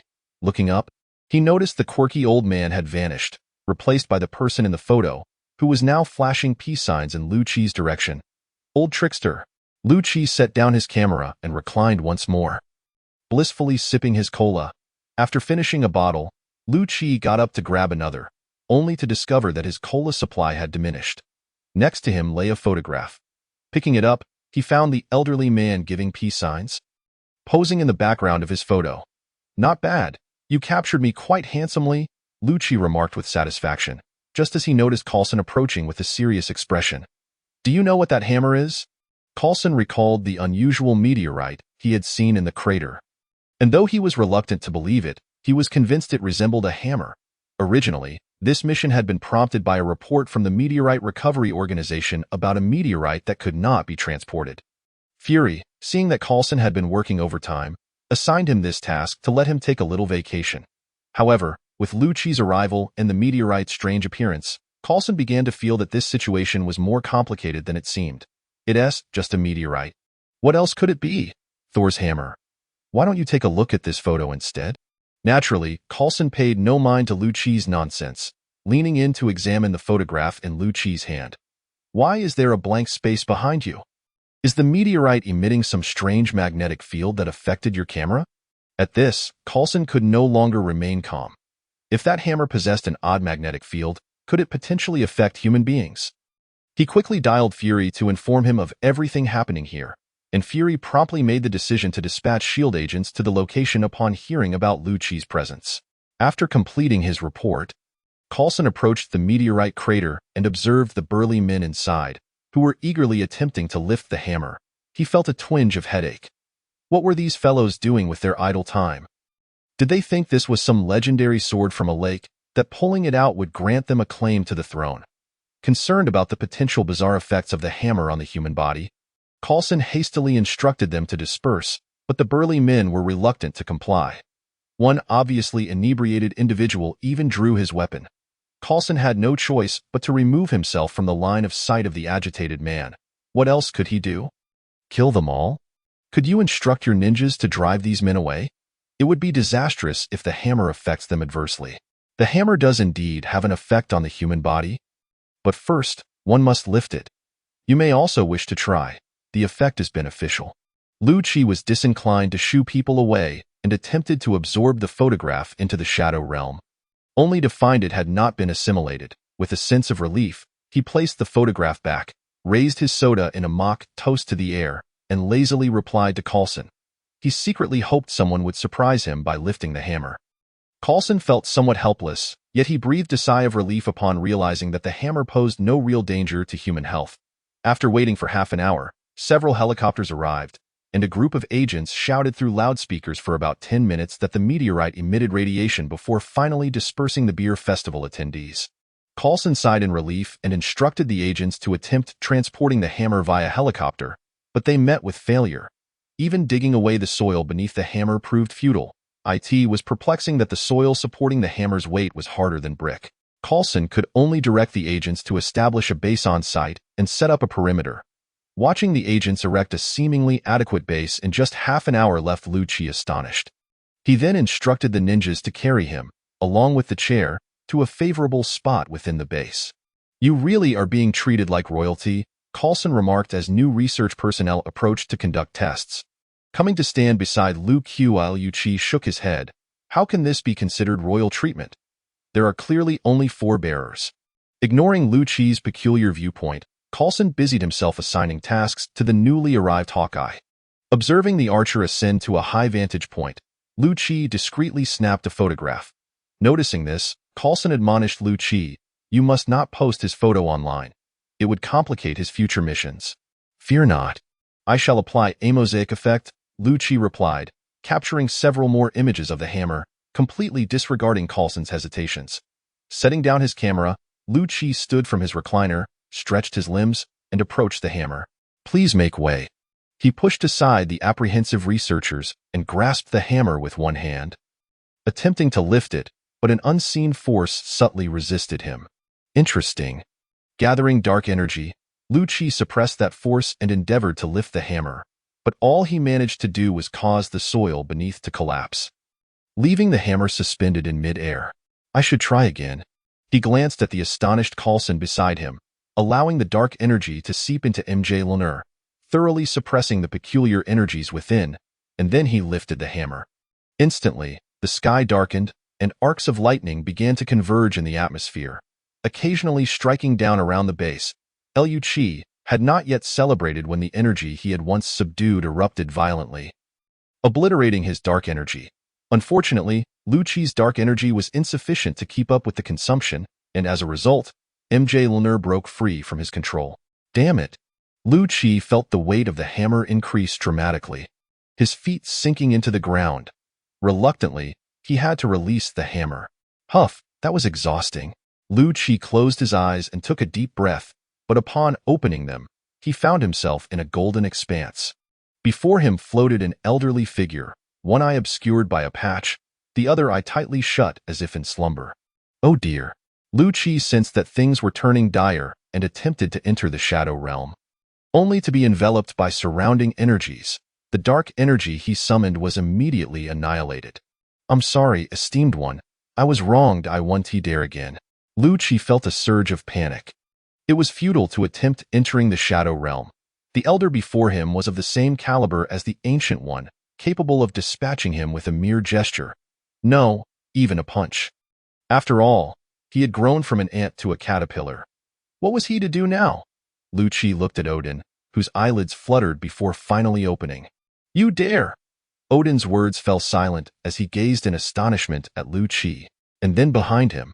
"I trust you are well, Odin, king of the gods." The voice of the Ancient One resonated from behind Lu-Chi, and upon turning, he indeed spotted a yellow figure. "Master Ancient One, how did you come to be here?" Odin appeared to encounter an old friend, bursting into hearty laughter. "I have come for this little one." The Ancient One gestured towards Lu-Chi.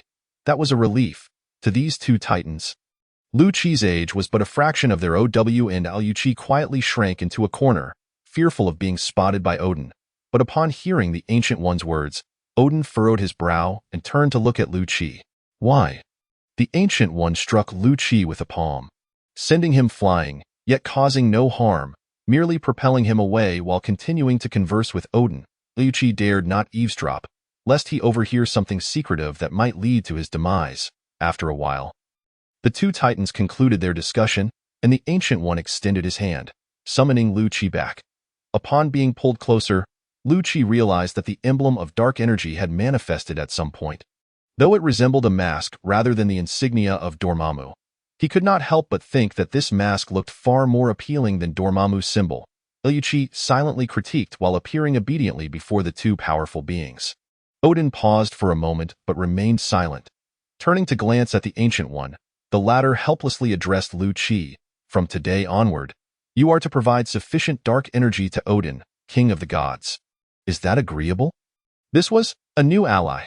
Lu-Chi eagerly nodded, recognizing that this arrangement would earn him a favor from the Titan, making it easier to seek assistance in the future. Agreeing to the pact with the powerful beings, Lu-Chi discovered that he would need to supply nearly 1,000 points of dark energy every second. This was not surprising, considering Odin was among the longer-lived of the Asgardian deities, often entering Odin's sleep to regulate his energy, making such a requirement entirely reasonable.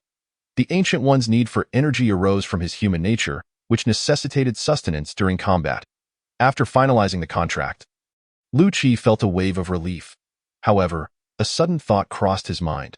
Why did Thor's mother appear younger than Odin? Surely, Odin could not have taken a younger wife, providing Thor and his brother with a stepmother? This implied that if Thor's mother had not perished at the hands of the Dark Elves, she could have lived even longer than Odin. The implications were too profound. Lu-Chi dared not delve deeper. Meanwhile, after signing the contract, Odin closed his eyes to sense the energy for a moment before opening them in surprise, smiling at Lu-Chi, then feigning authority as he expelled Lu-Chi from the Golden Realm. Back at the Hammer's location, Lu-Chi exhaled in relief, sensing that the Titans had spared him, and he had acquired a new ally. Surprise? I didn't expect to gain another formidable ally. If you dare come to Earth, I'll be sure to treat you well. What delicacies does your planet offer? What happened, Lu-Chi? Coulson inquired, observing Lu-Chi standing still with closed eyes, puzzled by his sudden immobility. Wasn't it said that lifting the hammer would yield benefits? Lu-Chi shook his head and smiled as he departed.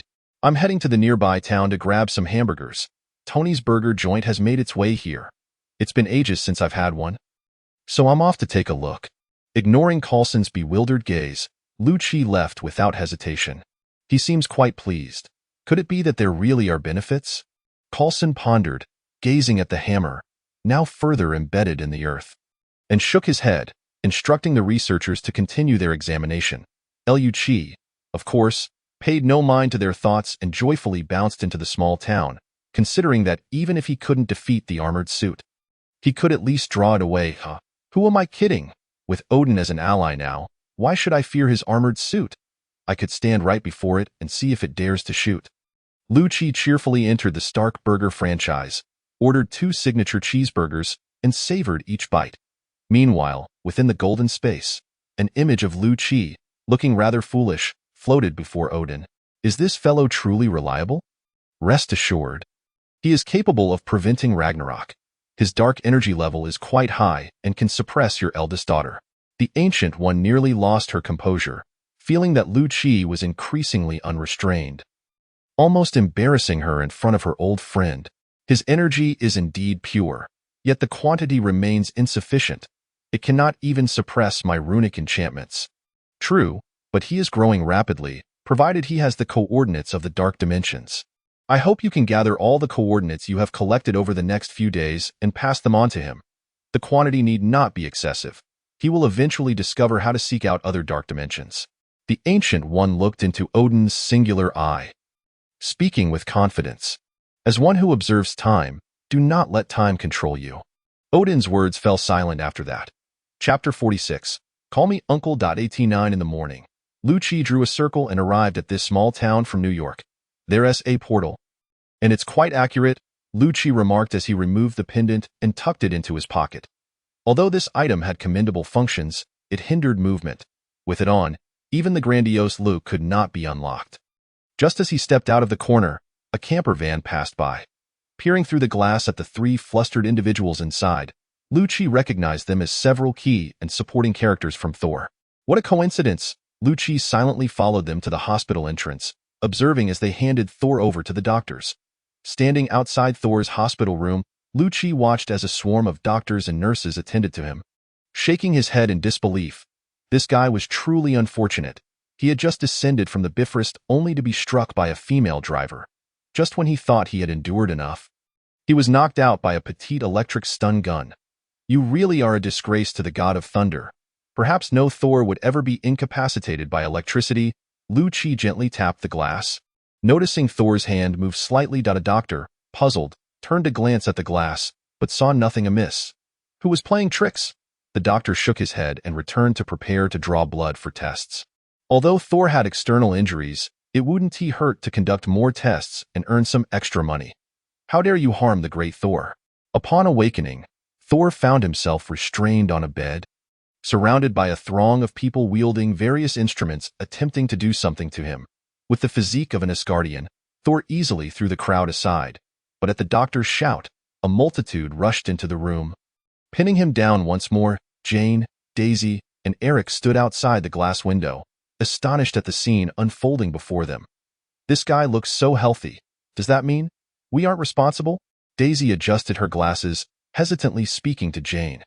Indeed, Jane nodded, and the three prepared to leave, only to notice someone nearby taking photographs. What are you doing?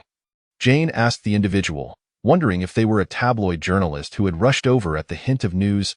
Oh, nothing much, just savoring the moment since I just arrived here, Lu-Chi replied ambiguously, leaving it unclear whether he was referring to his own arrival or that of the individual inside. Oh my God! Daisy exclaimed in surprise. You are the Lord of Shadows? Lu-Chi raised an eyebrow, surprised that this infatuated girl recognized him. Hello, I am indeed the person you mentioned, though I prefer to be called Lu-Chi. So, who is the Lord of Shadows? Jane asked helplessly. You don't know? Everyone chorused in disbelief, leaving Jane quite exasperated. Why would I know? Don't you use the internet? Daisy retorted, pulling out her newly purchased smartphone to search for information about the Lord of Shadows, showing it to Jane. Oh, this phone looks rather nice, Jane commented, considering purchasing one if it wasn't too expensive. After reading the information displayed, she appeared quite shocked. Is it still 2010? Jane remarked, feeling a bit overwhelmed by the plethora of information. So your sources of information are even fewer than mine. Old man, Eric commented resignedly. What brings you here? Eric inquired of Lu-Chi. Thanks to a mysteriously influential friend, he was relatively open-minded about these matters. Just came to watch the spectacle. I happen to be traveling in this area, Lu-Chi stated before departing. What a peculiar person, Jane remarked, but left it at that. Meanwhile, Lu-Chi was unconcerned with their opinions of him, happily perusing the photographs he had taken. However, as soon as he exited the hospital, he was pulled into a mirror dimension. Greetings, esteemed ones, Lu-Chi said, feeling a bit awkward as he faced the two powerful figures. Nice photographs, Ancient One remarked, extending her hand to which the camera had mysteriously appeared, examining the images before passing it to Odin. Upon seeing his son in the photos, Odin appeared somewhat helpless, though his mood had improved considerably compared to his previous frustration. As long as his life could continue, he could give Thor and Loki ample time to mature. If Thor were to see these photographs, he would surely go mad, Odin chuckled, knowing his son well. The current Thor was indeed a proud and ostentatious individual, not unlike Tony in certain respects, both being so self-important yet capable of change. Flipping through several pictures, Odin's eyes reflected concern, helplessness, yet pride. Not to mention Thor's talents as a ruler, he was undoubtedly an outstanding warrior in battle. Perhaps having Loki as king and Thor as a general could herald a brighter future for Asgard. Odin pondered, finding this increasingly plausible.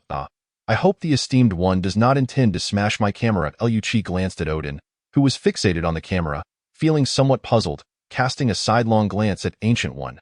Did Odin disapprove of the unflattering photographs of his son and wish to destroy it to preserve the last shred of royal dignity?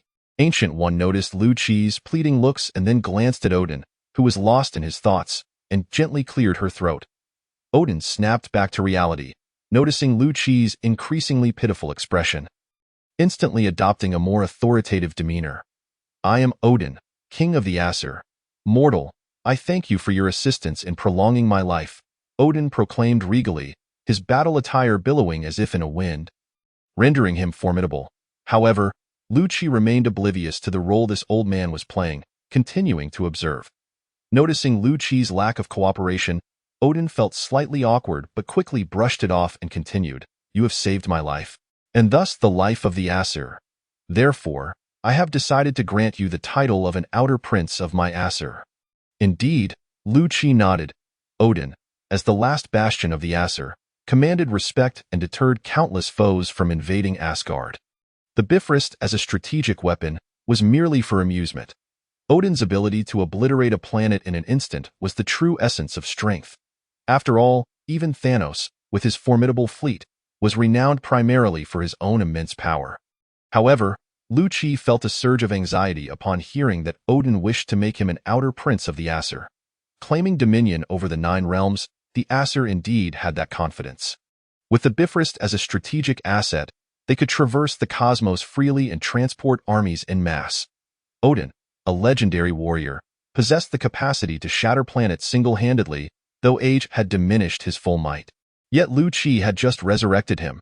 This princely title was undeniably enticing, igniting a fervor within Lu-Chi. If he accepted this title, he would face the Earth Council without fear. Would they dare launch a nuclear strike? He could simply summon the Aesir to open the Bifrost.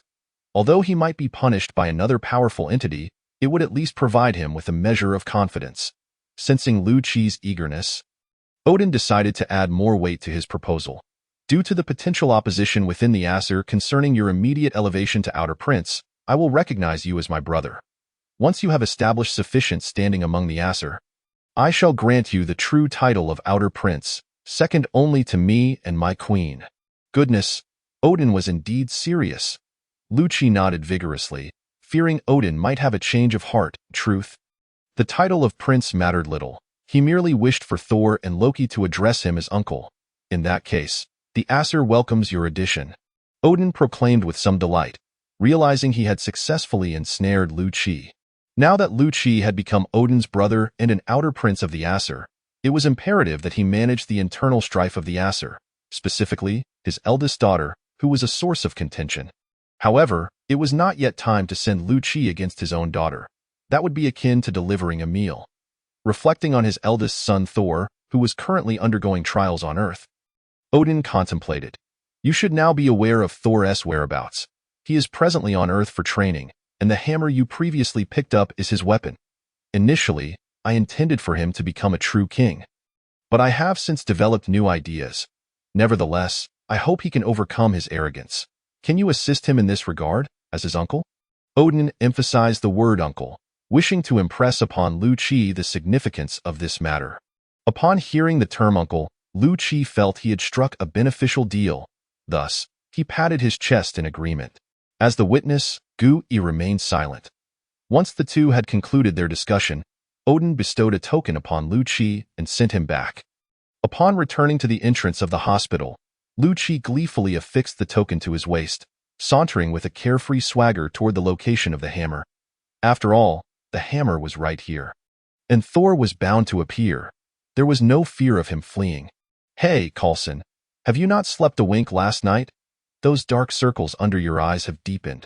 Lu-Chi playfully teased Coulson, who was holding a cup of coffee. Casting a glance at Mjolnir, it was quite similar to before, albeit slightly lower, as Lu-Chi had lifted it only to let it drop again.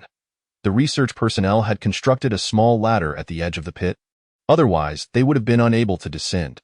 Ignoring Coulson, who seemed to hesitate with words unspoken, Lu-Chi scampered to a corner to indulge in gaming while awaiting the arrival of nightfall. Soon, darkness enveloped the scene, prompting Lu-Chi to set his nearly dead phone aside for charging before dashing into the monitoring room beside Coulson. Coulson shot Lu-Chi a peculiar glance, but refrained from speaking. His attention fixed on the researchers examining the hammer. As the day passed without incident, Coulson exhaled in relief, intending to engage Lu-Chi in conversation. However, the monitoring screen suddenly began to flicker, inundated with static. What is happening? Research team? Coulson glanced at the innocent-looking Lu-Chi, using the intercom to contact the research team. Thank heavens, the intercom remained functional. Otherwise, delays in information transmission could easily result in vulnerabilities. The magnetic field emitted by this meteorite has undergone a significant change, enough to affect the surrounding instruments, a researcher exclaimed, astonished. No one had anticipated that the hammer, which had been still all day, would suddenly exhibit new activity. Alarm! The southeastern perimeter of the base has been breached. An unidentified creature has entered the facility. Disaster struck again as another piece of grim information reached Coulson. The previously clear sky had inexplicably become shrouded in dark clouds, and a torrential downpour commenced, as if foreshadowing impending calamities. "Barton, get to higher ground," Coulson hastily called Hawkeye, casting a glance at the seemingly idle Lu-Chi, contemplating whether to say something, but ultimately holding his tongue. That rascal, he must still regard him as a trump card. With that thought, Coulson quickly instructed the other agents to survey the base for any unidentified creatures. The agents swiftly conducted a thorough search, discovering that several individuals had fallen silent in an instant. A majority of the base personnel rushed toward the locations of the missing individuals, while Barton remained steadfast at the site of the disappearances. Should anyone attempt a diversion, Hawkeye would demonstrate what it meant to be a top agent of S.H.I.E.L.D. A group of agents soon spotted Thor, who made no effort to conceal himself, and opened fire with various firearms. Yet, inexplicably, their weapons malfunctioned. Be it stun guns or any other firearms, they simply refused to fire. Damn it! It must be that magnetic field. Realizing the gravity of the situation, Coulson angrily slammed his earpiece onto the table, turning to summon Lu-Chi for assistance, only to find that Lu-Chi had vanished from his sight. At that moment, Lu-Chi stood beside Hawkeye, both utilizing lifting equipment to reach midair, securing an advantageous vantage point. Unperturbed by Lu-Chi snapping photos beside him, Hawkeye nocked an arrow, silently aiming at the rampaging Thor. Thor was making short work of the S.H.I.E.L.D.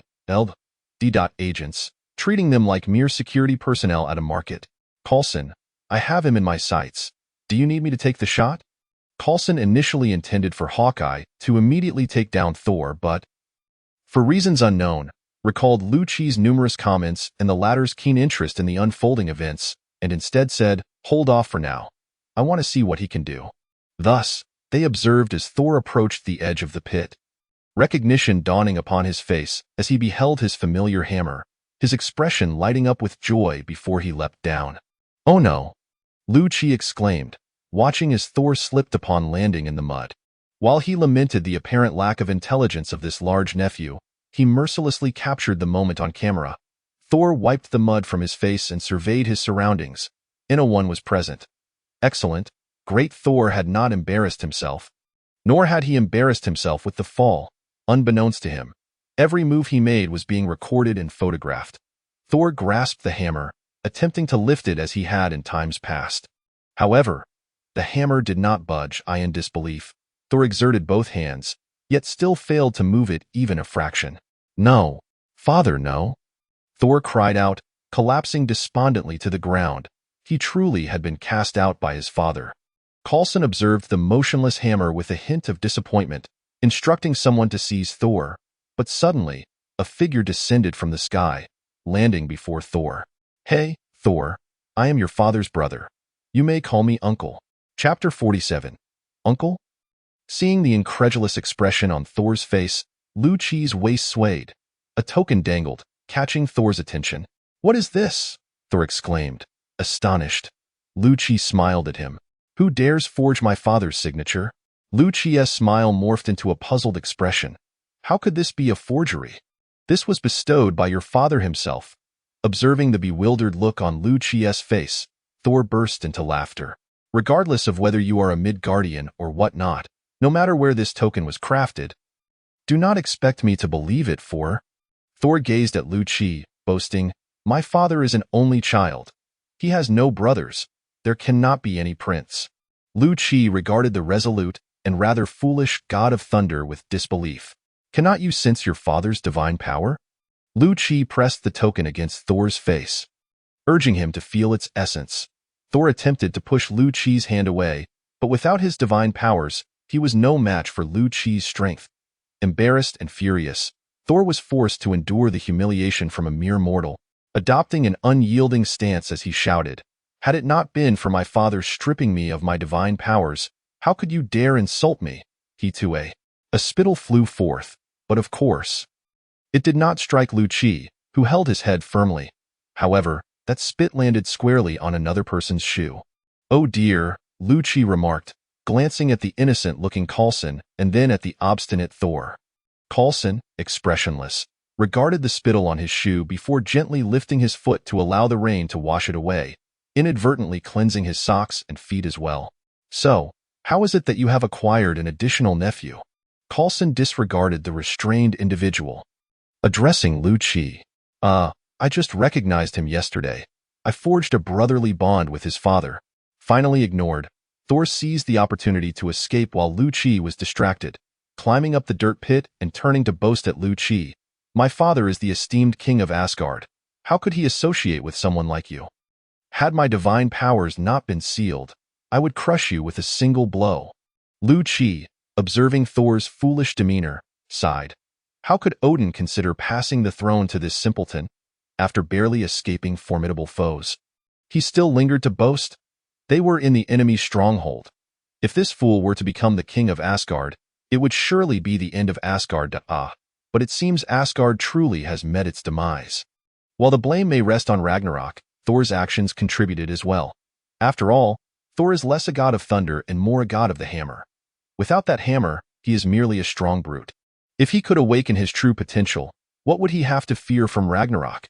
He could easily send his sister back to the underworld. With these thoughts, Lu Qi called out to the self-satisfied Thor, "You keep claiming that if you had your hammer, you could shatter me, yet without it, you cannot be the god of thunder, can you?" Casually ascending the dirt pit via the adjacent stairs, Lu Qi approached Thor. Is your father regarded as the king of gods solely due to possessing the eternal spear? No. Thor retorted emphatically. My father is king because of his unparalleled strength. Then how can you not be the god of thunder without your hammer? Thor fell momentarily silent, unable to formulate a rebuttal. If your identity as the god of thunder hinges solely on having a hammer, then you ought to be called the god of the hammer. Observing Thor lost in contemplation, Lu Qi grasped his hand and swiftly soared into the sky. Even while carrying someone, with his current energy, he could achieve nearly 500 meters per second. Ignoring Thor's shouts, Lu Qi quickly ascended to dizzying heights. Under the moonlight, he gazed at Thor, who dangled from his grip. Even facing the sound barrier, it was merely a minor discomfort. However, at this altitude, even if you are Asgardian, a fall would reduce you to a puddle of flesh. Would you like to experience that, god of the hammer? Thor realized this, ceasing his struggles and gripping Lu Qi's hand tightly. He glanced down at the clouds below, unable to resist closing his eyes. At this height, he would have previously faced it with ease, but now, the view instilled fear within him. Observing Thor's trepidation, Lu Qi gradually lowered his hand, allowing Thor to truly feel the planet's gravitational pull.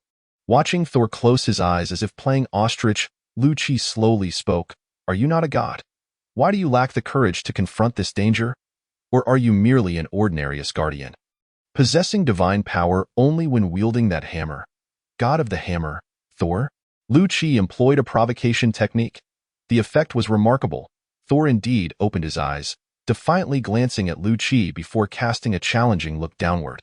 Single-celled organisms are remarkably easy to deceive. Lu Qi smirked with a hint of cunning as he pried open Thor's hands.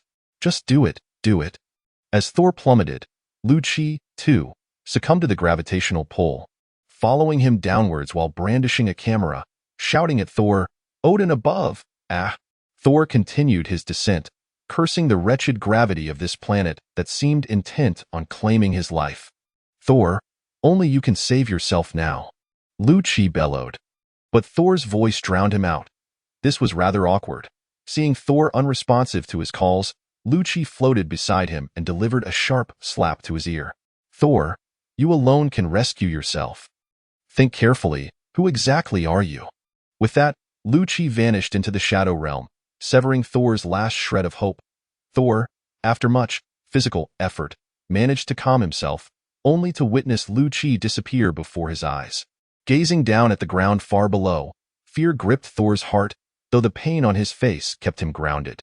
"Damn it! I, Thor, the god of thunder, will feed you to the fish in the moat," he shouted. But received no reply. The pain on his face reminded him of that rascal. "What am I? Am I not simply me?" Thor shouted, soon piercing through the cloud layers, revealing a blurred ground below, as the ground loomed closer. He couldn't help but shut his eyes again. "Are you not a god? Why do you lack the courage to confront this peril?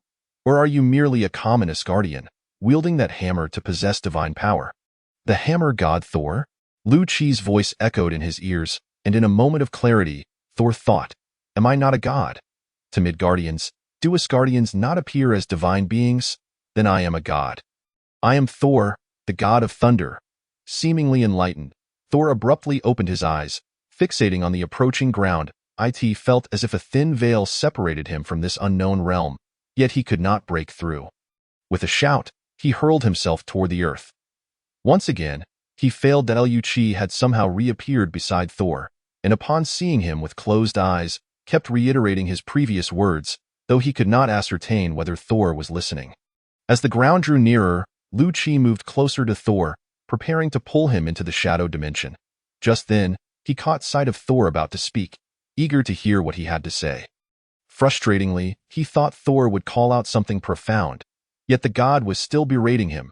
Lu Qi shook his head but still brought Thor into the shadow realm. Observing Thor within the shadow dimension, Lu Qi sighed, dissipating the speed surrounding Thor, intending to expel him quickly. Otherwise, Thor would risk being assimilated by the dark energy. Imagining Odin witnessing a crippled Thor and then stabbing himself with the eternal spear, Lu Qi broke into a cold sweat, determined to throw Thor out. Normally, Lu Qi could easily toss an energy-less being in or out of dimensions, but just as he was about to eject Thor, a surge of energy exploded within Thor. A torrent of electricity erupted from Thor's body, annihilating the dark energy surrounding him. However, this was Lu Qi's domain. Hundreds of thousands of dark energies seemed provoked, converging on Thor. Startled, Lu Qi hurriedly restrained the dark energy, attempting to maintain the vacuum Thor had created. "Do not resist. I will send you out." Exhausted from the sudden burst of power, Thor gazed at the seemingly infinite dark energy surrounding him, despairing when suddenly his adversary materialized before him. Upon gaining divine power, Thor shockingly sensed the token at Lu Qi's waist that bore his father's strength. "So, this fellow truly is my uncle." Without resistance, and devoid of energy to fight back, Thor was promptly expelled from the shadow dimension, returning to the S.H.I.E.L.D. base. Coulson, watching Lu Qi and Thor soar into the sky, was initially perplexed. He had instructed someone to investigate the information revealed during Lu Qi and Thor's dialogue. And the next moment, a figure suddenly appeared before him. Thor crashed to the ground, kneeling on one knee, uncontrollable sparks of electricity flickering across his form. After several deep breaths, he finally managed to rein in the power that had just awakened within him. "My heavens! This is..." he exclaimed, startled to find himself kneeling before a balding man, and quickly stood up. "It's nothing. Consider it an apology, Coulson." Lu Qi appeared behind Thor, stowing away his camera before adding, "So, you truly are my uncle? Then, he really is the god of thunder?" Thor and Coulson simultaneously voiced their surprise. Turning to Lu Qi, Lu Qi paused for a moment. He wasn't equipped for dual conversations. Frustrated, he wiped the rain from his face and sighed. "So, must we stand in the rain to converse? While it certainly has a certain ambience, I would prefer to be inside a warm cabin." Coulson glanced at Thor before turning towards a tinted area. Thor stared at Lu Qi for a moment before following Coulson inside. Lu Qi glanced at the hammer at the bottom of the pit, astonished that Thor would abandon it. Picking it up, he dashed indoors, noticing his phone still charging. Tossing the hammer to Thor, Lu Qi lunged for his phone. "What's the matter?" he inquired, noticing Thor's displeased expression. "I am not the hammer god. I am the god of thunder," Thor asserted, placing the hammer aside, still crackling with electricity. I understand. Lu Qi quickly moved his phone away, wary of this clumsy oaf damaging it. Finally satisfied, Thor reclaimed his precious hammer. His earlier response had merely been to Lu Qi's previous inquiry. Now, with his hammer back in hand, he could breathe a sigh of relief. With divine power restored, Thor could effortlessly wield the hammer, and unlike before, he could engage in more versatile combat, such as channeling electricity while striking. Feeling the feedback from his beloved hammer, Thor chuckled foolishly a couple of times, but quickly remembered the presence of others and assumed a more authoritative demeanor. However, he caught the scornful gaze of Lu Qi, who bore an uncanny resemblance to Odin. Recognizing this, Lu Qi understood that Thor was indeed Odin's true son. The synchronization was strikingly apparent, leaving him speechless. Thor composed himself before addressing Lu Qi. "So, you truly are my uncle?" "Ah, Dear nephew, do call me something nice, Lucci replied with a grin. Uncle, Thor hesitated, pondering for a moment, before finally uttering the word. Lucci nodded enthusiastically. Ah, my dear nephew. Alas, I have no gifts for you. Would you like some jelly beans? I can have a ninja win some for you. Coulson observed the two with their apparent camaraderie, feeling somewhat excluded from the conversation. After contemplating for a moment, he directed his attention to Lucci. So, this fellow is truly the god of thunder from mythology? Absolutely. Lucci affirmed with a nod. And Odin exists as well? Why not? I just made a blood oath with him yesterday. Lucci flaunted the token at his waist. Now I am the royal representative of Asgard on Earth. You'd best speak politely. Coulson, uninterested in Lucci's antics, felt his hair might not survive the revelation of such gods. Recalling Thor's earlier spitting on his shoe, he hastily ordered agents to study the shoe while collecting the rain-soaked soil. Hoping to uncover something of value. Why didn't I just wash my shoes? Now I'll surely face the director's wrath. Coulson sighed resignedly but quickly composed himself. As an agent, he was accustomed to absorbing shocking news. He sent a brief message to the director, inviting him to stay up late together, then turned back to gather more intelligence. Did my father visit here yesterday? Thor inquired, eager to ask numerous questions. To be precise, he didn't come. He merely communicated with his spiritual form for a while, Coulson replied, nodding as he recalled Lucci's distant demeanor yesterday, likely during that moment. My father, did he say anything about me? Lucci was already engaged in a game. Glancing at Thor as it loaded. Well, he didn't say much, but it's likely you won T become king. Thor chuckled self-deprecatingly. I indeed lack the qualifications to be king. My strength is still too weak. Remembering his helplessness within the shadow dimension, where he felt the gaze of countless dangerous foes, Thor felt utterly powerless. He was still too weak, however. Noticing the token at Lucci's waist, he consoled himself. This man is my father's brother. His strength is assured. And I am not entirely without means of resistance. I still possess the ability to fight back. If I continue to grow stronger, then I can defeat this uncle, which, when rounded off, equates to. Lost in a delightful reverie, Thor wore a peculiar smile, sinking into a tranquil silence. Coulson cast a peculiar glance at Thor, suppressing the urge to wipe the drool from his mouth, and turned to Lucci, inquiring, what do you think they are? How might their existence affect us? Lucci glanced at Coulson, assuring him, do not be overly concerned. They differ significantly from the deities of mythology. You may regard them as technologically advanced extraterrestrials. Contemplating the primitive lifestyle of Asgard compared to Kamar-Taj, Lucci fell into a moment of silence, yet continued, their power is formidable, possessing the Rainbow Bridge for the mass transport of troops, and it can also function as a planet-destroying weapon when fully operational. Coulson wiped the rain from his face and pressed, is there anything else? Only Odin, Lucci replied. His strength is not as formidable as depicted in the myths. As Coulson inched closer, Lucci casually remarked, he cannot reach the level of world destruction, though shattering 2 planets is relatively easy for him. With an unflinching demeanor, Lucci divulged Odin's peak capabilities. Although Odin still possessed such power, his body could no longer withstand it. Observing Thor, who was lost in whimsical thoughts, Lucci whispered to Coulson, this fellow is the crown prince of Asgard, you understand, right? Though his status is slightly beneath mine, one cannot dismiss him. Do you grasp my meaning? Coulson feigned understanding of the first layer while missing the second, gazing at the grinning Thor, pondering how to prevent this individual from causing diplomatic troubles on Earth.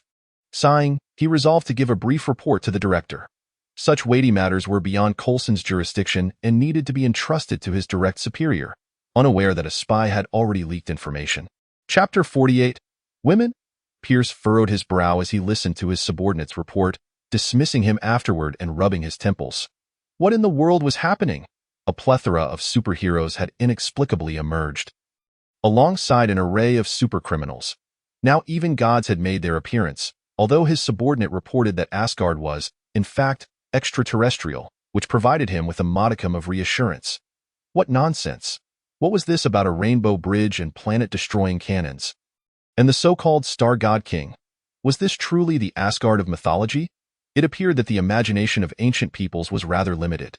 Leaning back in his chair, Pierce contemplated. The Security Council had just approved the construction of a space aircraft carrier, albeit with plans to first build a prototype to ascertain its utility, while the construction of several other space battleships would take a few more years. Pierce clenched his fists, surprised that so many variables had emerged before the plan had even commenced. The situation was spiraling increasingly out of control. After a moment's reflection, Pierce pressed a button, and shortly thereafter, a bald man entered. "S.H.I.E.L.D, I need you to immediately upload all information regarding S.H.I.E.L.D into the SOLA algorithm. I must ascertain whether he will interfere with our plans." S.H.I.E.L.D nodded decisively. Pressing his earpiece while making his exit, Pierce exhaled in relief. The Insight program was indeed terrifying, but its core was the SOLA algorithm. With mastery over the SOLA algorithm, Hydra could identify individuals who would pose future threats and eliminate them discreetly. Over the years, Hydra had clandestinely eradicated thousands, yet this pace was still far too slow. According to the SOLA algorithm, there were millions globally who could jeopardize their plans. Thus, the Insight program was conceived. Simple, effective, clearing out hundreds of thousands in one sweep, and with a few more attempts, they could easily rid themselves of those pesky flies. The tide was in their favor. Pierce clenched his fist, but the next moment, there was a knock at the door. Fury entered his office, observing Pierce seated behind the desk, and slowly approached. "Are you dispatching agents to gather information on S.H.I.E.L.D?"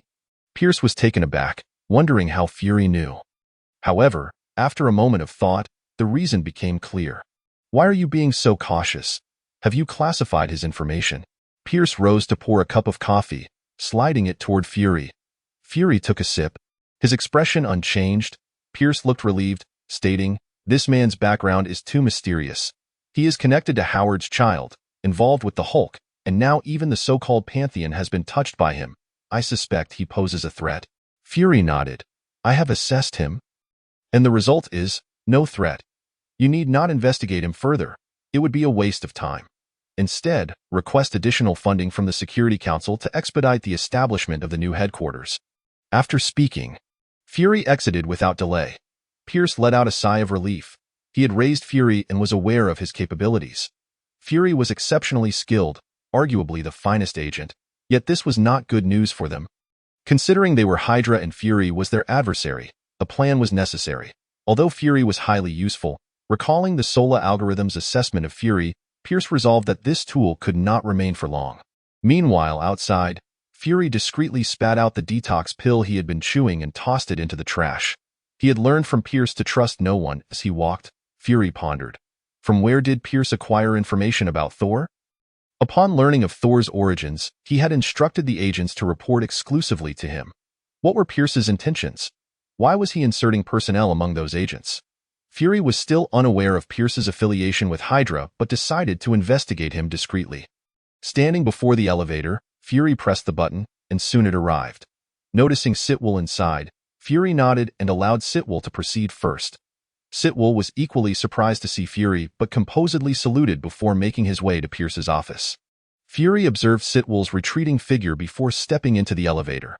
Pierce watched as Fury exited, only for his deputy to enter. What were the results? The results indicate that S.H.I.E.L.D does not pose a threat to our plans. P.S. Time is an entity that even the Ancient One cannot fully comprehend or perceive, making the SOLA algorithm's ability to foresee others' futures rather peculiar. Thus, I categorize this as big data. The SOLA algorithm is also based on past consumption records and web browsing information. And as for S.H.I.E.L.D's historical lifestyle and browsing habits, well, you know what I mean. Pierce exhaled in relief. The SOLA algorithm was the brainchild of Dr. Sola, and the results derived from tracking and observing samples generally aligned closely with the algorithm's predictions. After a moment's contemplation, Pierce decided to have S.H.I.E.L.D attempt to recruit S.H.I.E.L.D. Unbeknownst to S.H.I.E.L.D, he had captured the attention of numerous individuals while he was blissfully engaged in gaming. As for Thor, this fellow had been grinning foolishly for quite some time before finally remembering that a woman awaited his return outside. Donning his battle attire, he soared into the sky to ask for returning to Asgard. He insisted that his father had not yet forgiven him, so he would not go back. It wasn't that he couldn't return. He simply did not wish to, while engrossed in his game. The internet suddenly cut out. Coulson, why is the internet suddenly down? S.H.I.E.L.D called out but received no response. Turning around, he found two prominent figures pulling him back into the mirror dimension.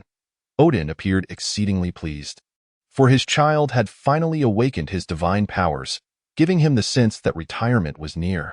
So, you still do not intend to allow Thor to return to Asgard? Do you wish to test him further? Lucci inquired, perplexed, wondering if Odin was not concerned that Thor might linger on Earth with Jane for decades.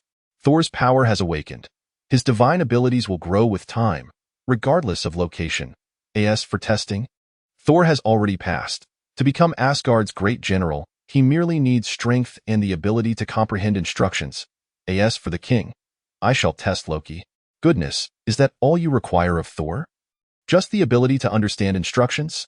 Yet, indeed, if Loki were to ascend to the throne, Thor, as Loki's sole supporter, would undoubtedly heed his brother's commands.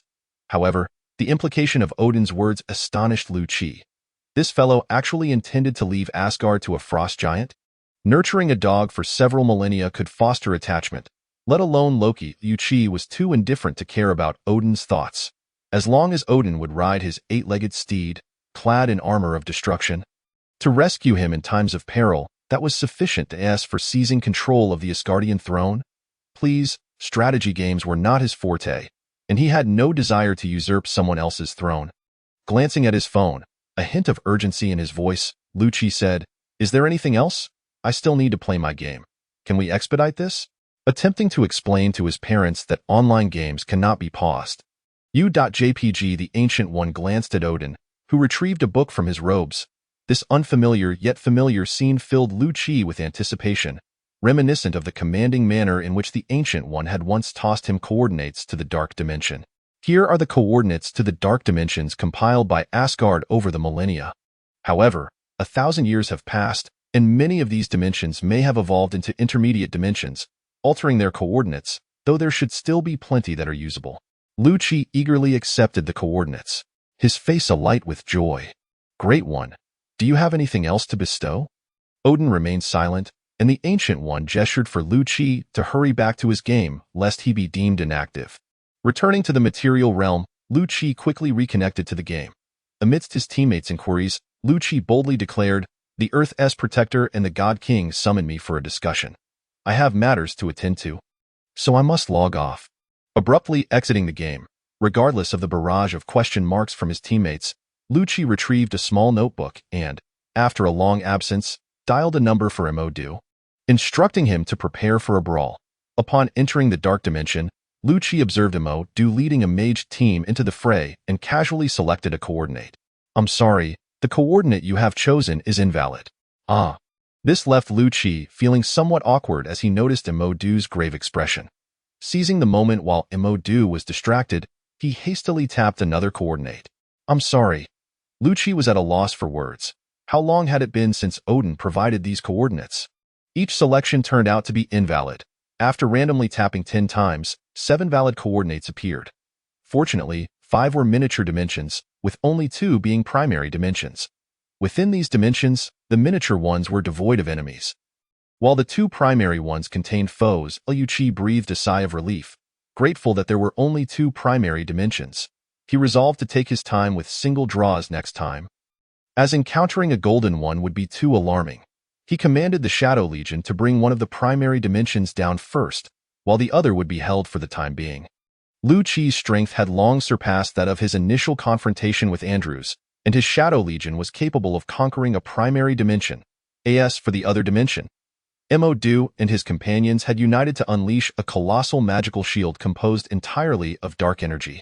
The pure dark energy exhibited its efficacy, boasting defensive capabilities far superior to previous magical shields. Visually appealing, the shield's consumption approached 5,000 points per second, sufficient to withstand the energy bombardments from earlier. After 2 hours of battle, one primary dimension was eradicated. While Mordo and the others held the magical shield to block the entrance, Lucci silently cast a major silence spell on the opposing dimension's master, rendering them hesitant to show themselves.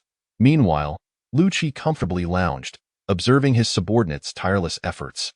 "You all keep it up. Who knows, I might double my strength by tomorrow." Silently encouraging Mordo and the others, he directed his legion to assault the other primary dimension. Hours later, the opposing dimension's master, After issuing a fierce ultimatum, fled the scene, S.H.I.E.L.D felt a twinge of regret at not obtaining the opposing world's coordinates and arranged for Mordo and his team to scavenge the aftermath. Once the battlefield was cleared, S.H.I.E.L.D guided the shadow world to consume these dark dimensions, garnering nearly 3 million exploitable energy. How delightful! After a long time, witnessing his data steadily rise, S.H.I.E.L.D exited the shadow world, grinning foolishly. "What joyous occasion is this?" asked Coulson, who was currently directing agents to pack up the base along with several meters of soil beneath it. S.H.I.E.L.D pulled a gold in 10 consecutive tries. Ignoring Coulson's puzzled expression, S.H.I.E.L.D turned to leave. What was up with this guy? Coulson wondered, but with the relocation work pressing, he paid S.H.I.E.L.D no further mind. S.H.I.E.L.D strolled into town and chanced upon Thor. Clad in a stylish outfit, shopping with Jane, followed by Daisy and Dr. Eric, who radiated the aura of a single person. "Hey, uncle." Thor was the first to spot S.H.I.E.L.D, calling out loudly and waving. This guy truly was socially awkward. A terror on the social scene. S.H.I.E.L.D looked around at the crowd staring at him and Thor, sighing as he approached. "Hey, uncle, this is my new friend, Jane." Thor enthusiastically introduced S.H.I.E.L.D without a thought for the two trailing behind. "Hello. But didn't you say you didn't know Thor? How can you be his uncle?" Jane questioned, puzzled, casting a curious glance at S.H.I.E.L.D. "Because back then, I hadn't yet befriended his father, hence I wasn't his uncle." S.H.I.E.L.D explained casually, addressing only the latter question, but evidently, this was enough to convince the group. "So, you're out shopping?" "Yes, Jane is introducing me to Midgard, Earth's culture," Thor said, sounding delightfully naive. S.H.I.E.L.D sighed. This guy was clearly love-struck. No. As his uncle, how could he allow him to descend further into this folly? S.H.I.E.L.D gestured for Thor to follow him. "Want to learn about Earth's culture? Mere shopping won't suffice. How about an exhilarating combat game?" "Combat? Game?" The juxtaposition of those two words puzzled Thor, who glanced at Jane, but she too was bewildered by S.H.I.E.L.D's suggestion. S.H.I.E.L.D purchased a new phone and downloaded a certain 5v5 game, then guided Thor through a trial run. Shortly after, "Damn it! How dare this fellow let the mighty god of thunder die? Unforgivable!" Thor bellowed in fury, desperately trying to control the electricity coursing through him so as not to damage the fragile device. Jane had already retreated 3 meters away from Thor, fearful of being shocked by the currents, while S.H.I.E.L.D nodded in satisfaction. "Thor, you're still young. You don't understand women," completely forgetting that Thor was a good 2,000 years old. S.H.I.E.L.D chuckled, thinking, what's so amusing about women? The game is where the fun lies.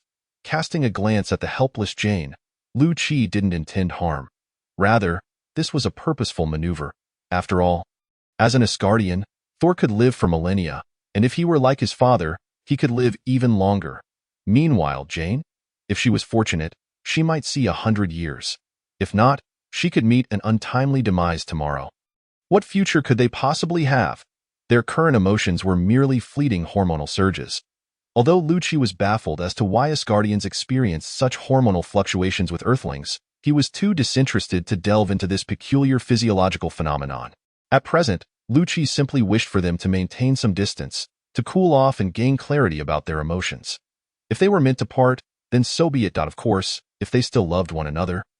As long as Thor sweet-talked a bit, in the future, when S.H.I.E.L.D grew stronger, he could forge a contract with Jane, granting her a longer life. For now, S.H.I.E.L.D was unable to accomplish that. But if Dormammu could, there was no reason he couldn't in the future. As for Ancient One and Odin, he merely provided the dark energy. How they utilized it was their affair, or perhaps he could seek them out to learn related knowledge. Chapter 49.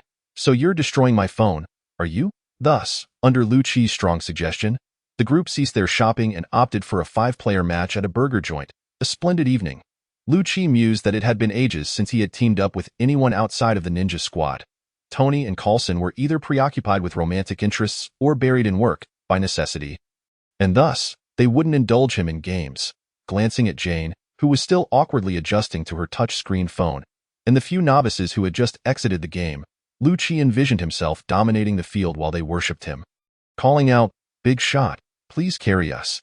S.H.I.E.L.D invited the other 4 into his team, brimming with confidence as he initiated a match. "Your ranks are so low.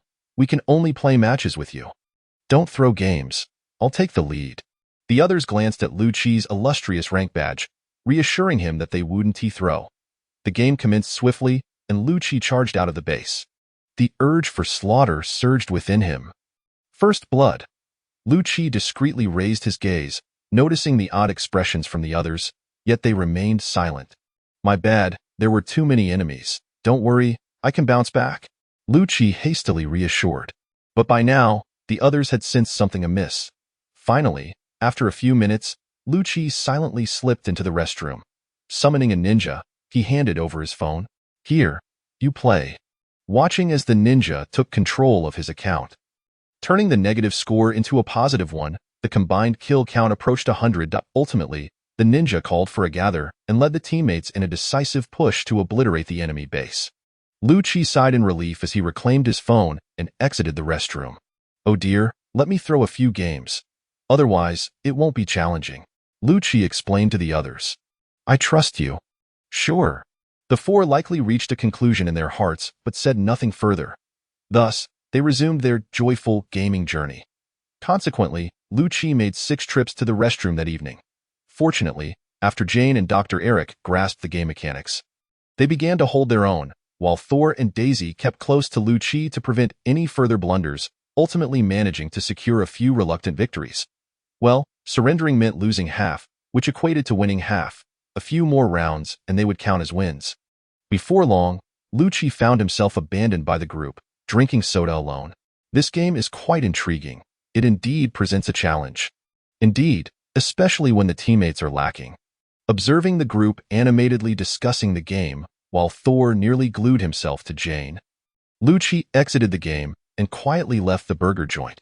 Odin, it's not that I refuse to assist you. Look at Thor. Chasing after women for a game.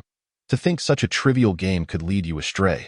Should we decide our victories by rock, paper, scissors in future battles? This is a disgrace to the Asgardian royal family.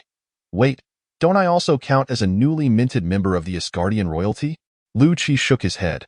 What a ridiculous competitive game. Vying for supremacy in reality and in the gaming world, he resolved to retreat into single-player games. Fuming, he returned to his modest abode, humble in his embrace of the blankets as he drifted into slumber. Under the mysterious power of the blankets, Lu Qi awakened to find it was already the next day. Opening his system, he discovered that nearly 3 million energy points had been fully excavated. Lu Qi pondered whether to directly purchase more ninja soldiers or expand his squad. Converting all unit types into ninja soldiers, Lu Qi had 5,000 ninja soldiers, actually possessing 3,000. Each ninja soldier cost 510 points of dark energy. When it comes to acquiring ninja soldiers, one must ensure that there is a sufficient energy cap, allowing for the procurement of approximately 3,800 ninja soldiers. However, merely obtaining 2,000 will suffice to reach the limit. This implies that an expenditure of 1.22 million energy will enable the preparation of 5 million energy for upgrades. Gazing at the substantial tome of coordinates provided by Odin, a surge of confidence arose within. First, the upgrades. The formation of squads can wait for the impending battle. Spending 1.22 million energy to reach the cap leaves an additional 1.9 million energy, still short by 310,000. Lu Qi entered the shadow dimension, intending to engage in a few more encounters there. This time, he was disinclined to await Mordo and the others, opting instead for single draws. After nearly 20 attempts, he secured 2 primary dimensions, 13 micro-dimensions, and 5 blanks, finally gathering the requisite energy. While waiting for the Shadow Legion to complete their dungeon run, Lu Qi perused the book in his possession. Odin truly was a man of stature. Initially, he had assumed this book contained at least 1,000 coordinates, ample for an extended excavation, only to find that several pages held but a single coordinate. Could he not take a leaf out of Ancient One's book? Observing the prowess of others, not only was he a protector of Earth, but also industrious and pragmatic, single-handedly revamping over 5,000 spell tomes from Kamar-Taj into new editions, with coordinates meticulously inscribed in dense script, leaving no waste of paper. Upon first glance, the thickness of this book had led him to believe it held a multitude of coordinates, only to discover it was mostly blank pages. Each coordinate bore the date of discovery and the name of the discoverer. And the author did not forget to sing his own praises, a man of presence, indeed. Yet, even if this hefty tome, akin to a new dictionary, were to lose moisture in a fire, it would still contain hundreds of coordinates. And despite some being empty, its worth would still exceed tens of millions of dark energy. After a while, the Shadow Legion completed their dungeon run, and Lu-Chi instructed them to transport all spoils directly to Kamar-Taj before heading over to Thor. Although Odin mentioned testing Loki, the nature of the test remained uncertain. One could only hope that Loki would not send the destroyer in response. Despite Thor having awakened his divine powers, one could never be too cautious about unforeseen complications. The encounters with the Abomination and the Whiplash bosses had not adhered to the scripted events of the film, and Lu-Chi could not guarantee that no peculiar changes would occur this time. After exhausting the energy cap, it was already noon, and Lu-Chi swiftly made his way into the town. Speaking of which, where were Jane and the others residing? Without a doubt, Thor must have followed Jane. Yet Lu-Chi was still unaware of her whereabouts. Just as he planned to dispatch ninja soldiers to thoroughly search the town, a group of oddly dressed individuals swaggered past him, quite fortuitously. He spotted Uncle Long, Robin Hood, and Sheena within that group, eliciting a smile from Lu-Chi. This bunch had been sent over by the upright Heimdall, tasked with locating Thor and persuading him to return to Asgard. Not long ago, Loki had ventured to the homeland of the frost giants, Jotunheim, but he had deliberately obscured his actions from Heimdall, leaving the latter unaware of Loki's deeds.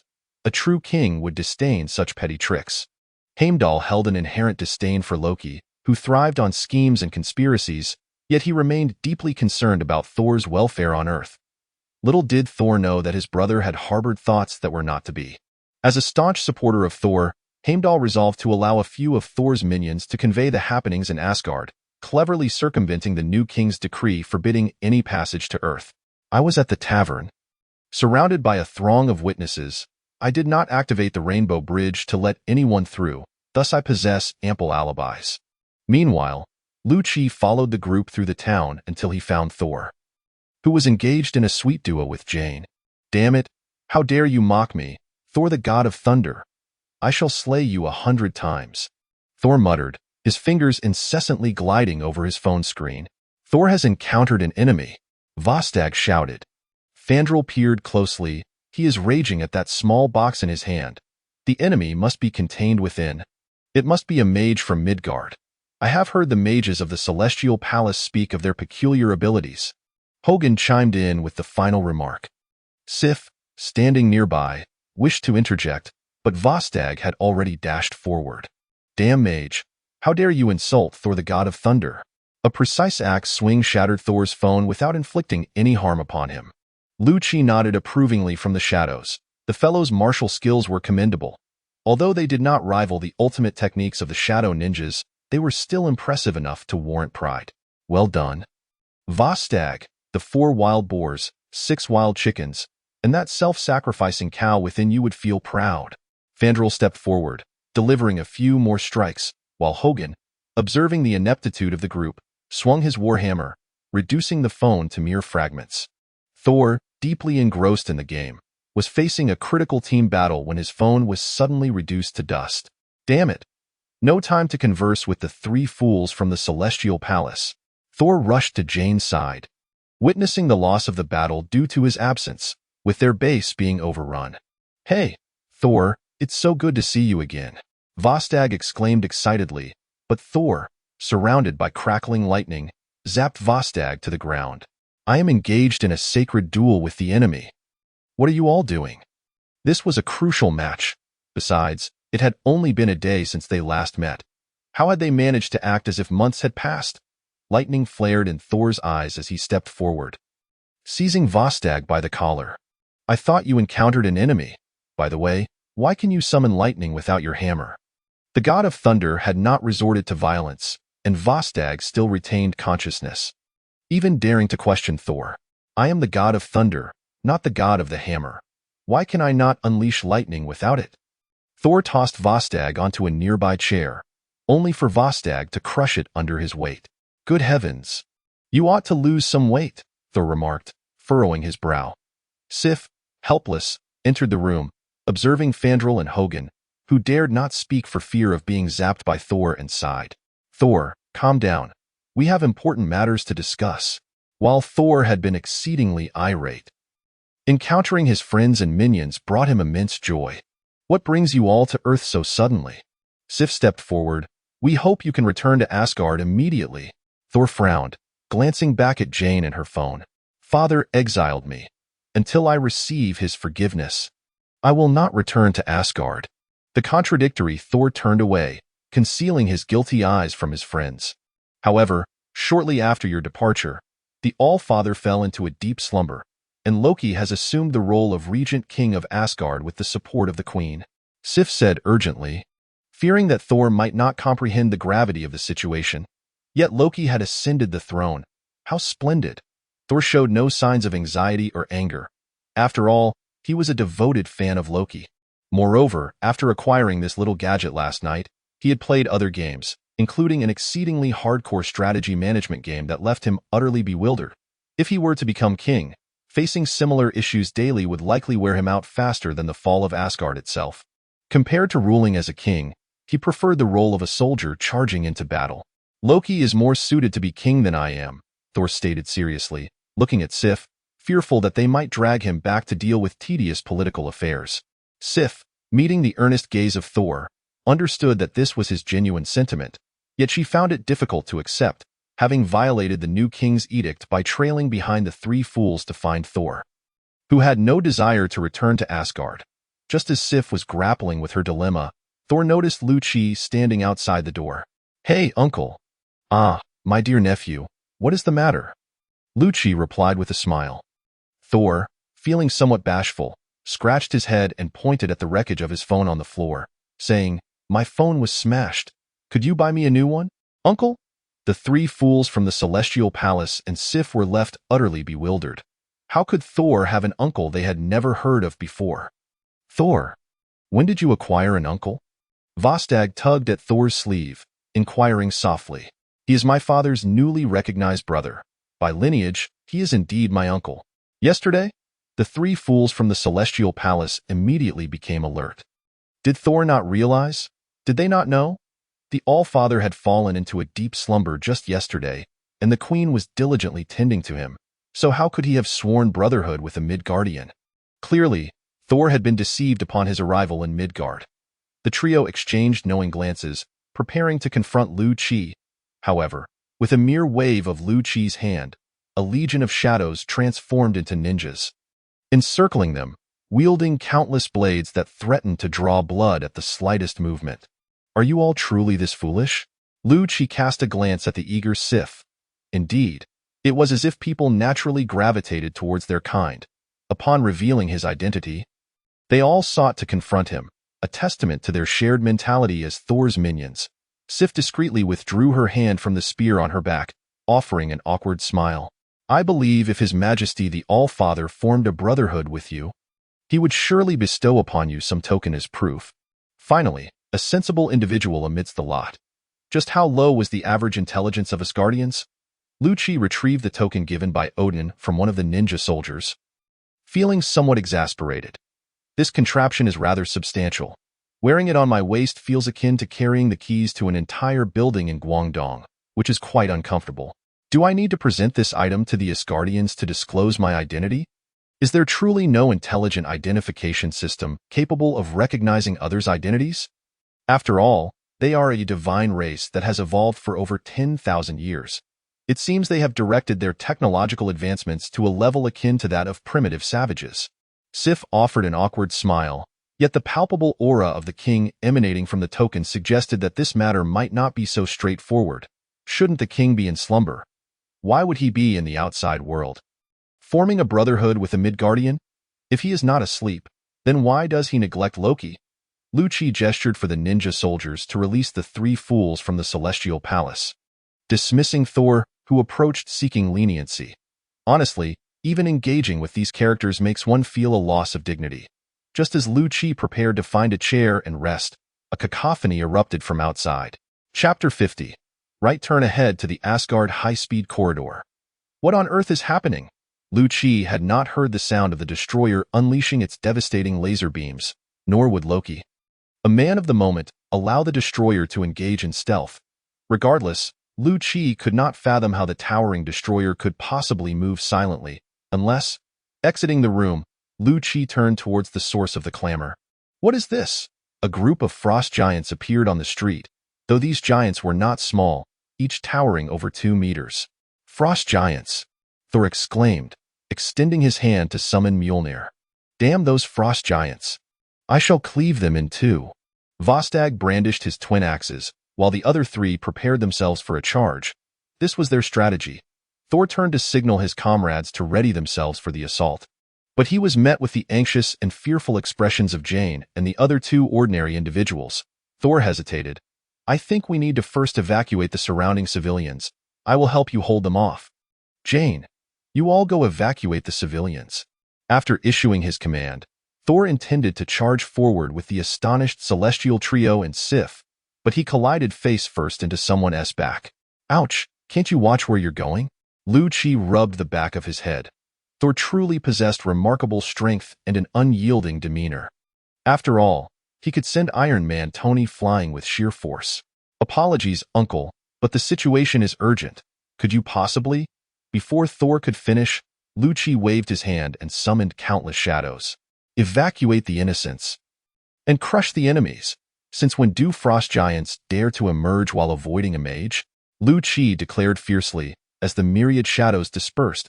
He glanced back at the stunned group, then casually tossed a walnut to Thor. One more thing. Pay attention to where you're walking.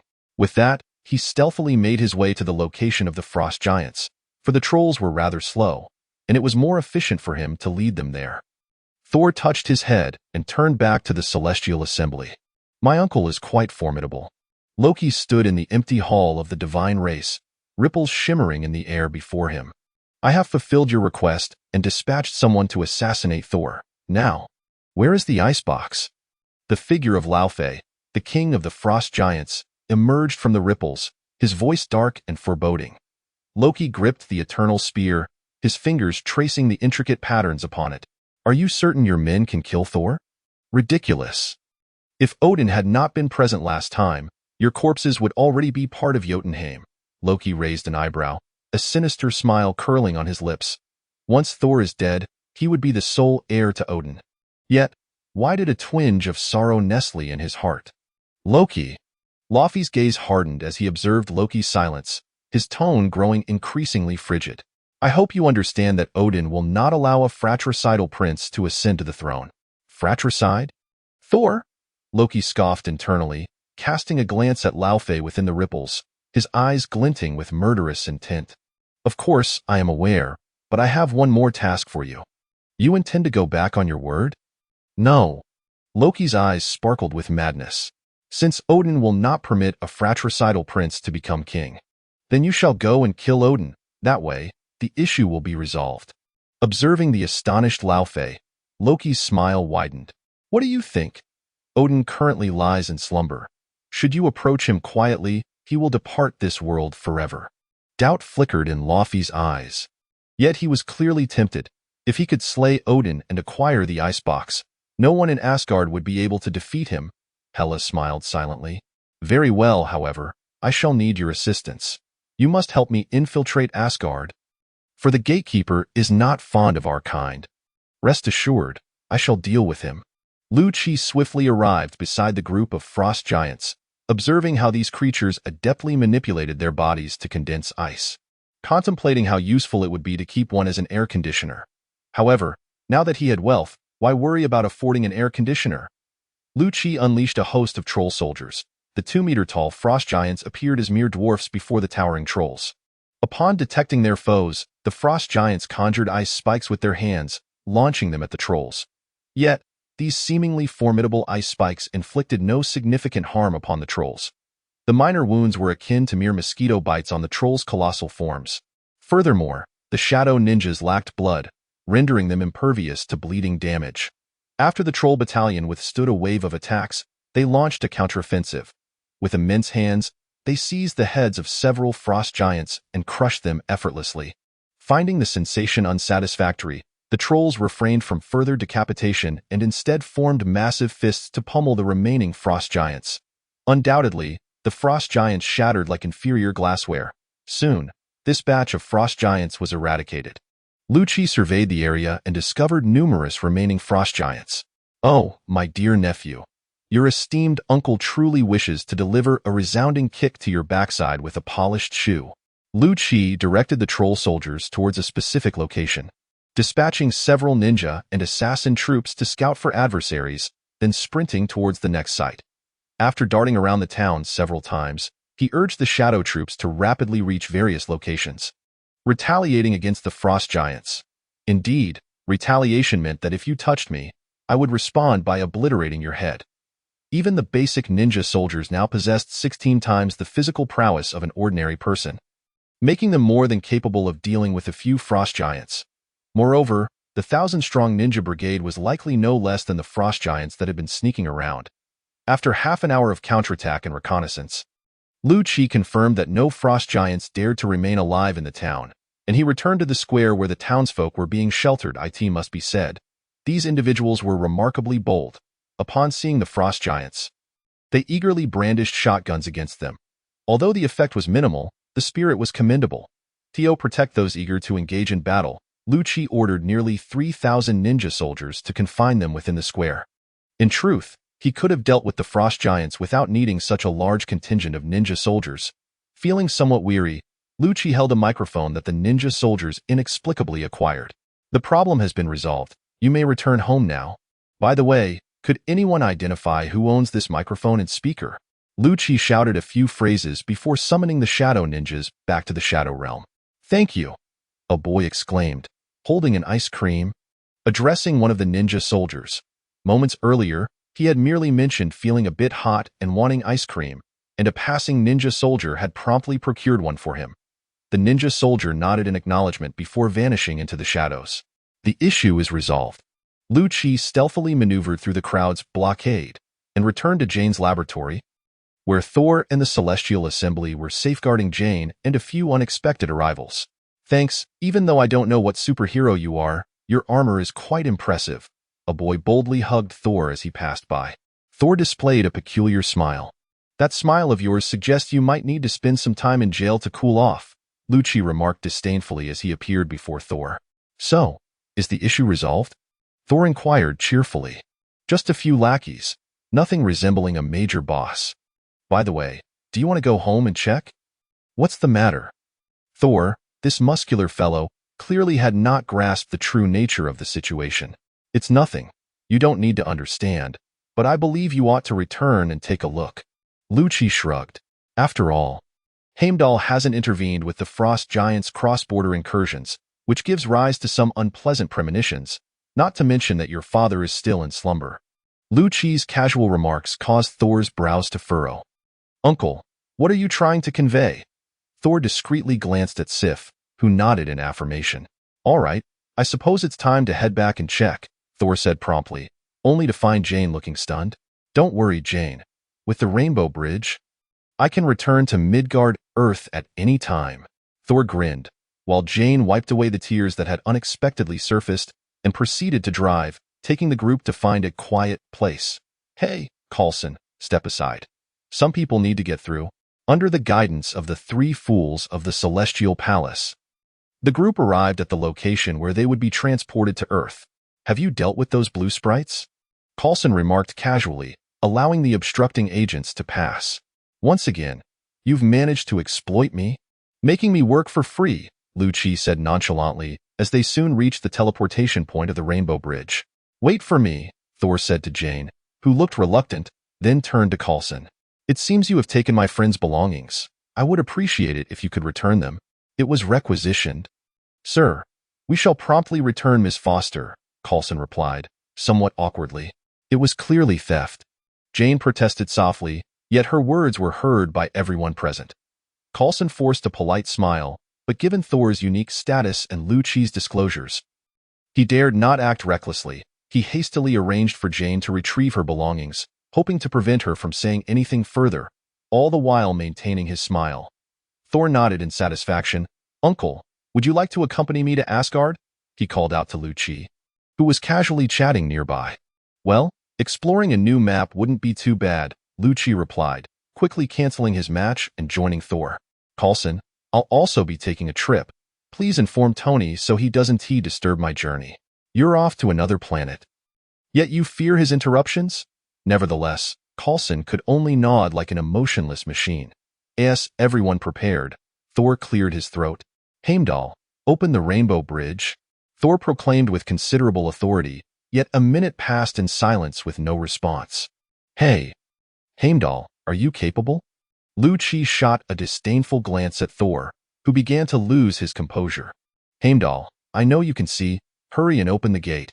Finally, a powerful beam of energy descended from the heavens, swiftly transporting Lu-Chi and the others from Earth to Asgard. Not bad. This is more thrilling than a roller coaster, Lu-Chi remarked, while Thor sensed an ominous feeling upon seeing Heimdall covered in frost. Heimdall, what has happened? Thor inquired as he helped Heimdall sit down, noticing his weakened state.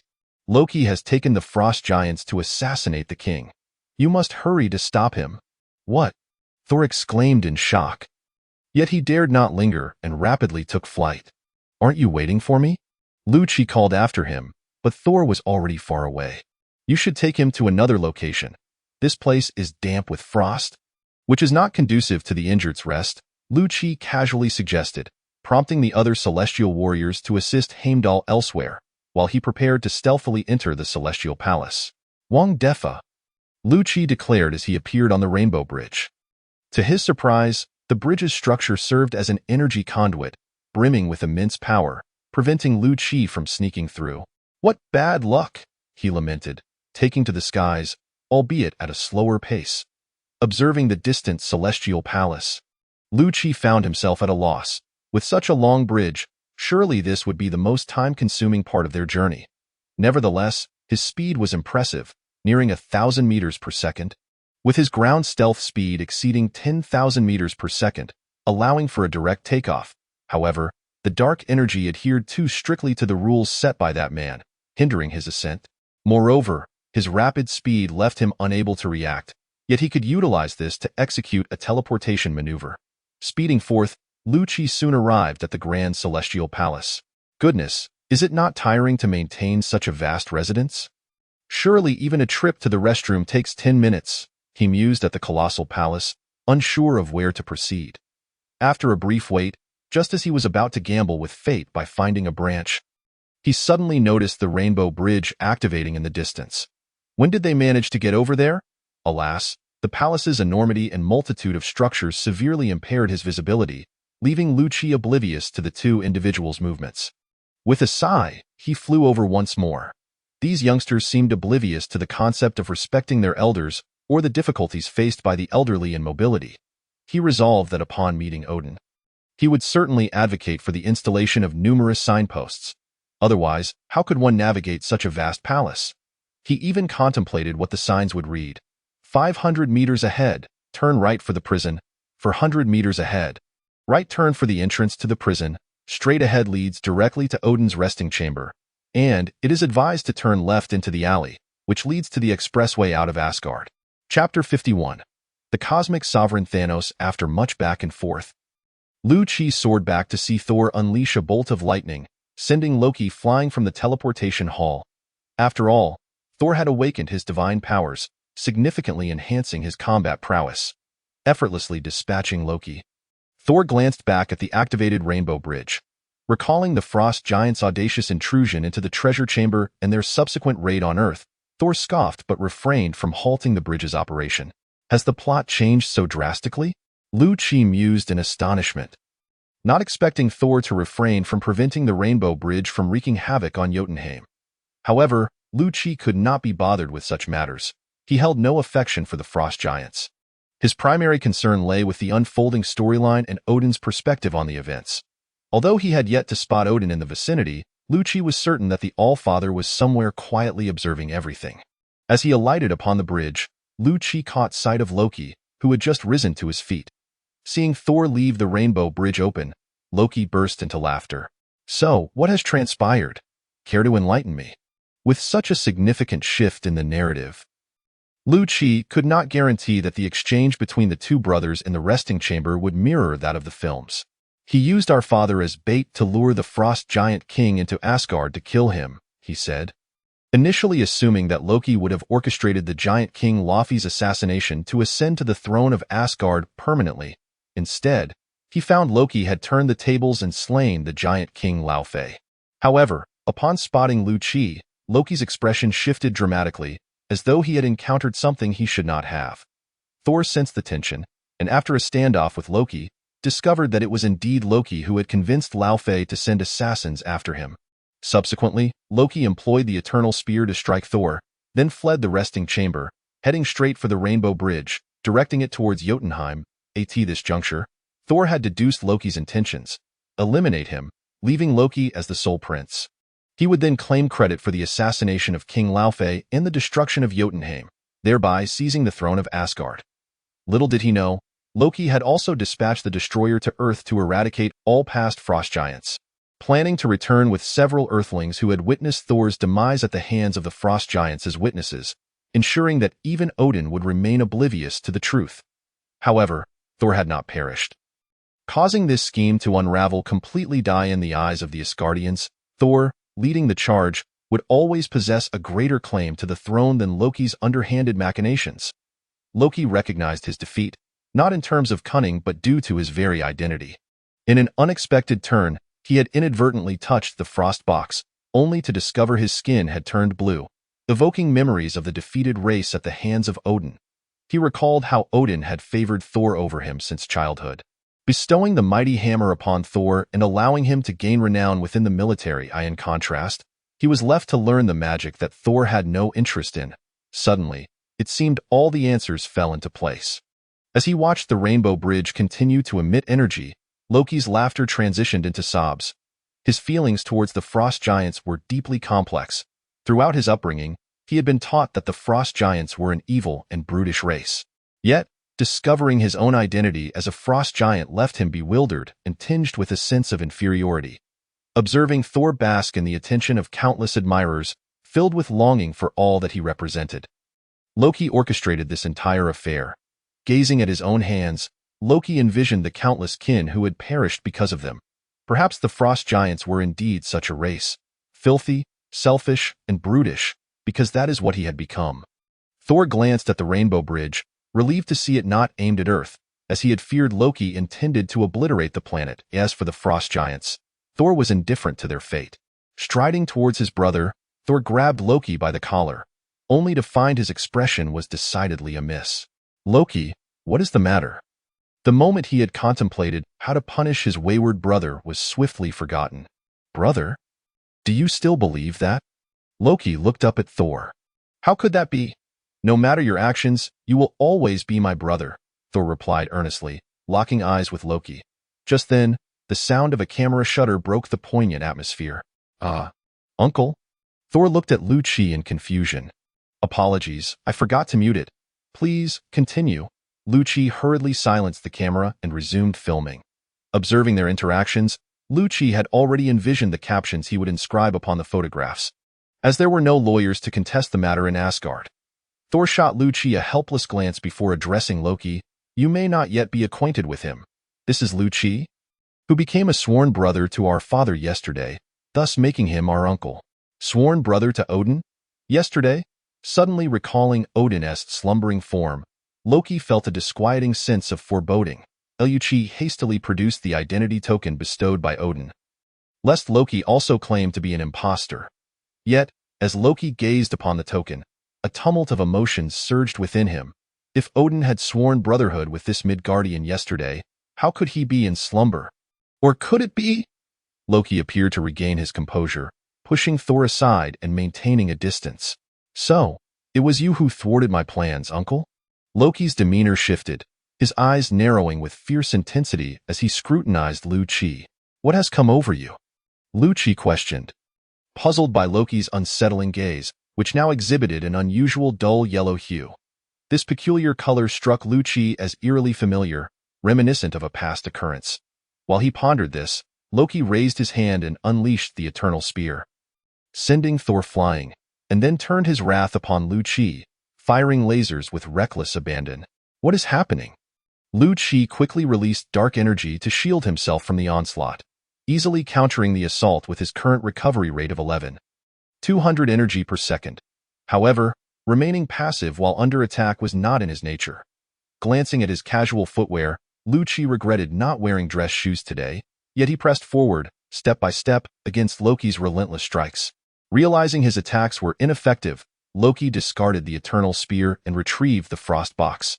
After glancing at the creeping blue-white patterns on his hand, Loki looked up at Lu Qi with a smirk and decisively opened the Frost Box. Unleashing a chilling aura to Lu Qi, wary of the approaching frost that even Heimdall would be affected by, released dark energy to counter the icy blast. Although his efforts proved somewhat effective, the quantity was insufficient. Recognizing that this was not Earth, Lu Qi swiftly sought to connect with the shadow dimension behind him, achieving success in no time. With a sigh of relief, a torrent of dark energy surged forth from his back, now armed with over 200,000 energy points. He felt emboldened to engage Loki in a war of attrition. While the Frost Box possessed the capability to freeze a planet, it was clear that Loki could not fully harness its power. Thus, bolstered by a wealth of latent energy, Lu Qi not only withstood Loki's assault, but also advanced toward him. Thor, regaining his balance, witnessed this exchange and shouted as he charged in. Yet, a beam of energy unexpectedly shot from the far end of the Rainbow Bridge, striking Thor and sending him sprawling. Another beam targeted Lu Qi, but he was prepared, deftly evading it as it struck the Rainbow Bridge beneath him, creating a gaping hole from which a surge of energy erupted. The attack on the Rainbow Bridge leading to Jotunheim finally ceased, yet the bridge continued to channel energy towards the launch platform. Lu Qi could feel the increasingly volatile energy emanating from the distant launch hall, should it continue to accumulate. The hidden enemy would only need a single explosive to detonate this volatile situation. What is going on? Lu Qi exclaimed, observing the energy gushing beneath him, enveloped in dark energy to withstand the force of the onslaught. A figure suddenly appeared high above, surveying the chaotic scene below. A surge of divine power emanated from Odin, who shielded against the continuous attacks with both hands. Odin concentrated his divine energy and then unleashed it in a powerful burst, suppressing the energy of the Rainbow Bridge that could annihilate planets. Seizing the opportunity, Lu Qi quickly distanced himself from the energy spout, scanning the direction from which the beams had originated, yet saw nothing. Glancing at Odin, he noticed the All-Father was breathing heavily. On the verge of collapse, Lu Qi's heart raced. In a moment of darkness, the last thing he needed was for the Great One to falter. Channeling the remaining energy from the shadow dimension through a pact, he infused Odin with over 10,000 energy points, stabilizing the All-Father's condition. Odin nodded appreciatively at Lu Qi, extending his hand as the Eternal Spear broke free from the still form of Loki.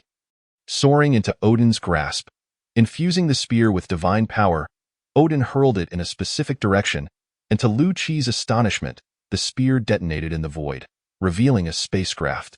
How could there be a spaceship? Lu Qi thought in disbelief, as the presence of an extraterrestrial vessel daring to approach Asgard was utterly unexpected, given Asgard's formidable reputation in the cosmos. Activate the air defense systems, Odin commanded, and various changes unfolded throughout the celestial palace as artillery emerged from every corner. However, awkwardly, only a fraction of these defenses successfully launched, delivering a sparse barrage that illuminated a few of the spacecraft's silhouettes. Odin furrowed his brow, surprised by Asgard's vulnerability after a prolonged absence from war. Yet, the battle was not over, and there was little time for lamentation. Nodding to Lu Qi, he charged forth, his divine power enveloping him as he crashed through the void, piercing and sinking enemy vessels. Sustaining Odin's explosive output at a rate of 5,000 energy points per second, Lu Qi sighed with relief as he watched the starships plummet from the sky, though he grew increasingly curious about the origins of these organized fleets. Suddenly, footsteps approached from behind, and Lu Qi turned to find a cadre of Asgardian guards wielding various weapons. Just as he intended to inform them that their assistance was unnecessary, he noticed the yellow gleam in their eyes.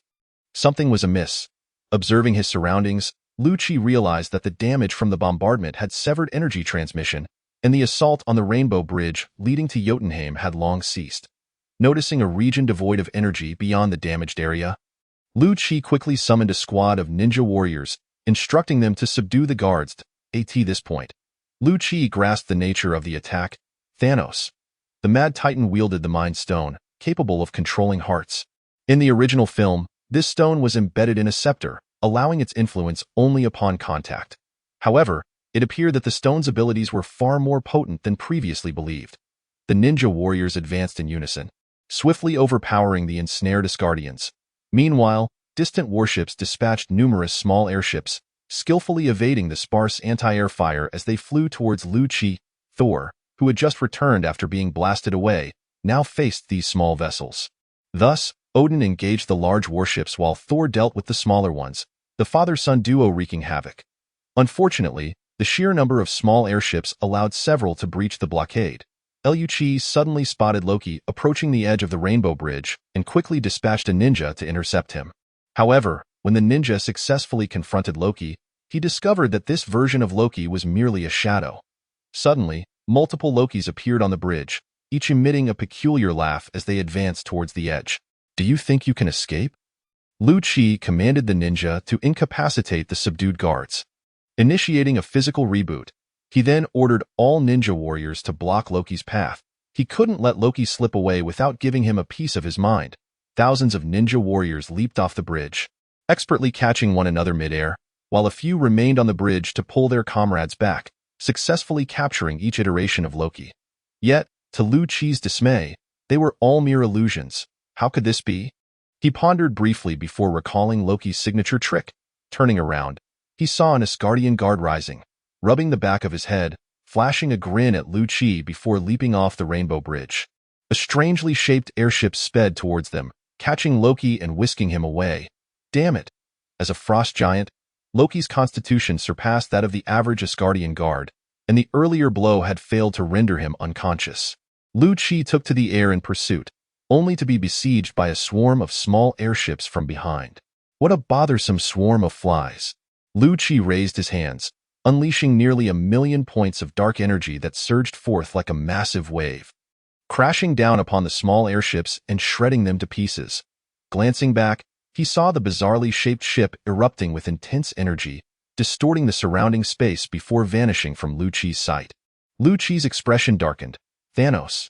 He had previously thought the film's writers were misguided. Loki merely sought the same attention as Thor and would not resort to fratricide. However, if Thanos were orchestrating events from the shadows, everything began to make sense. With the Mind Stone in his possession, Thanos could easily implement subtle schemes that would go unnoticed. Lu-Chi had initially believed that as long as Odin was alive, Thanos would refrain from making a move, yet it seemed this villain dared to act under Odin's very nose, taking advantage of the All-Father's one-eyed blindness. Chapter 52. The ever-strengthening Shadow Legion as the ship carrying Loki leaped into the void. The invisible warships remained, recklessly firing upon the Rainbow Bridge while colliding with it. Odin withstood the onslaught of several vessels, and the eternal spear sliced through space, returning to his grasp, whereupon he amassed boundless divine energy. A powerful divine ray erupted forth, obliterating the amassed warships in a spectacular explosion. Lu-Chi gazed at the wreckage of the starships scattered across the cosmos, feeling that even a great matron could not rival Odin's might. However, the energy expenditure from Odin's recent display was substantial, leaving Lu-Chi's dark energy reserves nearly depleted. With a casual strike, he obliterated the small airships entangled with Thor, as Odin's expression darkened further upon witnessing the staggering state of the celestial guards. Very well. Not only do you dare to assault Asgard, but you also have the audacity to abduct my son. Whoever you are, I shall find you and slowly crush you. Odin's solitary eye surveyed the surroundings, and suddenly he shouted towards the sky, unleashing a divine power that crushed several birds in flight. Meanwhile, Thanos, holding the Mind Stone that radiated a yellow glow, shuddered in pain. "My lord?" Ebony Maw inquired anxiously from the side. "It is nothing. Loki has been brought here. We must remain concealed for a time from today onward." Ebony Maw, perplexed, questioned, "My lord, given Odin's renowned strength in the cosmos, why provoke him? If he discovers our presence, we might." Thanos secured the Mind Stone within a device capable of isolating its power, rendering it undetectable. After placing the device in a hidden compartment, he finally exhaled in relief. Facing Odin indeed filled him with trepidation. After all, Odin's might was formidable enough to annihilate him and his fleet single-handedly, yet he felt compelled to proceed. A shadow loomed in Thanos' eyes, but he did not mind sharing certain information with his most trusted and capable subordinate. Ebony Maw. Recently, I successfully detected the existence of another Infinity Stone using the Mind Stone. Ebony Maw was elated. Each Infinity Stone was a legendary treasure in the universe, and collecting all 6 could resolve any dilemma. Although they already possessed the Mind Stone, one alone would not suffice to achieve their ambitions. Ebony Maw slightly bowed. My lord, allow me to retrieve that stone for you. Thanos shook his head. The stone I sense possesses the power of spatial distortion.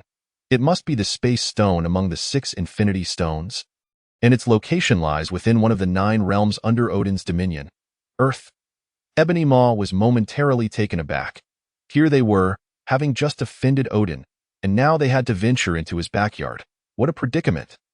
Noticing his subordinate's stunned silence, Thanos remained unfazed by his previous words. I initially intended for Loki, as Odin's son, to go to Earth and seize the Space Stone for me. However, plans have changed. I propose sending Proxima Midnight and Corvus Glaive to Earth to procure the Space Stone, with Loki accompanying them, so that we might leverage him to exchange for the Space Stone if necessary. But Odin will not stand idly by. Ebony Maw protested in confusion. Thanos chuckled. Did we not just slap him in the face? If he hears of our movements, he will undoubtedly seek us out. However, part of the Bifrost has been destroyed. He cannot traverse swiftly, and that is our opportunity. Moreover, he remains unaware that we are behind this. Does he not? Thanos suddenly recalled the Earthling who appeared at the last moment. That individual unsettled him. His original plan was to incite Loki to kill Thor, provoking Odin to gauge his vulnerabilities. After all, from what he understood, the power of the Asgardian gods increased with age, but their bodies could not withstand such strength forever. He had anticipated Odin would be unable to wield much divine power. Yet Odin's display today surpassed his expectations. The Earthling had nearly derailed all his plans.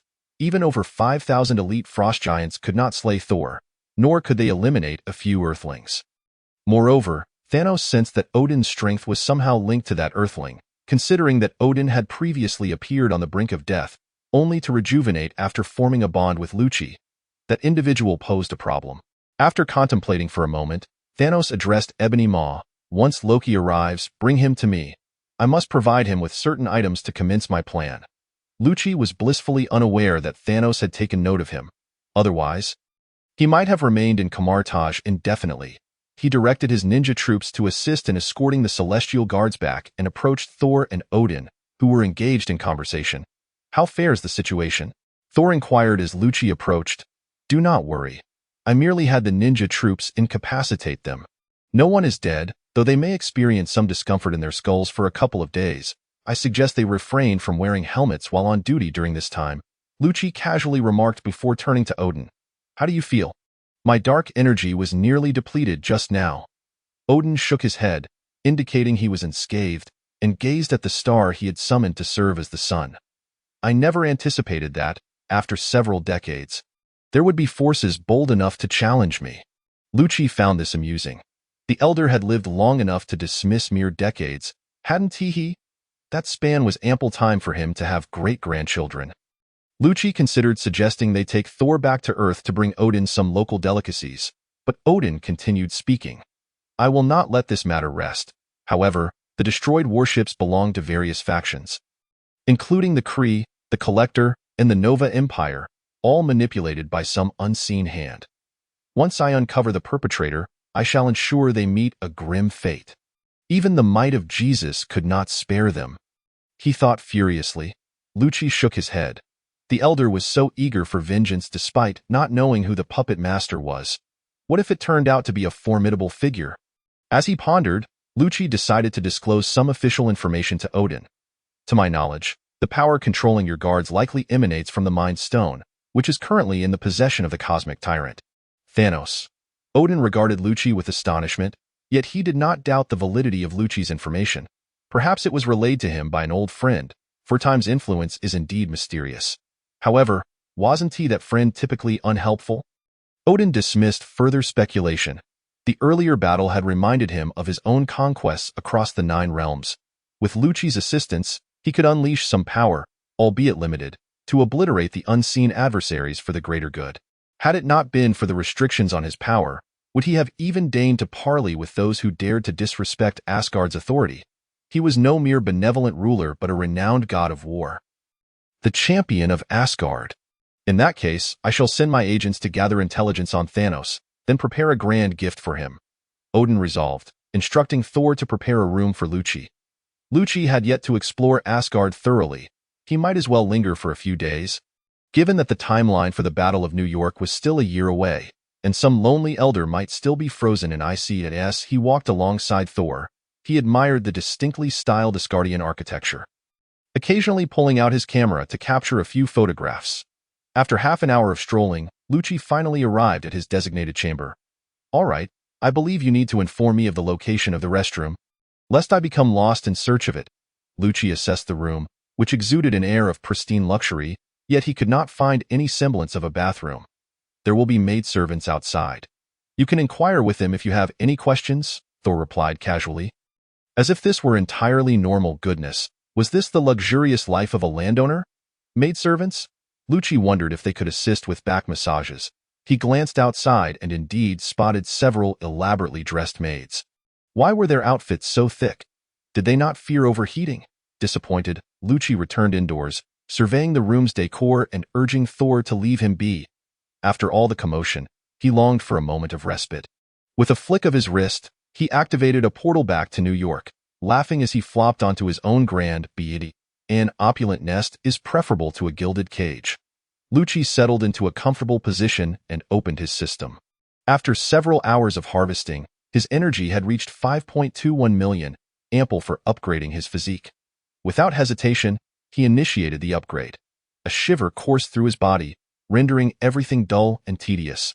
Opening the system, Loki noted that his physical attributes had reached 32 times that of an average person. Feeling increasingly powerful, he struck a few poses, yet was disheartened to find a lack of muscular definition.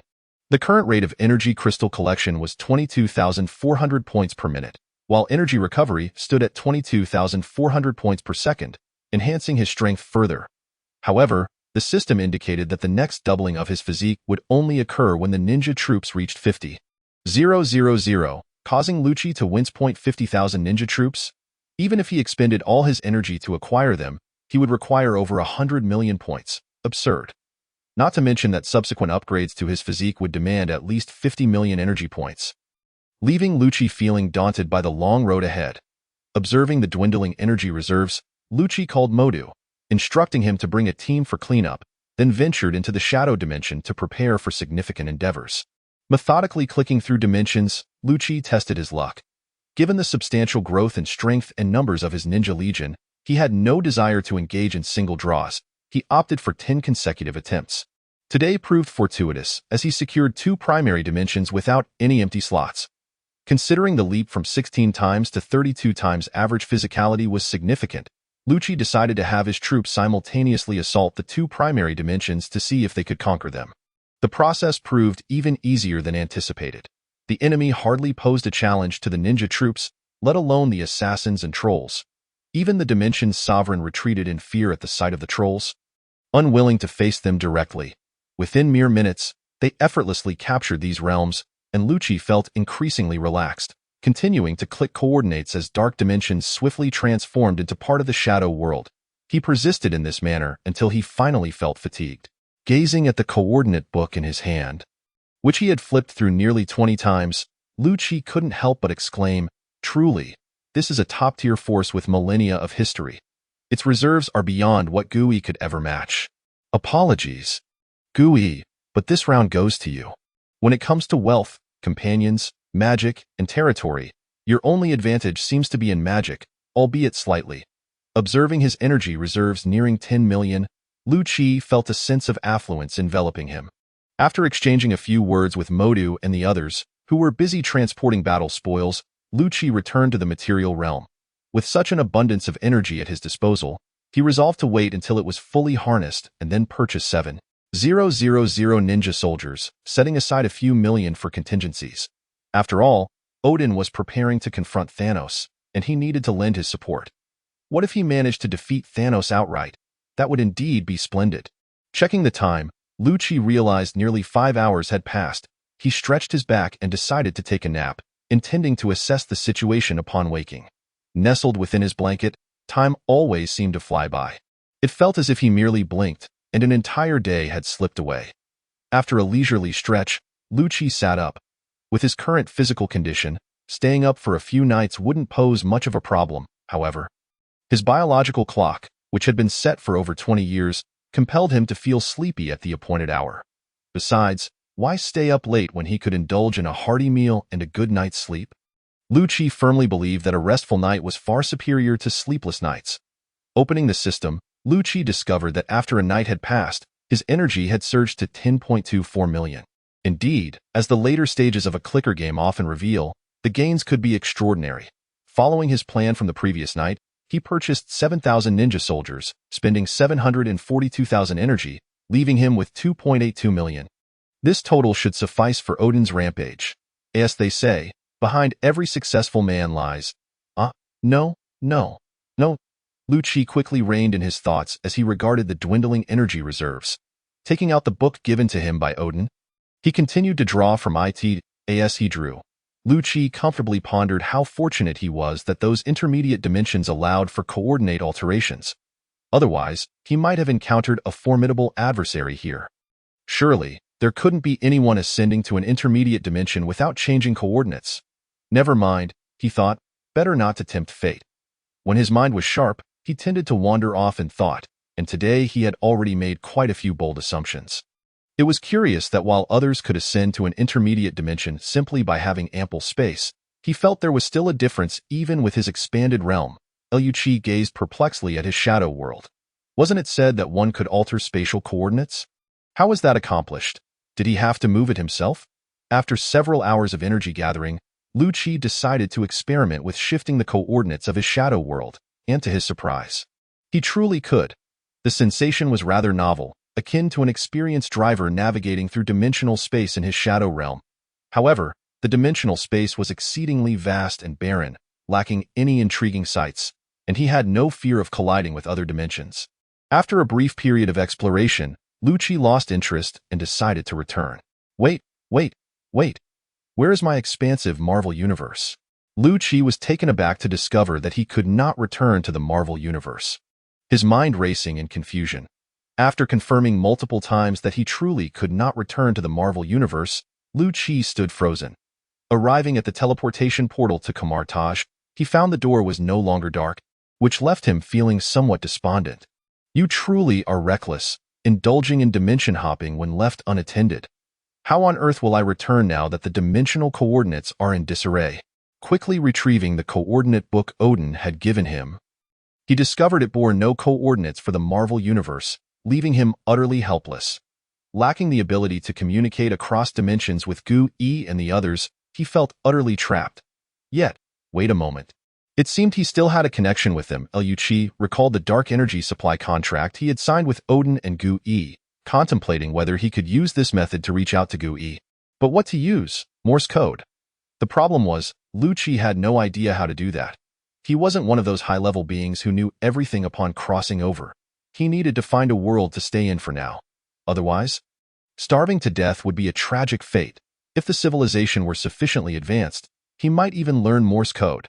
If the Morse code of the two worlds happened to be the same, perhaps he could communicate with Gu-E and the others. Ultimately, Lu-Chi placed his hopes on the coordinate book, for the dimensional space was so vast that without a proper exploration method, one might search for 1,000,000 years without discovering a single world.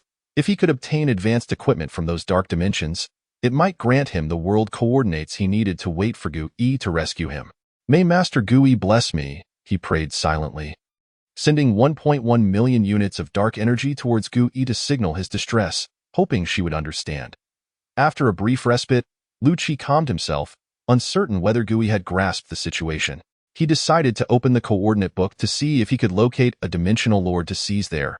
Gu-E had painstakingly converted all her previous spellbooks and those acquired from other dark dimensions into a supply of energy from Lu-Chi.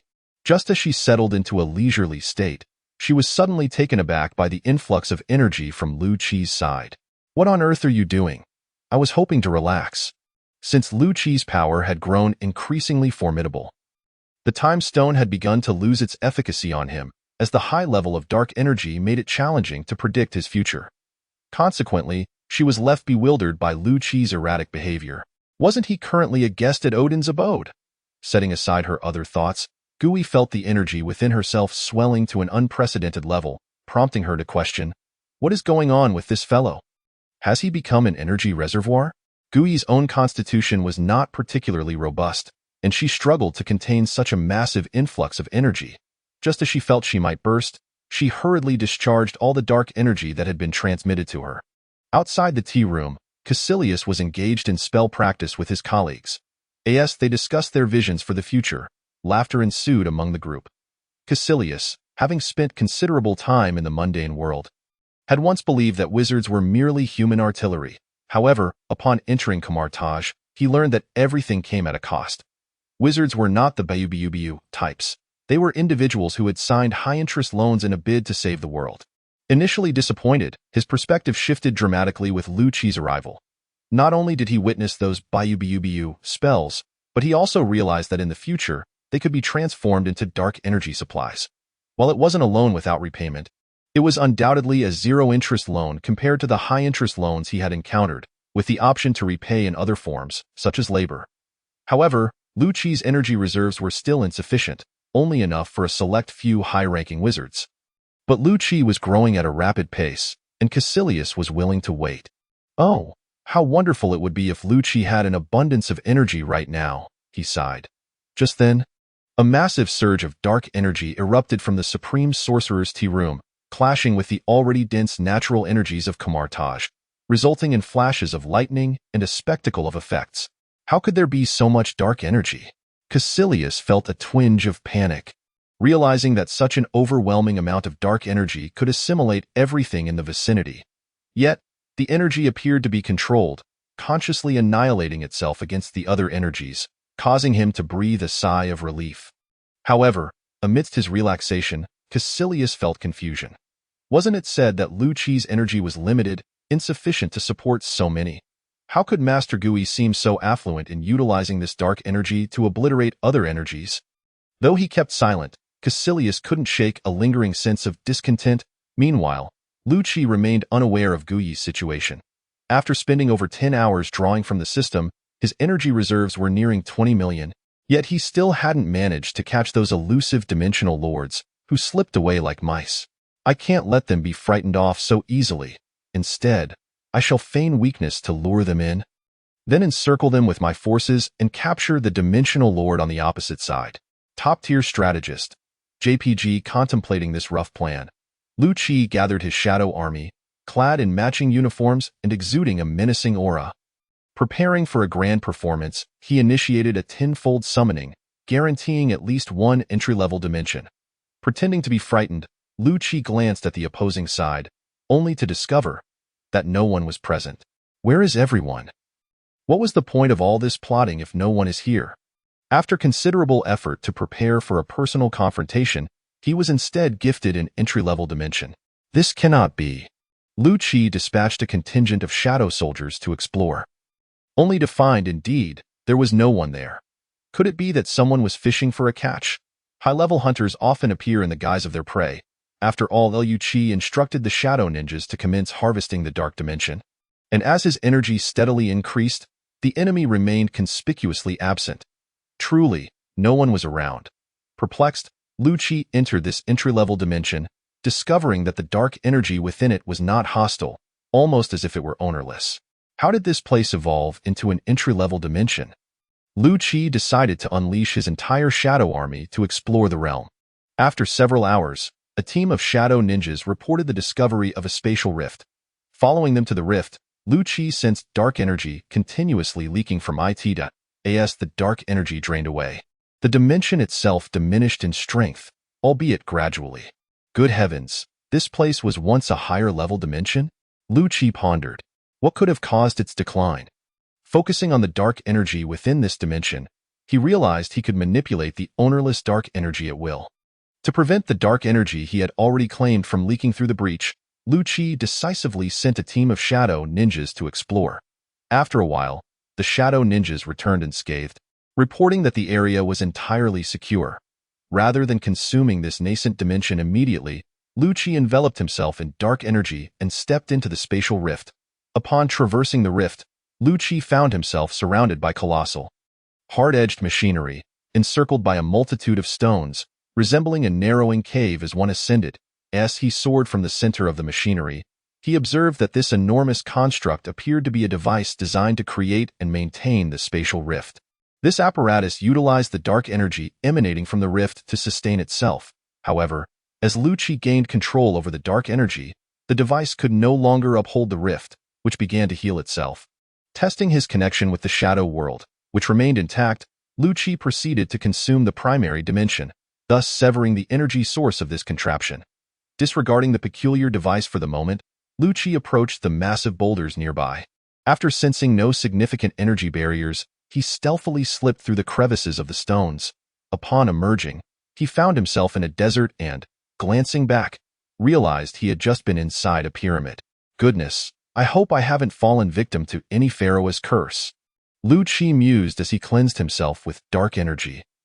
Removing any dirt while retaining his clothing now, he had no fear of any superviruses lurking within the pyramid. Relieved, Lu-Chi surveyed the desolate surroundings and decided to take to the skies. Ascending with vigor, ultimately, he reached the outer edge of the Earth, pausing to acclimate to the thin AI art. As a satellite drifted lazily past him, he confirmed he was on a technologically advanced planet. Albeit uncertain whether it harbored superpowers or superheroes.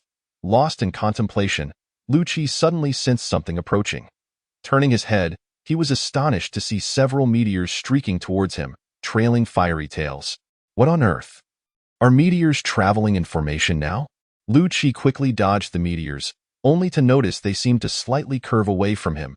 How bizarre. These meteors were anything but ordinary. Intrigued, Lu-Chi decided to follow them. After all, this world lacked the magical barriers of Kamar-Taj, and his connection to the shadow realm remained unhindered. When the time came, he could unleash millions of energy units, revealing the extent of his own power. The meteors appeared to be consciously decelerating, their speed diminishing. Lu-Chi consumed a bit of dark energy to keep pace with them. Mysterious waves of energy exchanged among the meteors, which, if translated into human language, would convey sentiments such as, "What the hell? How is this creature keeping up with us? Are carbon-based life forms truly this outrageous? I'm starting to fear this planet. The energy readings from this creature are alarming. How did Bumblebee survive on this planet?" Lu-Chi, oblivious to the peculiar signals, continued to observe the meteors as he followed them. Eventually, the meteors separated. I can't split myself. How do I follow? Lu-Chi hesitated, eager to discern what these meteors were. Contemplating, he attempted to create a few eyes using dark energy, or perhaps even some duplicates, though he was not particularly skilled at it, resulting in some odd, large black orbs. While these orbs possessed the observational and tracking capabilities he desired, they lacked combat prowess. Nonetheless, Lu-Chi felt a sense of satisfaction.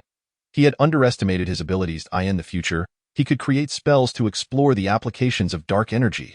He instructed several black orbs to keep up with a few of the meteors while he casually followed one downwards. With a thunderous crash, one meteor ignited in a dazzling display as it landed on the ground, leaving Lu-Chi in a state of bewilderment. What kind of hellish paratrooper descent is this? If they can traverse interstellar space, couldn't they manage a better landing apparatus? A strange sound erupted, and Lu-Chi watched as the meteor transformed into a 7-meter-tall mechanical giant. What on earth? Lu-Chi gazed at the grotesque robot, feeling a sense of familiarity yet unable to place it. Was this yet another manifestation from a fantastical realm? As the giant cautiously regarded him, Lu-Chi felt bemused. They were extraterrestrials, yet they seemed wary of him. A mere native of Earth, Lu-Chi momentarily forgot the nearly 100,000 units of dark energy enhancing him, regarding the giant with curiosity. "Greetings, Earthling, we come in peace. We are here to retrieve our lost belongings." The immense robot scrutinized Lu-Chi, who, through his analysis, discovered that this little being's energy readings surpassed even their leader, Optimus Prime. It left him utterly perplexed. Lu-Chi regarded the being curiously. "How do you speak Mandarin? I learned your language through your internet. Judging by your appearance, you must be of the yellow race. Based on their demographic proportions, I deduce you are from Huaxia. You're starting to sound somewhat familiar. What will you do next? Just proceed with your business as if I don't exist. Jazz observed Lu Qi warily. Having discovered through the internet that no one in this world possessed powers akin to his, leading him to wonder if this individual was a product of genetic mutation. However, Lu Qi exuded no hostility. Jazz's psychological assessments indicated no ill intentions. Surrendering to the circumstances, he realized that even with their leader and companions, they might not stand a chance against Lu Qi. Thus, he decided to reunite with Optimus Prime, planning to inform him of the unique situation he had encountered along the way. As Jazz exited, he communicated with his companions, only to notice an unusual black orb trailing them, neither attacking nor communicating. Synthesizing all the information at hand, Optimus Prime concluded it was best to regroup first. While this planet might possess its oddities, their intentions were peaceful, merely seeking to recover something before departing. Hopefully, there would be no unforeseen accidents or further complications. Receiving orders, Jazz abandoned his cautious pace and began to sprint. Through the internet, they had learned that Transformers were unlikely to be accepted by the inhabitants of this planet. Hence, they should seek a vehicle to transform into. Lu Qi followed Jazz to the entrance of a car dealership. Watching as the giant fixated on a specific vehicle, puzzled by how someone of his stature could even fit inside. Don't you think your size might be a bit too large to fit in? Oh my! As Lu Qi witnessed the giant transform into the race car within, he was utterly flabbergasted. Now he understood the nature of this world. Chapter 54. T-1000 as he observed this strangely unattractive being stealing a skin in front of him. Lu Qi recalled that this individual was the Autobot who had been torn apart by Megatron. How tragic! Shaking his head, he felt a wave of sympathy for the being's fate. Jazz, bewildered by Lu Qi's visibly fluctuating emotions, wondered what had come over him. If only he knew that Lu Qi was silently mourning for him, he might have felt a sense of camaraderie. Do you need a ride? I think you might prefer not to reveal your identity, Jazz suggested tentatively, recalling the lack of information about such powerful beings on the internet. Reveal what identity? An interdimensional traveler. Lu Qi was unsure of Jazz's meaning, but the opportunity to ride with a Transformer seemed too good to pass up. Jazz kindly opened the car door, and Lu Qi quietly slipped into the driver's seat. Inside the vehicle, he noticed some mechanical-themed decorations and lightly touched them. Are these little embellishments copied from the car?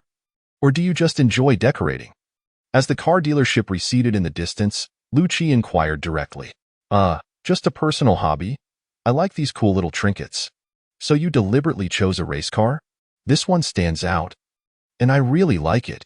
Jazz, gradually warming to Lu Qi, began to speak more freely, incorporating trendy slang. Very unique. Play a song for us.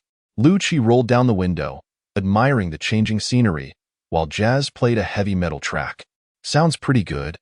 Of course. You must trust my taste. I'm not like that old-timer Ironhide. As they continued forward, their rapport deepened, and Lu Qi grew fond of Jazz, contemplating the possibility of rescuing him in the future. Since he was already here, why not take a vehicle back? On second thought, Transformers were rare, and the ones who came to Earth were elite. He wouldn't want to exploit them if he needed a ride. He might as well seek out the Decepticons. Speaking of which, Megatron would do nicely. Capturing Megatron would undoubtedly open up new possibilities. Jazz remained oblivious to Lu Qi's benevolent plot to abduct the enemy leader as they journeyed onward. With Lu Qi reflecting on the narrative of this world at IT, seems that the unfortunate Megatron has finally located the mythical Allspark, only to be subsequently frozen near the Arctic Circle before he could even send out a message. Ultimately, it was taken by an old friend who, with great enthusiasm, helped to destroy the Allspark. However, Megatron is quite resilient. Not only did he survive, but he was also forced to enhance himself time and time again, culminating in an astounding power level of 999. Were it not for Optimus Prime sacrificing his comrades to acquire divine equipment, he would have been truly outmatched. Reflecting on how these seemingly formidable beings can be felled by various heavy weaponry, Lu Qi mused that the power levels in this world appear rather low. Not to mention, he found the subsequent installments perplexing, having little understanding of their narratives. Hey Jazz, do you know Morse code? I do not. As we possess a more advanced communication system, but I can learn. What's the matter? I need you to translate a few sentences into Morse code for me to contact a friend. Do you require assistance? I can help you get in touch. Jazz replied enthusiastically, recognizing the advantage of fostering good relations with powerful beings, unless, of course, that being is socially anxious. Can you communicate across worlds? Lu-Chi chuckled. Otherworldly? What nonsense is this? Could it be that parallel universes or similar theories are indeed true? Jazz could barely recall some research conducted during Cybertron's golden age, yet had never managed to confirm any of it. Nevertheless, he truly could not reach another world. Why, then, could Morse code? Was this some unknown advanced technology? I am trapped in another world and require the coordinates of the original world. Just this sentence. Please help me translate it. After some contemplation, Lu-Chi crafted a sentence for Jazz to convert into Morse code. After a while, Jazz successfully translated it. With Jazz's assistance, Lu-Chi utilized the contract to channel energy into Dormammu via longwave transmission, while refraining from shortwave. Meanwhile, Dormammu set down a book and intended to sleep, only to sit up again shortly thereafter. What on earth is wrong with him? How bothersome, staying awake at this hour. Dormammu casually expelled the dark energy. It turns out, regardless of who one is, everyone experiences a bit of morning grumpiness. Lu-Chi was uncertain whether Dormammu understood, but he planned to signal him shortly to avoid being ignored. Finally done. That took quite some time. It took Lu-Chi over 10 minutes to convey such a simple statement. Though his inexperience played a part, he also realized how inconvenient communication was for people in the past. Make sure to write that down later. Such a long passage. I won't be able to remember it. Jazz remained silent in response, but they were nearing their destination. As they drove, Jazz suddenly turned into a narrow alley where several cars had gathered. Each of these vehicles was accompanied by a large black orb, which, at night, was not particularly conspicuous. Jazz had already informed the other Autobots about the situation on the road, so they were aware that Lu-Chi bore no ill intentions, albeit with a hint of caution. Shortly thereafter, Lu-Chi spotted a yellow sports car ahead, flanked by two individuals. Approaching was a truck without a cabin, and Lu-Chi's eyes lit up. Was that not Optimus Prime? Are these all? Sam gazed in astonishment at the numerous vehicles. But before he could validate his conjecture, a figure emerged from one of the sports cars. Hello, Lu-Chi greeted amicably, leaving Sam momentarily speechless. Did you come with them? Sam recalled the meteor he had seen earlier, implying that these beings had only just arrived on Earth. Yet how could Lu-Chi have made their acquaintance so swiftly? Observing Sam's bewildered expression, Lu-Chi feigned seriousness. Indeed, I am a small mechanized entity. Model T-1000, codename Shadow. Dark energy surged in Lu-Chi's hands, assembling into various forms, blades, hooks, and even firearms. Cool, Sam exclaimed with excitement. However, a series of mechanical transformation sounds erupted, and the surrounding vehicles morphed into humanoid shapes. No longer resembling the clumsy forms they initially possessed, each now exuding a sense of striking charisma, befitting their pilfered appearances. This kid might actually believe it. Jazz's electronic voice betrayed a hint of amusement. Optimus Prime shook his head in exasperation. Although he knew Lu-Chi meant no harm, he was still taken aback by this peculiar display. Greetings, humans. We are a form of autonomous mechanical life from the planet Cybertron. I am their leader, Optimus Prime. You may also refer to us as Autobots, Ratchet interjected. Greetings, not so bright one. Jazz struck a cool pose and leaped back to sit atop an abandoned vehicle. I am growing increasingly fond of this fascinating planet. This is my second in command. Jazz, how did you learn to speak like that? Sam asked, bewildered. Surely the entire universe does not converse in a single language? We acquired these languages through your internet, Optimus Prime succinctly answered Sam's query, gesturing to Ironhide beside him. This is my weapons specialist, Ironhide. Ironhide obligingly displayed all his weaponry. I would love to compare destructive capabilities with you, Lu-Chi remarked with a slight smile, choosing not to discourage him. And this is our medic, Ratchet. This simpleton has an elevated hormone level, indicating a desire for romantic interactions with females. As for this fellow, he seems rather unfazed by our presence. Sam awkwardly whistled, realizing the absurdity of the situation. Meanwhile, Lu-Chi had begun to explore how to print images from the large black orbs onto paper, including your guardian, Bumblebee. At last, Bumblebee, eager for his moment in the spotlight, unleashed the music he had long contemplated. Striking a few cool poses, Sam, clearly most affectionate towards Bumblebee, eagerly remarked, "Bumblebee, you're my guardian?" Bumblebee nodded, his chest emitting a resonant hum. Indeed, he resembled a bee. His sound processor was damaged during combat, Ratchet briefly assessed. Currently, there is no way to repair it. So, may I inquire who you all are? Optimus Prime's gaze shifted to the humans. As Sam prepared to introduce himself, a voice from behind preemptively interjected. Lucci, not exactly from this planet, but rather from another world, possessing somewhat peculiar abilities. Sam cast a puzzled glance at Lucci. Wasn't he a mechanized being? How had he suddenly become a being from another world? What is the matter? Have you never encountered an otherworldly individual? Or do you genuinely believe I am a mechanical being? Please, my powers are quite distinct from theirs. Lucci felt somewhat exasperated. This individual did not seem particularly astute. He lacked the cognitive capacity to swiftly envision the intricate transformations of machinery. Thus, his earlier weapon transformations resembled more of a liquid metal robot than a transformer. He casually retrieved the hovering black orb and examined the memories stored within, contemplating the need to study real-time transmission monitoring methods. Sam remained in a daze for quite some time, as if encountering an otherworldly being was not extraordinary enough. The woman beside him sighed, observing Sam's befuddled state. "Allow me to introduce myself first. Michaela, a true Earthling from this universe." In contrast to Sam, Michaela appeared more composed, having witnessed an abundance of extraordinary occurrences that day. She would likely accept even if a deity appeared before her at that very moment. Sam, also a true Earthling. Sam finally regained his senses and introduced himself. Optimus Prime sighed in relief, finally on the right track. Why was it so difficult to make introductions? Greetings, Earthlings and beings from another world. Optimus Prime crouched down to spare the humans from craning their necks uncomfortably. We hail from a distant planet, here on Earth in search of a lost artifact. Optimus Prime allowed Sam a moment to comprehend this, then continued, "That artifact is known as the All-Sparked IT is of utmost importance to us, and it may even attract Megatron's attention." Megatron? What? Sam was the first to respond, sensing that something was amiss. Optimus Prime proceeded to narrate the rise and fall of a civilization, merging imagery with his words. As Lucci listened to Optimus Prime's tale while gazing at the vivid projection, he pondered how exhilarating it would be to utilize such technology for gaming. Indeed, yet another reason to secure a vehicle for himself. Once Optimus Prime concluded his sorrowful narrative, Michaela interjected with a question. "So, Megatron will come to Earth to seize the All-Spark?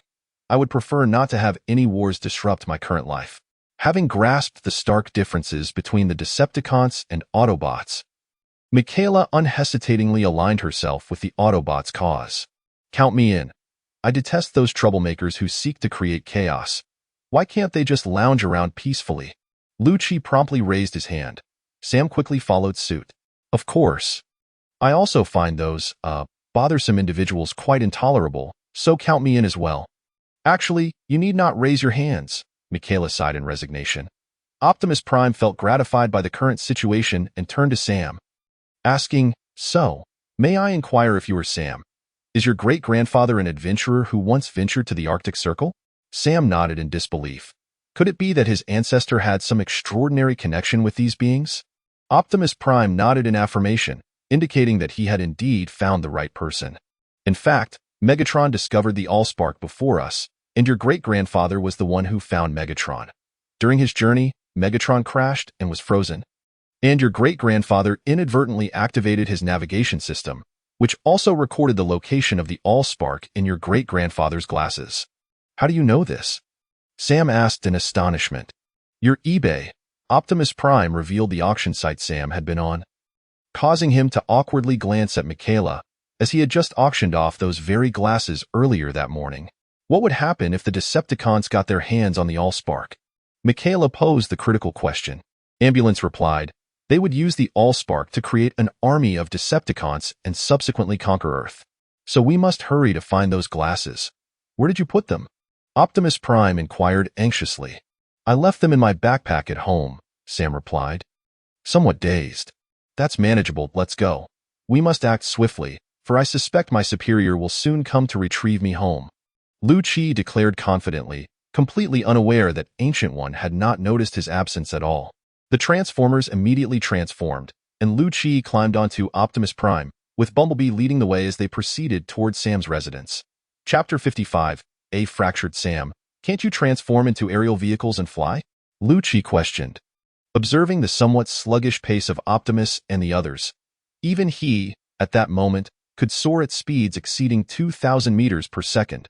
By comparison, this once glorious race that harnessed the power of the sun seemed less impressive. After all, they were still progressing on the ground at what Lu-Chi perceived as a rather slow speed. Optimus Prime's voice emanated from the radio. We were once ordinary Autobots engaged in mundane professions on the planet Cybertron, with no special missions assigned to us. Much like the societal structure of this planet, we are just common folk, devoid of any extraordinary components. Jazz's voice followed. But the Decepticons are quite different. They were once warriors of Cybertron, equipped with superior weaponry and gear. It was evident that this fellow still harbored some discontent. So, if you were provided with advanced equipment, could you turn the tide? Lu-Chi suddenly inquired, intrigued. Although he lacked advanced gear, he had a certain man backing him. Acquiring some advanced equipment would be a piece of cake, right? Certainly. Even without advanced equipment, we managed to hold our own against them for quite some time. If our equipment were on par, those ruffians would stand no chance against us. Wouldn't you agree, Ironhide? Absolutely. Ironhide bellowed over the channel. Just hand me a big gun, and I'll blast Megatron to pieces. The notion of superior firepower was a given. Lu-Chi thought, shaking his head in resignation. You mustn't destroy Megatron. I've already decided to capture him as my steed. Oh, really? Jazz chimed in, relishing the drama. Although it was clear that this individual possessed a high energy index, could he truly defeat Megatron? Little did they know that the energy reaction was merely a byproduct of Lu-Chi's flight. Even Optimus Prime harbored some skepticism about Lu-Chi's claims. In his view, Lu-Chi might be able to hold his own against Megatron, but defeating him seemed improbable given the disparity in their sizes. You aren't suggesting that my stature implies I am incapable, are you? Lu-Chi surmised their thoughts. However, according to the logic of this world, it was somewhat accurate. Smaller Autobots like Bumblebee would indeed struggle against a behemoth like Megatron. Not to mention the presence of a command module. Only a being of Optimus Prime's stature could hope to contend with Megatron effectively. Size is not the sole determinant of strength. In my world, many formidable beings of my size can single-handedly obliterate a fleet of alien warships in the cosmos, some even capable of shattering stars. Wow, what did you just say? Sam exclaimed in astonishment. What kind of monsters inhabit your world? Lu-Chi sighed in exasperation. Oh, you think that's all? There's also a certain individual back home who is constantly plotting to purge the universe of its population. Your world sounds incredibly perilous, Jazz remarked, intrigued. He couldn't fathom how Lu-Chi could live in such danger, seemingly unbothered by the prospect of disappearing in his sleep. Indeed, the pressure to survive there is quite substantial. One must seek opportunities to grow stronger every day. Lu-Chi recalled his own obsession with gaming, nonchalantly articulating that thought. After all, his system was a passive one, mining tirelessly every minute. In retrospect, he realized how arduous that truly was. Constantly training at all times, Lu-Chi nodded in agreement. All right, we've arrived. Various synthesized sounds emitted from Bumblebee. Lu-Chi glanced at the quaint villa ahead, leaping down from Optimus Prime's cockpit. Sam and Michaela quickly disembarked as well. Okay, you all wait here and remain hidden. If my parents see you, they'll surely call the authorities to apprehend you, Sam warned. Casting a glance at Lu-Chi, and you too. My parents don't know you. Lu-Chi shrugged helplessly. He had encountered such caution from these individuals during his time in Marvel. Given the tumultuous nature of their homeland, they were understandably wary of strangers. Lu-Chi flew up to perch on Optimus Prime's shoulder, casually pulling out his phone to play games. Your technology appears quite advanced, Optimus Prime observed, glancing curiously at the device in Lu-Chi's hand, which certainly surpassed the bricks wielded by others. A friend of mine spent several days crafting this. Although some relevant technology exists, it cannot be compressed into such a small box. He enhanced it in just over a day. Lu-Chi checked the phone's battery level and turned back to Optimus Prime. Could you provide me with a data cable? I need to charge it. Optimus Prime examined the phone's port and transformed a section of his shoulder into a cable. I've adapted it to your phone's voltage. It won't damage your device. Well done. Lu-Chi grabbed the data cable and began charging. With such a portable power bank, he needn't fear running out of battery. Although he had accompanied Optimus Prime, Lu-Chi suddenly recalled the existence of PIM particles in the Marvel Universe, which could shrink these beings. Wouldn't that turn them into collectibles? An idea sparked in Lu-Chi's mind. A transformable, obedient portable power bank. This project was a go. He planned to investigate the possibility of acquiring some PIM particles upon his return. Optimus Prime suddenly felt a chill on his shoulder, causing him to shudder. Oh, what was that? Lu-Chi nearly lost his balance from the unexpected tremor. Nothing. Perhaps my mechanical core is experiencing some issues. I'll have ambulance check it out later, Optimus Prime mused, puzzled by the sensation. Lu-Chi shook his head, focused on his phone, and decided to rest it on Optimus Prime's shoulder while playing. It was rather amusing to bounce it slightly as he engaged in his game. With ease, Lu-Chi leaped from Optimus Prime's 10-meter-high shoulder, landing beside Michaela, who was observing the scene ahead. Why hasn't that guy gone inside yet? He said, watching Sam still bickering with his father. Lu-Chi sighed. Shall we sneak in first? He suggested, eyeing the open window of Sam's room. Good idea. It seems he could go on for a while, Michaela replied, following Lu-Chi to the wall's base. So, how do we get up there? Michaela inquired. Staring at the several-meter-high window with some trepidation, she certainly couldn't match Lu-Chi's capabilities. Bumblebee, come help us, Lu-Chi called softly.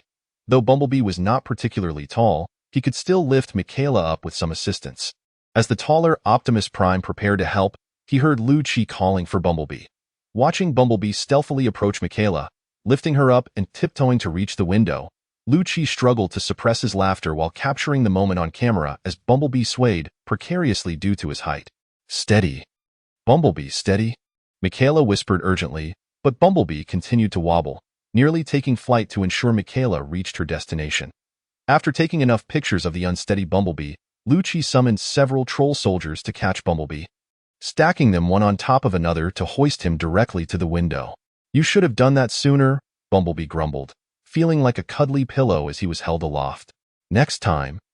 For sure, Lu-Chi chuckled, tucking away his camera as he flew through the window. Does this guy have some peculiar quirks? Ironhide mused to the other Autobots after witnessing the entire scene. After all, powerful individuals often have their oddities, Ambulance speculated, casting a glance at Optimus Prime. Impossible. Absolutely impossible. Jazz staunchly supported Optimus Prime while also looking his way. Optimus Prime felt somewhat self-conscious under the scrutiny of his subordinates and quickly reassured them, remain vigilant during our mission. We must not be discovered by these humans, as it could jeopardize our objectives. The Autobots promptly obeyed the command, dispersing to maintain their vigilance. I have encountered a peculiar creature here, Ironhide remarked, eyeing a carbon-based organism that was observing him from a distance, while simultaneously clutching a large cannon and maintaining a wary stance. After having endured the trials imposed by Lu-Chi, he was genuinely fearful that this entity might suddenly swell in size by several dozen times and crush him underfoot. Good heavens! It's approaching me, Ironhide exclaimed, frozen in place as he hastily communicated with Optimus Prime. After managing to pacify his father, Sam turned to see Ironhide aiming his cannon at his pet dog. No, no, no. It's merely a chihuahua. Sam rushed over in a panic. What is Sam doing? Why isn't he back yet? Michaela and Lu-Chi had been searching through the room for quite some time. Yet Sam remained absent. Lu-Chi had just opened a box that Sam had tucked beneath the bed, revealing a collection of books and magazines, and he clicked his tongue. I don't know. Perhaps he's still preoccupied? Michaela glanced out of the window, noticing Sam cradling a dog while conversing with Ironhide. Can't he hurry up? What if the Decepticons show up? They've already discovered Sam's true identity. Michaela, recently pursued by the Decepticons, felt a wave of anxiety wash over her.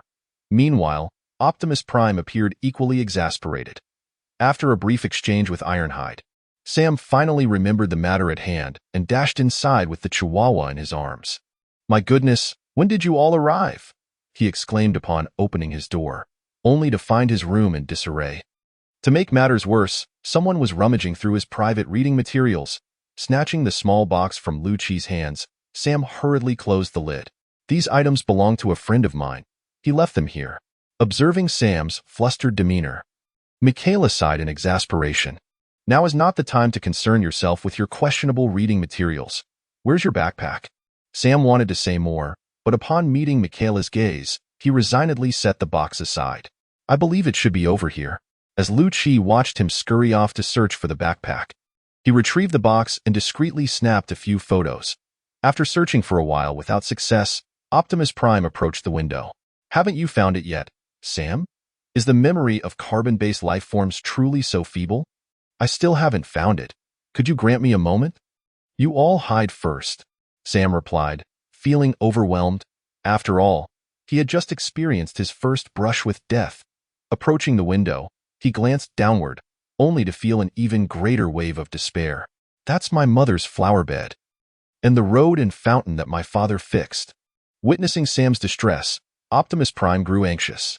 The Decepticons could arrive at any moment. Sam, you must hurry. After exchanging a few words with Sam, Optimus Prime stepped back. Autobots, conceal yourselves. My backyard is not a garage.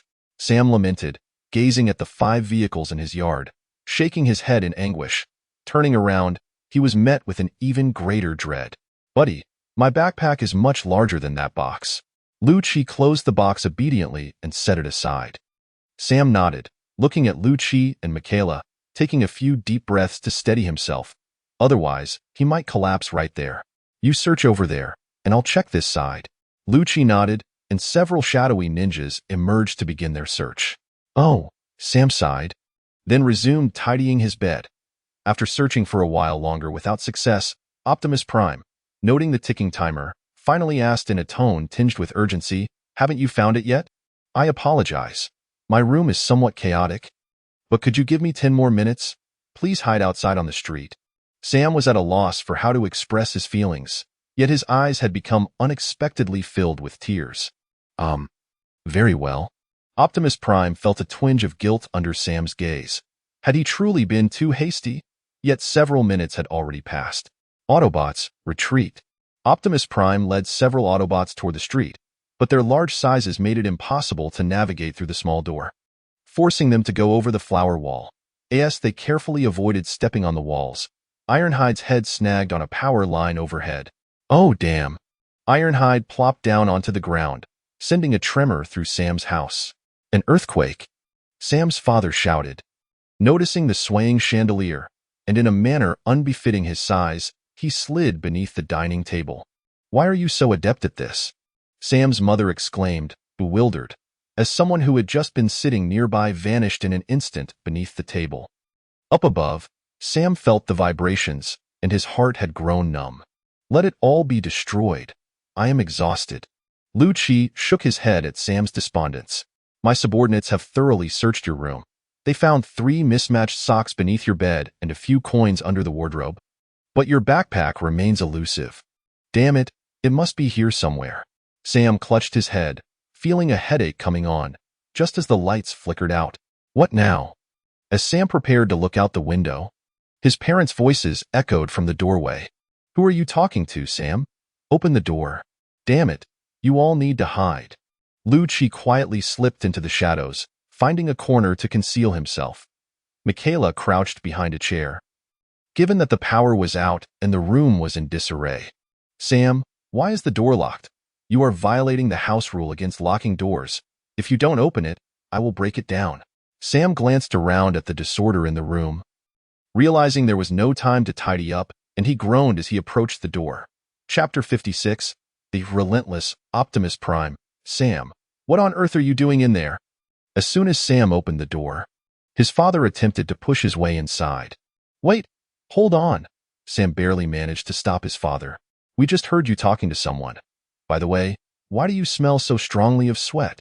Sam's mother looked at him with a disapproving expression. I was exercising. Sam hastily concocted an excuse. Step aside. His father forcefully pushed him aside, brandishing a baseball bat as he strode into the room. Why is your room such a mess? It looks like a garbage dump. Holding the bat, Sam's father frowned at him. Sam's mother peeked in, but ultimately remained at the doorway, primarily due to the overpowering odor emanating from Sam. "What on earth are you up to?" she asked, regarding him with suspicion. "Are you perhaps?" Observing the stunned expressions on both father and son, she rephrased, "Engaging in Sam's joyful pastimes?"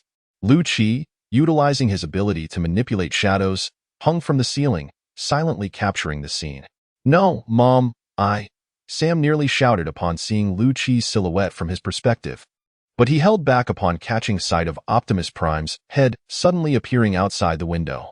"You need not explain further, Sam. I understand that you are old enough to require some personal space." Sam tilted his head back to prevent tears from spilling over as he gazed at his mother. Lu-Chi glanced at the beleaguered Optimus Prime outside, shaking his head in helplessness. If he were to step out now, matters would likely worsen.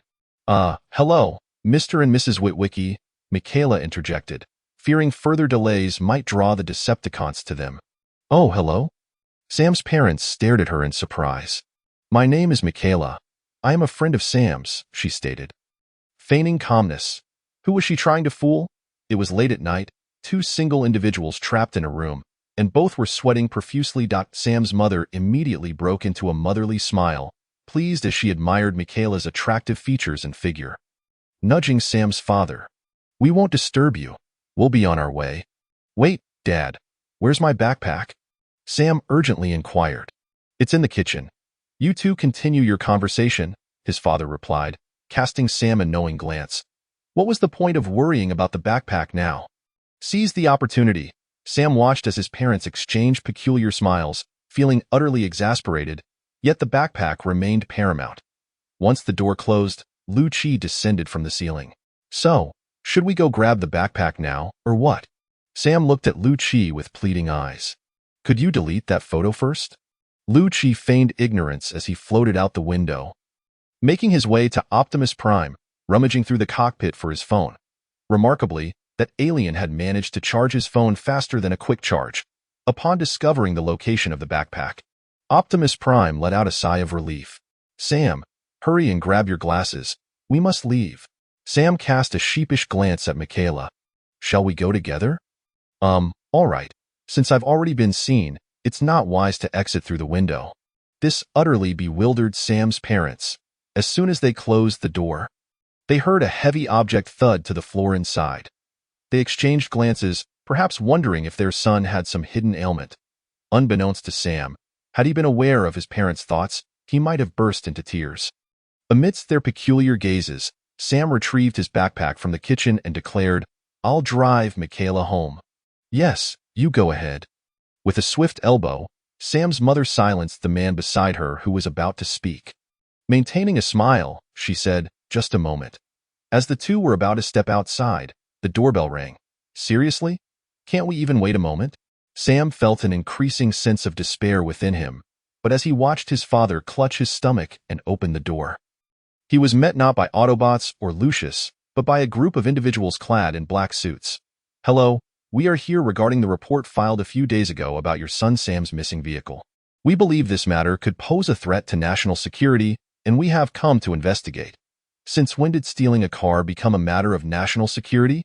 So why are we hiding?" A convoy halted at the street corner. Lucius sat in the driver's seat, watching as Sam and his companions were taken away.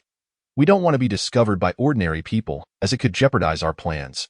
But Sam is holding that pair of glasses. I am not incapable of rescuing them, but the commotion of a battle here would be too great. Autobots, follow them." After a short while, the convoy split apart, and Optimus Prime scanned the inside of the vehicle. "Everyone, follow Sam." Thus, a group discreetly trailed behind Sam.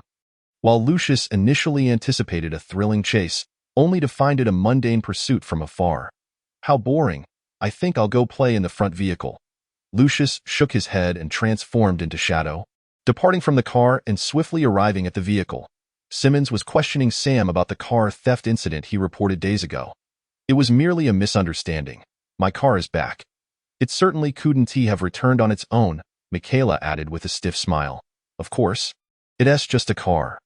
With that, the group inexplicably burst into laughter. "What a fool.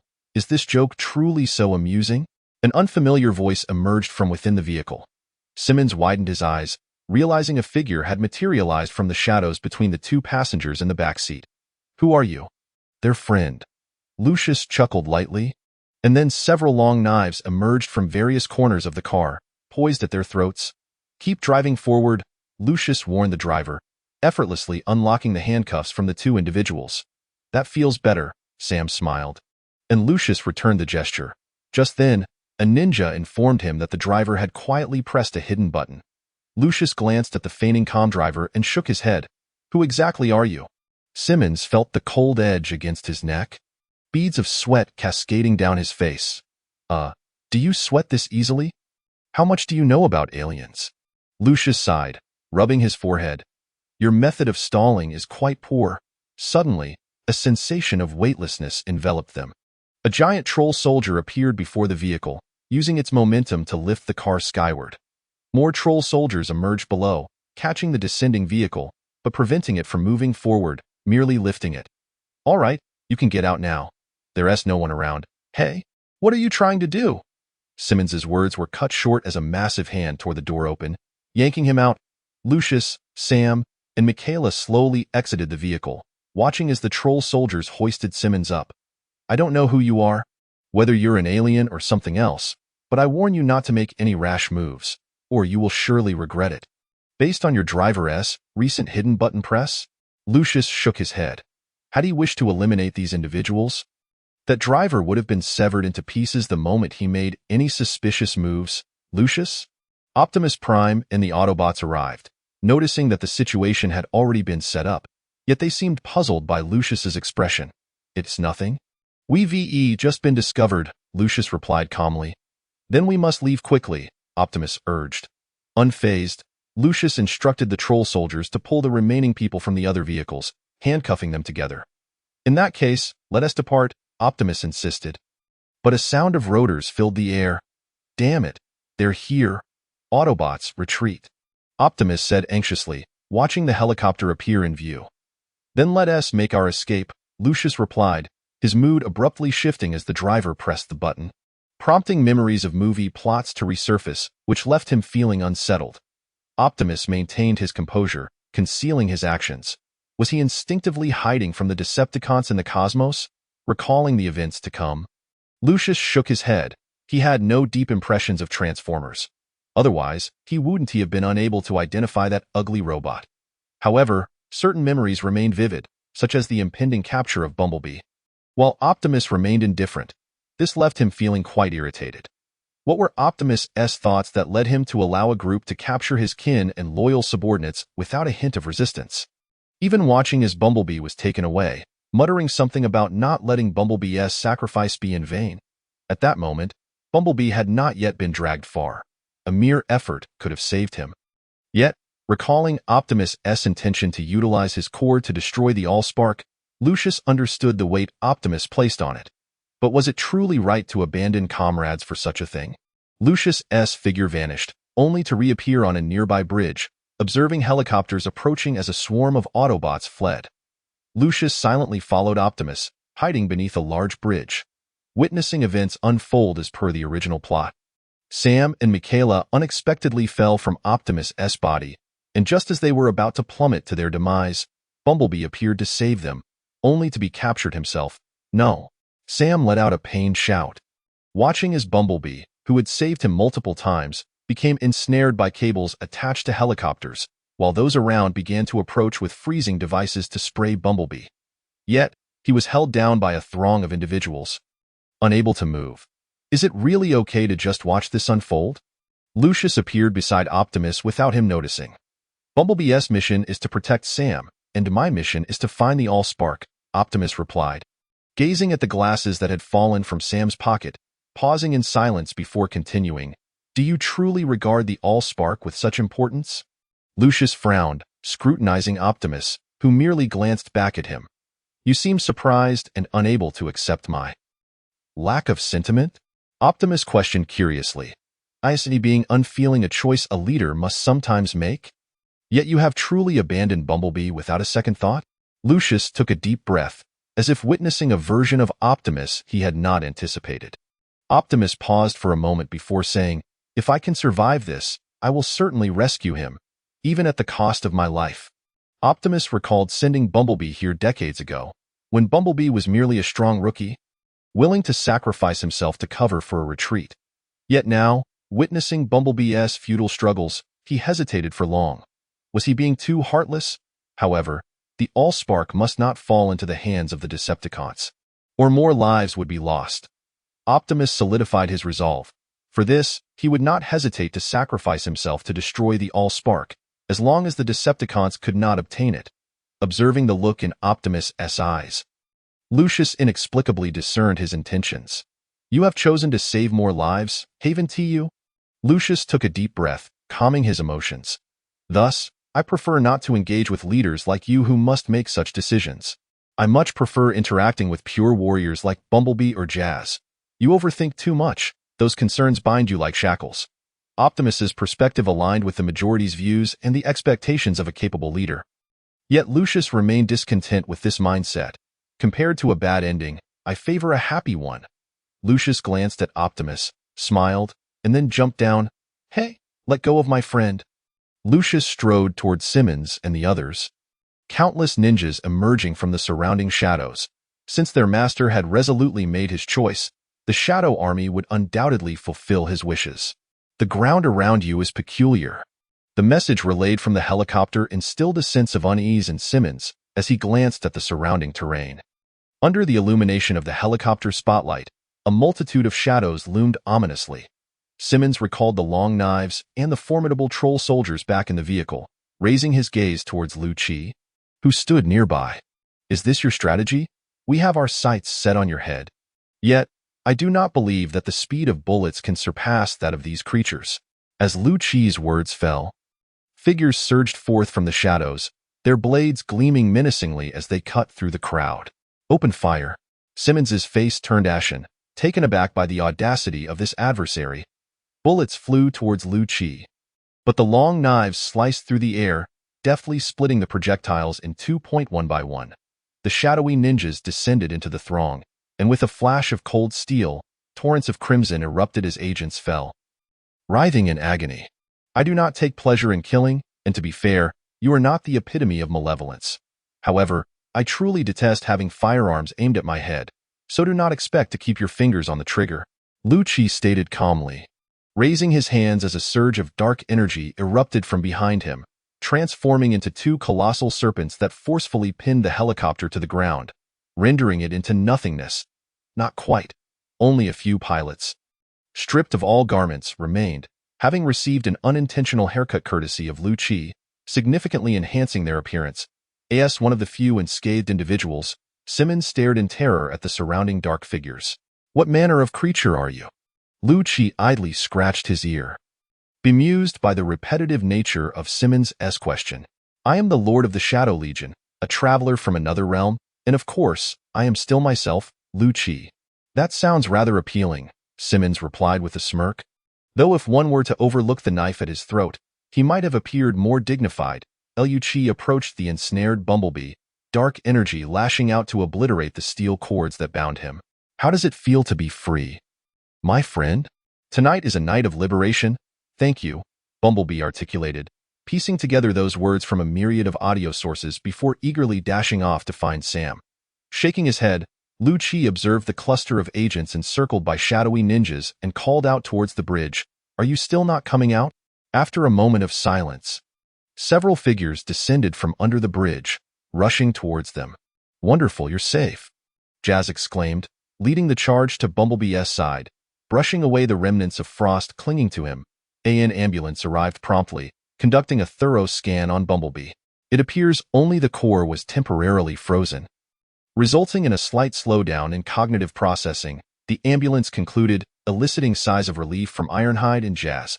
Meanwhile, Lu-Chi made his way towards Optimus Prime. "Do you prefer a happy ending, or a tragedy?" Gazing up at the towering figure before him, Lu-Chi felt no sense of intimidation. Rather, the presence of millions of dark energies surrounding him exuded a far more imposing aura. "Naturally, I favor a favorable conclusion. Yet my power remains insufficient to make the world revolve around me," Optimus replied succinctly. having received feedback from the energy detector. Indeed, Lu-Chi mused, intrigued to discern Optimus's perspective on his kin. Although he was not entirely satisfied with the answer, he was not overly disappointed either. Ultimately, in this realm, strength reigns supreme. He could be considered one of the apex beings here, brimming with arrogance.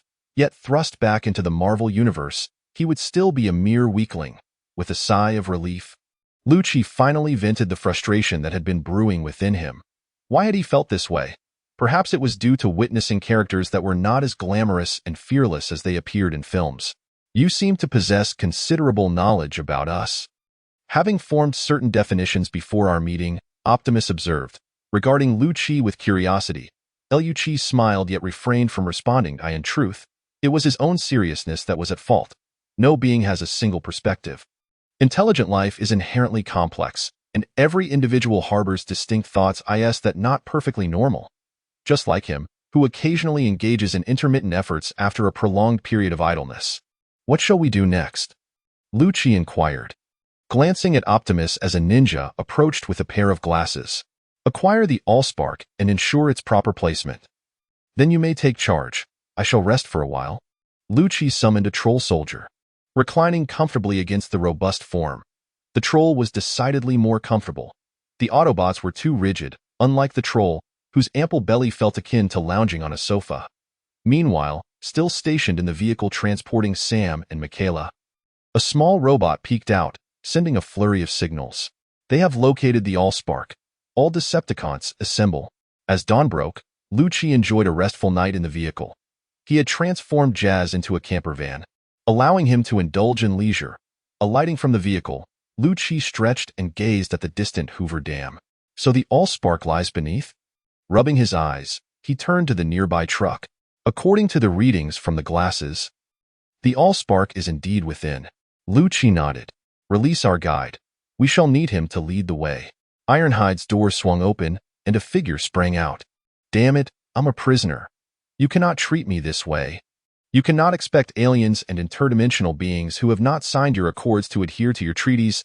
Two ninja soldiers hoisted Simmons up. Stay alert. Did we not come to an understanding last night? We are not villains.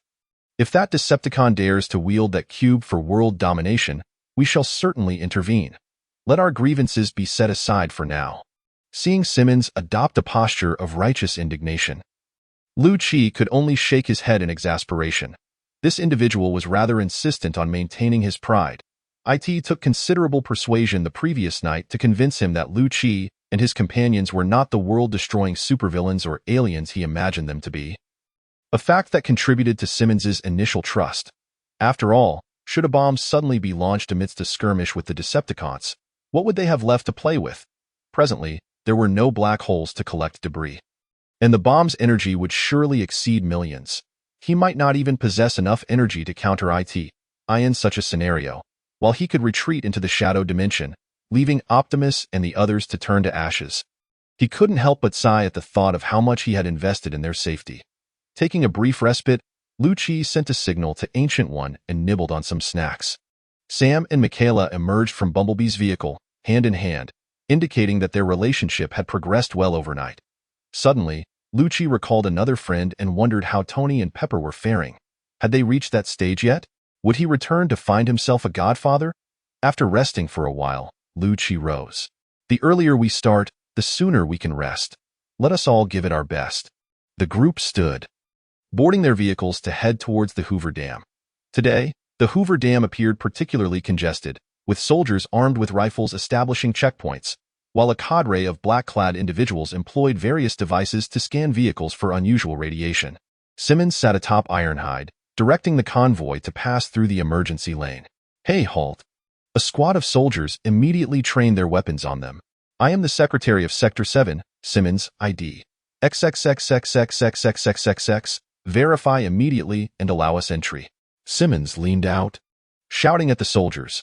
They dispatched someone to verify, and shortly after, Simmons's deputy from Sector 7 approached, scrutinizing the convoy. Where did you go last night?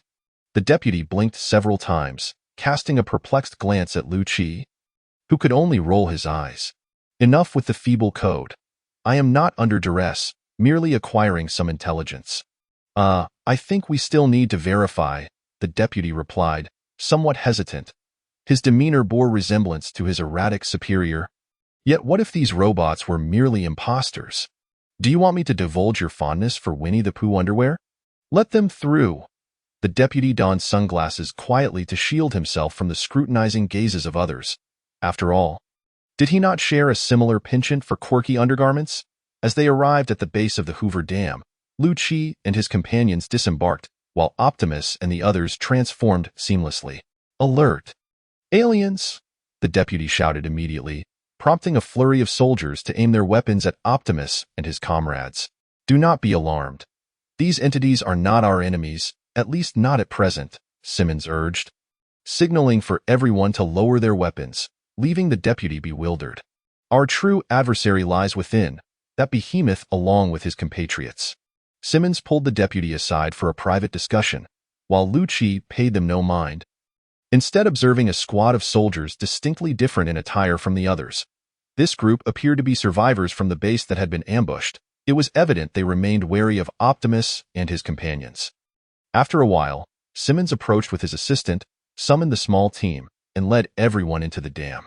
If it weren't for this behemoth resembling the one in your projection, I might have doubted your authenticity.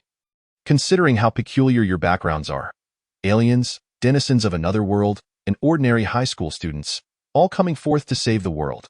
I sincerely hope I'm not caught in some superhero film. Lu-Chi cast him a glance. Did he not understand the concept of classic combinations? Tactical retreat. Simmons took the lead around a corner, and the group along with the robots soon came upon a colossal figure encased in ice. Megatron. Ironhide immediately drew his weapon, carefully aiming at the figure, while Jazz and the other Autobots followed suit. Calm down. This fellow is still frozen, Simmons shouted. Lower your weapons. This will be my future power bank, Lu-Chi echoed, shouting along. Ironhide and the others glanced at Optimus Prime, receiving a nod, and then holstered their weapons. Can't you all manage to refrain from such excessive excitement? Simmons turned, exasperated. The leader, caretaker, and diplomat, Optimus Prime, pacified his subordinates, glanced at Lu-Chi, and addressed Simmons. Apologies, but this entity has been battling the Decepticons alongside us for centuries. It's only natural to feel a surge of emotion. Well then, the cube you requested is over here. Simmons guided them to a side. There's actually another matter, which is one of the reasons I believe you. Simmons brought the group to an enormous space, where an unfathomably large cube loomed like smoke. This is the forge of Solus Prime you speak of, right? Our tests have revealed that this behemoth's energy can activate electronics into extremely malevolent and uncontrollable robots, akin to the Decepticons you mentioned. That can't be right. Logically, the forge should only activate electronics without granting them personalities upon emergence, Ratchet countered. But that is indeed the case. All the electronics it produces exhibit the same traits. We have conducted countless experiments. Lu-Chi suddenly interjected. Is it possible that your electronics utilize the technology from Megatron? Simmons nodded. In that case, there's no issue. Our biological materials are quite unique. They contain elements akin to our, well, something similar to your DNA, which can transmit our personalities. If your technology is derived from the Decepticons, it would be entirely reasonable for them to transform into Decepticons as well. Ratchet explained. Is there such a possibility? Simmons's face turned pale. Over the years, they had produced numerous electronics using the technology derived from Megatron. Even some military weapons bore traces of this technology. If these entities transformed into robots, the consequences would be unimaginable. Autobots, secure the forge. Stay alert for enemies. Optimus Prime had not anticipated that the technology utilized by these entities originated from Megatron. The thought of countless electronics morphing into Decepticons along the way sent a shiver down his spine. As Simmons watched them spring into action, realizing the potential repercussions, he used his radio to alert the outside forces to remain vigilant. However, amidst a flurry of commands, a cannon shot suddenly erupted from the radio, followed by agonized screams. Damn it, there's trouble outside. Simmons's expression darkened, unsure how they had managed to breach their defenses. Within 5 seconds, alarms blared throughout the base. It must be the Decepticons. Bumblebee, you secure the forge. Other Autobots, Follow me outside to intercept them. Optimus Prime commanded, leading Ratchet and the others out. We need weapons, heavy artillery. Captain William grabbed Simmons urgently. They had faced a Decepticon head-on and knew how formidable they could be. Ordinary weapons were utterly ineffective against them. Come this way. We have armor-piercing rounds, howitzers, you name it. Simmons led William and the others away, while Lucci shrugged, realizing he was free to act. I might as well check ahead. Lucci glanced at Bumblebee, who was securing the forge. It seemed safe here. He decided to step outside to take down the Decepticons, then return to capture and properly educate Megatron. Chapter 58. Lucci in his complete form with the chaotic support of small robots. A cadre of elite Decepticons gathered outside the Hoover Dam. In fact, a meteor shower began to rain down from the sky, with Decepticon warriors crashing violently around the Hoover Dam. We are surrounded. Autobots, form defensive positions. Wait until Bumblebee retrieves the forge.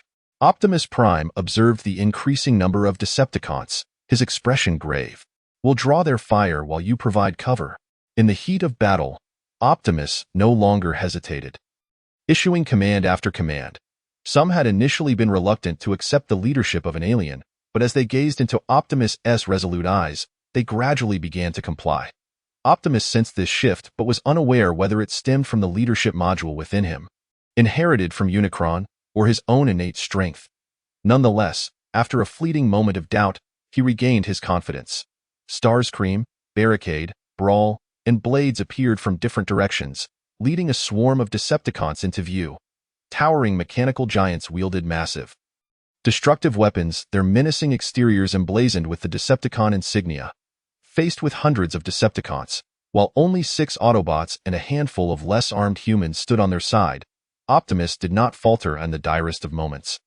He faced more than just a handful of Decepticons. Utilize the dam for our defense. Once Bumblebee secures the forge, we retreat, or perhaps destroy the forge on sight. Soldiers rushed into the dam, whose walls were 4 football fields thick, a barrier far too formidable for the Decepticons to breach easily. Open fire. Starscream, the foremost underling of Megatron, issued the command first. A barrage of attacks rained down on the Hoover Dam, shattering its surface but failing to damage its internal structure. Ironhide. Cover us. Optimus lacked any powerful long-range weaponry, as did all the Autobots, but Ironhide was an exception. Ironhide responded, raising his cannon to the sky and firing. Shells traced perfect parabolas, landing at the feet of several advancing Decepticons, obliterating them into fragments. Here's a little surprise for you. Ironhide shouted exuberantly as missiles launched from his position, spiraling through the air before landing at their own front lines, releasing clouds of thick, lingering smoke. Quick, get inside. This should buy us some time, Ironhide said to his comrades while tossing some explosives into the smoke. Optimus nodded, leading everyone to take shelter behind the first corner within the entrance. What do we do now? Brawl transformed into tank mode, inquiring through the communication channel, clearly preferring this form. Starscream's eyes gleamed with cunning. These Autobots intend to buy time, which suits me just fine, though not push them too hard. Send a few in to scout the way. I recognize that smoke-throwing fellow. He used to be a weapons specialist. The Decepticons, oblivious to their leader's communication, cautiously ventured into the smoke at his command. Moments later, amidst a series of violent explosions, fragments of Decepticon warriors flew out. Barricade stepped on a piece of Decepticon debris that landed before him. Foolish insects, futile struggle. Starscream clasped his hands before his chest, chuckling. They must have retreated into the dam. According to the intel from the little robots, they should be hiding around the first corner inside. Watching the smoke that lingered even after the explosions, Starscream pondered. Since they wished to delay, all Decepticons bombard the dam. Each Decepticon raised their weapons and fired at the dam, with even Brawl joining in. Meanwhile, on the opposite side of the Hoover Dam, several construction vehicles had gathered, and upon receiving orders, they began to combine, ultimately forming a colossal mechanical structure nearly 50 meters tall. The hands of this mechanical giant transformed into shovels, digging furiously below, while a scorpion-like Decepticon leveraging its size advantage burrowed down, followed closely by a mechanical dog that plunged into the tunnel. Even while hidden inside the dam, Optimus could still feel the intensity of the external firepower. Just shook off the dust from his exterior. Are we really just going to let them bombard us? Optimus remained unfazed. We are fighting a defensive battle. The longer they take to exhaust their resources, the better for us. Your situation doesn't seem very favorable, does it? Lu-Chi gradually emerged from the tunnel, a veil of dark energy hovering above his head, assimilating the falling dust. Oh, you are insidiously elegant. Your ability is remarkably convenient. Jazz exclaimed with exaggerated gestures. Lu-Chi smiled. He had a favorable impression of Jazz. I left a few people back at the ice giant to prevent my power bank from escaping, Lu-Chi chuckled. Meanwhile, surrounding the formidable figure of Megatron, William's squad surveyed the scene. One member discreetly approached William and whispered, "Captain, do we truly need to be here?" William cast a glance at the multitude of ninja soldiers scaling the walls of the room. Poised for action, some towering figures, comparable in size to the extraterrestrial robots, stood in front of Megatron, ready to unleash their fury the moment he regained consciousness. Doubts began to creep into William's mind as he scrutinized the small firearm in his hand, questioning the efficacy of conventional weaponry on the other side. Lu-Chi had reached a corner and tilted his head to observe the billowing smoke from the relentless bombardment outside, admiring Ironhide with a hint of respect. "This contraption of yours is rather impressive. It hasn't dissipated yet." Ironhide replied, "This is a specially designed smoke grenade I developed. Merely a trivial gadget." Though he downplayed it, Ironhide's pride was evident. Lu-Chi nodded. "How many Decepticons are outside?" The ambulance recalled, "Approximately 137, including the Decepticon commanders." "Such an exact figure?" "Approximately," Lu-Chi echoed, nodding. "Then let us finish this swiftly so we can rest. I shall go out and deal with them." Lu-Chi held these adversaries in contempt. After all, in the previous installment, the military of the Lighthouse Nation had managed to subdue them, and he had no reason to believe he couldn't do the same, especially now that he could be considered a complete entity. Optimus Prime intended to voice a concern, but, upon witnessing Lu-Chi's confidence, refrained and instead took a weapon from Ironhide. Cocking the gun, he stated, "We shall follow you, my friend." Meeting Optimus Prime's earnest gaze, Lu-Chi smiled, gestured beside him, and a portal to the shadow dimension opened. Instantly, an overwhelming surge of dark energy erupted forth, cascading through the tunnel into the outside world. "Damn it, my energy detector is about to malfunction," Ironhide exclaimed, astonished by the seemingly endless flow of energy. Feeling that his firearm no longer afforded him any sense of security. "This is my power," Lu-Chi declared, as spirals of shadow energy enveloped him, morphing into his favored black cloak. Donning his hood, Lu-Chi snapped his fingers twice, flashed a grin at Optimus Prime, and stepped forward into the torrent of energy, vanishing within. "Cool. I hope he's all right," Jazz murmured in astonishment. Meanwhile, the Red Spider directed the Decepticons to fire at the dam to divert Optimus Prime and his team's attention, when suddenly the energy detector began to blare an alarm. Observing the steadily rising readings, Red Spider could scarcely find his voice. What kind of energy is this? Could it be the power of the Allspark? All the Decepticons found themselves involuntarily watching the readings on the energy detector soar uncontrollably. And then, their nightmare materialized. A dark river surged forth from the white smoke, transforming into a colossal black serpent soaring through the sky. What the hell is that? Even the enormous and formidable barricade could not contain his expletives. Gazing at the serpentine figure above, questioning if such power truly existed in nature. "It seems there is a human atop it," Barricade shouted in shock, capturing the attention of all the Decepticons as they beheld a diminutive shadow standing on the serpent. Looking down upon them, "You appear to crave war?" A message resonated through energy waves into their processors. "Then let us commence battle," a flat voice echoed, and with a mere wave of Lu-Chi's hand, the serpent coiled over all the Decepticons, its immense size eclipsing the sunlight, casting them into profound darkness. "Welcome to my realm, my Shadow Kingdom." Lu-Chi extended his arms, basking in the sunlight that only he could enjoy. Like a king warmly greeting distant guests, the serpent then split into several torrents, crashing down upon the Decepticons. "Damn it!" Barricade watched as the dark energy inched closer, clumsily rolling aside to evade it. Yet his subordinates were not so fortunate. The torrents engulfed those who failed to escape in time, consuming and assimilating them without a trace. Even the mechanical head left on the ground was swept away into oblivion. Ultimately, the black torrent, seemingly inexhaustible, transformed into a fearsome serpent with venomous fangs, locking its gaze upon Barricade.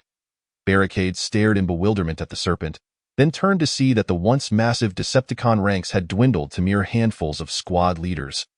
Realizing that it wasn't his evasion that had saved him, but rather the enemy's unwillingness to annihilate them. The obscured sunlight once again illuminated him, yet he felt no warmth.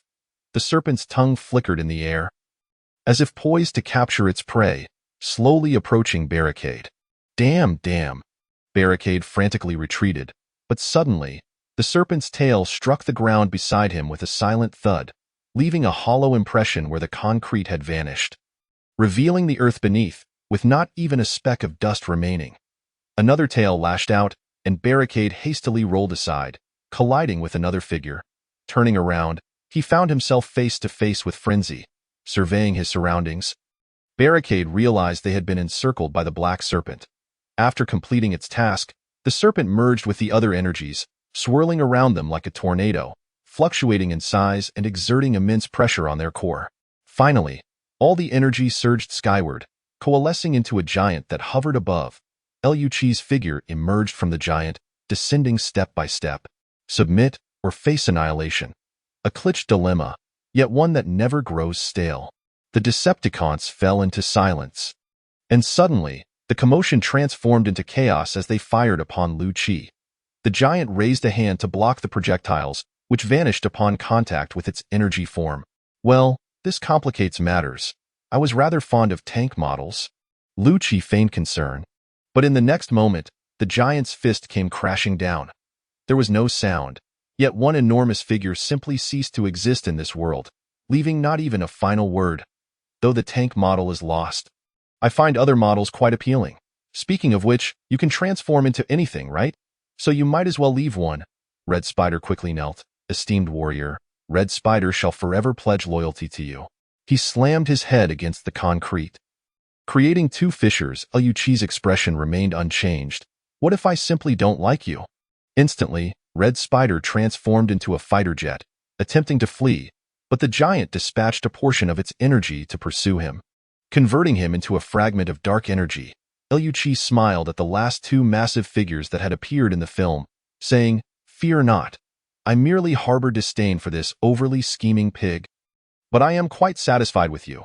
Having successfully subdued and trained his two subordinates, S.H.I.E.L.D. contentedly transformed the dark energy into a flying carpet, soaring towards Optimus Prime's squad and a group of soldiers who had only fired a couple of shots before becoming passive observers.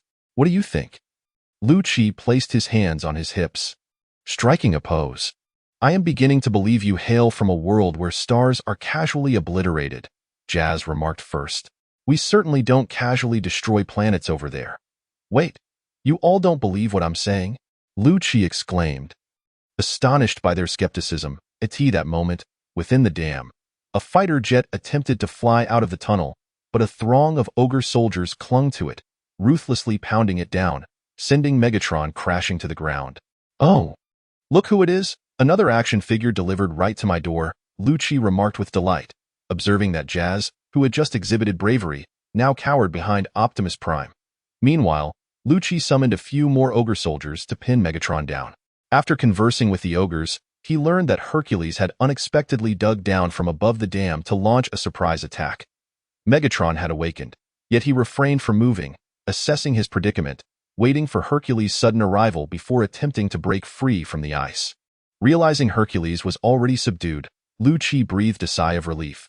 After all, having Hercules as an action figure wasn't too shabby either. Just then, the Allspark cube astonishingly floated into view before everyone. What was happening? Where was the main force? Where were all my troops? The Thin Mantis was in a state of confusion, while Cad Bane's eyes reflected uncertainty, unaware of the whereabouts of Red Spider and the others. Initially, he and the mechanical dog had infiltrated the chamber where the Allspark was located alongside Scorponok, only to witness Bumblebee retrieving the Allspark. In a moment of panic, they rushed forward, but all three Decepticons failed to overpower Bumblebee. In desperation, He had clung to Bumblebee, tearing apart the mechanical dog, seizing the Allspark and fleeing, only to find himself separated from the main force now. What a coincidence. Lu-Chi gestured for several ninja soldiers to restrain this individual while he seized the Allspark. Thinking to himself, what a delightful delivery, deserving of a 5-star review. Wild Insinuation, Chapter 59. An unlosable bet barricade, trembling in a corner while clutching Scorponok, was hiding alongside the terrified Mantis, who had scattered into a cluster of beads. At this moment, within the hall where Megatron had been frozen, countless shadow ninjas held Hercules in place, immobilizing him, while a group of ogre soldiers attempted to disassemble Hercules into parts. The reason they instilled fear was that terrifying human. Are you going to submit or not? Lu-Chi delivered a powerful punch, unleashing a surge of 3,200 points of dark energy that sent Megatron flying, crashing onto the platform. At that moment, Megatron was in a pitiful state, with scarcely any intact parts on his body. And oil oozed continuously from various wounds. Even one of his eyes had been shattered. Who do you think I am? An insect? Megatron struggled to rise, spitting out scattered components from his mouth. Why are you so obstinate? Lu-Chi retrieved the Allspark, and arcs of electricity emanated from it, restoring Megatron to a semblance of functionality. In the original film, the disheveled state of Megatron's head was directly repaired by the Allspark, so do not find this surprising. Please. We have already squandered so much time on this. Lu-Chi tossed the Allspark to a nearby ninja, then cracked his knuckles and approached Megatron. At that moment, Bumblebee had already repaired his sound processor and crouched beside Sam and Michaela. Speaking in a voice younger than the other Autobots, I never thought I would start to feel pity for Megatron. Ironhide, leaning against the wall in confusion, remarked, since Megatron refuses to surrender, why not just eliminate him? Jazz, casually swinging his legs, replied, he said that if the Decepticons are SR, then Megatron is SSR. We absolutely cannot miss any opportunity. I completely don't understand. Ratchet shook his head in exasperation, but it seems we won't be leaving here anytime soon. Optimus Prime surveyed their surroundings.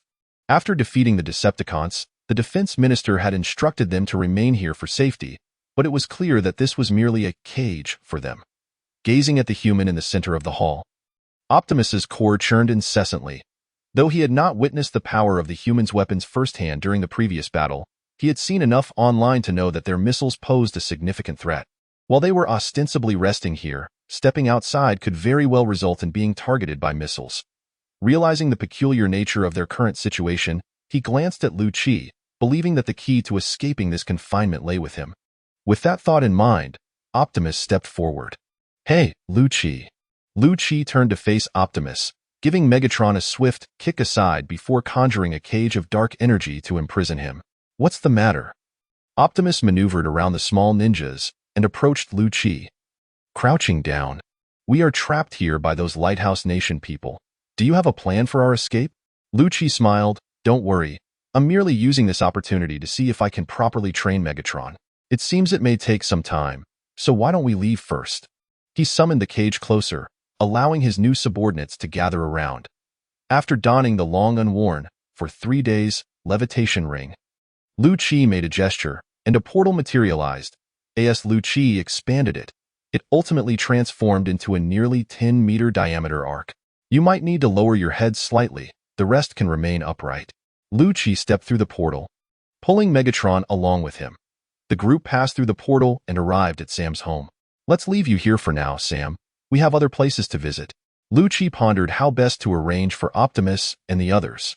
As one of the few remaining representatives of the Autobots, these colossal beings would likely not accompany him to Marvel. Otherwise, the Autobots of this universe would eventually be lost. However, the Allspark's level seemed quite high. So marking the coordinates of this universe could allow for occasional visits in the future. Where do you wish to go? Lu-Chi turned to Optimus, who should have a suitable destination in mind.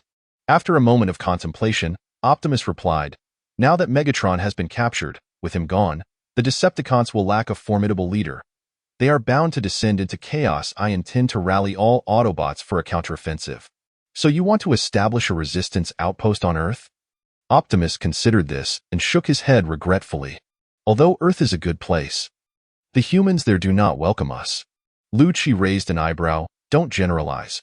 While the Lighthouse Nation is constantly looking to wage wars, there are many peace-loving individuals on Earth. I can recommend a country. Optimus discerned his intent. Are you referring to that country across the ocean? Lu Qi nodded, unashamedly revealing his thoughts. That country is known for its openness to foreign entities and its continuous pursuit of shared peace among civilizations. You should look it up online. Optimus quickly scanned information about that country, pondering for a moment. I believe that place is quite favorable. Although it may be somewhat underdeveloped, it might indeed accept us. Lu Qi chuckled, then said earnestly, do not merely focus on appearances. That country is likely undergoing rapid development. I would wager that within the next decade, it will become one of the world's strongest developing nations, an economic powerhouse ranking second globally, as well as the world's leading industrial and agricultural nation. With countless high-tech industries poised to overtake the Lighthouse Nation, numerous opportunities will arise there. He then smirked mischievously. Moreover, they could study you, though not in a disassembling sense. As Optimus looked on in confusion, Lu Qi held up the Allspark. Did that country not acquire a series of technologies by studying Megatron? However, once these technologies are activated, they will become part of the Decepticons. If a globally second-ranked industrial nation could develop a series of technologies through studying you, wouldn't that mean the Allspark could transform into a vital force for your Autobots? Noticing Optimus's eyes lighting up, Lu Qi smiled. To borrow a phrase from that country, this is called a win-win cooperation. They gain development, and you gain the strength and allies necessary for survival. Jazz chimed in, I think it sounds great. The proposals from that country are quite commendable, like the concept of a shared destiny. Damn, if only we had proposed this during the peak of our civilization, perhaps we wouldn't have faced a civil war. Moreover, the most crucial point is that the behavior of the current nation we reside in reminds me of the Decepticons. Those war-mad lunatics, while that other country seems quite appealing. Optimus valued his second-in-command's advice, contemplating for a while before finally nodding in agreement. Then we shall go to that country. Shall we use the portal to get there directly? Lu Qi shook his head. Although he sometimes utilized the portals of Kamar-Taj to enjoy authentic Chinese breakfast in HK, the differences between the two material realms meant that one could not directly apply the addresses from Marvel. Here's the plan. I will first take you to a safer location. Then I will return home to communicate with them. Additionally, as a final precaution, I actually need you to do something.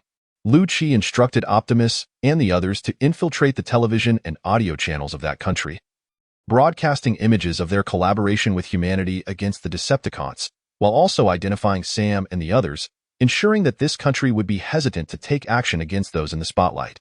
This would also help the Transformers gain recognition and acceptance among the populace, preventing any future conflicts from resulting in confusion over friend and foe.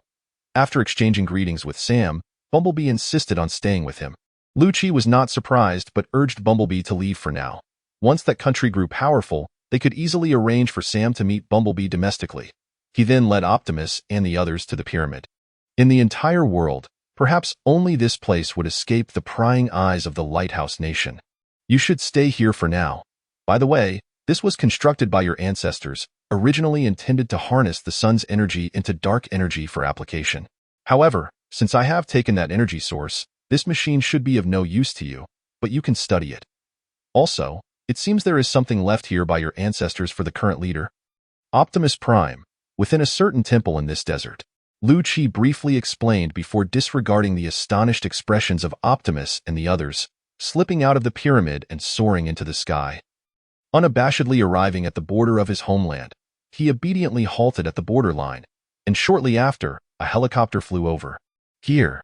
Lu Qi waved his hands excitedly, grinning like a child. Helping his homeland rise was truly a thrilling endeavor. Following their lead, he boarded the helicopter, and after explaining his purpose, the border commander immediately reported Lu Qi's arrival, especially since the recent footage of extraterrestrials had drawn the attention of several nations. Under the commander's report, the higher-ups took it very seriously. Although the country was already on a fast track to development, no one would refuse to strengthen their handpoint. 7 hours later, Lu Qi arrived at a room in the capital, where several prominent figures awaited him. I apologize for the wait, Lu Qi said, a bit excited as he looked at them. In his original world, several of these individuals had sadly passed away. The prominent figures, now graying, still exhibited good spirits and robust health, which relieved Lu Qi. Suddenly reminded of Guyi's reliance on dark energy for sustenance, Lu Qi found himself contemplating the potential to accomplish even greater deeds for his nation, leaving behind a legacy of profound significance. However, he realized he must first return to learn more about the applications of dark energy from Gu Yi and the others. The esteemed figures appeared amiable, engaging Lu Qi in extensive conversation, and when the topic of the Autobots arose, they nodded in agreement. We are delighted that at this moment in time, someone is returning with friends to assist our homeland. That song resonates well. When friends arrive, there is fine wine. When enemies come, there are hunting rifles. We shall certainly extend our hospitality with fine wine. Oh, I meant the best gasoline. To those friends. We also believe that, with their assistance, we will undoubtedly fulfill our mission. Another individual chuckled, rest assured. Even if it is gasoline, our chef can concoct a variety of flavors for them. Laughter ensued among the group. Lu Qi scratched the back of his head. In the presence of these individuals, he felt akin to a child. Uncontrollably, he rose to his feet. We must always remember to remain true to our original aspirations and to keep our mission in mind. In a decade or so, you shall witness a brand new nation. Their conversation flowed with joy, culminating in their arrival at an open space where Lu Qi drew forth a portal. The long-awaited Optimus Prime and the Autobots stepped through. Observing these relatively diminutive humans, Optimus Prime felt an invigorating warmth emanating from his core leadership. Unbidden, these individuals appeared to grow in stature within his gaze, transforming into giants leading their people, rallying behind a unified slogan. As they navigated a colossal vessel through the winds of this era, you are indeed correct. This nation is destined for greatness. Optimus Prime's eyes sparkled with increasing brilliance, feeling the core of his leadership grow ever hotter. I do not speak falsely. Lu Qi regarded the towering figure with unwavering confidence in his gaze. We are destined to soar. Finally, Lu Qi stepped aside, retrieving a camera. Shall we capture a photograph? This could be considered a formal meeting between the leaders of humanity and those from beyond the stars. Unlike Megatron, that fellow lacked even a leadership module. As they all nodded in agreement, Lu Qi meticulously adjusted the camera settings and, along with the other photographers, immortalized this moment in a photograph.